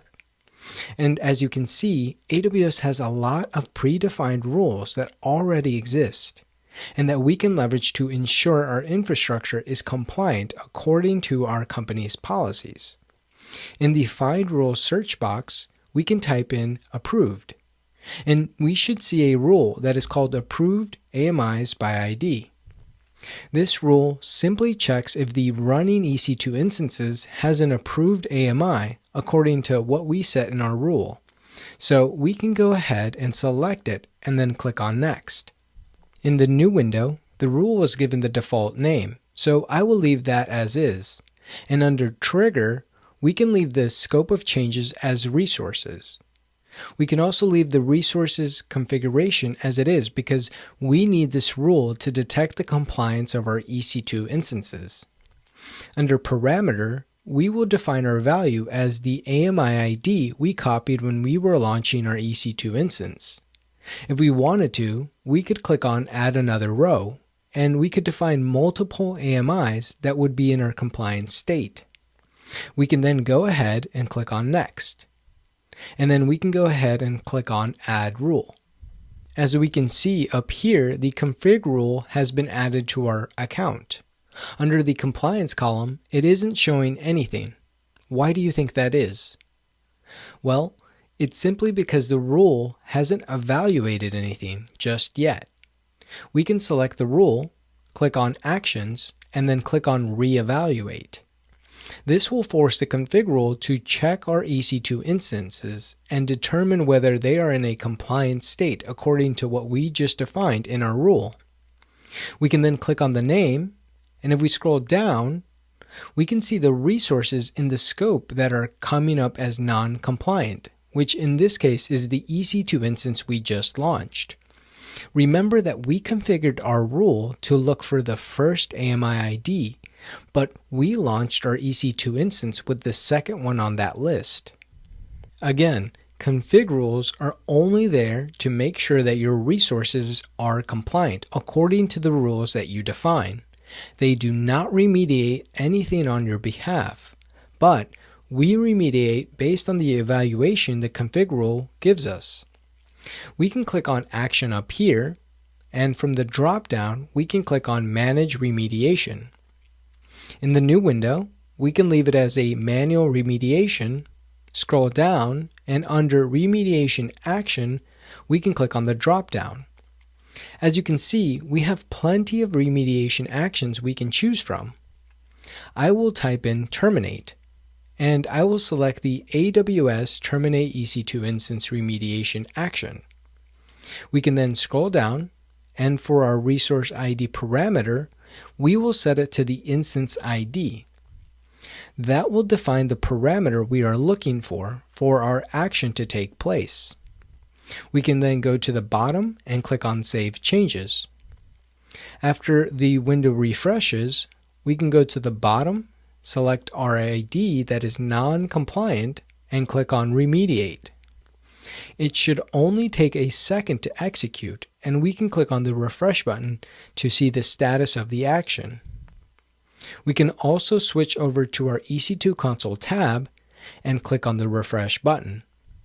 And as you can see, the EC2 instance is being terminated. Let's go back to our config tab and we can click on the refresh button. As you can see, we no longer see a resource that is out of compliance because the EC2 instance was shut down. That's all I wanted to show you for this lab, but before we delete our config rule, we need to delete the remediation action. So let's click on delete right here, and then type delete, and then click on the delete button. After that, we can click on the rules up here at the top, select our config rule, click on the actions dropdown, and then click on delete rule. We will type delete and then click on the delete button. It will take a couple of minutes for the config rule to be deleted, so don't worry if you still see it listed here. That's it for this lab. I hope you saw the power of AWS config and how it can help you stay compliant. I'll see you in the next video. Welcome back. In this video, I wanted to go over Trusted Advisor.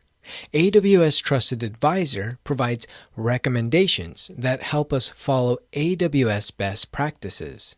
Trusted Advisor will basically provide real-time advice on cost optimization, performance, security, fault tolerance, and service limits according to AWS best practices. It does this by inspecting our environment and then making recommendations when it sees opportunities to save money, improve availability, and the performance of our resources. And the best thing about the AWS Trusted Advisor service is we don't need to install anything or any type of agent or enable any service. It simply works at the account level and inspects everything automatically. For the exam, we really just need to understand the service at a high level. And the key thing to remember is that AWS Trusted Advisor provides real-time guidance on AWS best practices. Now, let's take a quick look at the Trusted Advisor service. In our main console, we can click on Services, scroll down to Management and Governance, and then click on Trusted Advisor. And we can see the Trusted Advisor has already detected and provided an action we can take regarding our security. If we click on Security, it will take us to the Security tab where it has detected that we have some unrestricted ports. It found that we have 6 out of 17 security group rules that allow unrestricted access to our AWS environment. As we can also see, it provides more in-depth checks, but we would need to upgrade our support plan to get all the features Trusted Advisor has to offer. And as you can see here, there are a lot of features Trusted Advisor comes with just for security. If we click on Cost Optimization, we can also see that it has quite a bit of service offerings, but we aren't able to use them because we have a basic support plan. But for larger organizations, this would be very insightful and would help better cost optimize and secure our AWS environment. If we click on Preferences, we can add contacts, and this would email the contacts a weekly notification summary report so that we can get a breakdown of what the Trusted Advisor has found. I hope in this video you learned a little more about AWS Trusted Advisor. I'll see you in the next video. Welcome back. In this video, I wanted to show you the different health dashboards we have within AWS. Let's get started.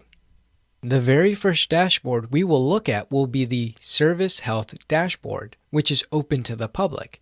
For this health dashboard, we don't even need an AWS account to be able to view it. You can simply go to google.com and type in AWS Service Health Dashboard. Here, we can view the status of different AWS services based on the region. So, if we wanted to see what was going on in the North American region, all we would need to do is come to this page and see the different regions within North America. As you can see, we have a list of all the services along with the region and a status of how the service is operating. If we keep scrolling, we can see the status history of the services for the last 7 days to see if they had any issues. We also get the map key values to determine what the symbols mean. We have the normal operating symbol, the informational message, the service degradation, and the service disruption keys. If we scroll all the way back to the top, we can click on the Open the Personal Dashboard button. This will take us to our Personal Health Dashboard. Now, this dashboard is meant to give us a personalized view of the events that will impact our AWS environment. It will also provide us remediation guidance when these events happen. So, if any events that happen affect our performance or availability, we can be notified through the AWS Personal Health Dashboard. As you can see, we currently don't have any open issues, schedule changes, nor any other notifications currently in our dashboard. So that means currently we shouldn't be experiencing any issues. As you can also see, we can also set up CloudWatch events from the dashboard to notify us of any events that occur.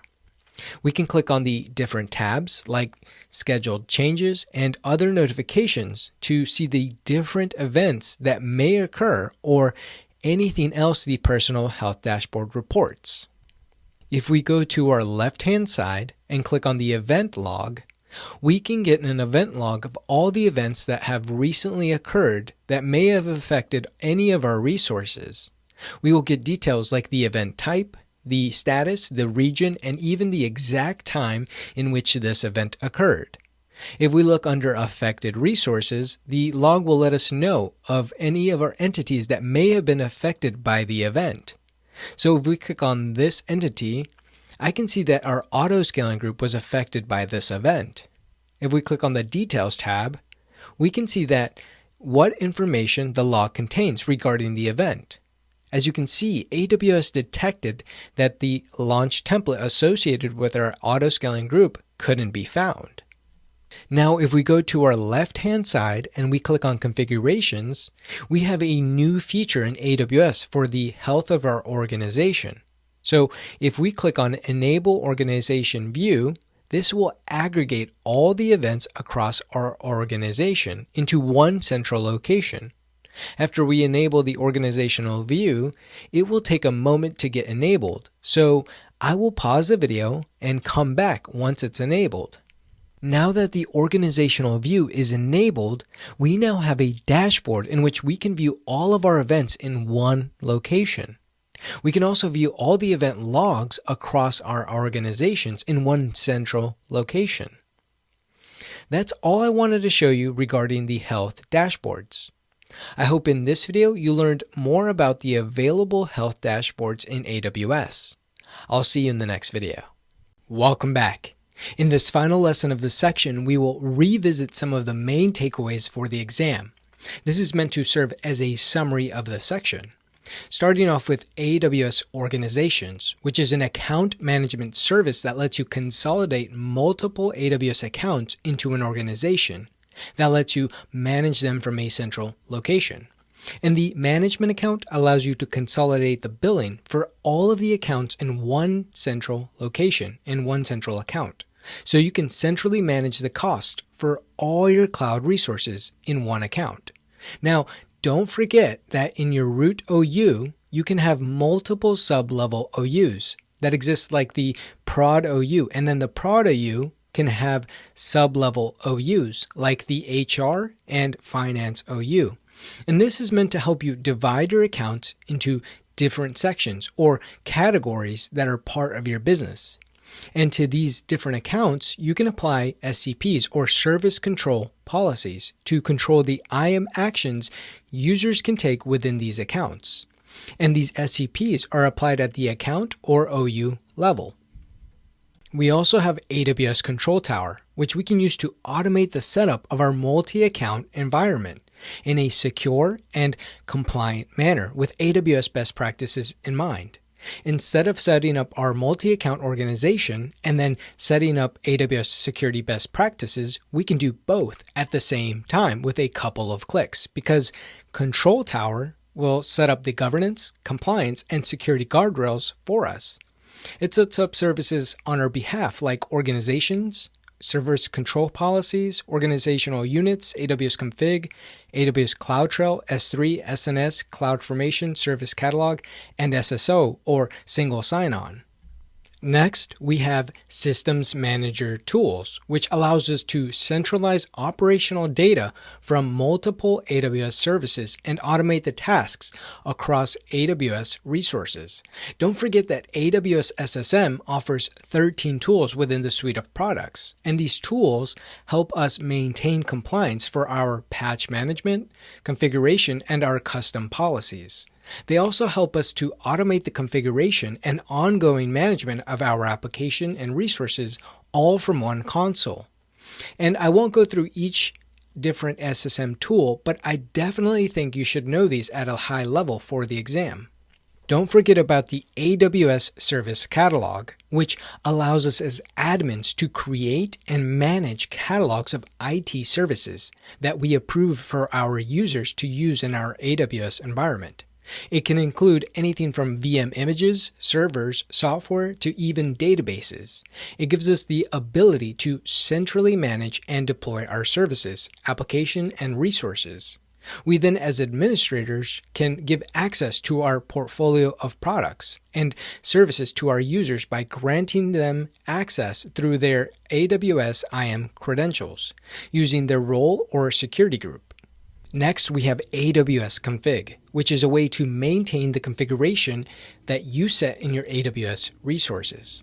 Config does this by assessing, auditing, and evaluating the configurations in our AWS resources. It will continuously monitor and record the state of our configuration within our AWS resources and gives us the ability to automatically evaluate this state against our desired configuration state. Config provides a detailed resource configuration history, and it will help us determine the compliance of our AWS resources against what we define to be compliant. Now, just to be clear, AWS Config will not prevent any changes from happening. It will simply let us know whether our resources are compliant according to what we define. Next, we have the AWS Trusted Advisor, which is a service that provides recommendations that help us follow AWS best practices. Trusted Advisor will basically provide real-time advice on cost optimization, performance, security, fault tolerance, and service limits, according to AWS best practices. It does this by inspecting our environment and then making recommendations when it sees opportunities to save money, improve availability, and the performance of our resources. Finally, don't forget about the different health dashboards we took a look at in our labs and what we could see in each one. That's it for this section summary. I'll see you in the next section. Welcome back. In this video, I wanted to go over identity providers and federation. So what is identity federation? Well, simply, identity federation is a system of trust between two or more groups that are involved for the purpose of authenticating users or systems into giving them access to resources or services. A common system of trust we use on premises that you may be familiar with would be something like Microsoft Active Directory, which is used to create users and groups and allow access to on-prem resources. In AWS, we can repurpose that access and connect our Active Directory service to the AWS IAM service to allow users to connect, authenticate, and use the AWS services in our environments. Not only can we use Active Directory to give our users access, we can also use the social accounts our users already have in order to provide access to AWS resources. Accounts like Facebook, Microsoft, and GitHub to authenticate them into our AWS environments. Not only can we use Active Directory or social providers with Aws Im, we also have the ability to use SSO or single sign-on. With SSO, we would need to use the AWS Directory Service to connect our on-premise Active Directory domain controller to SSO. But with SSO, we would also have the ability to integrate to these other various applications that SSO has built-in support for. After we configure the selected application for SSO access, we can grant users access from our corporate directory to these compatible applications like Dropbox and Salesforce. This simply means we can sign in with our Active Directory accounts and then have access to these other applications, even when they are hosted outside of AWS. Next, we have Amazon Cognito, which is a service that handles user authentication and authorization for our web and mobile applications. Now, this service naming convention gets a bit confusing, so I will explain it at a high level, but I really only want you to understand that Amazon Cognito is used to authenticate users to our mobile and web applications.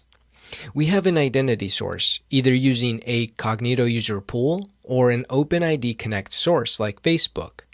We then exchange that identity by providing a JSON web token that comes from either using the Cognito user pool or Facebook, and we exchange that token for AWS credentials using AWS STS, and it does that by using IAM roles, which we can then allow the users to assume in order to have access to our web or mobile application. I know that Amazon Cognito is a confusing service simply because the naming convention is definitely not the best, but again, I just want you to understand that Amazon Cognito is used to authenticate users to your mobile and web applications, and that's all you really need to know on exam day. I hope in this video you learned more about identity providers and federation. I'll see you in the next video. Welcome back. In this video, I wanted to go over the AWS Directory Service. The AWS Directory Service is a service in AWS that provides multiple ways to use Microsoft Active Directory with other AWS services. Microsoft Active Directory is used to store information about users, groups, and devices, and we as administrators use them to control access within our environments. The first way we can use Microsoft Active Directory within our AWS environment is to run a managed Microsoft AD version of it within AWS. This version of AD is powered by Windows Server 2012 R2. It also uses a pair of highly available domain controllers that are connected to our VPC, and it also adds the DNS service to our environment. These domain controllers are created in different subnets within our VPC, but they sync up to control the identity and access of our users and groups. We could also get our on-prem Active Directory instance to sync up with our domain controllers in AWS so that they can share users' identities. Not only will this work with our on-prem version of Active Directory, but if we use an Azure AD instance, we can also sync it up to provide our users more access to different environments and services. And just to be clear, if we create a user within our AWS Managed AD, this same user will sync up with our Azure AD instance and on-prem AD, and will exist in all three places. Now, we can use the AWS Managed AD service either as an extension to our on-prem AD instance, or we can choose to use it as a standalone service. Next, we have the AD connector, which is a directory gateway that we can use to redirect our directory request to our on-prem AD instance. With the AD connector, our users, groups, and identities are managed from the on-prem AD instance, but we can allow users to log into AWS services like Amazon Workspaces with their existing Active Directory credentials. So that means that all of our identities are still managed only with our on-prem AD instance, and the AD connector is simply leveraging the identities to manage and provide access to our AWS environment. AD connector also removes the need to host and manage an AD instance within our AWS environment. The AD connector is a good choice when we want to manage all our identities on-prem, but want to provide access to our AWS resources. Next, we have Simple AD, which is a standalone, open-source managed directory that is powered by a Samba 4 AD server. It is compatible with Microsoft AD, but it cannot be joined to an on-prem AD instance. It shouldn't show up on your exam, but if you see anything that has to do with Samba, think Simple AD. I hope in this video you learned more about AWS Directory Services. I'll see you in the next video. Welcome back. In this video, I wanted to go over how we can protect secrets in AWS.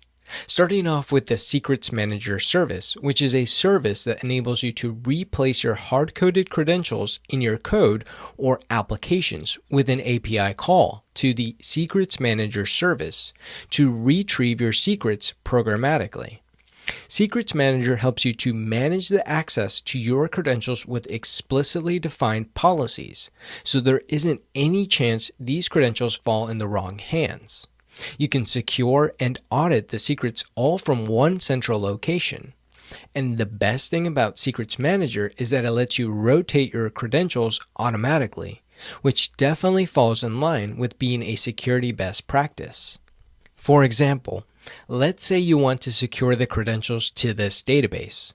You must first create the set of credentials for the database and configure the correct set of permissions on the database. Then, you would store those credentials in Secret Manager, and you would give it a name like Custom App Creds. After that, your application, in this case my custom app, would then query the Secrets Manager service for the secret. Secrets Manager would then retrieve the stored credentials, decrypt the custom app creds, and then return the secret over to our application over a TLS encrypted channel. Then the code within our application will parse the credentials and use those credentials and any necessary information to access the database in a secure way. Now, the reason I have the Systems Manager parameter store in this slide is because it works similar to the Secrets Manager service, because it provides secure storage for configuration data management and secrets management. Just to remind you that we can store passwords, database strings, AMI IDs, and license codes as parameter values within our parameter store. I hope in this video you learned more about protecting secrets in AWS. I'll see you in the next video. Welcome back. In this video, I wanted to go over encryption in AWS. Before we go over the different AWS services and types of encryption, I want to go over encryption in transit versus encryption at rest. Starting off with encryption in transit, which is data that is being transferred from one location to another in a secure and encrypted way. This means that all the traffic that goes from this PC to this server travels through this encrypted tunnel. So none of the data that goes through the tunnel will be exposed, not even to a hacker. If a hacker were to pick up on this traffic, all they would be able to see would be a bunch of random characters, but would not be able to decipher the data itself. And we use this type of encryption in AWS because all of the network traffic that goes between the AWS data centers is encrypted at the physical layer. Next, we have encryption at rest, which is data that is encrypted in a stored location. This means we use a special piece of data called a secret, also referred to as a key, which is only known to the person who encrypts the data. And they would use that key for just that, to encrypt their data and store it in a location like a hard drive or an S3 bucket. Without this key or secret, the data is useless because they wouldn't be able to remove this encryption lock.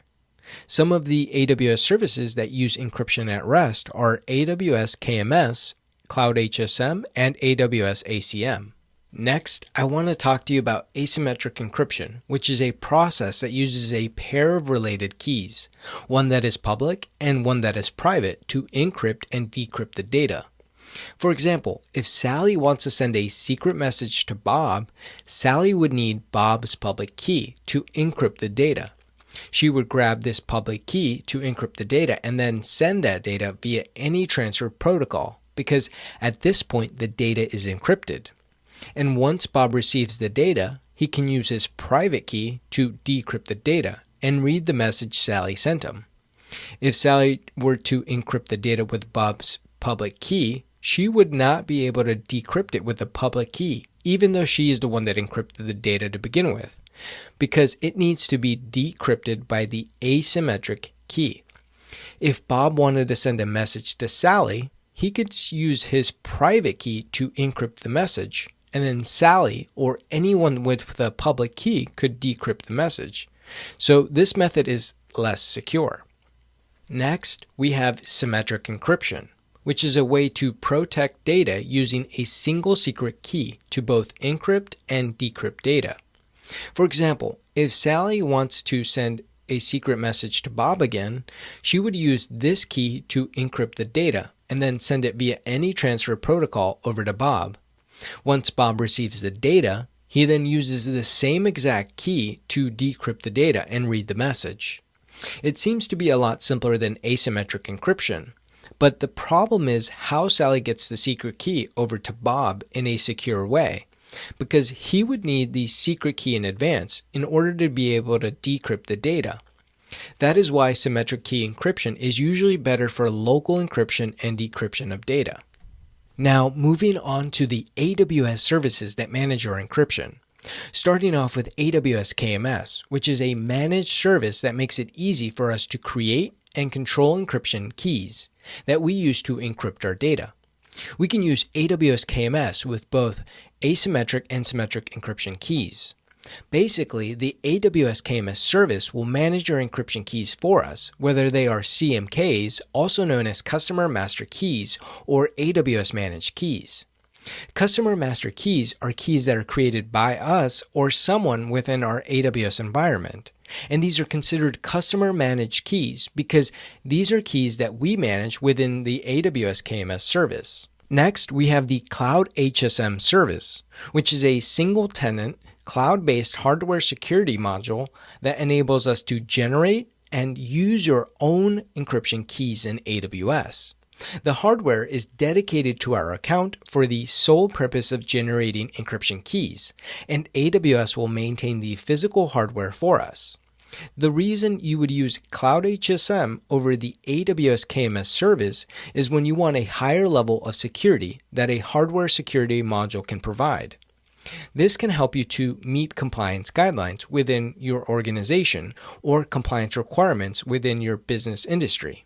Finally, we have the AWS Certificate Manager, or ACM, which is a regional service that handles the complexity of creating, storing, and renewing public and private SSL/TLS, also known as X.509 certificates and keys that will protect our AWS websites and applications. AWS Certificate Manager can quickly deploy certificates to our resources like our Elastic Load Balancers, Amazon CloudFront, and our API gateways. AWS Certificate Manager will handle the certificate renewals, and we can even import certificates from third parties. ACM can secure singular domain names, multiple specific domain names, wildcard domains, or a combination of any of these. I hope in this video you learned more about encryption in AWS. I'll see you in the next video. Welcome back. In this video, I wanted to show you how we can use encryption in AWS. Let's get started. In our main console, we can go to Services, scroll down to Security, Identity, and Compliance, and scroll down and click on Key Management Service. In the Key Management console, one thing I want you to note is that this is a regional service. We can go to our left-hand side and click on AWS Managed Keys. As we can see, currently we have some keys that are being managed by AWS. We have one for EBS, SNS, Cloud9, and so on. And these are all currently enabled. Let's click on the first key, which is the EBS KMS key. Here, we can see the general configuration of the key, which has information like the creation date and the regionality of the key. If we scroll down a bit, we can see the key policy that is defined for this specific key, telling us who can use the key and what the key is meant for. If we click on the Cryptographic Configuration tab, we can see information about the key like the key type, the origin, and the type of usage this key was designed for. Let's go to our left-hand side and click on Customer Managed Keys. As we can see, currently we don't have any Customer Managed Keys in our console. So let's click on the Create Key button. Here we can configure our new key to be either symmetric or asymmetric. For this lab, we can choose the symmetric key option. If we click on the advanced options, we can configure the key material origin and the regionality of the key. Since we will only be using this key for this lab, we can leave everything as it is and click on Next. In the next window, I will name my key KMS Lab. Scroll down and click on Next. In this window, we need to define who will be administering the key. And since I'm currently logged in with my admin account, I will simply choose myself as the key admin. Scroll down and click on Next. We then need to define who can use the key, and I again will just choose myself and click on Next. Everything looks good to me, so I will scroll down to the bottom and click on Finish. As we can see, the key was generated, so now we can start using it. I will open up the EC2 Management Console in a new window. Go to my left-hand side and scroll all the way down till I see Volumes. We can then click on Create Volume. And in the new window, we can scroll down and select the Encrypt this volume check. After we select it, we can then choose a KMS key from the dropdown. And as we can see, our KMS lab key is now listed as one of the options to encrypt this new volume.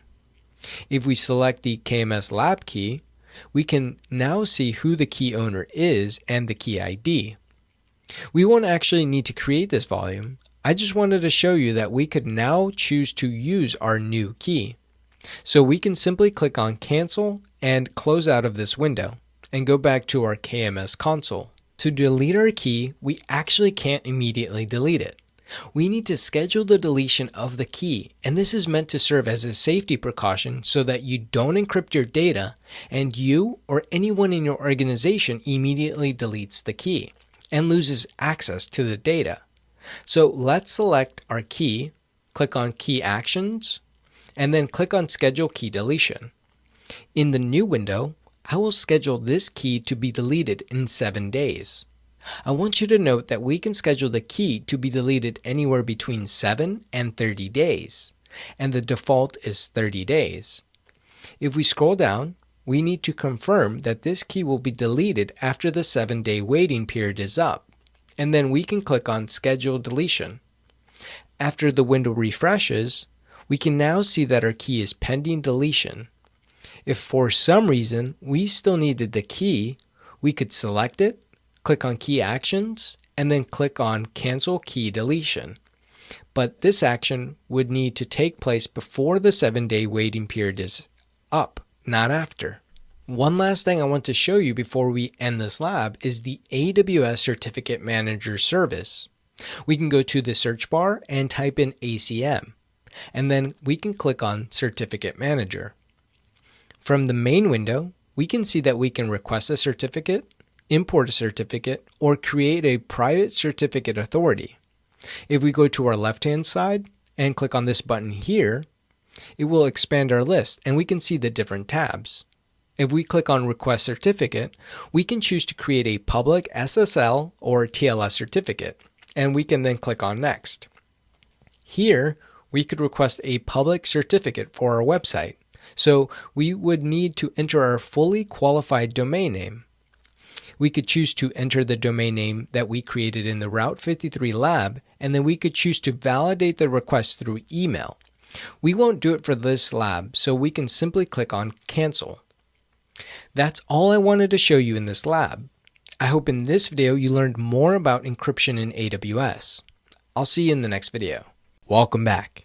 In this video, I wanted to go over logging and auditing in AWS, starting off with AWS CloudWatch, which we can use to collect metrics, collect logs, and to set alarms.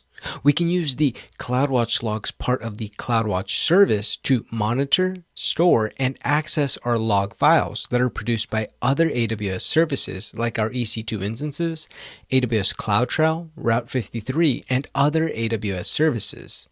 And these logs will fundamentally contain a timestamp and some data. If we install the unified CloudWatch agent on our on-prem resources, we can also collect logs and metrics and view them all within CloudWatch. And we can use the CloudWatch log insights to search and analyze our data. With CloudWatch log insights, it can help us perform queries to efficiently and effectively respond to any operational issues. We can use the CloudWatch metrics part of the CloudWatch service to view metrics like CPU utilization and network activity through our CloudWatch dashboard. And if the default CloudWatch metrics aren't detailed enough for your company, we can create custom metrics that are more granular to fit our organizational needs. Within CloudWatch, we can use the CloudWatch Alarms service to trigger notifications when these metrics hit certain limits that we define. Next, we have AWS Cloud Shell, which is a service that helps us to enable governance, compliance, and operational and risk auditing for our AWS account. It helps us to audit the activity within our account by recording the actions a user, role, or an AWS service takes and records them as events within CloudTrail. It essentially logs the API activity within our AWS account for auditing purposes. And this API activity or logs are kept for 90 days by default in the event history. And we can stream these logs into CloudWatch logs, or we can store them in an S3 bucket. If we decide to stream the CloudTrail trail into CloudWatch, we can enable a CloudWatch alarm to notify us of an event that just occurred, like a user deleting something they shouldn't have. And the reason CloudTrail is an important service is because not only can we audit the activity within our AWS account, it can also help us identify security incidents and troubleshoot operational activity. So a rule of thumb that we should follow is if anything is modified or deleted, we first check CloudTrail and look for the API activity related to the incident we are investigating. I hope in this video you learned more about logging and auditing in AWS. I'll see you in the next video. Welcome back. In this video, I wanted to show you what we can see in our CloudWatch logs. Let's get started. In our main console, we can go to Services, scroll down to Management and Governance, and click on CloudWatch.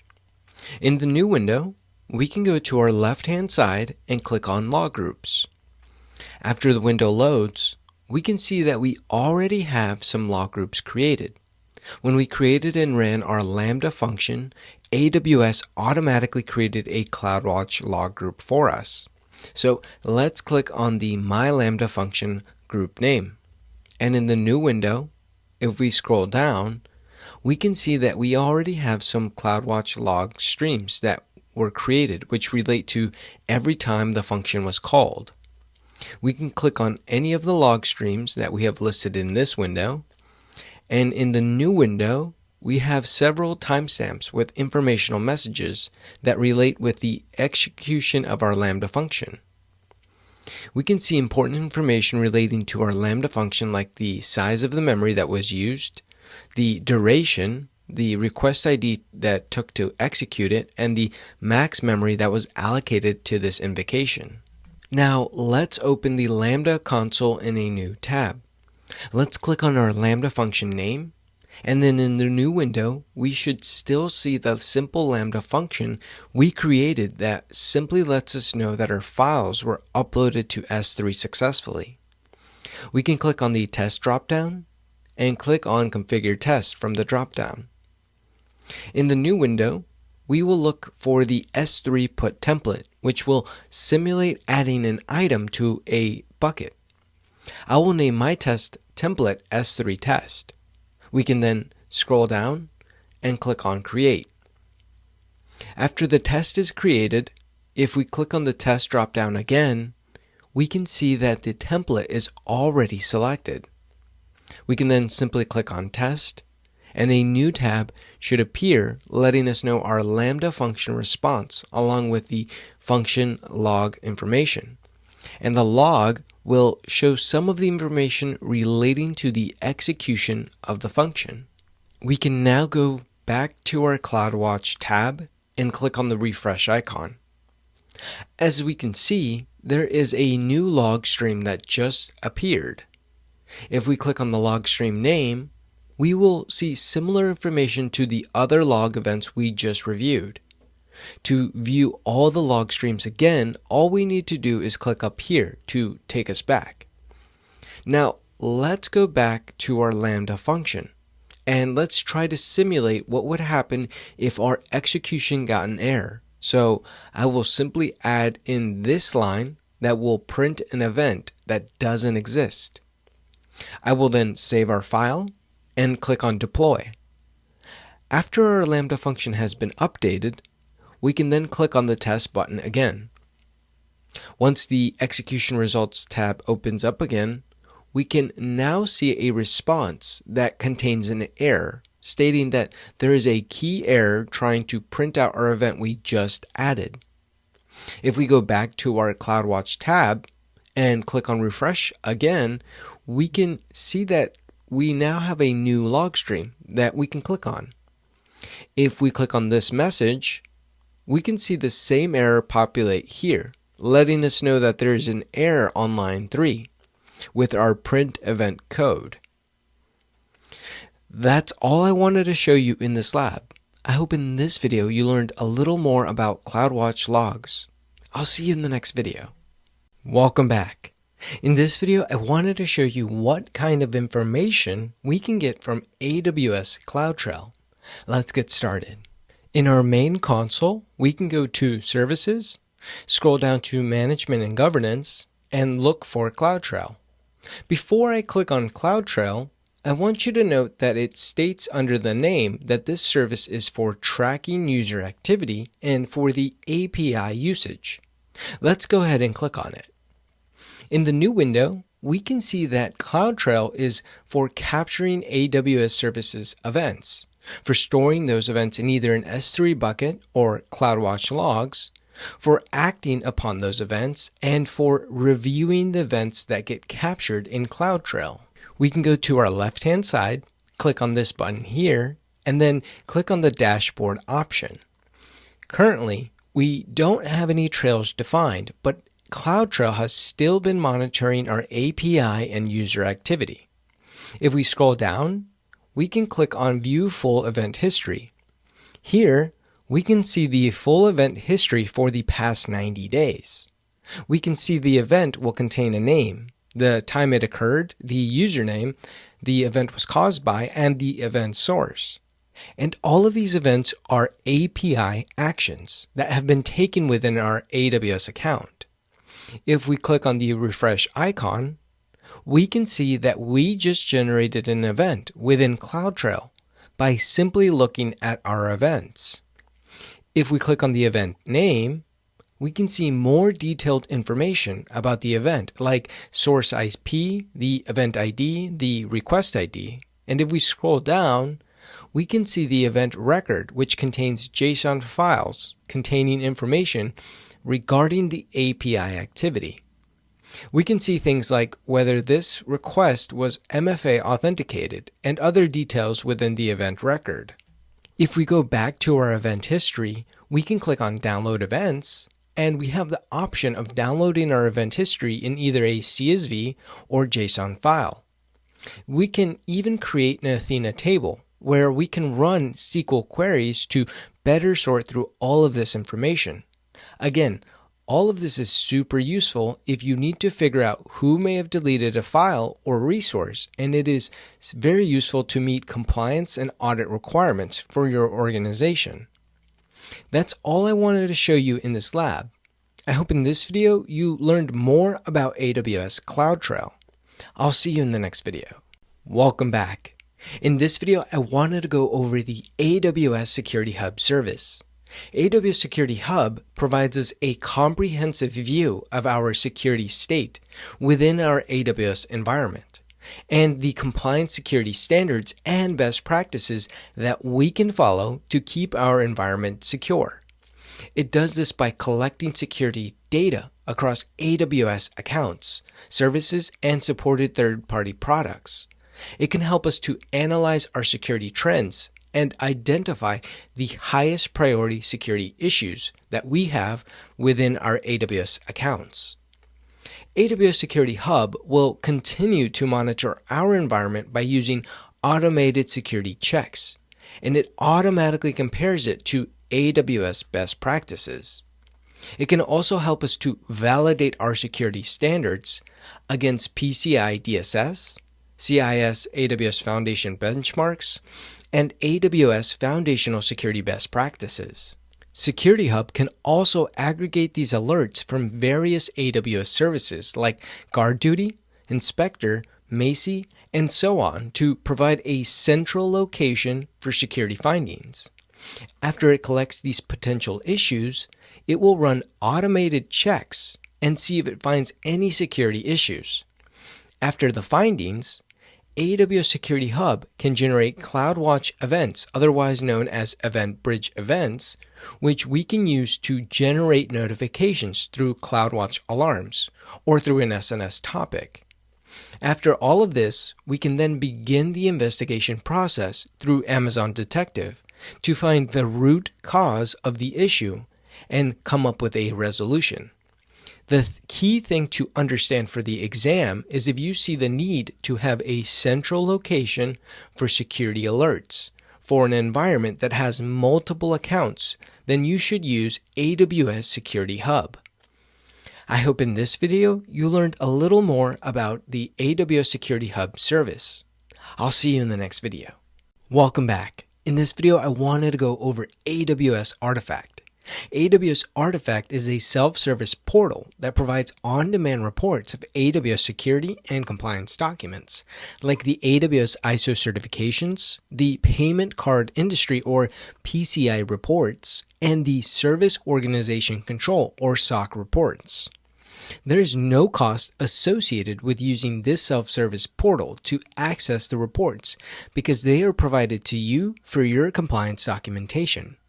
You can also use Artifact to review and accept agreements like the Business Associate Addendum or BAA, which sometimes is required by companies that are subject to the Health Insurance Portability and Accountability Act, also known as HIPAA. And this is to ensure that protected health information is appropriately secured. The key thing to understand for the exam is that if you see the need to provide compliance documentation, you use AWS Artifact. Now I want to quickly show you what we can see in AWS Artifact.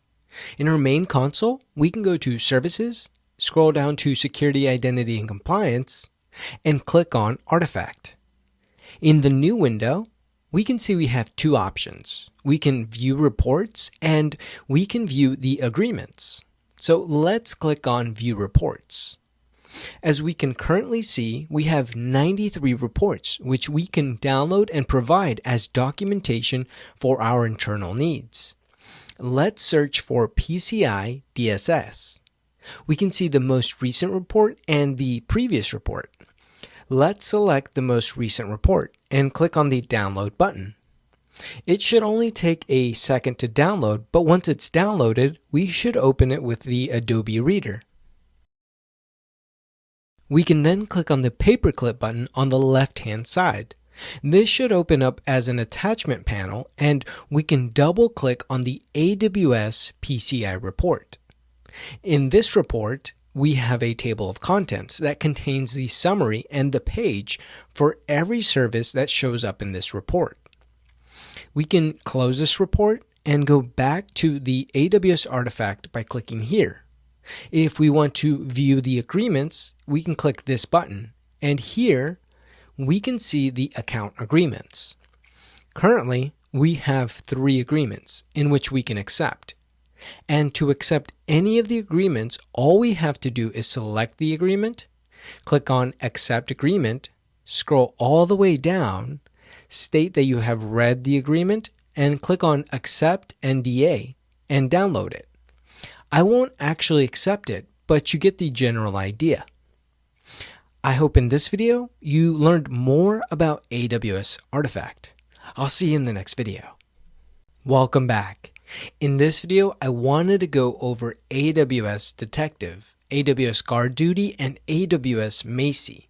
Starting off with Amazon Detective, which is a service that makes it easy to analyze, investigate, and quickly identify the root cause of security findings or suspicious activities.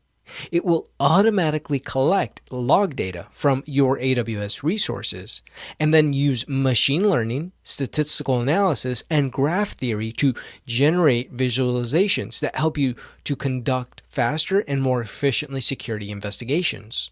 It will create a unified interactive view of resources and display how they interact with each other. AWS Detective will extract time-based events like login attempts, API calls, and network traffic from sources like CloudTrail, Amazon VPC flow logs, and AWS Guard Duty findings.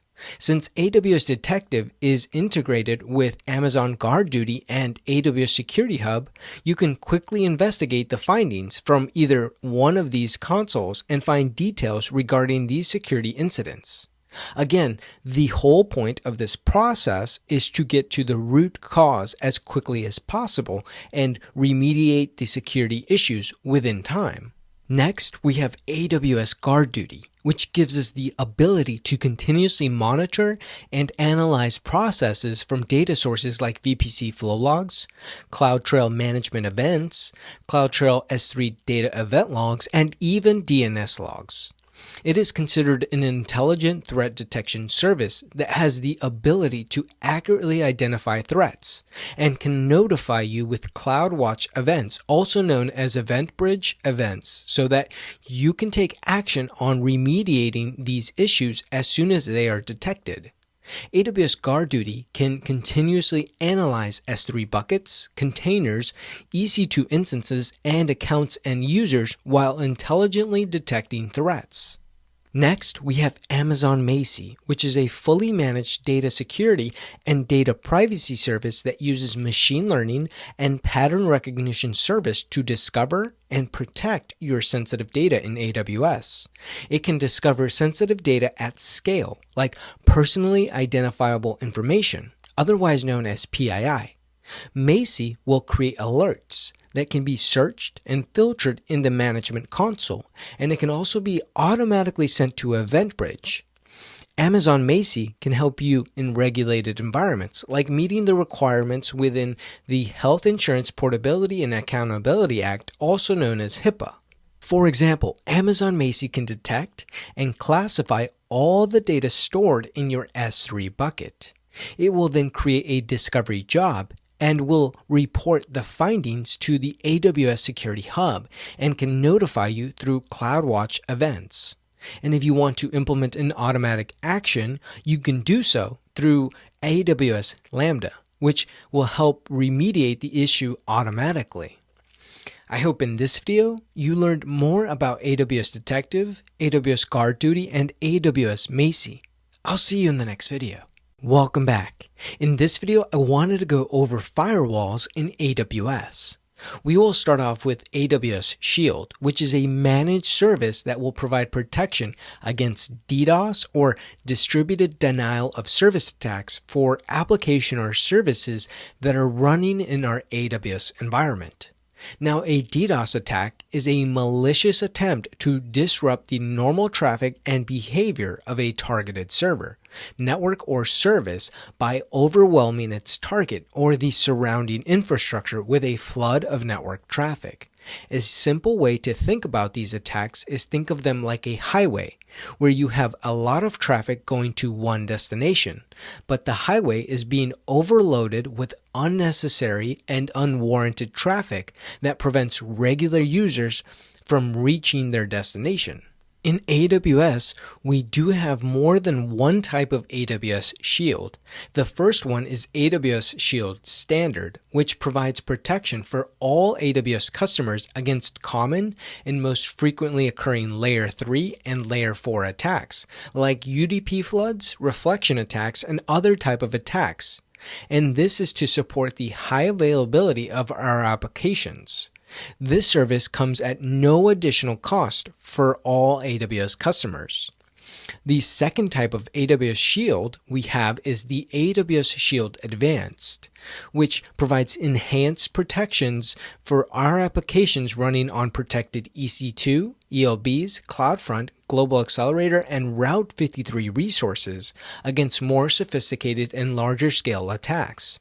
Now, this is a premium service, so it does come with a premium cost of $3,000 per month and a 1-year commitment. Next, we have AWS WAF, or Web Application Firewall, which is a service that helps protect our applications or APIs against common web exploits and bots that may affect our availability, compromise our security, or consume excessive resources. This service helps protect our web application at the application layer, or layer 7 of the OSI model. It will give us near real-time visibility into our web traffic, and we can use it to create conditional filters that are based on IP addresses, HTTP headers, and the body of the traffic, or custom URIs, to filter unwanted traffic to our applications. This means that the Web Application Firewall can inspect our traffic at a deep level to better protect our resources. This also means when we receive the traffic, it will either allow or block the request based on the conditions we define in our rules. You can also block SQL injection and cross-site scripting attacks, and even block certain locations with geo-match capabilities. For example, we can put the AWS Web Application Firewall in front of our CloudFront distribution, our ALB, or our API gateway to inspect traffic and protect our application and workloads.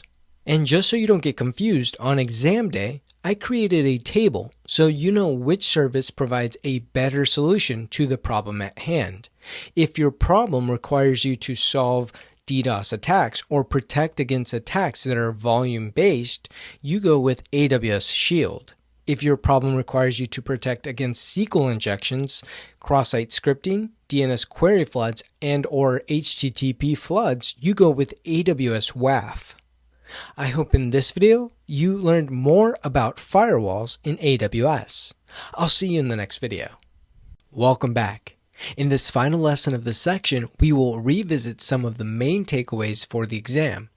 This is meant to serve as a summary of the section, starting off with the definition of identity federation, which is a system of trust between two or more groups that are involved for the purpose of authenticating users or systems into giving them access to resources or services.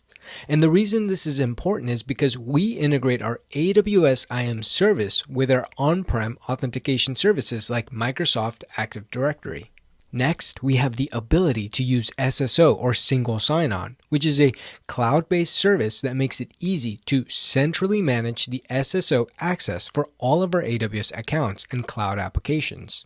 With SSO, we would need to use the AWS Directory service to connect our on-premise Active Directory domain controller to the SSO service. And this would provide the capabilities to integrate the access to other various applications. Next, we have Amazon Cognito, which is a service that handles user authentication and authorization for your web and mobile applications. I know that Amazon Cognito is a confusing service simply because the naming convention is definitely not the best, but again, I just want you to understand that Amazon Cognito is used to authenticate users to your mobile and web applications, and that's all you really need to know on exam day. Next, we have the AWS Directory Service, which gives us multiple ways to use Microsoft Active Directory with other AWS services. The first way we can use Microsoft Active Directory within our AWS environment is to run a managed Microsoft AD version of it within AWS. And this is a fully capable version of Microsoft AD that runs on Windows Server 2012 R2. We can use the AWS Managed AD service either as an extension to our on-prem AD instance, or we can choose to use it as a standalone service. Next, we have the AD connector, which is a directory gateway that we can use to redirect our directory requests to our on-prem AD instance. With the AD connector, our users, groups, and identities are managed from the on-prem AD instance, but we can allow users to log on to AWS services like Amazon Workspaces with their existing Active Directory credentials. Next, we have Simple AD, which is a standalone, open source managed directory that is powered by a Samba 4 AD server. It is compatible with Microsoft AD, but it cannot be joined to an on-prem AD instance. It shouldn't show up on your exam, but if you see anything that has to do with Samba, think Simple AD. Don't forget about Secrets Manager, which is a service that enables you to replace your hard-coded credentials in your code or applications with an API call to the Secrets Manager service to retrieve your secrets programmatically. Secrets Manager helps you to manage the access to your credentials with explicitly defined policies, so there isn't any chance these credentials fall into the wrong hands. Next, we have AWS KMS, which is a managed service that makes it easy for us to create and control encryption keys that we can use to encrypt our data. We can use AWS KMS with both asymmetric and symmetric encryption keys. Basically, the AWS KMS service will manage our encryption keys for us, whether they are CMKs, also known as Customer Master Keys, or AWS Managed Keys. Next, we have the Cloud HSM service, which is a single-tenant, cloud-based hardware security module that enables us to generate and use our own encryption keys in AWS. The hardware is dedicated to our account for the sole purpose of generating encryption keys, and AWS will maintain the physical hardware for us. Next, we have the AWS CloudWatch service, which we can use to collect metrics, collect logs, and to set alarms. With the CloudWatch logs part, we can use it to monitor, store, and access our log files that are produced by other services like our Ec2 instances. We can use the CloudWatch metrics to view metrics like CPU utilization and network activity through our CloudWatch dashboard.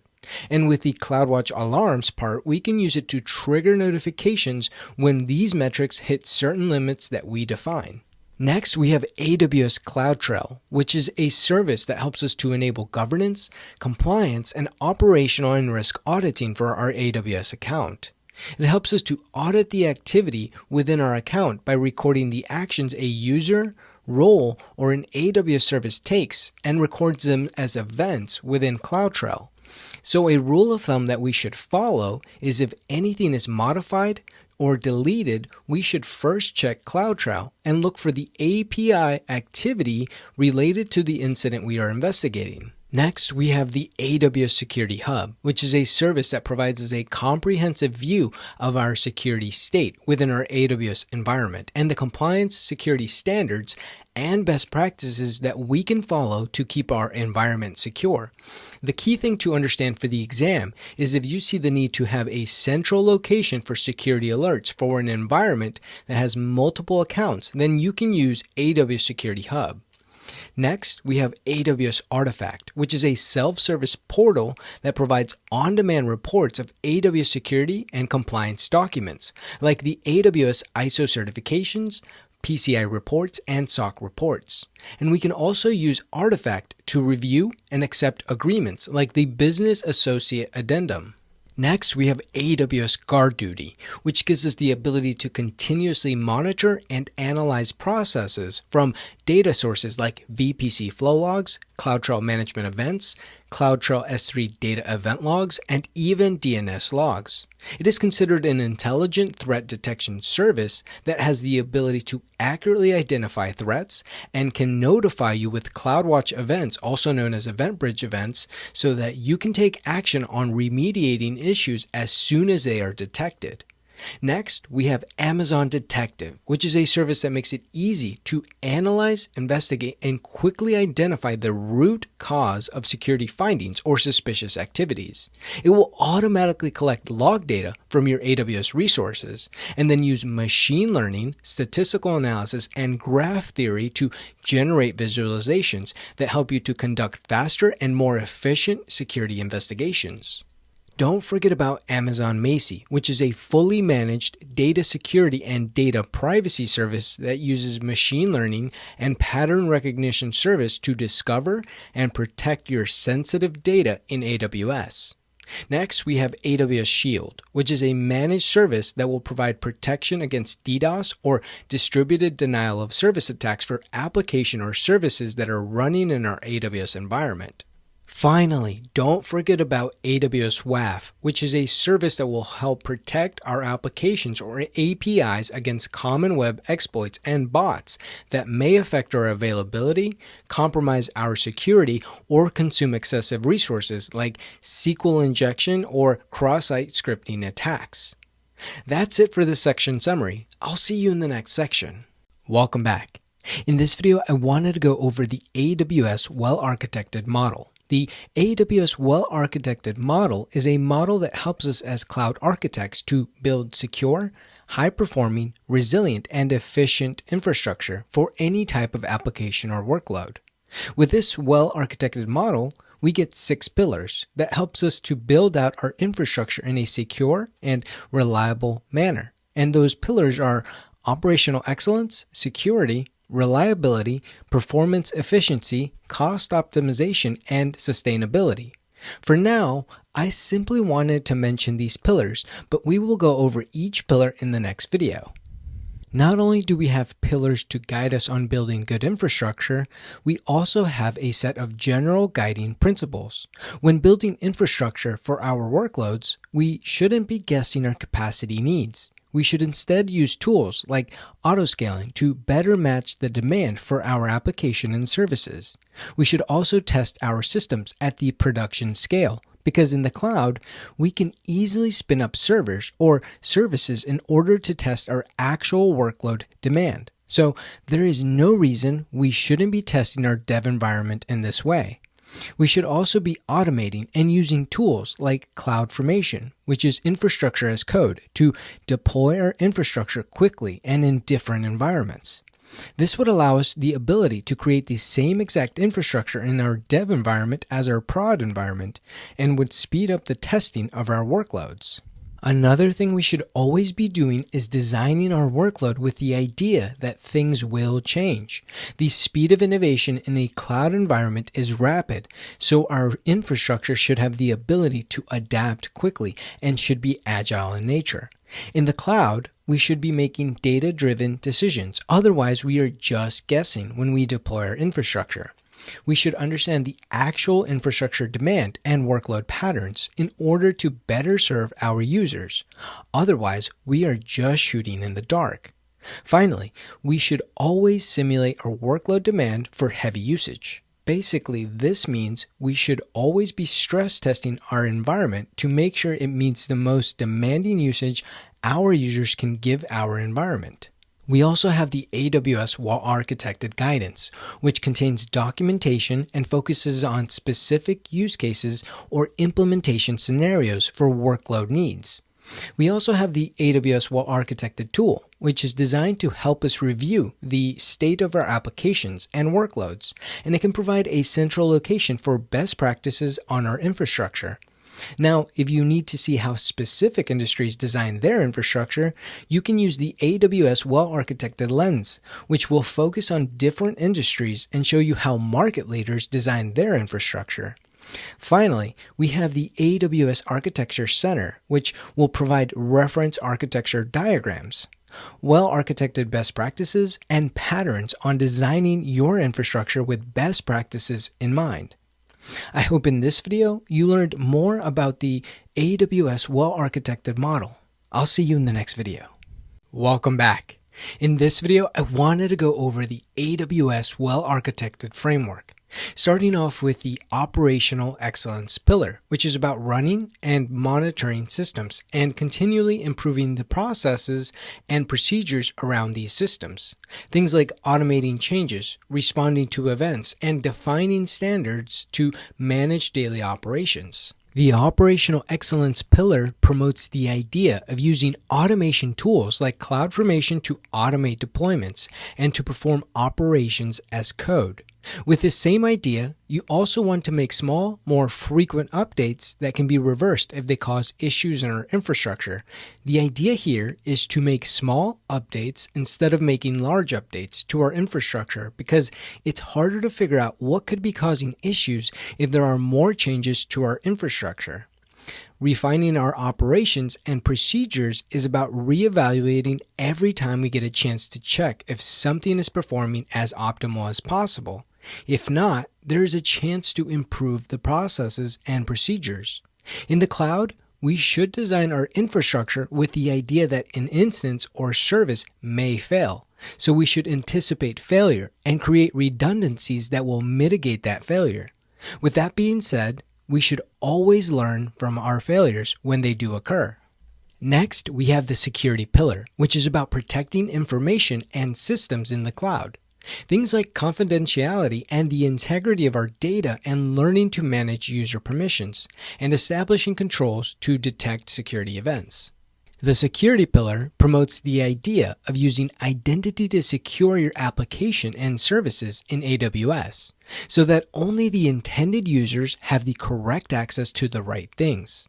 The security pillar also promotes the idea of using traceability to figure out what is going on and who is doing what in the different parts of your infrastructure.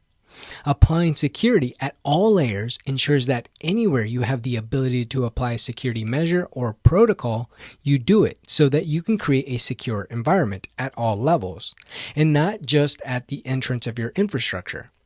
Automating security best practices ensures that you do not give the ability for human error to cause a security breach or a security incident. So when you have the ability to automate, make sure you are doing so. Now, we have talked about protecting data in transit and at rest with encryption. Make sure you are using encryption protocols to protect your data while it's being transferred and using encryption protocols when storing your data at rest. A way to keep people away from data is by making sure your access controls only allow authorized users to access it in the first place. So make sure your IAM and authentication is in place. You also need to prepare for security events by having a plan in place when a security incident occurs, like a DDoS attack or a breach in your infrastructure. Next, we have the reliability pillar, which is about workloads in our infrastructure performing as intended and how they can handle recovery in the event of a failure. Things like distributed system design, recovery planning, and adapting to changing requirements are all part of the reliability pillar. The reliability pillar promotes the idea of using automation to recover from failure. And you can do this by monitoring a workload. And if you detect failure, you can trigger something like a Lambda function to help recover automatically. With the reliability pillar, not only should you implement automatic recovery, but you should also be testing these recovery procedures in order to validate your recovery procedures. This lets you test and fix anything that doesn't properly fail over or recover so that you are ready for a real failure. We should also be scaling horizontally with our deployments to increase the availability. Instead of using one large resource, we should be using multiple smaller resources to reduce the impact of a single failure. Basically, we should be reducing our single points of failure in the cloud. We should also stop guessing about our capacity needs because in AWS, we have the ability to monitor our workload utilization and automate the addition or removal of resources automatically to sustain an optimal level to meet demands without having too many resources deployed. We should also be managing our change in automation, and this simply means we need to track and review our changes with procedures and automation. Next, we have the performance pillar, which is about structured and streamlined allocation of IT and computing resources. Things like resource types and sizes that are optimized for workload requirements, monitoring our performance, and maintain efficiency as business needs change. The performance pillar promotes the idea of making advanced technology implementation easier for your IT team to manage and learn new technology. The idea is to consume, create, and manage new technologies as a service instead of having specialized expertise in each new technology field. With the cloud, we also have the ability to go global in minutes because we can deploy our workloads to multiple AWS regions around the world, which allows us to provide lower latency and a better experience for our users. Use serverless architecture. AWS promotes the idea of using serverless architectures so that we remove the need to run and maintain physical servers for traditional compute activities. Serverless can help remove the technical debt we have when we deploy and manage servers, and it can also help lower transactional cost. We should also be experimenting more often. Just because something has always been done some way doesn't mean we don't have the ability to improve or automate a process. It also helps us to compare different resources or configurations for our workload for process improvement. We should also consider mechanical sympathy, which means we should be using technology that aligns the best with our company needs.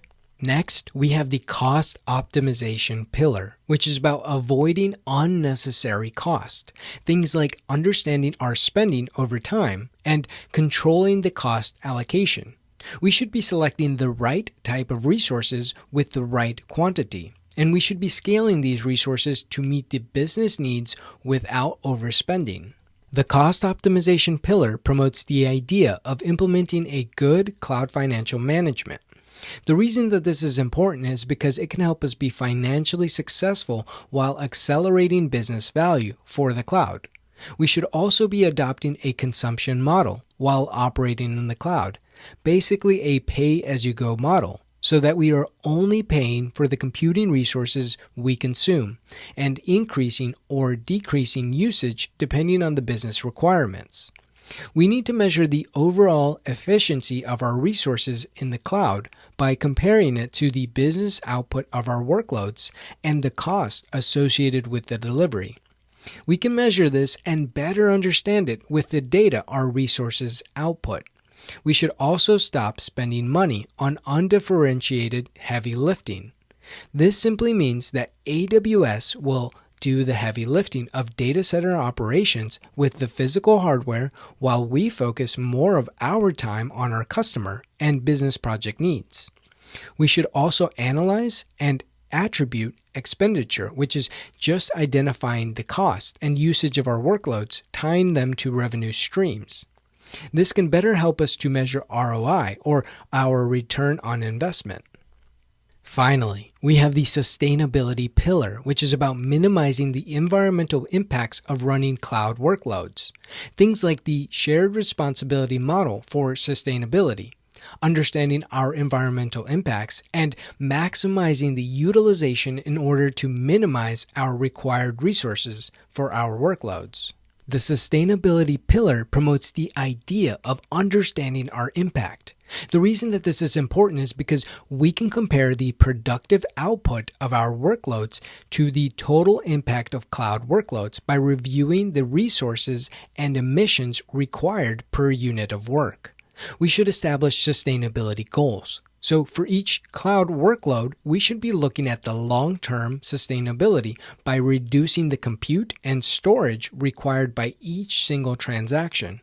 We should also be maximizing our utilization. We can maximize it by right-sizing our workloads and implementing efficient design to ensure our utilization is high, and we can maximize the efficiency of the energy we use. We should also anticipate and adopt new and more efficient hardware and software offerings from AWS. We should be designing our workloads to be flexible and have the ability to switch out hardware for more energy-efficient hardware. Using managed services like AWS Fargate can also help to improve resource utilization because since this service operates at scale, AWS is responsible for its efficient energy operation. We should also reduce the downstream impact of our cloud workloads. By reducing or eliminating the need for our users or customers to upgrade their devices to use our services, we can help to reduce the total amount of energy that is required by our workloads. I hope in this video you learned more about the AWS well-architected framework. I'll see you in the next video. Welcome back. In this video, I wanted to go over AWS Workspaces.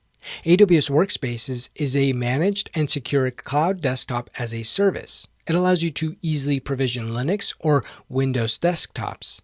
This is a great service if your company wants to get rid of on-prem VDI or virtual desktop infrastructure like Citrix or VMware and wants to switch over to a managed desktop as a service model. Workspaces is fast and quickly scalable to thousands of users, and you can integrate it with your on-prem directory and existing VPC. If your company doesn't want to use your on-prem AD service or doesn't have one, you can use the Simple AD service, which is made available free of charge to use with Workspaces. Workspaces secures all your data with AWS KMS. And with Workspaces, you can choose to pay on a monthly or hourly basis, and you only pay for the workspaces you launch. Now, why would you want to use AWS Workspaces? Well, let's say your users are running on-prem VDIs. As mentioned before, this is a replacement for those services, but AWS will handle the hardware maintenance, lifecycle, and failures since this is a managed service. All we need to do is choose how many instances we want for the number of users we have, and choose to either launch a Windows or Linux image. Integrate Workspaces with either our on-prem AD service, or in this case, our AWS Managed AD service to manage our users, and let our users connect via the Workspaces client application using shared gateways. For the exam, I just want you to remember that anytime you see virtual desktops, a replacement for your on-prem VDI workload, or desktop as a service, you think AWS Workspaces. I hope in this video you learned more about AWS Workspaces. I'll see you in the next video. Welcome back. In this video, I wanted to go over pricing in AWS.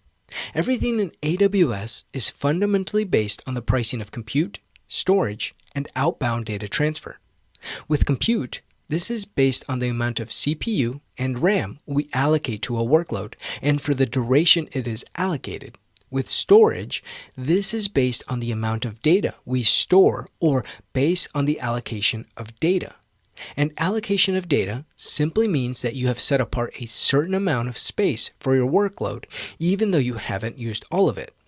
Like with EBS volumes. We can allocate 128 gigabytes, but only end up using 30. But we still end up paying for the 128 gigabytes. With outbound data transfer, we are concerned with the amount of data that is transferred outside of AWS, meaning any data that is leaving AWS, we have a chance of getting charged. But remember, typically the data we upload or transfer into AWS is free of charge. Now, in AWS, we have pay-as-you-go pricing, meaning we only pay for what we use and nothing more. This helps us turn our CapEx model that we are used to with on-prem workloads and helps us turn it into an OpEx model. Pay-as-you-go pricing helps us adapt an OpEx model that can help us easily adapt to the ever-changing business requirements and business needs. We fundamentally become more agile while operating in the cloud.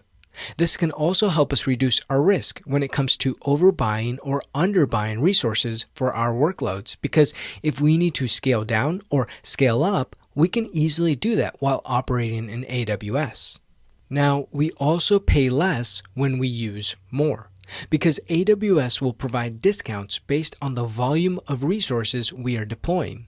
This happens when we go through a tier of usage we are consuming. So this means we have the ability to pay a lower rate for the high volume we are consuming. Now, we also save money when we reserve, which is the incentive for us to reserve the compute ahead of time to save on cost. We can reserve EC2 instances, DynamoDB capacity, RDS reserved instances, and so on to let AWS know that we are committed to using these resources for a period of time. And in exchange, we get a discount. To reserve instances, we can put what I like to call a down payment on the reservation that will help reduce the monthly cost of the resource. The greater our down payment, the greater the discount becomes, because again, AWS is seeing how serious you are about using these resources. Now, we also have the free usage tier, which Amazon will grant us 1 full year of free usage. With this, we get 750 hours of EC2 instances, 750 hours of RDS usage, 5 gigabytes of storage on S3, 1 million requests on serverless, and so on. And this is meant to help us explore the possibility of migrating to the cloud and choosing AWS as our provider. That's it for this video. I hope in this lesson you learned more about pricing in AWS. I'll see you in the next video. Welcome back. In this video, I wanted to go over compute pricing in AWS. Now, with compute, I just want to be clear that in AWS, we only pay for what we use and the number of instances we have deployed. But the pricing will depend on the configuration of our instances, meaning it will depend on the capacity of our instance, the region we deploy our instance, the operating system the instance is running, the type of instance, and the size of our instance. With other AWS services, the pricing will depend on the amount of time we have them running. Now, we do have different pricing options in AWS, starting off with on-demand pricing, which is the standard rate. And this pricing model we have been using mostly in this course to deploy our labs. There are no commitments when using on-demand pricing, but we also don't get any type of discount with this pricing model. On-demand is good for unpredictable workloads or workloads we need to test before switching over to our production environment. Something to keep in mind with on-demand pricing is that it is the most flexible pricing model, but also the most expensive. Next, we have the reserved pricing model, which is a commitment pricing model because we commit to AWS that for 1 or 3 years, we will be using a certain amount of capacity. And for that commitment, AWS will reward us with a up to 75% discount on our AWS bill compared to the on-demand pricing. This pricing model is great for workloads where we understand the demand and consistency that requires to run our application or services. An example would be something like a business application, where we understand the demand and know we will need to be running it to keep the business going. Next, we have spot instances, where we can get unused capacity at a discounted rate. We can get spot instances at up to a 90% discount when compared to on-demand pricing. But obviously there's a catch when using spot instances because AWS can ask for the capacity back, and they will provide you with a notification letting you know they will be terminating your instance. So why would you use this type of capacity? Well, it's good for workloads that can be interrupted and that are not mission critical. So you can afford your instance being terminated and save money while testing or running this type of workload. Next, we have the savings plan, which is a commitment pricing model where we commit to AWS that we will be using a consistent amount of usage. The great thing about this pricing model is that we can use it for EC2, Fargate, and/or Lambda. So with this pricing model, we will commit to AWS for 1 or 3 years that we will be using a certain amount of capacity for a certain rate. Next, we have dedicated host, which is a physical server that is dedicated to us for our workloads, and we wouldn't be sharing it with any other AWS customer. With this type, we pay per host. Also, with this type, we can get socket and core visibility. There is some type of software licenses that get bounded to the hardware. So if we were to switch the host, the software might stop working. So if you have this type of requirement, a dedicated host could be your solution.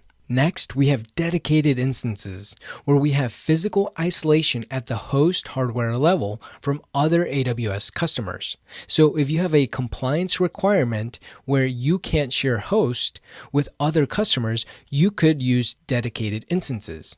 With this type, we pay per the instance that is deployed. Now, I want to dive just a little deeper into spot instances. Like I mentioned before, with spot instances, we are bidding for unused capacity for up to a 90% discount when compared to on-demand pricing. We will get a 2-minute warning letting us know that AWS will reclaim our capacity for another customer. Not only do we have spot instances, if we want, we can deploy a whole spot fleet, which is a set of spot instances that can be mixed in with some on-demand instances to meet a target capacity. We also have spot block, which is a hybrid of on-demand and spot instances. The reason I say it's a mixture of these two types of capacities is because we can launch spot blocks for an uninterrupted workload for the duration of 1 to 6 hours, meaning AWS cannot reclaim the capacity for this defined time. But we also get a discount of only up to 30 to 45% when compared to on-demand pricing. Next, I wanted to go over how we are actually billed in AWS. With EC2 billing, our Windows instances are billed per hour with a minimum of 1 hour, and Linux instances are billed per second with a minimum of 1 minute. The per second billing is applied to Amazon Linux and Ubuntu instances. For Red Hat and SUSE instances, they are also billed per hour like Windows instances. Now, the EBS volumes that are attached to our instances are billed per second with a minimum of 1 minute. Next, we have Lambda billing, where we are billed per each Lambda API call we make, and we are billed per the duration of the Lambda call. The duration cost will depend on the amount of memory we allocate to our Lambda function. Next, we have ECS, which is pretty simple for the EC2 launch type because we only pay for the AWS resources that are stored and created for us to run our application or workload. Next, we have Fargate billing, where we pay for each virtual CPU and memory that is allocated to our applications that are running inside of the containers. With Fargate, we also have the ability to use something called Fargate Spot, which is meant for workloads that are interrupt tolerant, basically workloads that can be stopped and started. With Fargate Spot, we can receive up to a 70% discount when compared to regular Fargate pricing. Next, I wanted to go over the different types of EC2 reserved instances we have in AWS. Starting off with EC2 standard reserved instances. With standard reserved instances, we have the ability to change the availability zone, instance size, and the networking type. With standard reserved instances, we get up to a 40% discount if we make a 1-year commitment and up to 60% discount if we make a 3-year commitment. This, again, is best suited for steady state usage workloads. Next, we have the EC2 convertible reserved instances. With convertible reserved instances, we have the ability to change the availability zone, instance size, networking type, the operating system, the tenancy, and even change the instance family. This is great because we can change our instance to be a bigger instance if we figure out that our workload is more demanding than we initially thought. Next, we have EC2 scheduled reserved instances. With scheduled reserved instances, we can launch them with predefined time windows that we reserve them for. This is great for workloads where we have a recurring schedule that only requires a certain part of the day for the instance to be available. Now, with all 3 of these types of reserved instances, we have 3 payment options. We can commit to paying all the cost up front, paying part of the cost, or not paying any of the costs up front, but paying the remaining balance on a monthly basis. Next, I wanted to go over the savings plan, which is a flexible pricing model that offers low prices on EC2, Lambda, and AWS Fargate in exchange for a committed amount of usage. We can set up the savings plan through the Cost Explorer console. The savings plan can help us to save up to 66% on our compute workloads. And we also have the EC2 savings plan, which is a commitment to only EC2 computing workloads.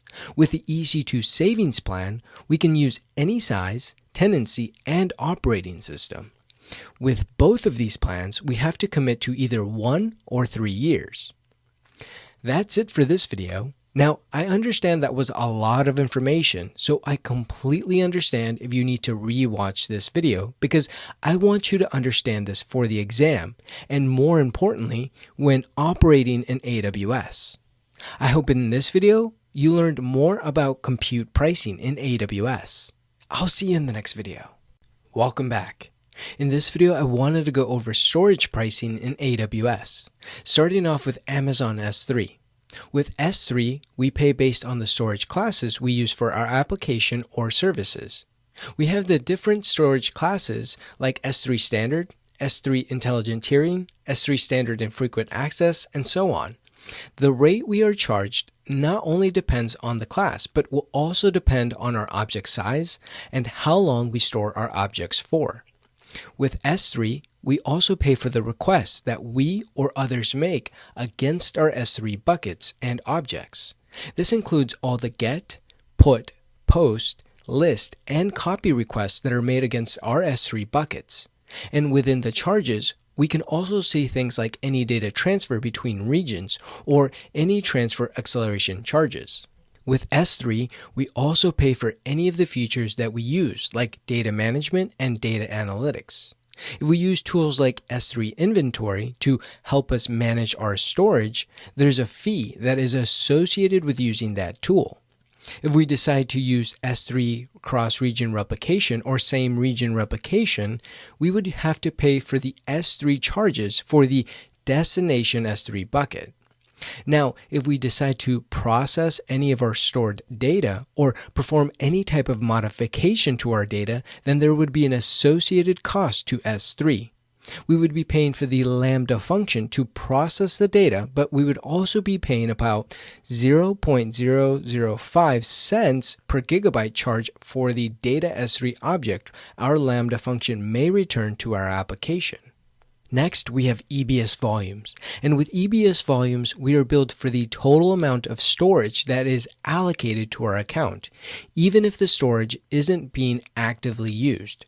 So that means if we allocate a 512 gigabyte EBS volume to our EC2 instance, but only actively use 10 gigabytes, we will still end up paying for the 512 gigabytes. With EBS volumes, we also pay based on the type and IOPS count that we decide is needed for our workload. Now, with EBS volumes, the inbound data transfer is going to be free of charge, but like most AWS services, we will pay for the outbound data transfer. With EBS volumes, sometimes we want to make backups of our volumes, so we will use EBS snapshots, and these snapshots are stored in S3. So we will be charged on the amount of space they take up in our S3 buckets. Next, we have the Relational Database Service, or RDS, which we are charged based on the amount of time the RDS database is running. It is also charged based on the database engine, the database size, and the memory class that we select. Like EC2 instances, we can get discounts if we decide to get reserved instances because don't forget that RDS instances run on top of EC2 instances. Now, one really cool thing with RDS instances is that we do not get charged extra for the backup storage as long as it is the same size of the original database. Next, we have DynamoDB pricing, which will depend on how much we read, write, and store in our DynamoDB tables. With DynamoDB, we will get two capacity modes we can choose from. The first one is on-demand capacity mode, which is good for unpredictable application workloads because we will simply be charged for how many reads, writes, and stores we do to our DynamoDB tables.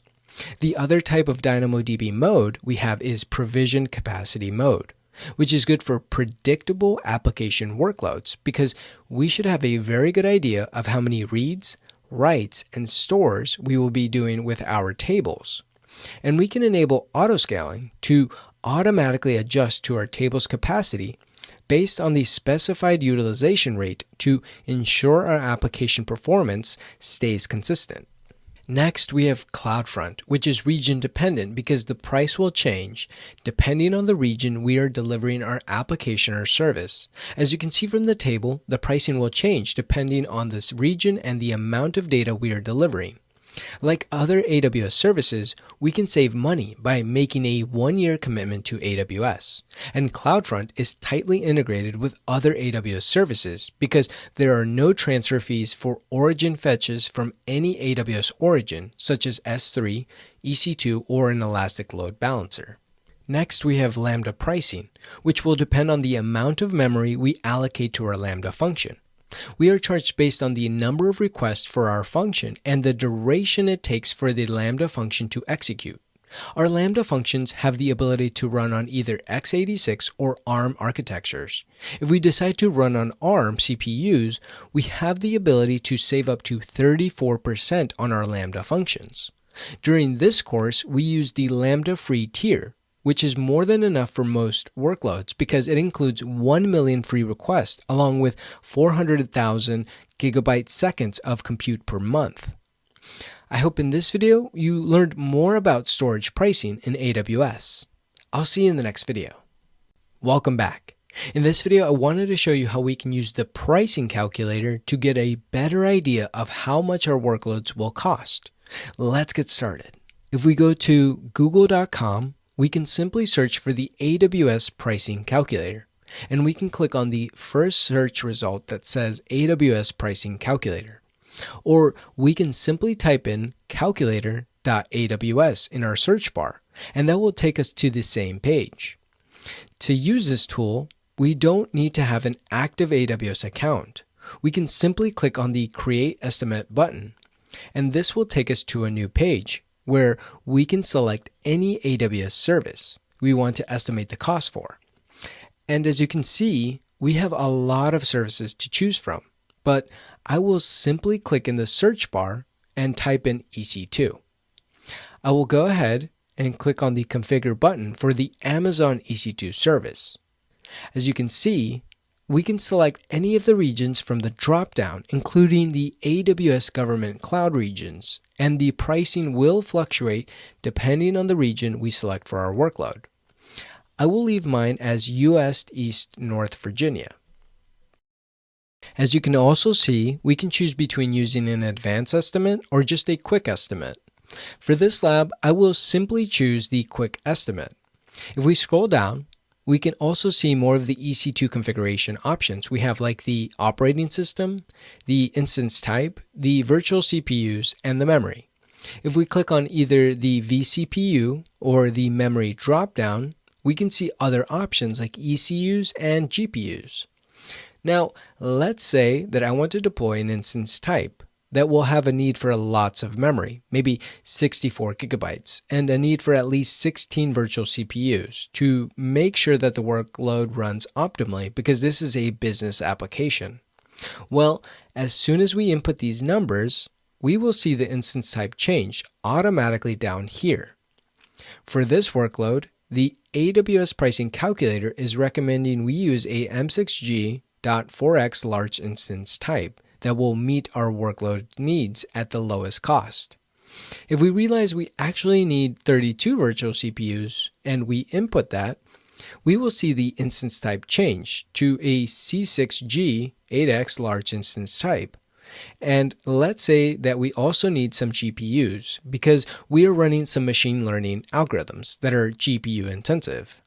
We can simply click on the Add Requirement button and input that we will need 8 GPUs again. Our instance type will change. Now, if we scroll down to pricing strategy, we can select from the different pricing models we have in AWS.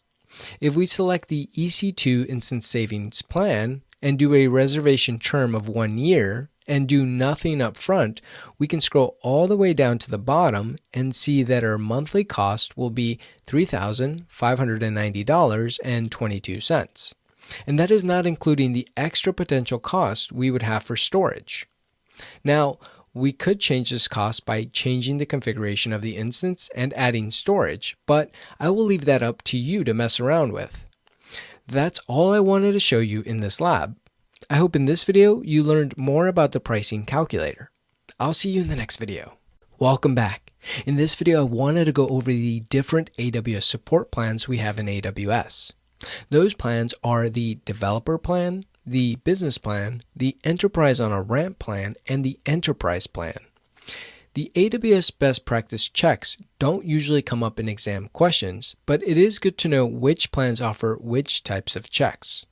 For the enhanced technical support, notice that for the developer plan, you get Cloud Support Associates, and with the rest of the plans, you get access to Cloud Support Engineers. And there is a difference in the level of support you get with these different offerings. Also notice that with each plan, except the developer plan, you get 24/7 phone access to Cloud Support Engineers. Then we have the case severity and response times.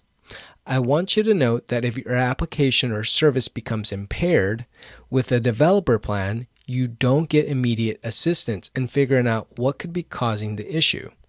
For the enterprise plan, you can have someone on the phone or chat within 15 minutes because you are paying for that level of support.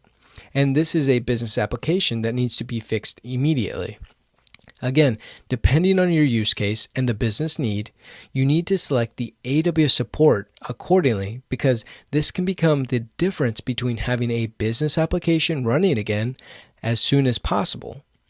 For the architectural guidance in the developer plan, we only get general guidance. For the business plan, we get a context-based answer, so according to the business need.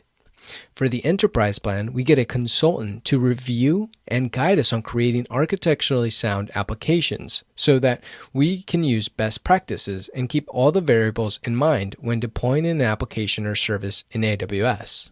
Next, we have the programmatic case management. Notice for the developer plan, we don't get any option here, but for the other plans, we get AWS Support API. For the proactive programs and self-service option, with the developer plan, we get access to support automation workflows. For the business plan, we can get access to the infrastructure event management for an additional fee. And we also get access to the proactive programs. For the enterprise plans, we can get access to the infrastructure event management, one per year for the enterprise on a ramp plan and more for the enterprise plan. We also get access to premium support for the automation workflows. Moving on to the technical account management support option. For both the developer and business plan, we do not get any type of technical account manager. For the enterprise on a ramp plan, we get access to a pool of technical account managers that can help us get in contact with AWS experts. For the enterprise plan, we get a designated technical account manager that can monitor our environment and help us optimize our workloads in our cloud environment. And the technical account manager question sometimes comes up on the exam. So remember, if you need a technical account manager for your cloud environment, you will definitely need an enterprise plan. And finally, for the account assistance option, again, for the developer and business plan, we don't get any type of support here, but for the enterprise plans, we get the concierge support team. That's it for this video. I hope in this video you learned more about the AWS support plans. I'll see you in the next video. Welcome back. In this video, I wanted to go over billing tools in AWS. The first tool we can use to better keep track of our cost in AWS is cost allocation tags. Now, for the most part of this course, I have skipped out on using these tags because the labs we've gone over in this course have been focused on learning the AWS concepts. But these tags are important because they can help us label our AWS resources, and as the name implies, they can help us keep track of our cost when operating in AWS. We get two types of cost allocation tags in AWS. The first type is the AWS assigned tag, which is automatically applied to the resources we deploy. And we can differentiate these tags by the AWS prefix that gets assigned to the tag. The second type of tag is the user-defined tag, which is assigned by us. And we can differentiate these tags by the user prefix that gets assigned to the tag. After we apply the tag to the resource, we can activate the tags in the Billing and Cost Management console in AWS. And AWS can generate a cost allocation report in the form of a CSV file that will group our usage and cost based on the active tags in our environment. This will definitely make your finance team happy because they can better track how we are spending our money in the cloud. Next, we have the AWS Cost and Usage Reports, which contain the most comprehensive set of cost and usage data available.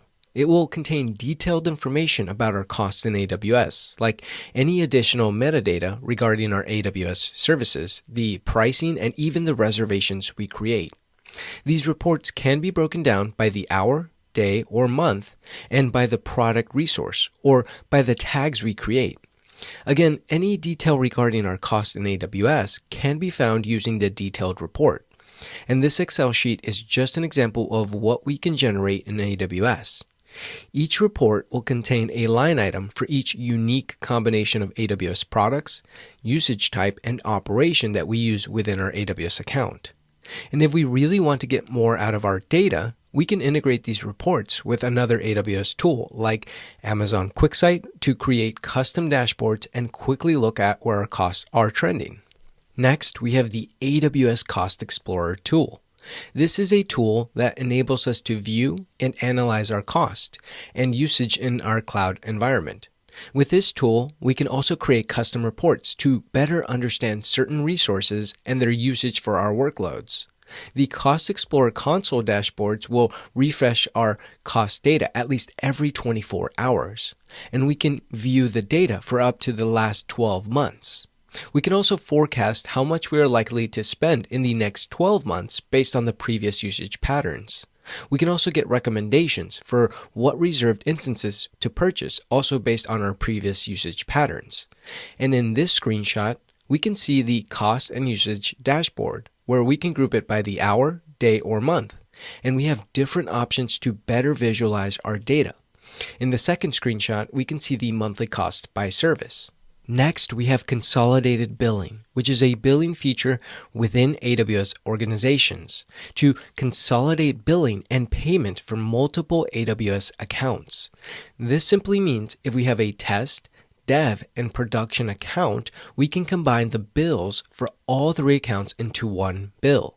And why would we want to do this? Well, let's say that we want to easily track our charges across multiple accounts and download the combined cost and usage data into one bill. Well, we can do that with this feature. We can also leverage this ability to combine the usage across all our accounts and share the volume pricing discounts we get in AWS for reserved instances and the savings plan. And the best thing about this feature is that it's free of charge. All we have to do is enable it. That's it for this video. I hope in this video you learned more about billing tools in AWS. I'll see you in the next video. Welcome back. In this video, I wanted to show you how we can use the Cost Explorer to get a better idea of how much we are spending in our AWS account. Let's get started. In our main console, we can go to our account name, click on the billing dashboard, and in our left-hand side, we can then click on Cost Explorer located under Cost Management.